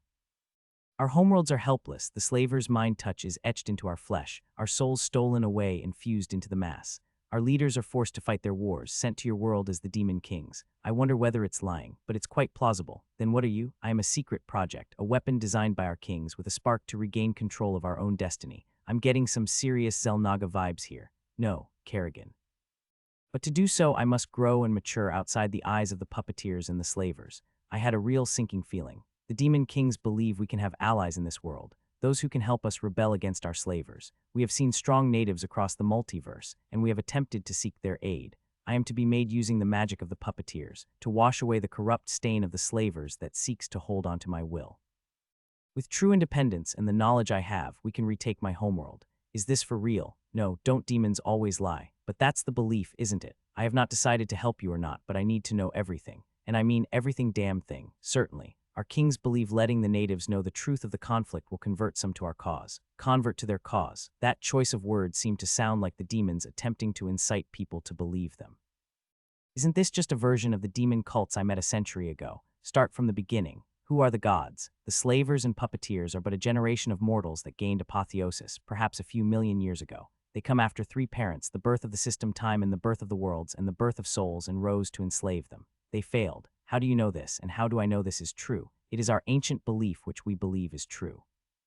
O Lord, I'm dealing with demonic religion. What do you want? We want to be freed of the slavers. What do the slavers and puppeteers want? I presume these are the gods. We do not know much. We know they seek to conquer the gateway worlds, and to do so we must defeat the puppets and claim the native magic of the world. In worlds where we have conquered, the slavers consumed the natives and turned them into new slaves to fight other battles. The native worlds were stripped of certain types of energies, and the rest was left for the new slaves to use. The slavers will change the natives, such that the natives become more warlike. How do you open the portals to our world? Where is your world? I do not know how to describe where my world is. It is just there. As for the portals, the slavers have unique individuals tasked with tuning the void gates. The void gates are tuned to residual energies of your world, but I know not of their operations. These are the powers of the slavers. Each of the demon worlds have agents of the slavers. Each of the demon worlds, here are more than one. How can I know you are not lying to me? There was a moment of silence, then it responded. So what if I am? Does it make what I say any less useful? I kept on with the QA session. How do you break free of the slavers' hold? Their hold is written in the flesh and in the stones of the soul. What happens when you mature? The hero dies and I emerge a matured creature, hatching from the body of the hero. Whoa, that's some alien shit. It was then that I felt my mana become slightly unstable. I decided to pull out and disconnected my vines from that parasitic crystal. So Alvin asked when he woke up. I'm still trying. I felt like you almost touched it though. What is it? I don't know, I lied. Honestly, I had a choice. Do I save the hero or do I keep the parasite? If what the parasite said is true, he could be useful. No, even just seeing it was sufficiently informative. It meant it's possible to create soul spring parasites, creatures that existed in the soul spring, and that same soul spring can leech away the star mana. Could I make tree equivalents of such parasitic creatures? I believe it's not impossible. There are parasitic trees in the world. So the great tree isn't so great after all. So much for being the god of the central continent. Alvin snorted. Thankfully I am a tree and the insult didn't bother me. I contemplated the issue, whether to assist Alvin or to let the parasite remain within the body of the hero. The hero's a pain in the ass, but he's hostile. On the other hand, what could the demon do for me? Should I use it as a source of information and just extract what I can, then save the hero anyway? At what point does the demon mature? I will mature in another 3 years. I felt a strange, unsettling feeling. Tell me more. Why do you come to our world like clockwork? Every 10 years. Is it that frequent? It may be those gathered from the other enslaved worlds. The slavers occasionally only require the kings to serve as the leader of the assault, to stabilize both the interworld portal and to spread the slavers' energies. What are the heroes and why do the gods need them? We have captured a few in the past and we can read minds. The puppeteers summoned heroes from the same few places, and we met their kind in the other worlds too. But why? We are not privy to the thoughts of the puppeteers. We only know that their magic is well suited against the etchings of the slavers on our reforged flesh. Fucking shit. I mean, I knew from the Zaratans that there are other worlds and they face demons there. How do you plan to strike back against the slavers? You said you needed help. What is the strategy? In our homeworld, the slavers maintain 10 large crystalline spires, which store the souls of our people, prisons. The kings are those chosen from the imprisoned souls, a promise by the slavers to free some of us for every puppeteer we slay. There are similar spires in the other enslaved worlds. I paused at the idea of these, controlled spires. The kings are suspicious of the slavers, but given our circumstances, we have no choice but to obey. The slavers etch strong curses and rules into the flesh of the kings, so we are bound by their will. Where are the slavers? We do not know. We believe they have ascended to a higher folded plane where they can reach multiple worlds at once, rather than have their powers limited by the constraints of space and time. Their servants walk in the enslaved worlds, their appointed commissioners. There's so many things that don't make sense. If there are these puppeteers that manipulate this game, why do they need to import heroes from Earth? Why? Do you know of Earth? Yes, one of the few homeworlds of the puppets. Why? Why them? There are other worlds. We do not know why. We have attempted to reach that world, but our powers fail. It seemed that these homeworlds are behind some kind of one-way barrier. This meant Stella's plan to reach home may fail. Back to the crystal spires. Will destroying them free the world from the slavers' rule? Most likely. We believe it will weaken it, at least. The spires are extensions of the slavers. Destroying them should weaken their hold on our homeworld, and you will stop invading our world. You would have to free all the enslaved worlds for that to happen, and there are perhaps hundreds. This is useful. This meant that hiding the world from the view of the gods and demons may be a more realistic option. Wait, that day you spoke of the portals. What residual energies do you speak of? In your world, there are remnant energies of the slavers. These act as beacons for the gates to find your world. As it is, your world has a mix of energies, both the slavers and the puppeteers. Where? We do not know, but we know we leave more of the slavers' energies in your world after each invasion, perhaps in the bodies of the kings. All right, damn demolite is bad. This just confirms it. I'll have to destroy all the demolite. No, if there are residual slaver energies, I should gather them and see whether I can absorb them for myself. If these are remnant energies of the gods of these demons, it should be worth something. You've been trying so many times and nothing. Alvin snorted. I'm getting annoyed with this. Just kill me and be done with it. I'm very tempted to, I responded. Edna, Kay, and the others finally returned from the Northern Isles and Kay walked through the door. Alvin sat on the biolab. Hi, Alvin. Kay said, her body that of a golem. Hooray you, I'm Kay, you asshole. Kay's dead. Well, let's just say I didn't really die. I got blown up by the Demon King, but somehow Ian managed to salvage a big chunk of my soul and placed me into this body. Kay's explanation was quite on point. Alvin stared at the golem. What, you don't believe me? No, Alvin shook his head. Wait, how? I explained it already. Weren't you listening? Yes, no, I mean how? Kay facepalmed. You're an idiot. I swore I saw the notification said you died. Alvin shook his head. I lost all of my hero classes and all of my levels, which the system somehow interpreted as me dying. I believe Ian described it as having the entire house blown off. Why didn't you try to contact us? Alvin said. What for? Would you believe me? Alvin thought about it for a moment. True. Kay then turned to me. Ian, how's his condition? Should I lie? I decided maybe it's not worth it to lie. There's a parasite inside him. A demonic parasite that's eating up all of his mana and most of his vitality. I'm still thinking about how to remove it. It's complicated. Kay nodded. Alvin's face was one of abject horror. You didn't tell me that. I wanted to tell Kay first. Edna then walked into the biolab. Her energy and presence easily filled the room. Kay looked at Edna a little surprised. You've changed since I last saw you, Lady Edna. You've crossed the line. Edna gave a little nod, just barely. So how's your patient? There's a parasite in him. I see. That explains a lot. Edna could sense magical energies of those around her, so she was quite surprised by how empty he felt. It's one of the consequences of the domain. So what's our next step? We wait for Ian to heal him. The parasite's a little bit tricky. Later on, I pulled Edna and a few of the senior Valthorns for a private meeting, where I briefed them on what I learned from the parasite. The conundrum is essentially, do we save the hero, or do we keep the parasite for its knowledge? Why not both, really? One of the higher-level druids, a dude called Caius, asked. Perhaps, if it is a parasite, we could transplant it to a suitable host. It needs star mana to grow, if what it says is true. And if it chooses to resist us on maturity, it may be a handful to deal with. Lumoof hushed it. We have Ian and Edna to deal with it. Lumoof wasn't too far off from the level 150 either. Now that Edna's back, they could resume their dungeon exploration. Transplanting the parasite could be an idea. I also wondered whether I wanted to draw on its demonic energy. Perhaps it could give me the breakthrough I need to truly understand and master demonic mana. I also wonder whether I could convert it the same way I did with demon walkers. Does it have a soul? Or perhaps it has. Yes, the kings managed to free a part of our souls and spread it into the worms. The slavers still have a hold over my soul, but with each day the consumed star mana eats away at their bindings. When I mature, I will be free. There was something about it that just didn't sit right. Was it instinct? Year 169. I believe the knowledge of the demons will help us significantly more in the long run, at least, more than saving the hero. Of course, these are not mutually exclusive choices, so I am left with trying to extract the parasite and providing it with a suitable environment to continue its growth. We should tell them. Edna said, I think a bit of transparency will help. I stewed on the decision for days, and then I decided to go with Edna's idea. I think I have natural hermit tendencies which have not always served me well. Perhaps Edna's willingness for transparency would result in a better outcome. You have a parasite. It was a fact. Yes, I know. Alvin rolled his eyes like he heard this a million times. Kay stood next to her friend. They were still friends somehow, despite all the shit that happened between them. The parasite, I believe it has a mind, and it talks to me every time I touch it. As a result, I've been really careful when dealing with it. Both Kay and Alvin stared at each other, their jaws a little wide. I dropped a bomb. Kay immediately asked, Is this why it's taking so long? Well, yes, I answered. Kay's golem face looked like one of betrayal. Ian, now I'm telling you this because I still intend to heal Alvin. Then spill it. What's really causing the delay? Alvin accused. I'm hoping to extract it without killing it.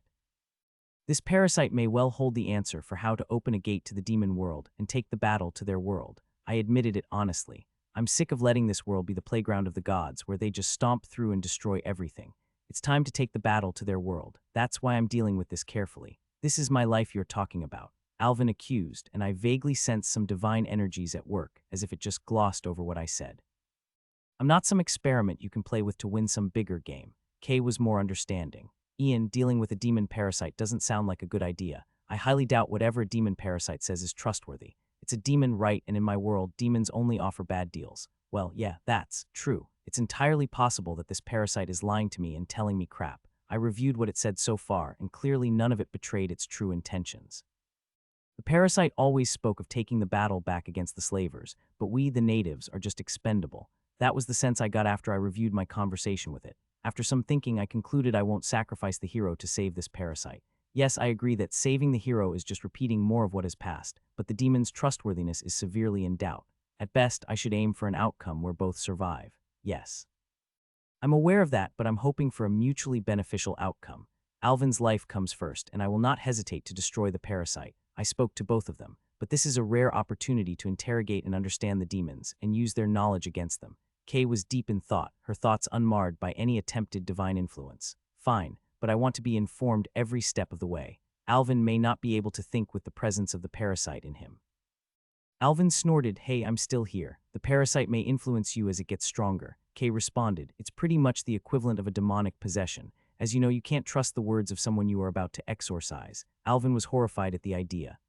Get it out now, unless death is certain." "Not yet, not until we get more out of the parasite," I responded. Kay nodded. "I want to know what his condition is at all times, and would it be possible to quantify the parasite's state?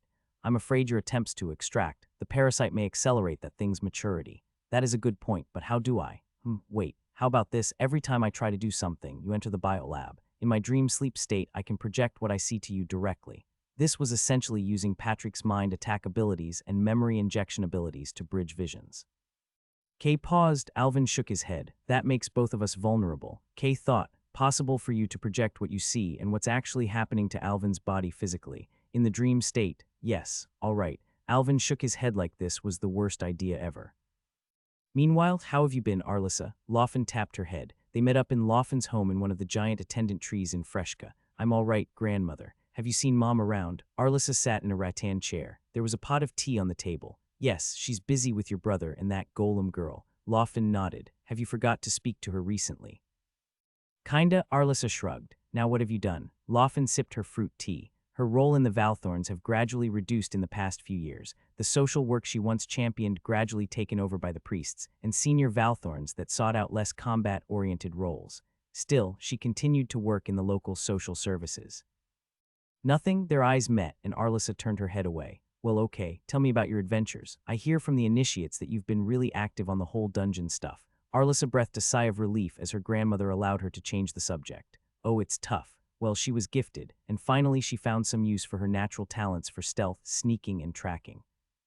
But unlike Lausanne, where her skills are augmented by a court-level familiar, Arlissa only received an ordinary familiar, and her combat experience paled to Lausanne. Furthermore, she went on her adventures quite a distance from Freshka, where my power leveling and experience-related boosts are weaker. It's tough, and she's in the mid-level 50s. The fact that she had to apply for the regular adventure slots along with her team also meant she couldn't do it as frequently. Still, she had fun. Her companions seemed like decent people, a few lizard people, a centaur, and a gnoll. She also didn't get to fight the hybrid demons in the Rottedlands, as that task is usually reserved for the local militia or the nearest Valthorn keeps.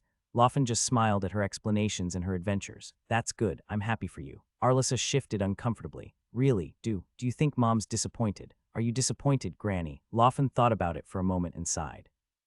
"Your mom, I think she doesn't know what to do with you. Maybe she had an idea, a hope that you'd be this exemplary individual, no matter what you chose. She was willing to accept whatever you would be as long as she saw that you worked hard at it. I think she wasn't prepared to see you just do nothing." Arlissa sighed. "I knew it. You feel that there's a lot of expectations on you, don't you?" Arlissa nodded. She was a little bit sad to hear that her mom was disappointed in her. That's normal. Parents and their children are meant to be different. Laufen tapped Arlissa on the shoulder. "It's part of growth. It doesn't feel like growth, though." Laufen just smiled and switched the topic. "One day it'll all make sense. Let's not talk about such bitter stuff. Your brother's cute." "Yeah." Arlissa shifted awkwardly. "It's weird that he's my brother." Laufen laughed. "That happens with us elves, since we have such long lives that siblings can be entire generations apart. But in a few decades, it'll be fine." Arlissa rolled her eyes. "A lot can happen in a few decades." "Exactly. What's the point of extracting the demon parasite? I considered that the purpose of saving the parasite is to have access to its repository of knowledge. As such, perhaps even if I did save it, I should not let it ever attain its maturity. In fact, if what I want is its knowledge, whether it remains a demon or not doesn't matter." Kay had a point that the demon was likely to lie. It had every incentive to, as I have its life in my metaphorical hands, so it would say anything and everything for me to keep it that way. Yet I am so starved of information on the mechanics of what's happening in the background that I know I can't let go of this opportunity. I thought about it and concluded that I needed to unmake the demon parasite. Perhaps in the same way with the demon walker, I needed to inject and overwhelm it with my mana such that it would become one of mine. I soon discussed the idea with Edna and my senior Valthorns, and then brought the idea to Kay.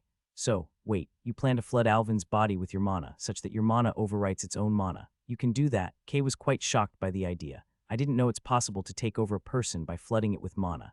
I have never tested this ability on a person, only mindless demons thus far. I had to first check whether the parasite had any mana in the first place.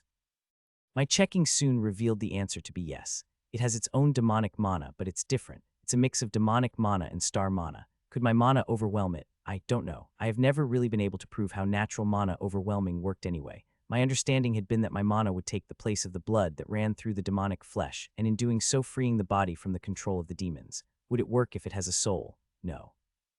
As I studied it a little more, the parasite doesn't have a soul. A soul should not be able to exist within the soul spring of another soul. It's therefore more of an intelligent homunculus. What would happen if my mana enters the parasite? The parasite has some mana consumption ability, as demonstrated by its ability to consume star mana. What if I unintentionally sped up its development? Wouldn't I indirectly kill Alvin that way? Still, if I wanted to save it, then converting it to a non-demonic form would be the only way I can trust its words. As it is, even if what it said is true, I could not trust it to take any action. If these knowledge is not actionable, what was the point? Edna, Lumoof, and a few of the high-leveled Valthorns were present, just in case things went bad. My hope was Edna would step in and fight anything that occurred. I also had the entire area rigged with bombs if the parasite was significantly stronger than expected. We prepared multiple biolab pods, all ready for the attempted mana flood. The idea was flood Alvin's body with my mana, and by extension, flood the parasite with my mana, and see whether it worked to weaken or convert it. If it goes bad, we'll stop. If it does go terribly, we'll use my soul realm powers to forcefully extract the parasite from his soul. If the conversion is successful, I'd have insights into how it ate star mana, which hopefully I can then recreate the effect. After that is figuring out how to effectively weaponize it as an anti-hero weapon, though this part is left unsaid. I ensured all my potato batteries throughout the continent were fully charged, just in case I needed them. If this was a hybrid, I just had StarCraft flashbacks that this was gonna be a lot more difficult. So what if it doesn't work? I'll destroy it. What if you can't? I believe I can. From my vines touching it, I was rather sure I could hurt it. I just wasn't sure how it would respond to a flood of my mana. Kay looked at Alvin. You think Ian should have a go at it? Alvin just met Ed. He was bitter ever since he came here, even if Kay did her best to cheer him up. The fact that her golem could shapeshift meant she could even make herself look like the old Kay. Kay paused and thought, so if we wait, you'll die. Are there alternative healers you know of? Alvin shook his head. Short of a divine miracle, I figured. Kay sighed. Demonic curses are not so easily removed, so we have to. I went in for one last probing check. I touched the parasite crystal, and I could see it growing bit by bit. Its flames attempted to burn my vines, but I was protected. Traitor, that was rich coming from a parasite. You told me you can't be trusted. I am merely acting on your words and performing the necessary due diligence. We told you much more than that. Why do you wish to serve the slavers and the puppeteers? If I managed to convert it, then we could have an honest conversation. But as it is, there was sufficient grounds for a healthy dose of skepticism. Was it goading me? In any case, I avoided the question and asked one of my own. What happens when I flood you with my mana? We don't know, but we will resist you. Why don't you leave his body? No, puppeteer's mana is key. I believe the hero is innocent. If you leave his body and he continues to supply you star mana, will you do it? It didn't reply, but the silence was sufficient to seal the deal. I hope to win you over to my side with my mana, turn you into one of mine. I can supply you with star mana should you take this option. It seems the kings have to reconsider their plans. The natives are fools. The natives are also just slavers. That kinda stung. Your nature requires the death of the hero. I offer you an option to leave without killing it and still retain your access to star mana. And now you claim I seek to enslave you. It didn't respond. We will have the blood and mana of the puppeteers. This was when I knew it had to die. So Kay asked, nervous, like family members asking the doctors for status updates. Let's do it. I thought about it. I wanted it out where I can study it in great detail. As it is, embedded within the hero's body, my ability to dissect the parasite's abilities were not great. I believe the star mana it consumed also fed it and gave it the strength to resist my attempts to probe further. Everything was ready. Alvin slept in my soul forge. I called on the mana from all the nearby sources and extended my vines into his soul. The parasite's flames flared huge, and yet it did nothing to my vines. My vines, multiple of them appeared from the great beyond and into Alvin's realm. The vines latched onto the growing crystal. 1, 2, 3. Eventually there were hundreds of vines that touched the parasite. We will not be defeated. We are legion. Oh great, parasite makes jokes. We will destroy you. My vines glowed from all the mana that passed. The entire valley was suddenly thick with mana. Anyone with some magical sense could feel the huge pulse of mana that now pulled towards the valley. My artificial minds helped to stabilize the mana and assisted with all the calculations. I tapped on their computational power to help manage the thing. The crystal throbbed. It shook. We will resist. The crystal glowed and flesh emerged. It lashed out and fought with my vines. The flesh released shockwaves, and instantly Alvin was in pain. He's in pain. Get it out, Kay spoke whilst connected to me via Patrick's mind projection. The crystal was soon surrounded by a strange flesh-like substance, a muscular object covered with thick purple goo. The flesh then formed appendages, tentacles that lashed out at all of my vines. The star mana around the soul spring swirled, and his soul spring shook from the ripples and waves. It made Alvin tremble. The parasite seemed to be able to partially form a body in this form, and that was fascinating to me.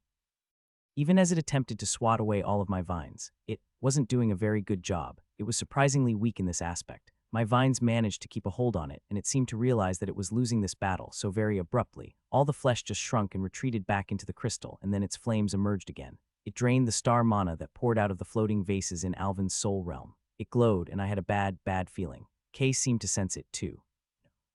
Take it out now. My vines immediately wrapped around it, and I activated my Soul Forge gateway to transfer it out of the soul realm. The crystal's tremors clashed with the energies of my Soul Forge, and it felt like I was trying to pull something massive out of a tiny hole. It glowed even more. The glow seemed to release a kind of wave that caused the soul spring to shake constantly.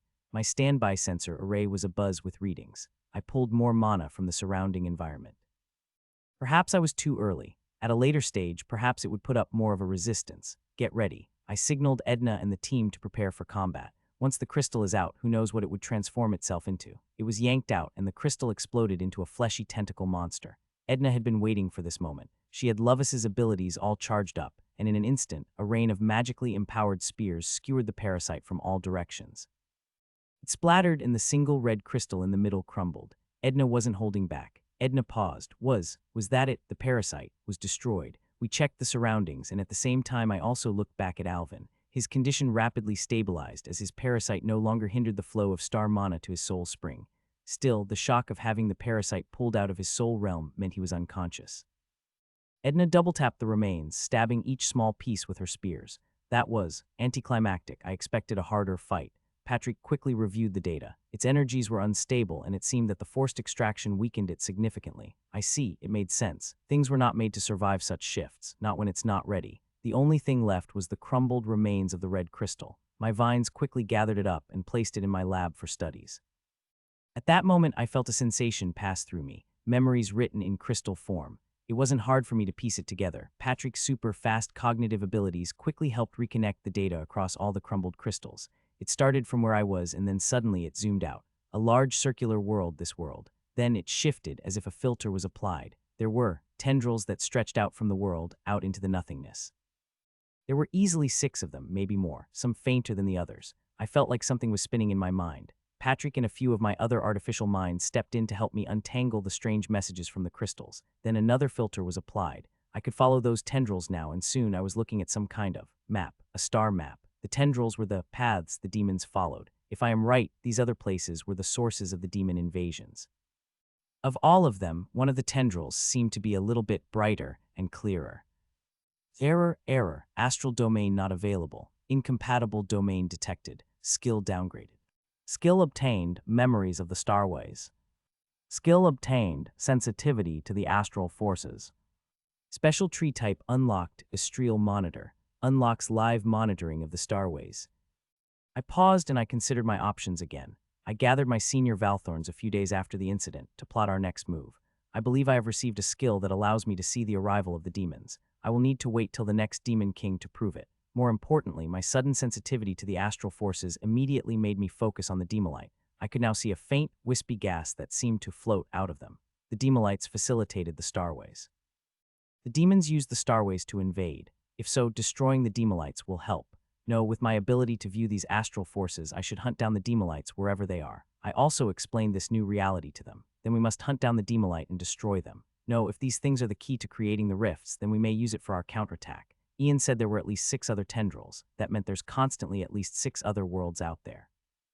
I wasn't sure about the tendrils, whether they linked somewhere or not, or what's on the other side. I wasn't even sure whether it's a good idea to immediately destroy the demolite. We'll have to see what we can do. In any case, let's gather them up. Year 170. Within months, a huge pile of demolite sat in my valley, and with my newfound vision of these wispy energies, I saw them glow. These were tendrils that reached out into the beyond, and on the other side are the demon worlds. These demolites are essentially both markers and also ports. We should destroy them. Edna said, the merit of delaying the Demon King should exceed that. What evidence do we have to prove that, other than Ian's knowledge? Surely Ian's words hold sway here, but in the other continents, they would rather retain the advantages of having functional airships than supporting some vague goal of delaying the Demon King. We don't even know if destroying it will cause these links to disappear. That argument has merit. We can't test it, and we can't exactly be sure whether the links rely on the demolite or merely augmented by it. The first thing we tested was Stella's void mana. I suppose it's a bit oxymoronish that her name, which meant star, ended up with void instead of star mana. Oh well, life's like that. Stella stood and held a big chunk of demolite, an empty demolite, before her and channeled her void mana in. As expected, the demolite, being the battery pack that it was designed to be, eagerly absorbed the void mana. What I wanted her to do was sense where the mana was flowing. Was there leakage? Did some of that leak into these space tethers? She closed her eyes and I used Patrick's mind-reading abilities to sense what she was feeling. At first, it was just the crystal itself, nothing much there. I prodded her to keep cycling the void mana and also look for exits. Nothing, at first. Then suddenly she felt it. A bit of it slipped into those once invisible strands, and in my eyes I saw for a moment like a pulse. She focused her eyes, and now that she knew what she was looking for, she pulled more of her void mana swirling within the demolite, and then pushed it towards that area. To my astral visions, I saw the once wispy lines turn solid. She saw something, as if someone was looking through a tiny peephole. Then her void mana ran out. I swear I saw light. Stella said, exasperated, it's like the sky. I thought I saw the sky. The peephole was too small. One could not see the vastness of the other world when one's vision is so small. Alvin was cured, and within a month his strength returned. Kay was thankful, and Alvin was just glad that he no longer needed to be bound to the magical bed. I really cannot believe there was such a thing inside me. I mean, I felt like my strength was consistently fading, no matter what I did. But, wow, he was a lot less aggressive now that I fulfilled my promise to heal him. Kay sat next to him. You're gonna go bonk your church nuns after this. Alvin laughed. They're really sweet, you know, and hot too. Kay slapped him on the shoulder. Seriously, that's because you're the hero. You think they'll give you the time of day if you were just anyone else? Alvin sighed. I know, that's why I'm taking advantage of it. I know they don't really love me, but who cares, right? The gods promised us a happy ending, so I'm having it. At least I get to satisfy my urges and fulfill all those dreams I had when I was a young horny bastard of a kid. You're being an ass. I'm not. Yes, you are. Tell me, why didn't you come and help me when I sent word that the Demon King is coming? We didn't know you would fight it so quickly. Speaking of which, are you still you? Alvin actually asked. You know, the whole ship of Theseus thing. Are you still you if you're made of fragments of you? I don't think about that shit. I ain't smart like that. If you think I'm me, then that's good enough. I think I'm still me, and as far as I care, that's all that matters. Alvin thought about it. True. Now don't change the subject. What were you doing back then when the Demon King arrived? Look, I know the temple's not been very transparent with information with me, but they are good people. They try to do what they think is best for the world, even if it's a bit messed up. So when I got the message and I spoke to the temples about it, they said I still have a lot of time, since heroes don't immediately engage the Demon King once it arrives. That's how it always was. I didn't know that you found a way to check where the Demon King is arriving and you rigged the whole area to blow. That's Ian's role. I mean, yes, how? Ian's secret. Secrets means there is something to hide. We're the heroes, why should they hide it from us? A tree has some secrets, and I suggest you live with it. Kay responded. I think that he managed to heal you is sufficient merit to earn that level of trust. Alvin sighed. Look, the temples told me weird shit that's been happening in the central continent. They're saying that Ians have the ability to manipulate dungeons and stuff. Real playing both sides shit. Are you aware of that? You think Ian's playing both sides? Well, yeah. Why then does his powers allow it to control dungeons, supposedly powered by the same energy source as the demons? Have you verified that dungeons are powered by the same source? Have you even seen him do it? You didn't write. It's just things the temple is saying. The temples got it from their oracles, who supposedly can tap into the system to, harvest information. The latest EP small cap ISODs are on the Envel Fire net. I thought oracles speak to their gods, and seriously, why do you trust the oracles either? Well, she's kinda cute and all. You slept with the oracle. Yeah, Alvin's face blushed. She was telling me all this stuff while we're in bed. It's kinda sexy, to be honest. Kay facepalmed. Dude, that's too much info. Oh, come on, don't be a prude, Kay. We're not kids anymore. We've lived in this world for decades now. I swear I'll regret it if I don't live the life I want now that I have the chance to do it. Men, Kay rolled her eyes. You know what's your problem, Kay? No one even dares to approach you. Not with that scary aura of yours. You're lecturing me now, enough. Let's stop this conversation. Alvin's face straightened. Yeah, I think Ian's playing both sides. At least the temples suspect that he has some dabblings with the demons. The fact that he wanted to even keep the parasite tells you enough that he has other goals in mind. And what might that be? I don't know, maybe it wants the Demon King's powers for itself. I'll tell you what I know. Ian is a god in the making. It's going to be a true god one day. All this playing on both sides, as far as I can tell, is Ian testing the limits of its powers, on how far its powers work on us and them. Alvin stared right at Kay, and that excuses it exploring the demonic powers. I've been here for some time, and yes, I can tell his presence persists even in the rotted lands, but it has been for the greater good. It is willing to sacrifice hundreds, no, tens of thousands if it achieves a greater goal of permanently ending the disaster that is the Demon King. Is that what Ian wants to do? Are you sure, Kay? From what I see, or to the rest of the temples, Ian's actions so far are more of that of a god-emperor. It's attempting to dominate the entire world to its cause, and wouldn't let either demons or heroes get in its way. First it started with an area, now it conquered the central continent. It will eventually want to rule the world, Kay. There is no room for sharing with the other 4 temples in its structure. The temples started the Crusades. Some say it's Ian who first chased out the priests. The temples will not accept an arrangement less than equals. The temples have no right to demand equality, not with a god, Kay responded, and this is why the temples and Ian will fight. Alvin said, they don't see a future of coexistence. Can coexistence happen when they fought crusades? You must remember that the temples forced Ian to conquer the continent. The temples see it as a convenient excuse. Kay sat. This conflict's too deep to untangle, isn't it? Alvin nodded. Yep. The temples, once used to the existing status quo, now have to contend with a rising global power with a supposed god at its helm. Conflict is inevitable. World wars have occurred for less. I'm pretty sure they know where I am. They have a tracking spell on me anyway. Tracking spell? Kay wasn't sure about such things, but I have anti-magic formations and shields around the entire Freshka area. I believe they should still work to prevent him from being detected. I think they should. I didn't detect any magical incursions yet. Yeah, and now I get to walk free. They'll know I've been here. What if we offer a peace offering? That we return you back to the capital secretly and let the temples claim the right to say they've healed you? Kay asked. I really don't want this thing to start a war between the continents again. There's been enough of this shit. Alvin nodded. Could work. While the heroes chatted, Edna and Lumuf returned to their subterranean dungeon hunting. Something they observed recently was that the frequency of spawns from the level 130 and level 120 dungeons were getting slower. It's as if it was getting exhausted. I would have to repeat the act of tweaking ley lines more often in order to keep their growth up. Still, Lumuf was really close to it. What do you think I'll get? Lumuf asked Edna as a joke as they took a break outside the underground dungeon. A small town was built many years ago, the area filled with magical lighting to make it feel normal. He no longer looked like the really old man that he once was. Now he resembled a really fit and healthy mid-40s man. I have no idea. Edna shrugged. Ian said the domains are specific to you, based on your class and your history. Lumuf thought about it. I was just level 85 just 15 years ago. If it's based on my history, I'd be a beggar, or perhaps a thief. Lumuf was a migrant, who soon found himself tangled in the Valthorns many years ago, and over time gradually moved up the ranks. I quickly power-leveled Lumuf by letting him consume a huge amount of level seeds, so that he hit level 125. Humanoid classes merged once they hit somewhere around level 100 to 125. Well, except for Hero. That class refused mergers, at least to my knowledge. I recall Jura had an event when he hit level 100, and his lesser classes just merged into his main class. Or was it just a fade away? Anyway, let's just get that final level and find out, shall we? Lumuf stood, and Edna joined him in another attempt at the level 130 dungeon. It took 6 months of fighting the dungeon, though almost 5 months of it was mostly waiting for the dungeon's energies to respawn and open up for invaders. Finally, Lumuf did it. In a flash, he leveled up. In that moment, he somehow sucked up the dungeon's energies and it crumbled. The squad quickly fled the crumbling dungeon and back to the underground town. The tunnels were unharmed. After they checked that everyone was fine, they regrouped, and Edna asked. I felt a pulse. Before we could ask Lumuf what his choices were, I felt a surge pass through my entire network of roots, and then, everywhere, Lumuf has elected to be a subdomain of Ian. Strength of all Ian's domain abilities strengthened. Strength of all Ionic classes enhanced. Strength of all Ionic familiars enhanced. Lumuf has gained the ability, Avatar of Ian. Lumuf's soul has now been eternally bound to you.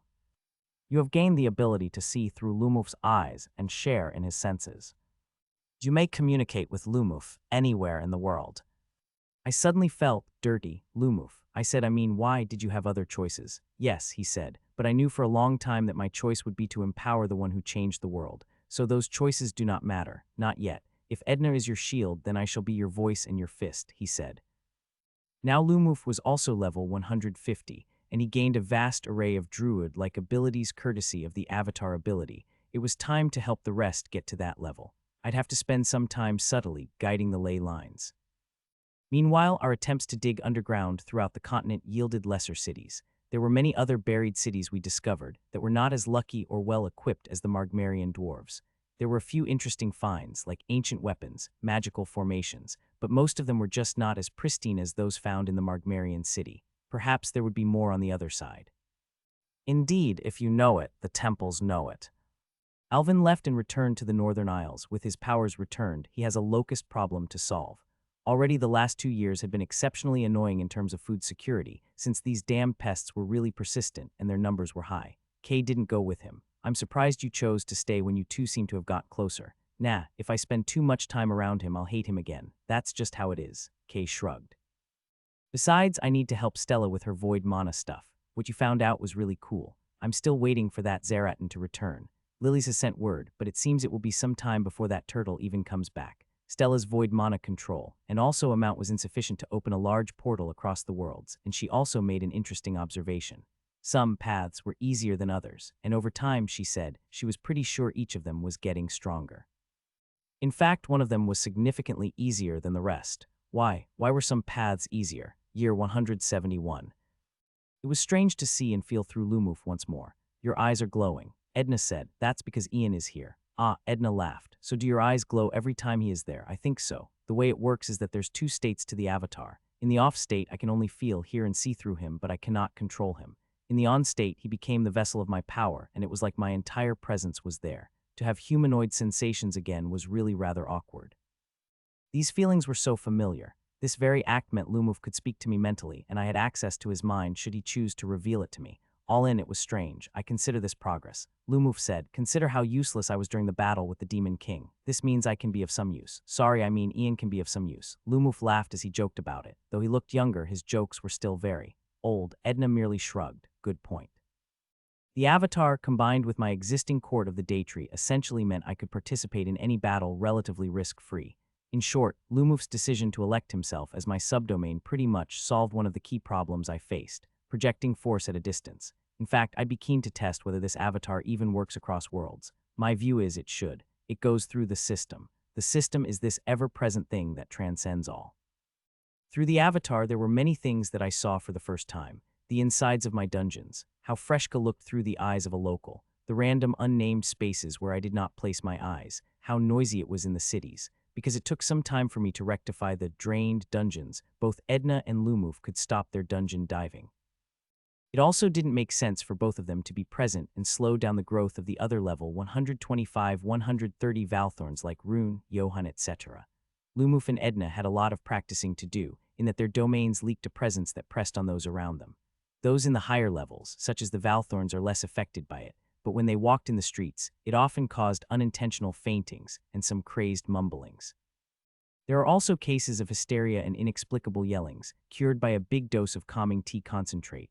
So this happens all the time, Lumuf asked, surprised by how easily those weaker than him seemed to suffer from just being around him.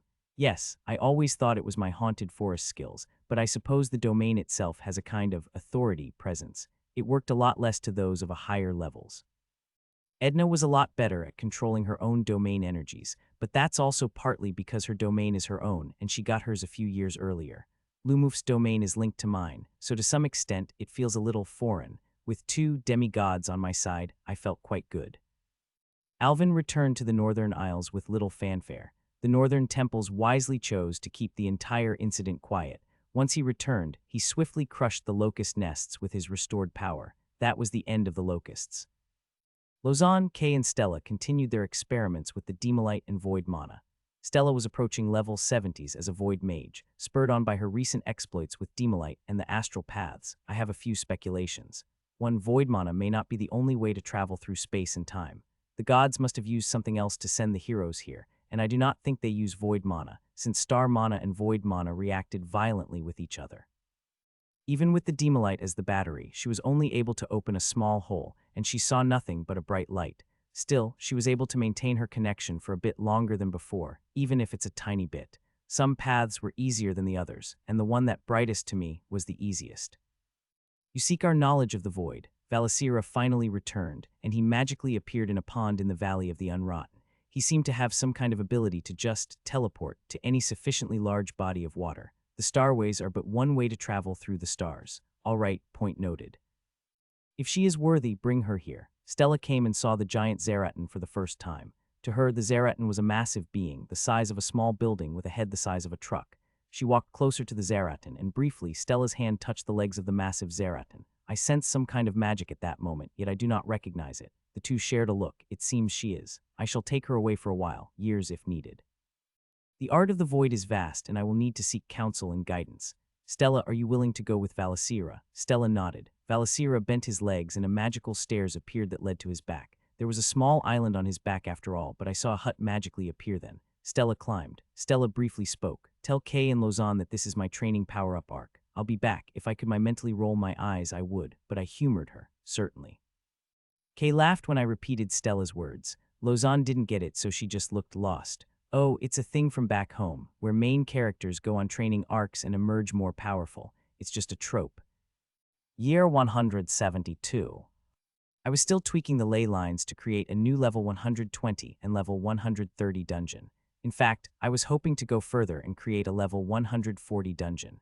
These fickle natural mana flows are really hard, and are a bit like believing in feng shui or some chi flow bullshit. It's really unpredictable. Kay prepared for the next Demon King, mainly by practicing. Now that she felt and saw Edna and Lumuf's presence, she too wanted to get that strong again. By Patrick's own calculation, they are around 50 of a hero's strength on an overall basis, though effective strength against a Demon King would probably be lower. If level 150 makes them 50 stronger, does that mean I'm already as strong as a hero in a non-Demon King situation? Kay quickly demanded to have access to those dungeons, as she would like to be there for Alvin the next time. But after thinking about her situation, I thought that wasn't the best use of her current skill sets and condition, so I called her to the valley alone. You and I have something in common at this point. Kay paused. And what would that be? We are both beings with long lives, and I don't want you to lose your life so easily. Help me with my goal. With our long lives, we should aim for something bigger than just stopping one Demon King. Kay sat on a wooden stool in the circle of trees. I wish to end this cycle of heroes and demons. If I can't stop the cycle, then I wish to hide the world away from their influence and end the destruction that comes with the cycles. I have some ideas how, but these goals require those with long lives, as the pieces that we need to move are slow, and our knowledge of the greater world incomplete. Kay sighed. If I was still a hero, the gods would know, wouldn't they? Yes, that book the previous heroes left behind, was it one of your ideas, to help free the heroes from the cycle? No, they came up with it, but it aligned with my goals. You're telling this to me now because you think I'll be wasting my abilities if I go fight with Alvin against the next Demon King. Isn't that right? With my immortality, I should make the most of it. The golem paced the room and just sighed. I need some time to think about it. Meanwhile, I noticed that all the starways are brighter now, though one of them, the one that was previously the brightest, somehow got even brighter. All of them are brighter. What does this even mean? Too bad Stella's still on her power-up training, so I have no way of reaching her. I checked on Reefy. He's expanding his domain and he acquired some new fish fighters. They looked a bit like an underwater love child of a fish and a goblin. Sea people. Yes, people that live in the sea. They can talk a bit. I created them. Wait a minute. How did a reef mind thing create people? System created skill. Seafantry creates these sea people, like your soldiers. Yes, number enemy spotted. Food spotted. Ah, so they are more like beetles than actual people. Not exactly intelligent creatures. I suppose I sound like a parent checking in on a child that has been playing alone for some time. Yes, nothing that can threaten me. Everything else has been killed. Well, the area that Reefy inhabits is mostly a big blank space to me, but so far, it seems he's keeping everything under control. The Demon King Durthal was slain is year 167, so effectively on a 10-year cycle, the Demon King should descend in year 177. The rifts will appear 2 years before that. Our attention shifts to the south and also to the west. Central, North, and East had their Demon King events recently, so if there is some kind of rotation going on, it should head to the untouched continents. Of course, that's just me. The data indicates that there's no such rotation happening, nor does the Demon King complete a full circuit of all continents. It's not unusual for it to hit the same continent twice or even 3 times in a span of 50-60 years. The other temples and continents maintain a policy of non-engagement and generally refuse to deal with me publicly, except for the Church of Ava. The Avan Church once again secretly sent an envoy. Our God decreed that we should seek your forces training. Our God wishes for our temple to grow in strength, for our military to move up, and we will switch sides and break from the other 3 churches. Our God has decreed it fine to split. This was not predicted, but should I cooperate with the churches even if I worked against their gods? I will need some time to deliberate this offer. Was it a trap? Edna Lumuf, what do you think of this offer? I summoned all of my Valthorns with level 100 or above, and also a selected group of other individuals, and presented the envoy's argument. The Avan Church offered a formal alliance, and to cut off with the other 3 churches of Hawa, Gaya, and Nira. Alka, my field scientist responsible for my crystal bombs, was the first to posit an argument. If we look at the records we have access to, the ancient cities worship different gods. That suggests that the gods themselves are perhaps transitory in nature, that their influence over the world rises and also ebbs to some unknown cycle. If the Avan Church is fading, then this alliance is useless to us. As it is, the Avan Church offers us only trade, which is already happening secretly. Formal recognition would pave the way for our spread on the other continents. One Valthorn suggested, which god needs other gods for recognition? Lumuf shot that down quickly. Each god stands on their own merit. Alka nodded. Thus, the offer for alliance and military training is lopsided. The Avan Church gets most of the benefits and few drawbacks, a point which I agreed to. The Avan Church has nothing to offer me. One of the other patriarchs, a level 104 Yonic Faithweaver, one of Lumuf's juniors, argued differently. That may be true, but we should not see this as a cost-benefit analysis. Our role as a religion is to spread, and we often will incur losses to do so. Taking this deal allows us to claim that even the great Avan Church has been humbled, that our single faith is stronger than the other 3 gods. That is a great victory for that reason alone. Also a point I agree to. Accepting this meant one of the churches signaled to the rest of their followers that I am superior to the 3, and that will shake the faith of those who believe in the 3 other gods. It's a loss to us operationally, but morally and spiritually, a win. There was a murmur of agreement among the Valthorns too. Doesn't this also mean we also agree to deal with Ava as equals? We are different from them, their gods nowhere to be seen, occasionally dispensing divine messages and blessings, and they would take this as an opportunity to learn our abilities and strengths. I am sure they already know some of our strengths anyway. I don't see what's the problem if they know our strength. They should fear us and know that we are superior. We should only engage if this arrangement is one where we are seen as the superior one, that this is our kindness to the Avan Church. Blood has been spilled in the past. Some kingdoms will see this as a weakening. The Crusades and the naval blockades ended 3 decades ago. We have generations of young that do not remember the blockades. We even have Arjun here, who was born after the blockades.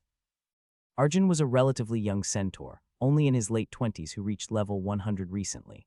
His combat experience was mostly through the dungeons, but his stratospheric rise began when he was 10, when somehow, despite not having parents who were Valthorns, he himself acquired the blessing of the Soul Tree. If we never let go of past feuds, we should slaughter every single kingdom on our continent. Every kingdom has gone to war with each other some time in the past. That was also a valid point. Surely there must be a time for peace. Are we missing the forest for the trees? Ian's goal is to break the cycle. That's why all of us are here. Does this get us there? No, will allying with the Avan Church help this cause? We will go to war with the heroes and the gods one day. If the Avan Church will be our enemy, then let it be so. We now speak from a position of strength. Let us not make friends and later stab them in the back. If they are our enemy, it will be better on our consciousness and the honor of our class's knights to be clear of our position.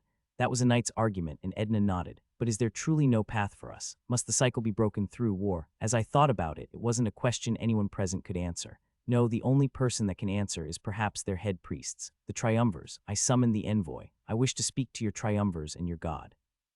All 3 of them, and they must come prepared with the means to communicate with your god. The envoy quickly responded that, that's too much. If your god decreed that the Avan Church is to have a pact, then your god or those who speak for him should come and speak to me himself.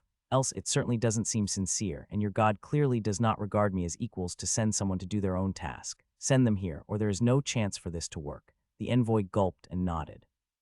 He left quickly, on the fastest ships to return east.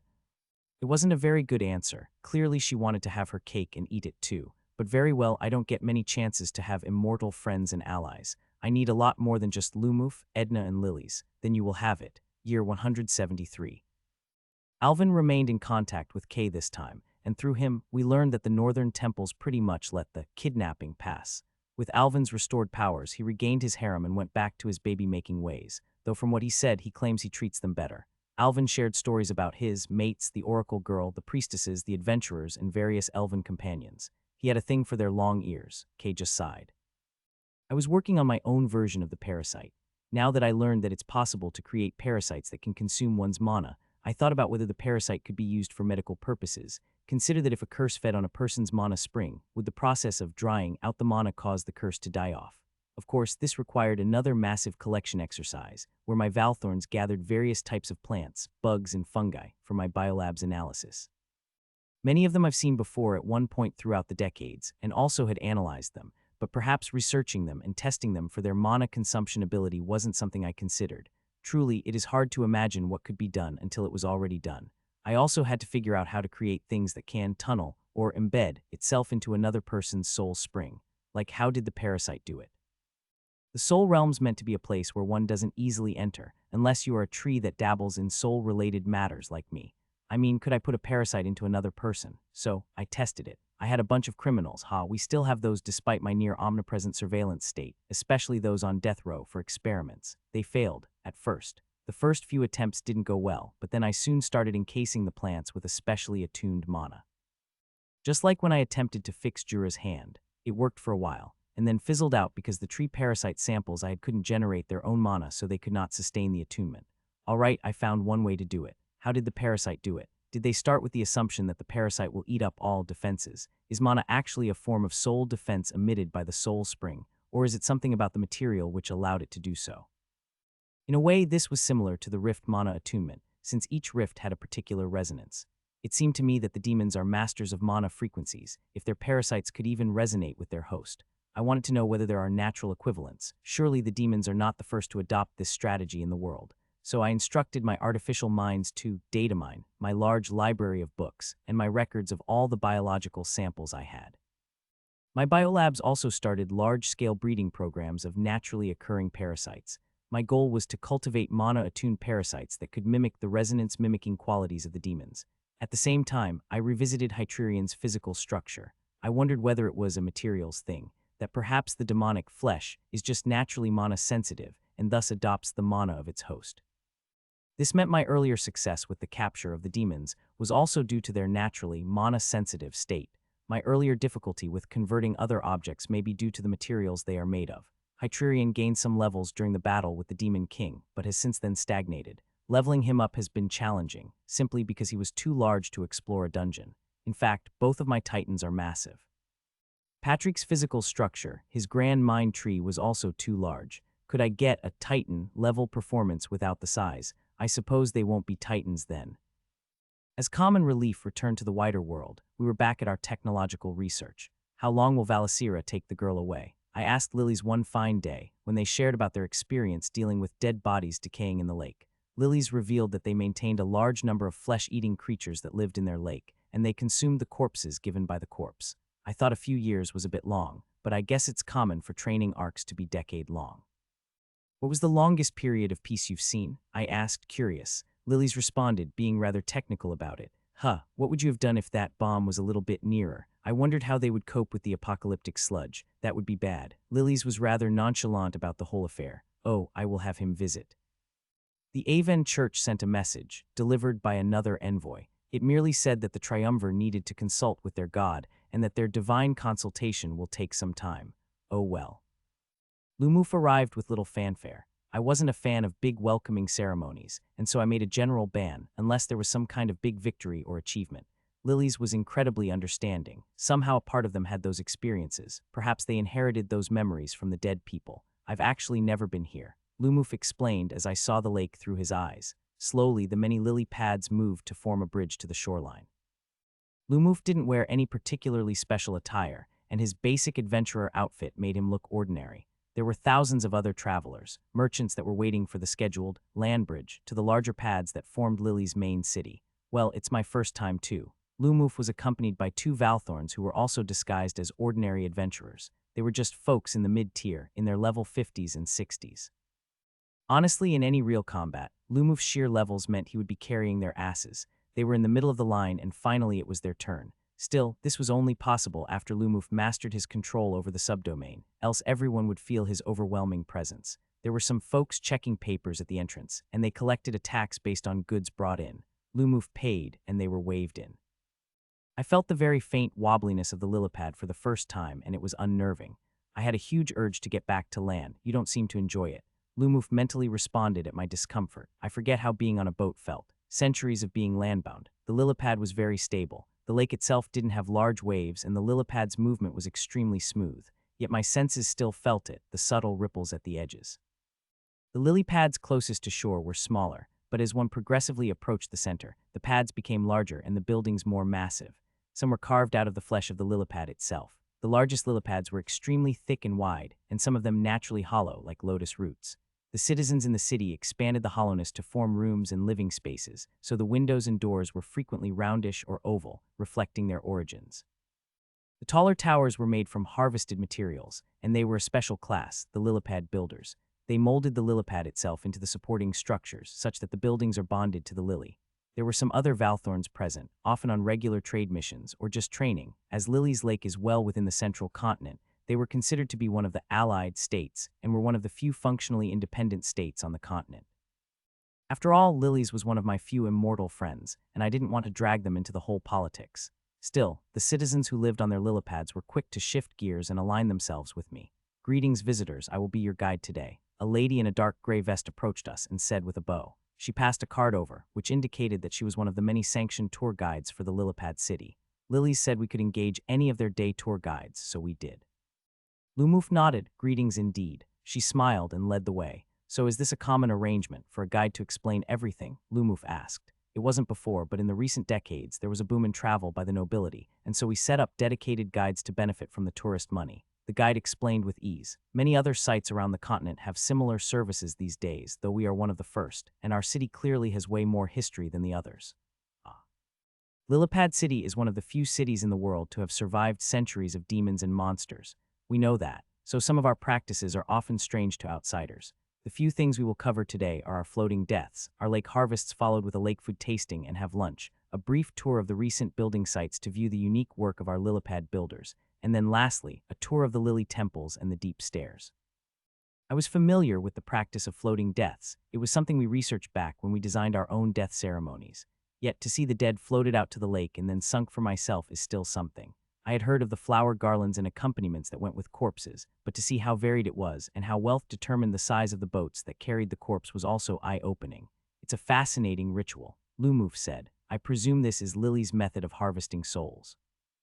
Yes, Lily's was a soul tree, and indeed it harvested souls when the corpses were sunk into the lake. Indeed, now that I am in the giant Lilipad city itself, I could feel Lily's presence. It was everywhere. In a way, the lake itself is Lily's, not just the city. Their roots, therefore, must cover the entire lake bed for it to be so. Then we had lunch. A collection of fishes, some small lotus plants and seeds, stir-fried.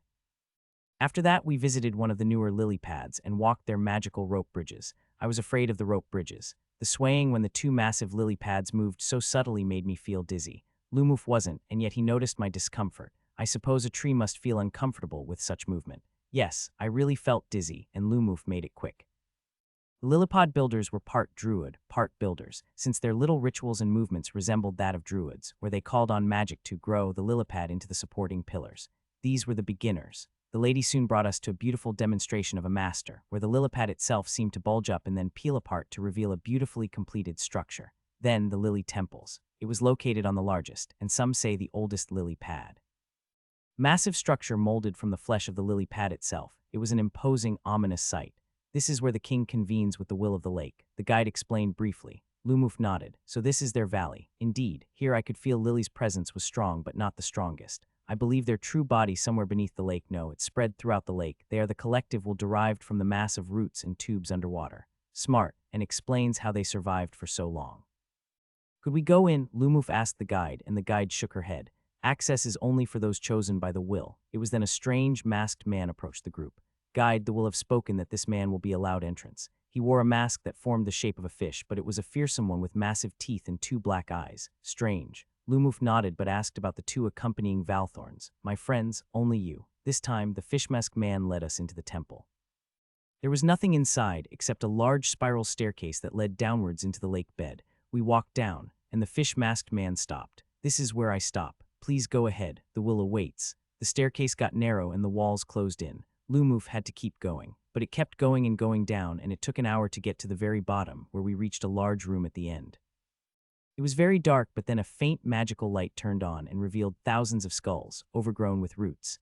Then all the thousands of skulls moved. Each of them had one little fire in their eye socket. It spoke in unison, in a choir-like voice quite familiar to me. The skulls rattled and their jaws moved. "We welcome the avatar of the tree to the roots of our ancient body." This wasn't their true body, but perhaps this was close enough.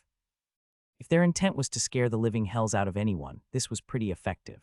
We are made from the minds and memories of the thousands that died, and we cull and select the best of the dead to form us. Lumuf nodded here. Lily's presence was overwhelming, but he was unfazed. He too was already a step into the divine. It's a set of symbols. It's etched with words we do not understand. Runes. It's from another ancient time. Yes, but we fear to reveal it to the wider world. So we keep it here. Lumuf examined it and then pointed at a row. "These symbols I've seen once in Margmer. I can't remember where, but I could, and I quickly tapped my memory. It matched those on the temples." "Oh, you have seen them," Lily said in surprise, and this time I sent the images through my rootnet. Lily's received them. Still, I had so many questions. Why would it appear on a wooden log? Unless it's only disguised to look like a log, perhaps it's a trick. The fact that the log survived for so long unnoticed meant it wasn't meant to be noticed. How did Lily's pick it up? What made you notice it? When it wouldn't break when we wanted to consume it. Ah, Lily's consumed driftwood. That's something I didn't know. When the driftwood resisted, they examined it closer. A simple discovery by accident. "I see," I spoke through Lumuf. Lumuf held the log in his hands, his strength augmented by his levels. "We will have to put these through a biolab," Lumuf then said. "I feel a faint presence, something divine." I felt nothing, but then Lumuf was the priest, and he was a lot more sensitive to such things than me. No, actually, if priests are naturally more sensitive to divine energies, would they be able to detect the presence of mind alteration from the gods? "We feel it too." Lily's responded. One of the skulls moved, which is why we kept it here and do not speak of it. "This area is shielded by our strongest magics, and yet we do not even know whether the gods still can see it." "So what if they can see it?" I asked. So what if they can see? I do not fear the gods. Clearly their powers are restricted if all they can do so far is summon heroes, send divine messages, and some subtle mind alterations. Their powers are weak. Do not take them lightly. Ages ago their powers were strong, if not stronger. Then what happened? We do not know. Are the gods fading? No, I somehow don't think so. There must be something else. One of the skulls moved and some skeletons appeared. They took the driftwood. Do you have a way to take it back, without it ever touching the sunlight? It is an old saying that all things that are under the sky can be seen by the gods. Can't we just hide it in a bag? Lumuf asked plainly. Preferably not. Their eyes can see through magical items, but strangely, not through thick layers of earth. How strange that the gods are stopped by mere dirt. Lumuf said perhaps it is a lie. If they could see it, they must have noticed when it floated on the lake. I thought briefly, but yes. If you let us create a tunnel directly here, we could transport this log secretly. Out of respect, just like with Rifi, my roots did not travel through or under the realm of other spirits, so my roots merely connected to lilies at the edges. Let's make the tunnel. Year 174. We managed to transport the log secretly through a chain of tunnels, never once close to the surface back to Freshka. It took almost a week of getting my best underground beetles to carry it and walk the distance. I had Lumuf escort the log the entire way, just in case there's any divine shenanigans, but thankfully none. The log itself was the bigger problem. We studied them in underground labs so that they never get anywhere near the sky. The log revealed nothing. Though we detected the faint presence of the divine in the log itself, there was nothing to see. We didn't give up, so we conducted more tests. It'll take a while, so, inspired by my meeting with lilies, I decided it was a worthwhile idea to explore and meet with the other spirits. The wind of the north was cold, and I felt the sensation of the cold winds on Lumuf's skin. I was unaffected, and by extension, so was Lumuf. I could share my main body environmental adaptation, and though the weather didn't affect me, I did not enjoy the feeling of sailing at all. The wobbling of the ship as it crashed into the rough waves of the northern seas, it was an uncomfortable, nauseous feeling, and so I often disconnected it, but we were getting nearer. The waves got smaller as we closed in on the island covered in ice and snow. Massive ice chunks floated all around us, and everyone kept their eyes open for monsters, but Lumuf's presence scared them away. Traveling with a small ship this far north is normally dangerous, Johan said to Lumuf. It's a really small crew, only 10, all my high-leveled Valthorns, all given a familiar from my court of the Daytree, just so that I can pull them back if shit went south. The ship had been magically reinforced. 2 of the crew members were a mage and a druid, and they used their powers to strengthen the hull and create a protective sphere to withstand the impact of the high seas. Lumuf's eyes glowed as I shared more of my powers and took in more of the environment. The subtle presence of another being at the domain level should be easily detected, and indeed it pricked my senses like little snowballs hitting an imaginary skin. The frozen tree. It should be there. Lumuf pointed. Our domain senses led the way. Already we saw monsters prepared to greet us, most of them level 60s to 70s. Giant white bears, wolves, birds, hundreds of them waited but did not attack. The small ship closed in on the shores of the island, hidden away in the north. This was the home of the frozen tree, land of the master of frost. The tree itself is hidden in a thick blizzard, and the island perpetually dark from the snowstorms. It was essentially a little no-go zone for most adventurers, and the frozen tree promised no gifts, no rewards for reaching it.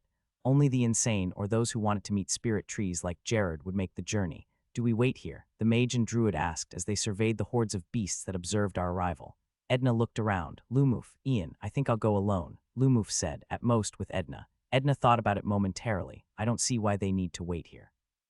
If anything happens, Ian can just warp us back. Let's all go. We can leave the ship. All right. The monsters did not dare to approach us here, even though both Edna and Lumuf restrained their domains. We decided to do so as we wondered whether the frozen tree would find it offensive that we came with our domains pressing against theirs. Best to play nice. We could feel the gaze of the various beasts all staring, waiting. Perhaps they were waiting for a signal from the frozen tree, whether to attack or leave us be. This time, unlike their earlier excursion to the main northern islands, this island was far away from civilization, so everyone came fully equipped. Magical equipment, clothing, and weapons. The druid waved his wooden staff, and a bubble of comfort sprung out around us. An ability called Bubble of Home, which simulated our home environments and kept out the cold. It drained at his mana a little bit, unlike my natural passive. The walk was uneventful, a climb up what was a rather gentle, snow-covered slope, and then a crater in the middle surrounded by a perpetual blizzard. As we approached, snowballs and icicles smashed into Edna's shield. Doesn't seem like it welcomes us. Edna said, it is just a challenge. Tree spirits are flighty after all. Spirits won't let just anyone approach it so easily, well, except Lily's, but that's an exception. The druid responded, even then Lily's true body is hidden. Only the surface was exposed, and that was hardly Lily's true body. We waited momentarily as I channeled my senses through Lumuf. I felt a presence that now permeated the entire snow-filled crater. Once we went a little further, it was likely we were within range of the frozen tree's full abilities. Edna noticed too, and quickly signaled everyone to prepare and no talking. We pushed ahead, the presence of the frozen tree more pronounced. The little metaphorical snowballs that gently touched on my domain was now a torrent of snowballs. The other members of the expedition were clearly feeling uncomfortable, as they lacked the ability to shield themselves from a domain's oppression completely. Still, we pressed on, and the blizzard was not a huge problem. We saw more beasts, all of them either white or a light gray, and they all kept their distance. Where were the ice giants that Jared saw? Eventually, we came to a large frozen lake with a massive ice sculpture in the shape of a tree in the middle. It was smaller than me, for sure, but through Lumuf's eyes, it's still an imposing sight. It's a little like seeing a towering Christmas tree for the first time as a little kid. It seemed the rest of the Valthorns shared the sentiment, as they all gawked at the beautiful ice sculpture for the first time. The frozen tree. Well, I channeled my senses through Lumuf, and my spiritual vision saw that the ice sculpture is hollow. It's just a magical creation. The real spirit is beneath. Is that a rock? No, I wasn't sure what it was, hidden underneath all that ice and water. Is it really a tree? The ice tree changed shape and grew, and then a human-shaped ice appeared. Visitors, it said, strangely human. I thought I should do the greetings, so I spoke through Lumuf. Greetings, I am Ian, and I'm speaking through my avatar, Lumuf.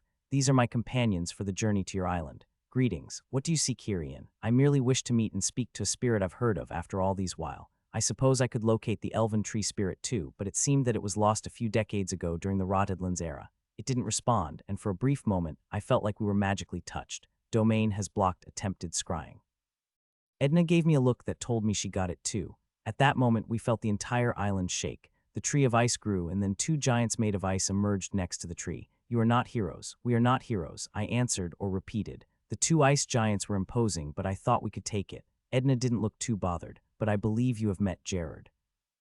Jared, the ice sculpture, seemed to be struggling to recall. Oh, that one, the one who came with the fragment of ancient times. Yes, I've come to meet, share, and perhaps learn of what you know, I answered honestly. The part about going against the gods, that's a secret for another day. I needed to know where this spirit stood. The ice sculpture thought and then pointed at Edna and Lumuf. I felt another attempt at scrying, and it was more powerful. Again, domain has blocked attempted inspection. This day came a lot earlier than I expected. Only the two of you may stay. All right. The 8 retreated, and then I activated my recall ability. In an instant, they were all warped back to the valley. Still, the sudden transportation across the continents caused half of the 8 to vomit, and the remaining half looked incredibly uncomfortable. Edna looked around and the blizzard's intensity increased. The frozen tree said, and 2 ice chairs appeared. Edna sat and so did Lumuf. Where should we begin? It asked. No, the right place to start is. Who are you, Ian? I'm a tree spirit of Freshka. The frozen tree seemed thoughtful for a moment. Allow me to elaborate. A tree spirit does not behave the way you do. From what I have heard, you seem to have an expansionist streak, and your growth, relative to other tree spirits, have been exceptional. I also have not detected your presence in the world until 70 years ago, and it seemed with the passing of every demon king, your presence is clearer in the fabric of the world. Fabric of the world. This was the second spirit to have said it after Lily's. How do they see this fabric? Is it that sensation of prickling? I'll have to ask Lily someday. Something about you is foreign. It's almost as if you have a bit of mortality in you. I have memories of another life, a mortal life. There was a long, awkward silence. Maybe it wasn't very long, perhaps just a minute of silence where we could hear the wind howling around us. Ah, an accident, the frozen tree answered, like a part of me. What? Suddenly a different voice appeared and asked, did they make you roll a wheel, or was it a dice, or have you picked a card from a deck? A wheel, I see. Let's properly introduce ourselves. I'm Ispeng and Arya. The frozen tree answered. I am what they call a merged soul, like the wolf and the shaman. It's where a local object plays host to a foreign soul and then perhaps due to that soul's weakened situation is absorbed by the host. That strange voice answered. Ispeng is the will of the ice crystal and I am Arya, the will of a former traveler. Arya, yes. We are also not a tree. We are actually an ice crystal. That strangely female voice answered. I wondered if Alexis fused with me back then, would this be the outcome? I guessed that from how the entire crater is filled with your presence. Anyway, it is strange and perhaps fate to meet someone like me. So allow me to being explaining how I got here. Arya answered. Lumuf just nodded on my behalf. I wasn't a hero, but when I got sent to this world, I lucked out on my card draw and could reincarnate as a mage, a half-elven mage. So even though I didn't have many advantages, I still fought the demons together with the heroes, mainly because I thought they might have a way to get me home. They are heroes and they have fancy powers. Thinking back, I still felt this was really silly to me. We defeated the first demon king, but then I got overconfident and died when we faced the second demon king. Once more we just nodded. I thought I died, but the fates were cruel and decided to bind my spirit to a lump of ice and crystals. I spent the first 200 years growing as a glacier on this very island, consuming whatever animals or fish in this area. That's me. How about you? Arya's voice was strange, compared to Ispeng, which sounded more shrill and alien. Her story sounded quite similar to Kay, and in Kay's case, she turned into a golem. But you were not a hero. How did you keep up? I was not, but I didn't fit in with everyone else either. The heroes were the only ones who knew of home, so I stuck with them. Silly me, I thought I could try to be useful with my magical skills, but I was wrong. The demons detonate themselves after their loss. In fact, this island is where I died along with the other heroes. The bodies of those heroes are down there, beneath all this ice. I see. Well, how about you? How'd you end up as a magical tree that's now a demigod? I died, rolled the wheel, and got a tree as my start. Spent half a century doing nothing but watch the world burn, really. I spent another few decades in various stages of burning and regrowing, but I got stronger over time. Wait, you were directly reincarnated as a tree, that meant. You kept the fragments, right? Yes, that explains a lot. I lost mine when I died the second time, and it took centuries just to level. How many did you have? 3, 5. A lot more. I didn't see a reason to share the exact number. I see. Arya answered in a knowing voice. So how long have you been stuck here? Maybe 3,000 years or more. I lost count. The days just flash by. How'd you see and talk? I mean, the first problem I had was actually seeing and talking. How did a lump of ice overcome those problems? Magic. What kind of magic? I received a skill for an ice form somewhere around level 50 or so, and my talking and seeing problems went away then. Before that, all I had was vibrations as my ice expanded, and I essentially saw the world through vibrations as my ice expanded. Oh, I suddenly didn't feel so bad about my half-year of misery. So yeah, since I had absolutely no sense of time, I have no idea how much time has passed, other than people dying and heroes dying all the time. Thankfully, I still received the notifications. You could count the number of demon kings and multiplied by 10. That's a good approximation. The frozen tree thought for a while. I don't know. My notifications were all lost. You don't have a clock. I mean, that was the puzzling part to me. No, I don't. A timer isn't a default skill for them. Maybe it is because trees have an inbuilt biological clock to respond to the seasons, thus it is a necessary thing for a tree, but for a lump of ice, the time or year doesn't really matter. So anyway, now that's out of the way, I can tell you what I know. I honestly don't know much about the world because I've been freaking stuck here. Arya complained rather childishless. Ispeng keeps my personality and soul asleep almost all the time, except when dealing with visitors. I soon learned that the frozen tree is the metaphorical equivalent of a hermit. It lived here alone and didn't intentionally seek out others. Apparently, its earlier experiences with people left it a little scarred, so it decided to just exist quietly away from everyone. I don't think the weapons I make can do that. Are you sure? Have you tried? Arya asked. I made a lot of weapons before. Pretty sure they don't give me experience when used. Strange, Arya responded. But the system is confusing like that. So, you are from Earth? I asked. Earth, yes Earth, no, I believe my homeworld is called Bumi. I see, it suddenly occurred to me that the heroes may all come from alternate Earths. If so, truly the idea of defeating the demons at the source may be too tall an order. The first order should be to hide the world away and make this world safe. A counterattack can be made if we have a safe, home world. Ispeng and Arya learned of the world from its limited interactions with heroes and adventurers that came to see it. Aspen harbored a bit of distrust of the heroes after some tried to attack it after it gained its domain. It was by sheer luck that it managed to hide most of its presence deep underground, that the heroes could not fully destroy it. Heroes clearly don't have exceptionally good detection skills. Their abilities have all been counter-demons. But what if one did? I realized that the gods also have short-term memories. Once the next generation of demon kings came along, they seemed to have forgotten about me. Why do they do that then? What's the point of sending heroes after someone who ascended, and then forget? Is it really because of short-term memory or something else at play? The system itself, but they didn't send anyone after me. Edna wondered. Maybe they didn't realize you gained a domain. The gods are not exactly a responsive bunch. They only seem to react to certain types of events, like demon kings, and perhaps they only target non-humanoid beings who gain their domains. Are the gods therefore speciesist? Do the gods dislike non-humanoids? That certainly is a possibility. If Rifi were to gain a domain one day, it would have to face heroes. I shuddered at the thought, because that would just cause Rifi to interpret all heroes as enemies, and it would react violently at all subsequent hero encounters. Rifi isn't the type to back away from a fight, and Rifi taking the aggressive role could be a point of conflict in the future. There wasn't much else to talk about, at least, not during our first meeting. I would like to continue speaking to another fellow spirit, and Ispeng already had an item to create that sort of communication channel. The ice spirit gave us a large mirror made of ice. This is a magical ice screen. It's synchronized to an ice screen here, so what appears on the other side will appear here. Jared should have asked for this, but I suppose the heroes with their default chat group functionality wouldn't need it. Anyway, Ispeng also gave us a few of its ice weapons as souvenirs, and on my end, we also brought a mix of herbs, our own wood weapons, and stuff. I would take the weapons home for studies on how to replicate the experience gained from weapons. My suspicions were that it had a familiar in the form of the weapon. The return was easy. Stella returned and she was different. She aged quite significantly.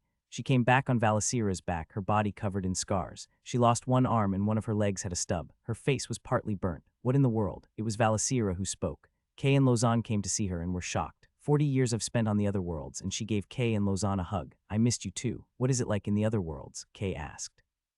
It's a long story, and right now I yearn for the comforts of home. Stella responded. Kay frowned at the word. This isn't home. I thought about it during those 40 years there, and I believe I truly found myself here in this world. I'd say it's home enough. Still, I let the three girls catch up and checked on the Zeratin. Valasira nodded. Year 175. Back home, Lumuf and Edna had a meeting. They had questions, of course. Ian, regarding that conversation with Arya. They were concerned, of course. Strangely, not of the origins, but whether I too sought to return home. Do you seek to return the way it obsessively possessed Stella and the previous heroes? A valid concern. Yes, I admit that I have memories of another life. You may even consider me like her, but I firmly believe I am one of this world.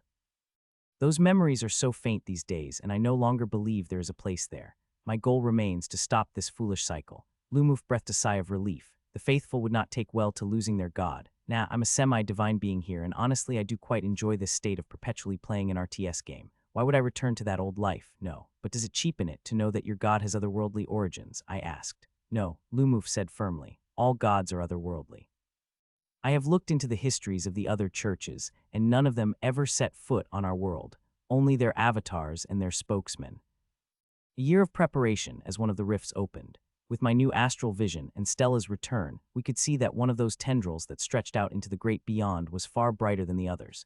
In fact, when the rift itself opened, that tendril glowed in a light reddish color. It's as if that signified the pathway was used. Then my magical sensors rang as they detected the rifts again in the southern continent.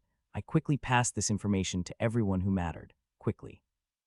Get eyes on the ground and find out what kind of demons we are facing. It took about 2 weeks to locate the rift itself. At such distances, my sensors are not accurate. The demons from the rift were typical hellhounds and horned demons with claws. Strangely typical. Nothing particularly different about this batch of demons. It was too easy, so we kept up the surveillance. I felt that the past few demon kings have been throwing curveballs, so something must be up. At the same time, we also monitored the demolites' astral tendrils as the rifts activated. They didn't seem to particularly change. I therefore made a preliminary assessment that the demolite is nothing more than there's a planet here kind of marker. Where the rift opens on our world is still in the control of the demons. I suppose they have a way of controlling it. It's like here's a ticket to Earth, but you can still choose which airport to land. Of course, could I interfere with the tendrils? If I cut off the tendrils or find a way to confuse the tendrils, will the rifts be redirected or fail? It seems there are still things I cannot see, even though the rifts are clearly little magical tunnels through space and worlds. So now that Stella returned and I've also restored her body back to an optimal state, we discussed this idea, interfering with the tendrils as they come to our world. I'm afraid I did not acquire that skill, Stella said flatly. My training focused on opening the doors to the other world with void mana and do what the demons are doing. So, I know how to open portals, but closing others' portals, not so much. Okay, what use is this information? As it is, if their homeworlds are filled with demon king-level creatures, assaulting their homeworld with Stella's portal clearly is a suicide mission. I should only attempt this when demon kings are trivial opponents. But if I never get to that power level, closing down is my best option. But you can open portals, right? Yes, temporary ones, large enough for a few people and no more. I still need to wait about half a year before doing it again. All right, there is something I don't understand. You said you spent years on the other side. How does that work? When a portal or rift is open, the time of both worlds are temporarily locked together, as if flowing at the same speed. And how big is your portal? For a few people, that wasn't much. Can it fit Hytrerion? Hytrerion? Who is that, my walker? Ah, I forgot that Stella may not know about my walker. I will introduce you to it later. But first, what constraints do you have with your portals? Is it mana? Yes. Void mana is one of the key constraints. I don't have a lot, but we have demolite and those can store void mana. Let's try it. That means I have to recharge the void mana myself. For all of them, that'll take months. Well, yes. That is expected. There's a lot we need to plan. We will first consider and test out a few with demolite, whether it really augments your range. Next, if it succeeds, we will build larger formations with demolite in order to allow you to channel more void mana, and for longer periods. Normal runes don't work with void mana, then we'll find one that works. Point is, we'll have to work with the restrictions we have. Third, I want to attempt disruptive void mana injections into those tendrils. There's some we can test now, and so we should test it as soon as possible. Stella rolled her eyes. Oh Lord, I'm going to be busy. Well, you went on a training arc. Naturally, we need you to show off your newfound powers. All I did was go to different worlds and explore their powers. Wait, how should we truly leverage Stella's ability to travel worlds? Am I thinking about this too, typically? I suppose anyone who had Stella's portal ability would use it to escape from the demons, but from what I understand, the demons are also attacking the other worlds, and just like us, they have their own cycles. One world had it on a 15-year cycle, and another one also had a 10-year cycle. They too summoned heroes to meet their foes. Few things I clearly don't understand is, if time moves relative across worlds, then why the cycles? Surely some worlds move faster than others, and thus should have either significantly longer or shorter cycles. Stella couldn't answer this. It was a theoretical question that sought to understand the underlying mechanics. Her training arc focused on her individual levels and skills, and she's a level 75 Void Archmage with a smattering of portal-related skills. I also did not understand why the other worlds had the same rules as ours, that they have classes and levels too. So I summoned everyone for a big brainstorming session. How do we properly use portals to gain an advantage? Edna was first to wonder, is there a way to take advantage of the time difference between worlds? Is the speed difference between worlds constant? Stella touched her hair and thought for a while. No, it's like a wave. Sometimes faster, sometimes slower. Each world moves and bobs on its own speed on the greater interplanar void. I'm not sure of the difference, but each world moves along its own cycle. I suppose it's like how the distance between planets changes as they move across their own orbital planes. What sort of creatures are there? Lumuf asked. Do they struggle with the demon kings? Their situation is not that different. They face demon kings and their gods summon heroes. Their gods. Are the gods different? I'm not sure. They are called differently, but they do have similar practices. Are we dealing with a god that is present in multiple worlds, or is each god just locked to one world? No. In order to answer this question, I must first be able to not just sense divine presence, but discern whose divine presence. All the attempted divine forces I've seen so far did not differentiate who and what did it, so it could be it's just a single god at the back of it all, and all these other gods nothing more than shadow puppets. Or if there are multiple gods, I want to know which one is friend, which one is a foe. I'd have to ask the other spirits for ideas. Can you tell the difference between the gods? Each time you detected divine presence, can you tell who did it? Okay, no. I went to Ispeng and Arya next and activated the new ice mirror. Hi, quick question. Do you know how to tell the difference between the gods? I felt like I was asking a colleague for some corporate work-related thing, at least the way I asked it. It just laughed. No, huh? Do the gods hide themselves behind divine energy? Or is there a way to tell? Perhaps they're in a unique signature in every use of their divine powers that can be linked back to them. Anyway, that went through a path I wasn't expecting, so I went back to Stella and the gang. So how else can we capitalize on our new portal? I think it is an effective escape route. We can send some of us over each time to avoid the damage of the Demon King. At that point, I had to wonder. Question, can your portal transport heroes? I wonder whether I could essentially pool the heroes of all the linked worlds together and use their combined might to crush the Demon King. It would significantly improve the survival rate of heroes, even if that does lead to the related problem of too many surviving heroes. Stella paused. I'm not sure. It's loaded with void mana, and unless there's a way to package them so that their star mana doesn't interact with the void mana that flows throughout the portal. Wait, if I could forcibly pull a hero into the portals, could I instantly kill them that way? At this point, it was Kay who thought of the implications. Can a hero be forced into a portal without their permission? I don't know. I stored this possibility in the future. If I could create a small void portal, I may have a secret weapon against misbehaving heroes. How different are the magic and weapons of the other worlds? Stella thought about it for a moment. It's very similar from what I've seen, but I have not seen their higher tier magic or items. We have lots of gaps in our knowledge. Yeah, cause most of the time I'm with the Zeratin, practicing my portal magic and learning the way of navigating the ever-changing paths. Stella sighed. If you guys desire, I could arrange a trip, but how would we come back? Stella's our only chance to return, and if we lose you, we're done for. That's true, so you must condense your knowledge and teach a few more. If we have a few more void mages, then we can safely make that trip to the other nearby worlds. Stella paused and quickly disclaimed that statement.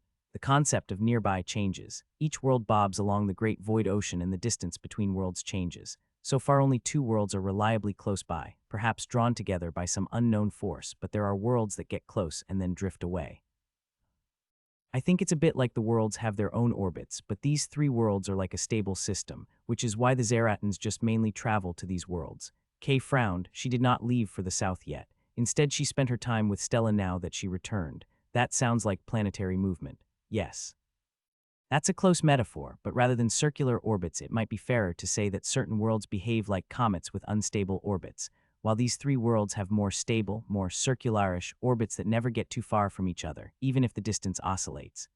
So when a portal opens, it's as if both worlds are frozen, kind of. It's some weird void world thing. I can't quite explain it either. What's the void world? It's the space between worlds. It's really more like a massive, massive jungle where there are paths to each world, and unless you know where to look, you're more likely to get lost. Which leads us back to the demon's tendrils. I believe they're kind of like trail markers so that the demons can continue to find the world no matter where it moves along the void. Stella speculated. If so, if we manage to get rid of the demolite, can we pretty much hide the world from the demons? Probably. Potentially. I'm not sure.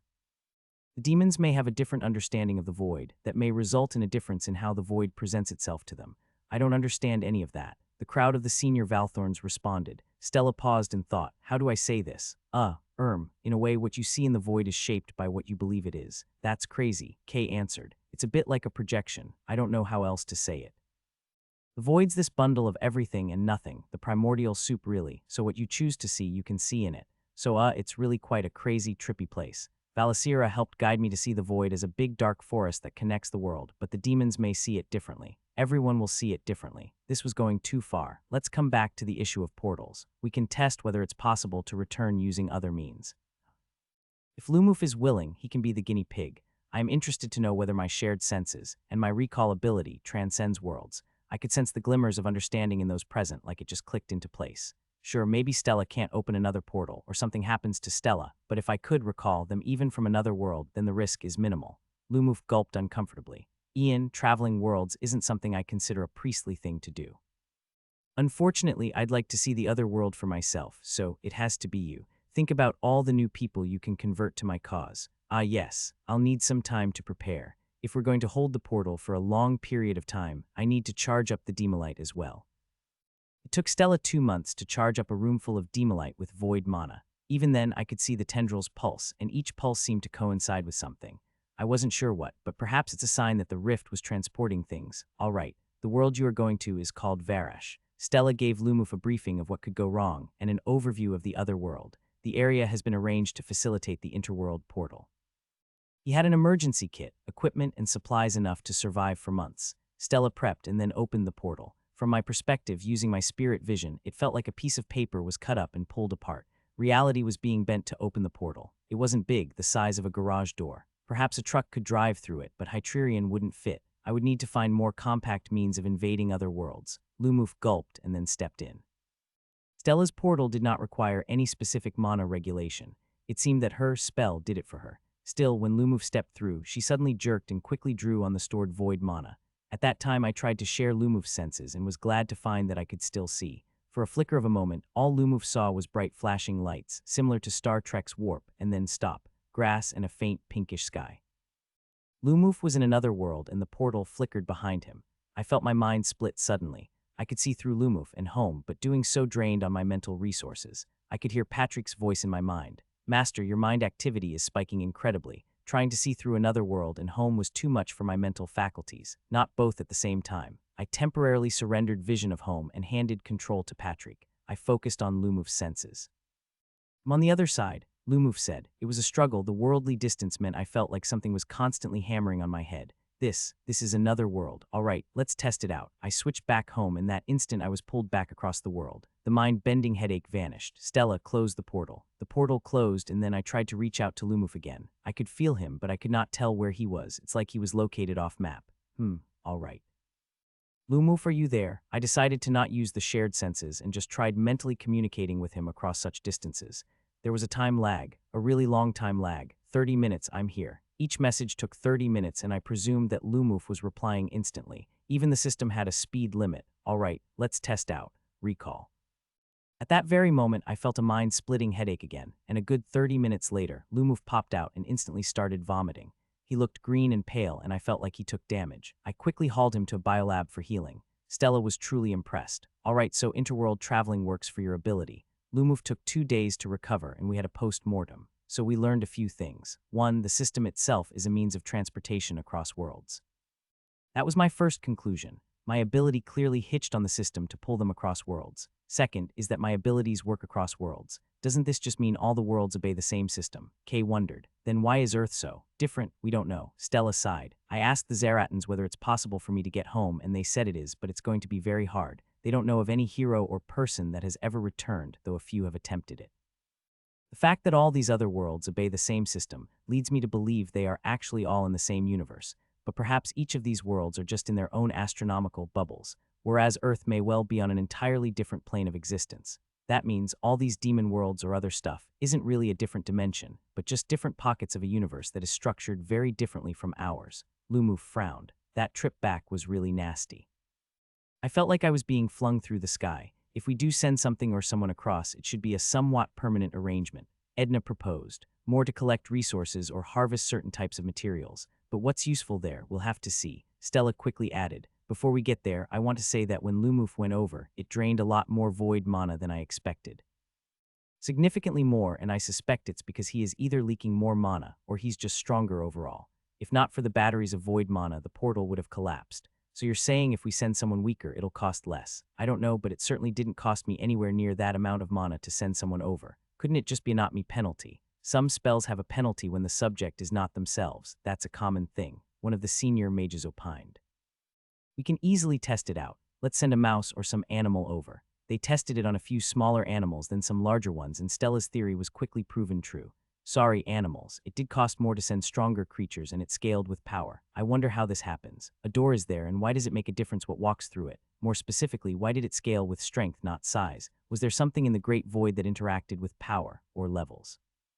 The envoys of Ava returned with a message that more time was needed. For a bunch of gods, they sure are indecisive. Or maybe, it's just time dilation from their perspective, that they are talking to their followers and they experience these huge lags.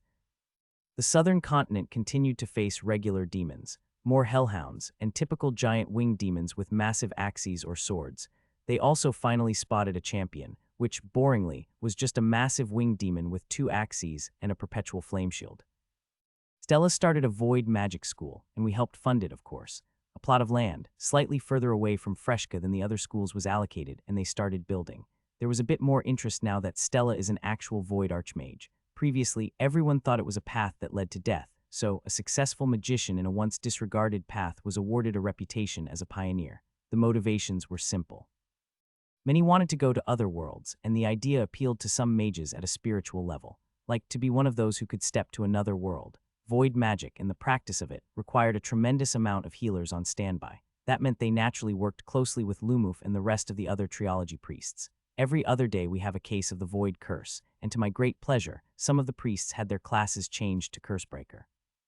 As part of growing my understanding of the Void magic, I also took the chance to look at Stella's inner soul realm. Her soul spring was a deep blackish liquid that's incredibly smooth and actually sparkles at some angles. It's as if the night sky were made into a liquid. The pieces around her well or spring seemed to be made of a kind of black marble. It had glimmers of faint stars in them. I thought back to my two new mini-gods. One immediate difference was that their soul spring was significantly larger than before. I would say easily 5 or 6 times larger, and they had a solid platform that surrounded their soul spring. I've not seen this platform ever except in these two. Black. The entirety of Stella's mana pool was now void mana, and yet her body, physically, wasn't significantly different. Stella explained it during one of her first classes with future void mages. Void mana needs to be stabilized. It's a bit like a combustible, gas, or petrol. It needs to be controlled and stored correctly, and adapting the body to store void mana was one of the first tasks. In short, void mana had a stable state and an unstable state. Some mythic beasts naturally have the means to process void mana and then store void mana, like the water world-walking Zeratans. Still, no particularly obvious solution jumps out. Void mana seemed particularly only used for the manipulation of the void. It feels like I found one of the keys that lead to the answer, and now I need to find the correct lock among the thousands. Year 176. Stella's attention temporarily focused on training new void mages, and also recharging the demolite crystals harvested. I've mostly decided that the demolite will be destroyed at a later date, and for now they are used to study. The value of the other worlds temporarily outweighs the risks of maintaining the status quo. The other worlds represented opportunity and potential allies, a chance to learn of things done in other worlds, their history, and how the demons and heroes interacted in the past. A chance to see and compare things. Demolite's ability to store void mana meant we could augment her range, to reach the further worlds that occasionally drift into range. Still, it's a long process of experimentation, and training new void mages isn't something we can achieve in a year or two. In the south, more rifts appeared. I know this firsthand because the wispy tendrils through space seem to glow more frequently, and I noticed all the different tendrils grow a little brighter. I wondered how they achieved this, and Stella couldn't explain it either. The way the demons used their void magic was different. Stella certainly couldn't see tendrils not the way I could. To her, this outer world is really, really dark, and all she saw was little faint markers. A dark forest. Maybe the wider world is just a dark forest, and gods are just magical equivalent of superpower civilizations taking shots at each other. All hiding and keeping themselves unseen, because once they are seen, they are attacked. Then again, it didn't make sense. If it's truly a dark forest, this world should be doomed. Back to the south, the local militia of the respective southern nations seemed to be holding their own. The typical nature of the demons meant the local forces were quite well equipped to deal with these normal-type demons. It goes without saying that all of us wondered whether we will get a normal demon king and what that meant. Kay, now eager to regain some of her power after she's seen the level that Edna and Lumuf achieved, set out to the south. She hoped to challenge a few demon champions and regain some semblance of power so that she can be of some use in Alvin's fight with the demon king. Oh well, it can't be helped that she felt a need to assist her one and only remaining friend from Earth. On the domestic front, I gained a special type of tree while I kept tweaking with the ley lines. Unique tree type unlocked, the trees of the earth veins, helps to channel and direct ley lines, requires gems and crystals in large quantities, and also tends to spawn monsters. It reminded me of the ginseng tree, another of the trouble tree types that have the whole monster lure functionality, but I'm not the same tree from that time, and I have the ability to station far stronger defenses with dedicated commanders. I functionally have no real limit in terms of artificial minds, now that there are tens of millions of connected trees all across the continent. Sadly, my ginseng tree limit did not change much, in spite of my levels and domains. At about 15 ginseng plants simultaneously, this was my second real bottleneck in massively increasing the output of high-tier individuals, both unlocking the said individual, and then subsequently having the dungeons needed to train them up to the necessary levels. Restrictions. Right now, I feel like I'm hitting quite a few limits. Like in terms of Soul Forge, I've not had a new color for quite a while. In terms of Titans, I'm still hesitating on activating my third Titan, simply because I'm not sure what I'll need in the future. Patrick has been exceptionally helpful administratively, but his levels too have stagnated. Hytrion's only seen one large-scale battle against the Demon King, and even in that battle he didn't really show any exceptional performance. Reviewing their performance thus far, the Titans are pretty much champion class, despite requiring a hero's soul fragments. In fact, in all combat forms, they just fail to live up to the strength of a real hero or a domain class individual. Thus, as bad as it sounds, I felt that Hytrorion had been a mistake. The Titans, despite their strength, are meant to be utility providers, but we don't have level limits. Patrick clarified, it's just that, well, it's hard for us to level. I wondered whether Hytrorion could get to level 150, but because its size, there's no way it could go into a dungeon. Dungeons so far are all relatively small. Even the largest of the dungeons I've seen and created so far are just big enough for Hytrorion to squeeze in, but it's effectively useless in such a tight spot. So I thought greatly about Hytrorion's role again. He's huge, and that mean he functioned more as a tank and perhaps a power source. Were there advantages that size had that could not, or not as easily replicated by levels? Because levels clearly overpowered everything else, so why should anything be big? Surely there must be merit to being naturally big. So what would that be? Firstly, I would think about materials. Certain materials have overlapping roles with equivalent skills or levels gained, but size meant massive mana crystals and runic formations. Sure, size meant more space to duplicate skill functions. So firstly, Hytrorion would need to be re-equipped as a mobile mana bank and also store runes. It's also easier to have conflicting magical formations separated by the sheer size of Hytrorion. The walkers were all massive creatures, and they can grow even bigger with levels. Like equipment slots, they should be carrying larger, Titan-sized equipment. Things that individuals could carry, but render them unable to do anything else. Titan-sized anti-demon ballistas were one of the first few ideas. Or could I equip Hytrorion with enough magical crystals to make him a walking bomb? Give the Demon King a taste of their own medicine. I would have to rejig Hytrorion's internals such that it could contain a massive multi-layer bomb. Still, I decided to put the idea up for discussion. Using the log obtained from Lilies, I subjected it through a huge amount of scans and tests. Then, we ran some tests on how they interacted with the Blackstar gems. We wanted to know the degree of protection these Blackstar gems provided, whether they would be able to protect the lower-leveled individuals from divine influence. I wasn't sure what I expected, but the log shook violently after a huge amount of Blackstar gems were placed around it. It needed more tests. Right now, only Patrick and the domain have any chance of resisting divine forces. I wondered whether I could enhance, or at least replicate a bit of that mind-checking ability, perhaps package it as a familiar, like a voice next to my followers that helps keep the gods at bay. I have more questions, of course. Is my domain a type of divine power? If so, the domain abilities that Lumuf and Edna both have should encounter some resistance from these Blackstar gems. But then it didn't. Why is that the case? Is domain not the true divine, and that there is another tier above us? That perhaps domain is the realm of the demigods. In terms of power levels, that idea made a lot of sense, since gods summoned heroes, and whoever managed the demons could create demon kings. So to place them a realm above the domain is a sensible one. In terms of levels, would level 200 be that threshold? Or is it higher still? Should we send our senior Valthorns to take on the demon champions too? Lumuf suggested.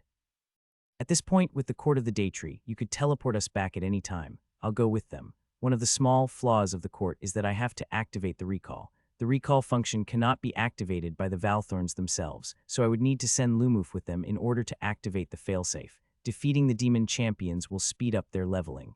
Duh. So I decided that it was worth it, so Lumuf and a group of 15 Valthorns, all with the Court of the Daytree, to journey down south and help suppress the demons. The mission was simple: fight demon champions, level up, and run before the king comes along. It was also my chance to see the south through Lumuf's eyes. In terms of bombs, Alka's continued research in the underground cities yielded slightly improved bombs. After all, the idea of bombing the hell out of the demons is hugely appealing, and I suppose one day I'd like to make a tree of fruit bombs. Between Kay and Arya, we are now acquainted with two beings who are naturally crystalline in nature, so Alka's been really keen to obtain crystal samples from Arya for testing. The goal, of course, is to find and make even better bombs. On hexes and soul magic, my progress has not amounted to any real improvement in weaponry, though I am making some improvements in my conceptual understanding of their raw components. The main challenge has been the corrosive nature of hex, which distorted any surrounding runic formations. I have yet to figure out how to store a hex bomb for long periods. All the hex bombs we've made so far have a shelf life of no longer than 1 year, and after that the crystal would be destroyed and we have a puddle of hex to clean up. That said, I am getting a lot better at processing hex. Hex and curses are linked, since my curse breaker clearly improved my ability to process and clean up areas filled with hex. From an etymological point of view, the two words do have similar meaning. is a hex, essentially a curse made of the soul. The trilogy priests quickly whipped up the small continent of high-tier Valthorns into a PR campaign to expand our clout among the southern continent nations. After all, we are already planning to send Valthorns there. Might as well get some good press out of it. We sent out communications with the southern nations that were in trouble and arranged to send them where they can make a big spectacle by slaying the demonic threat on their lands.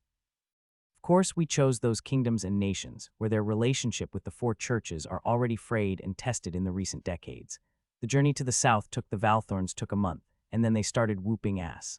Lumuf mostly stayed back, blessing the Valthorns with various enchantments, and I didn't pay attention to the battles, since the demon champions were relatively easy foes for a group of level 100s.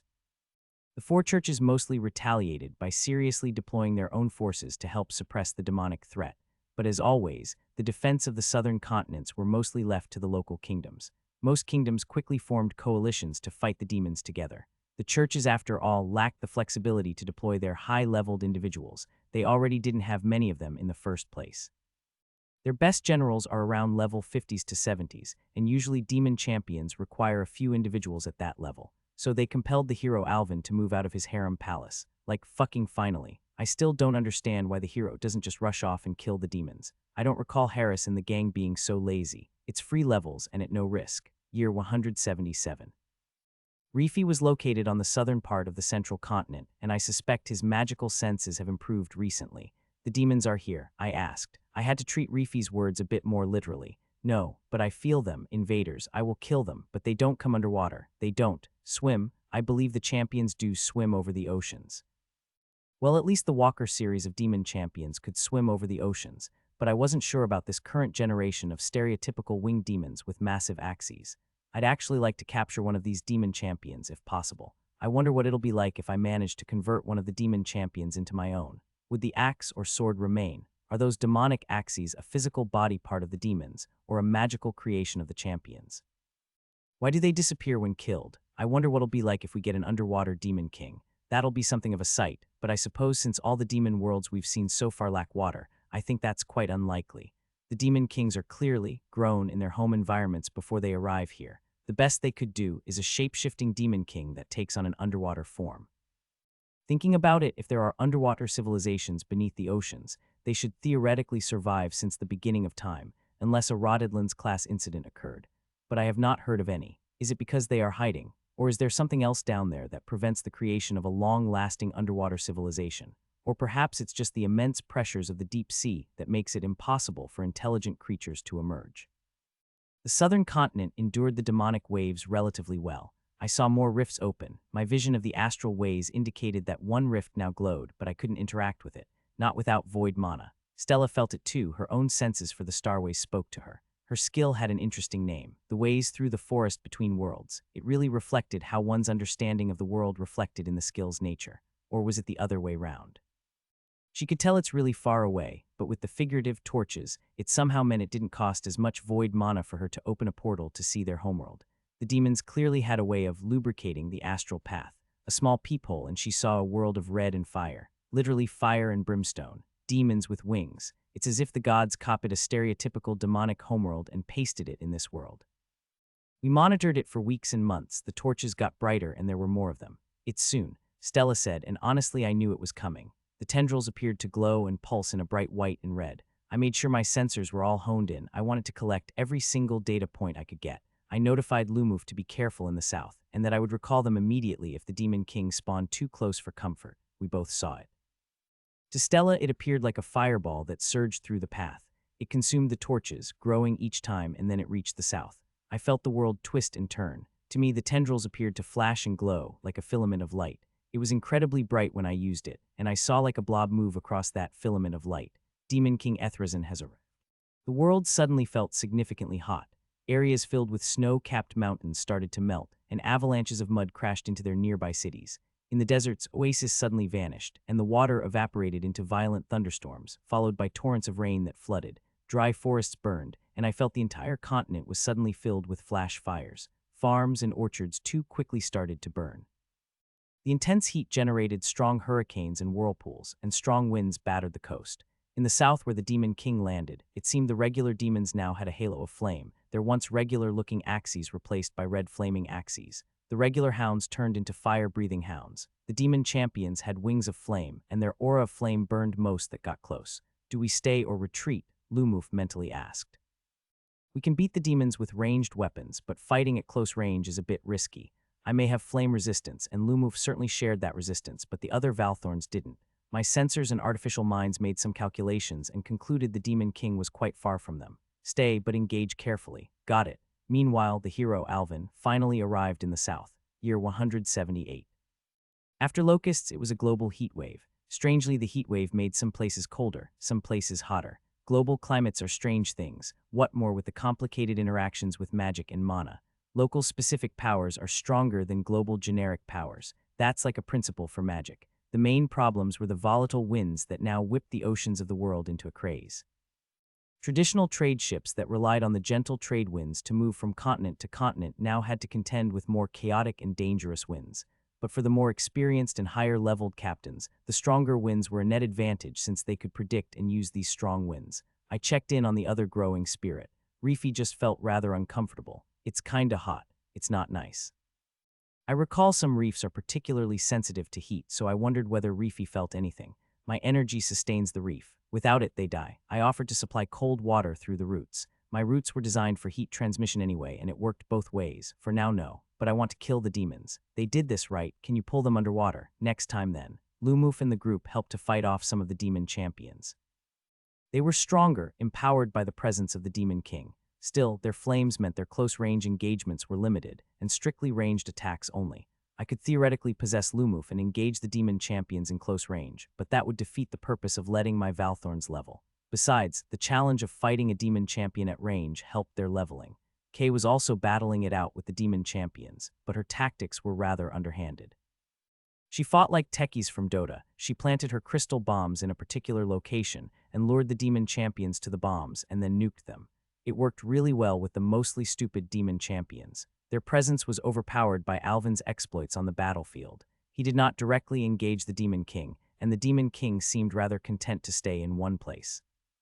My mages attempted to use Farsight and Scrying to view the demon's activities, but it seemed this Demon King had spying protection.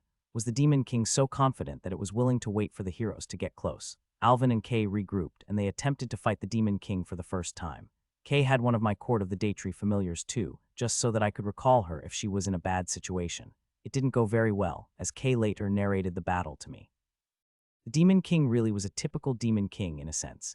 It was massive, had 6 massive arms each wielding some kind of flaming weapon or shield, a cow skull head with 4 massive horns, a body covered in some kind of black scale armor, and 8 floating fireballs of different colors, each of them capable of independent attack. It's a Demon King designed for direct combat.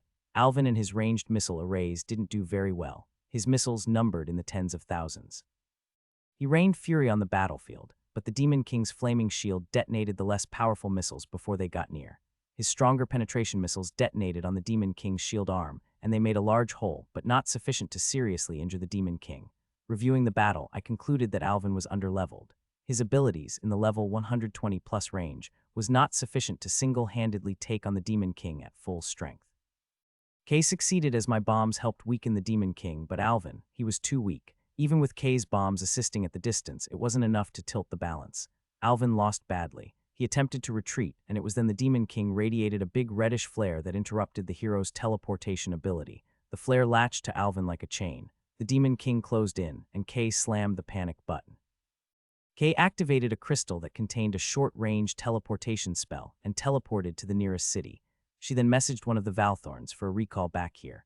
Home. Alvin died. You received a fragment. I had a total of 91 hero fragments now. 9 more to go. Once more the world erupted in panic. The hero has fallen. I swiftly recalled Lumuf and the team too. The Demon King is not moving. My sensors got better at nailing down the Demon King's location. The way its energies distorted space, the way its abilities spread into the world and heated everything up. The Demon King was a presence, and it's not afraid to say it. I looked back at the path between worlds. It's a lot dimmer now, but I wanted to observe something else. The torches were smaller, almost fading away. The Demon King itself was some kind of rift conduit. I felt its energies leaking into the pathways between the worlds. The gods will summon the next batch of heroes soon. I told Stella too that if she wanted to see the path home, she would have to focus and pay attention. We would need to see what happened, whether the heroes came the same way as the Demon King. If they left trails, we could follow their path. What do we do now? I've had this question so many times. When the previous heroes also died at the hands of the Demon King, they came with this same question. History has clearly shown that all we have to do is wait and watch the cycle repeat itself. It's quite annoying to face these same things, like that coworker that never seems to learn despite telling them countless times, or like being that long employee teaching new interns for the umpteenth time. Is this how it feels? Observe, wait, and prepare. What else was there to do? What is there to do when it rains? We hope our preparations so far are adequate and observe the situation. If it floods, we flee to higher ground. You all right? Lausanne and Stella both asked Kay. Kay rested at her house in Fresca after the whole fight. She was injured, but not much. I'm not sure, honestly, Kay answered. I thought I would feel more sad. I know I felt quite sad when I heard Hans died, but somehow this time I feel a little bad. Like I'm more tormented that I don't feel sad than from the sadness of his death itself. That sounds quite serious, Lausanne said, mentally serious. I'm not sure if it is because I actually helped, so I felt like I did what I could. Whereas for Hans, I didn't help at all. Not that I could do anything then, but still. I feel kinda bad gaining a few levels too, even though all I did wasn't much. Lausanne shrugged and Stella just patted the golem girl on her shoulders. So how long do you need to get out of your funk? I'm fine, I think. I think I just gotta deal with this feeling. Stella shrugged. Sounds like what you need is some monster bashing. It helps with my negative emotions, and I think it'll help with yours. When did you ever become such a monster hunter? Kay laughed. It's complicated. But seriously, try it. Hunting monsters is fun. The adrenaline and the satisfaction of bashing something is really. Wow, where's the meek and quiet painter I used to know? Kay wondered aloud. It's gone when I lost my classes for Void Mage. Stella answered. Seriously, come monster hunting. Shoot some monsters up like the boys you know. Kay had a facepalm moment. Lausanne just stood there. What the hell did you see in those 40 years? A lot of really mundane stuff. Mostly a lot of warping here and there. I guess that messes with my brain. Stella laughed. This image of 3 ladies smashing monsters for fun isn't exactly what I had in mind. Kay frowned. 2 ladies and a golem. Technically, you are sexless. I'm emotionally and spiritually still a woman. I believe spirits are sexless. No, correction, your soul is sexless. Stella emphasized. You can ask Ian. Apparently, when we boil ourselves down to our raw soul particles, we are all sexless. You believe you are a woman because you inherited memories of a woman, but if you let yourself embrace your new body, you will think differently. Kay just laughed. All right, let's go smash some monsters. This conversation took a really weird turn. Lausanne just rolled her eyes. Did you meet some kind of eldritch creature on the other side that you're now all cuckoo? I suppose exposure to the void should theoretically make me more susceptible to insanity. Stella mused, but monster smashing time. You're surprisingly calm when there's a demon king that's in our world. Kay said, we have Ian, Edna, and Lumuf. They'd give the demon king a good fight if it wants one. You have a surprisingly high level of confidence in their ability. They survived the last demon king and they leveled for sure. They may struggle, but I think they can force a stalemate. This demon king has an axe. I think it'll probably have some anti-tree chopping perk. Oh. Let me know when they send a woodcutter demon king, then I'll panic. That would make a fascinating thought experiment. I wonder the kind of skills and stats that kind of demon king would have. Is that something we should be thinking about? Let's go smash monsters. A level 50 dungeon would be good. The demon king moved, but remained in the southern continent. It seemed rather disinterested, and it raided kingdoms throughout the south with its army of demons. Tact destroyed cities and towns and then retreated back. I didn't quite understand why it did so strategically, but now that the demons have their mind, I suppose their behavior would change. Refugees and escapees abound. In fact, the escape began once the hero died. Most of the royalty sent their children away to escape the problem, and some came here to the central continent. It reminded me of my earlier days of being a refugee center. The masses all fleeing for their lives, the fear. The refugees that arrived on our southern shores were mostly the less wealthy sort. The nobles and those with sufficient funds would not antagonize the 4 churches by escaping to the central continent, so they escaped to the other continents instead. So it is those who don't have the flexibility and financial power for a longer journey to the other continents, those who can only afford the shorter trip here. They took whatever they could to make the trip. Generally, I left the management of refugees to the respective local governments that received these refugees, so each jurisdiction treated their refugees slightly differently. Some had a talent harvesting or collection mechanism where new refugees are assessed for their skills and qualifications and deployed to fill missing needs. Some just placed them in dedicated refugee towns and let them fend for themselves. In these places, the refugees then take charge of buying supplies and food from their nearest towns and cities, with whatever resources or cash they have. The life of a refugee is one where they make do with what they can get, and I do think the people of this world have been culturally ingrained to be hardy. It's an admirable trait. The Valthorns generally ceased recruitment from fresh refugees a while ago due to the suspicions of loyalty. Patrick's mind-reading abilities are after all still limited to only the vicinity of Freshka. The refugees themselves usually have some combat ability, though not at a very high level. Usually they would have 5 to 20 levels in some combat class, which strangely makes them more combat proficient than my local group. The newer generation of Central Continent citizens are on average less combat capable than their predecessors, as the presence of beetles throughout the continent have reduced the amount of monster attacks they face. Instead, for the average citizen, their main threats are petty crimes and thuggery from their local rulers or criminal gangs. For most part, lesser criminals do not attract the attention of the Valthorns. On the other hand, the specialized military forces are significantly higher leveled due to their privileged access to dungeons and the effects of my assisted training, and the average Valtrian order soldier pretty much outclass everyone except for the above-average adventurers. As a result, there is a power gap between the common populace and the Valtrians, and the Valthorns are quasi-nobles, despite their lack of a noble title. A military aristocracy, in a way.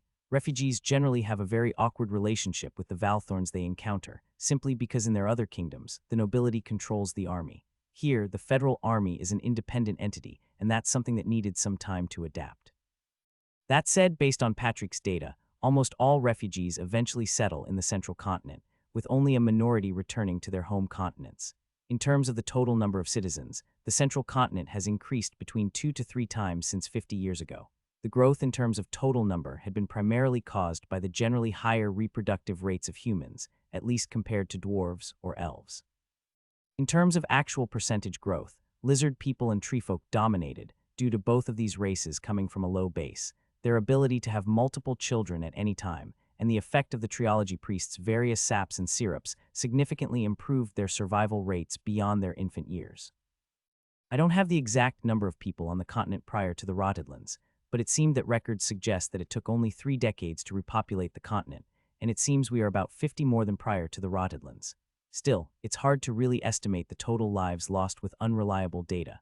We saw the starways dim even more, though there seemed to be some kind of string or line that came from our world, and there were flashes of light that moved through that string. It seemed to suggest that the Demon King is able to access the starways from its end, and not just reliant on their gateways on their homeworld. I shared my memories of the demonic gateways with Stella through Patrick, but it didn't do much. She did not recognize the magical words or enchantments on those gates. Throughout the continent, I kept my magical sensors ready, and just as before, I spread the Valthorns out. The heroes will arrive soon. When they do, I want to know whether they are here. It's important to get them before monsters or any strange criminals get to them. I will need to keep my eyes open for the path they took. What if we can't see it? Stella asked. That's a data point too. It meant they used a different method. True. More importantly, what if you can't go home, that it is impossible? Stella just sighed. Oh well, that's good. Yeah, I think this world isn't too bad. It's in better shape than the other 2 worlds. Have you met any other spirits on the other worlds? I mostly stayed with Valasira and only went to the cities occasionally myself. The good thing is they speak the same language. Strange how the language of both worlds are identical. It could be a skill. I wondered. A passive. Pretty sure it is. Feels like maybe I'm actually talking gibberish, but the system auto-translated the content to the recipient.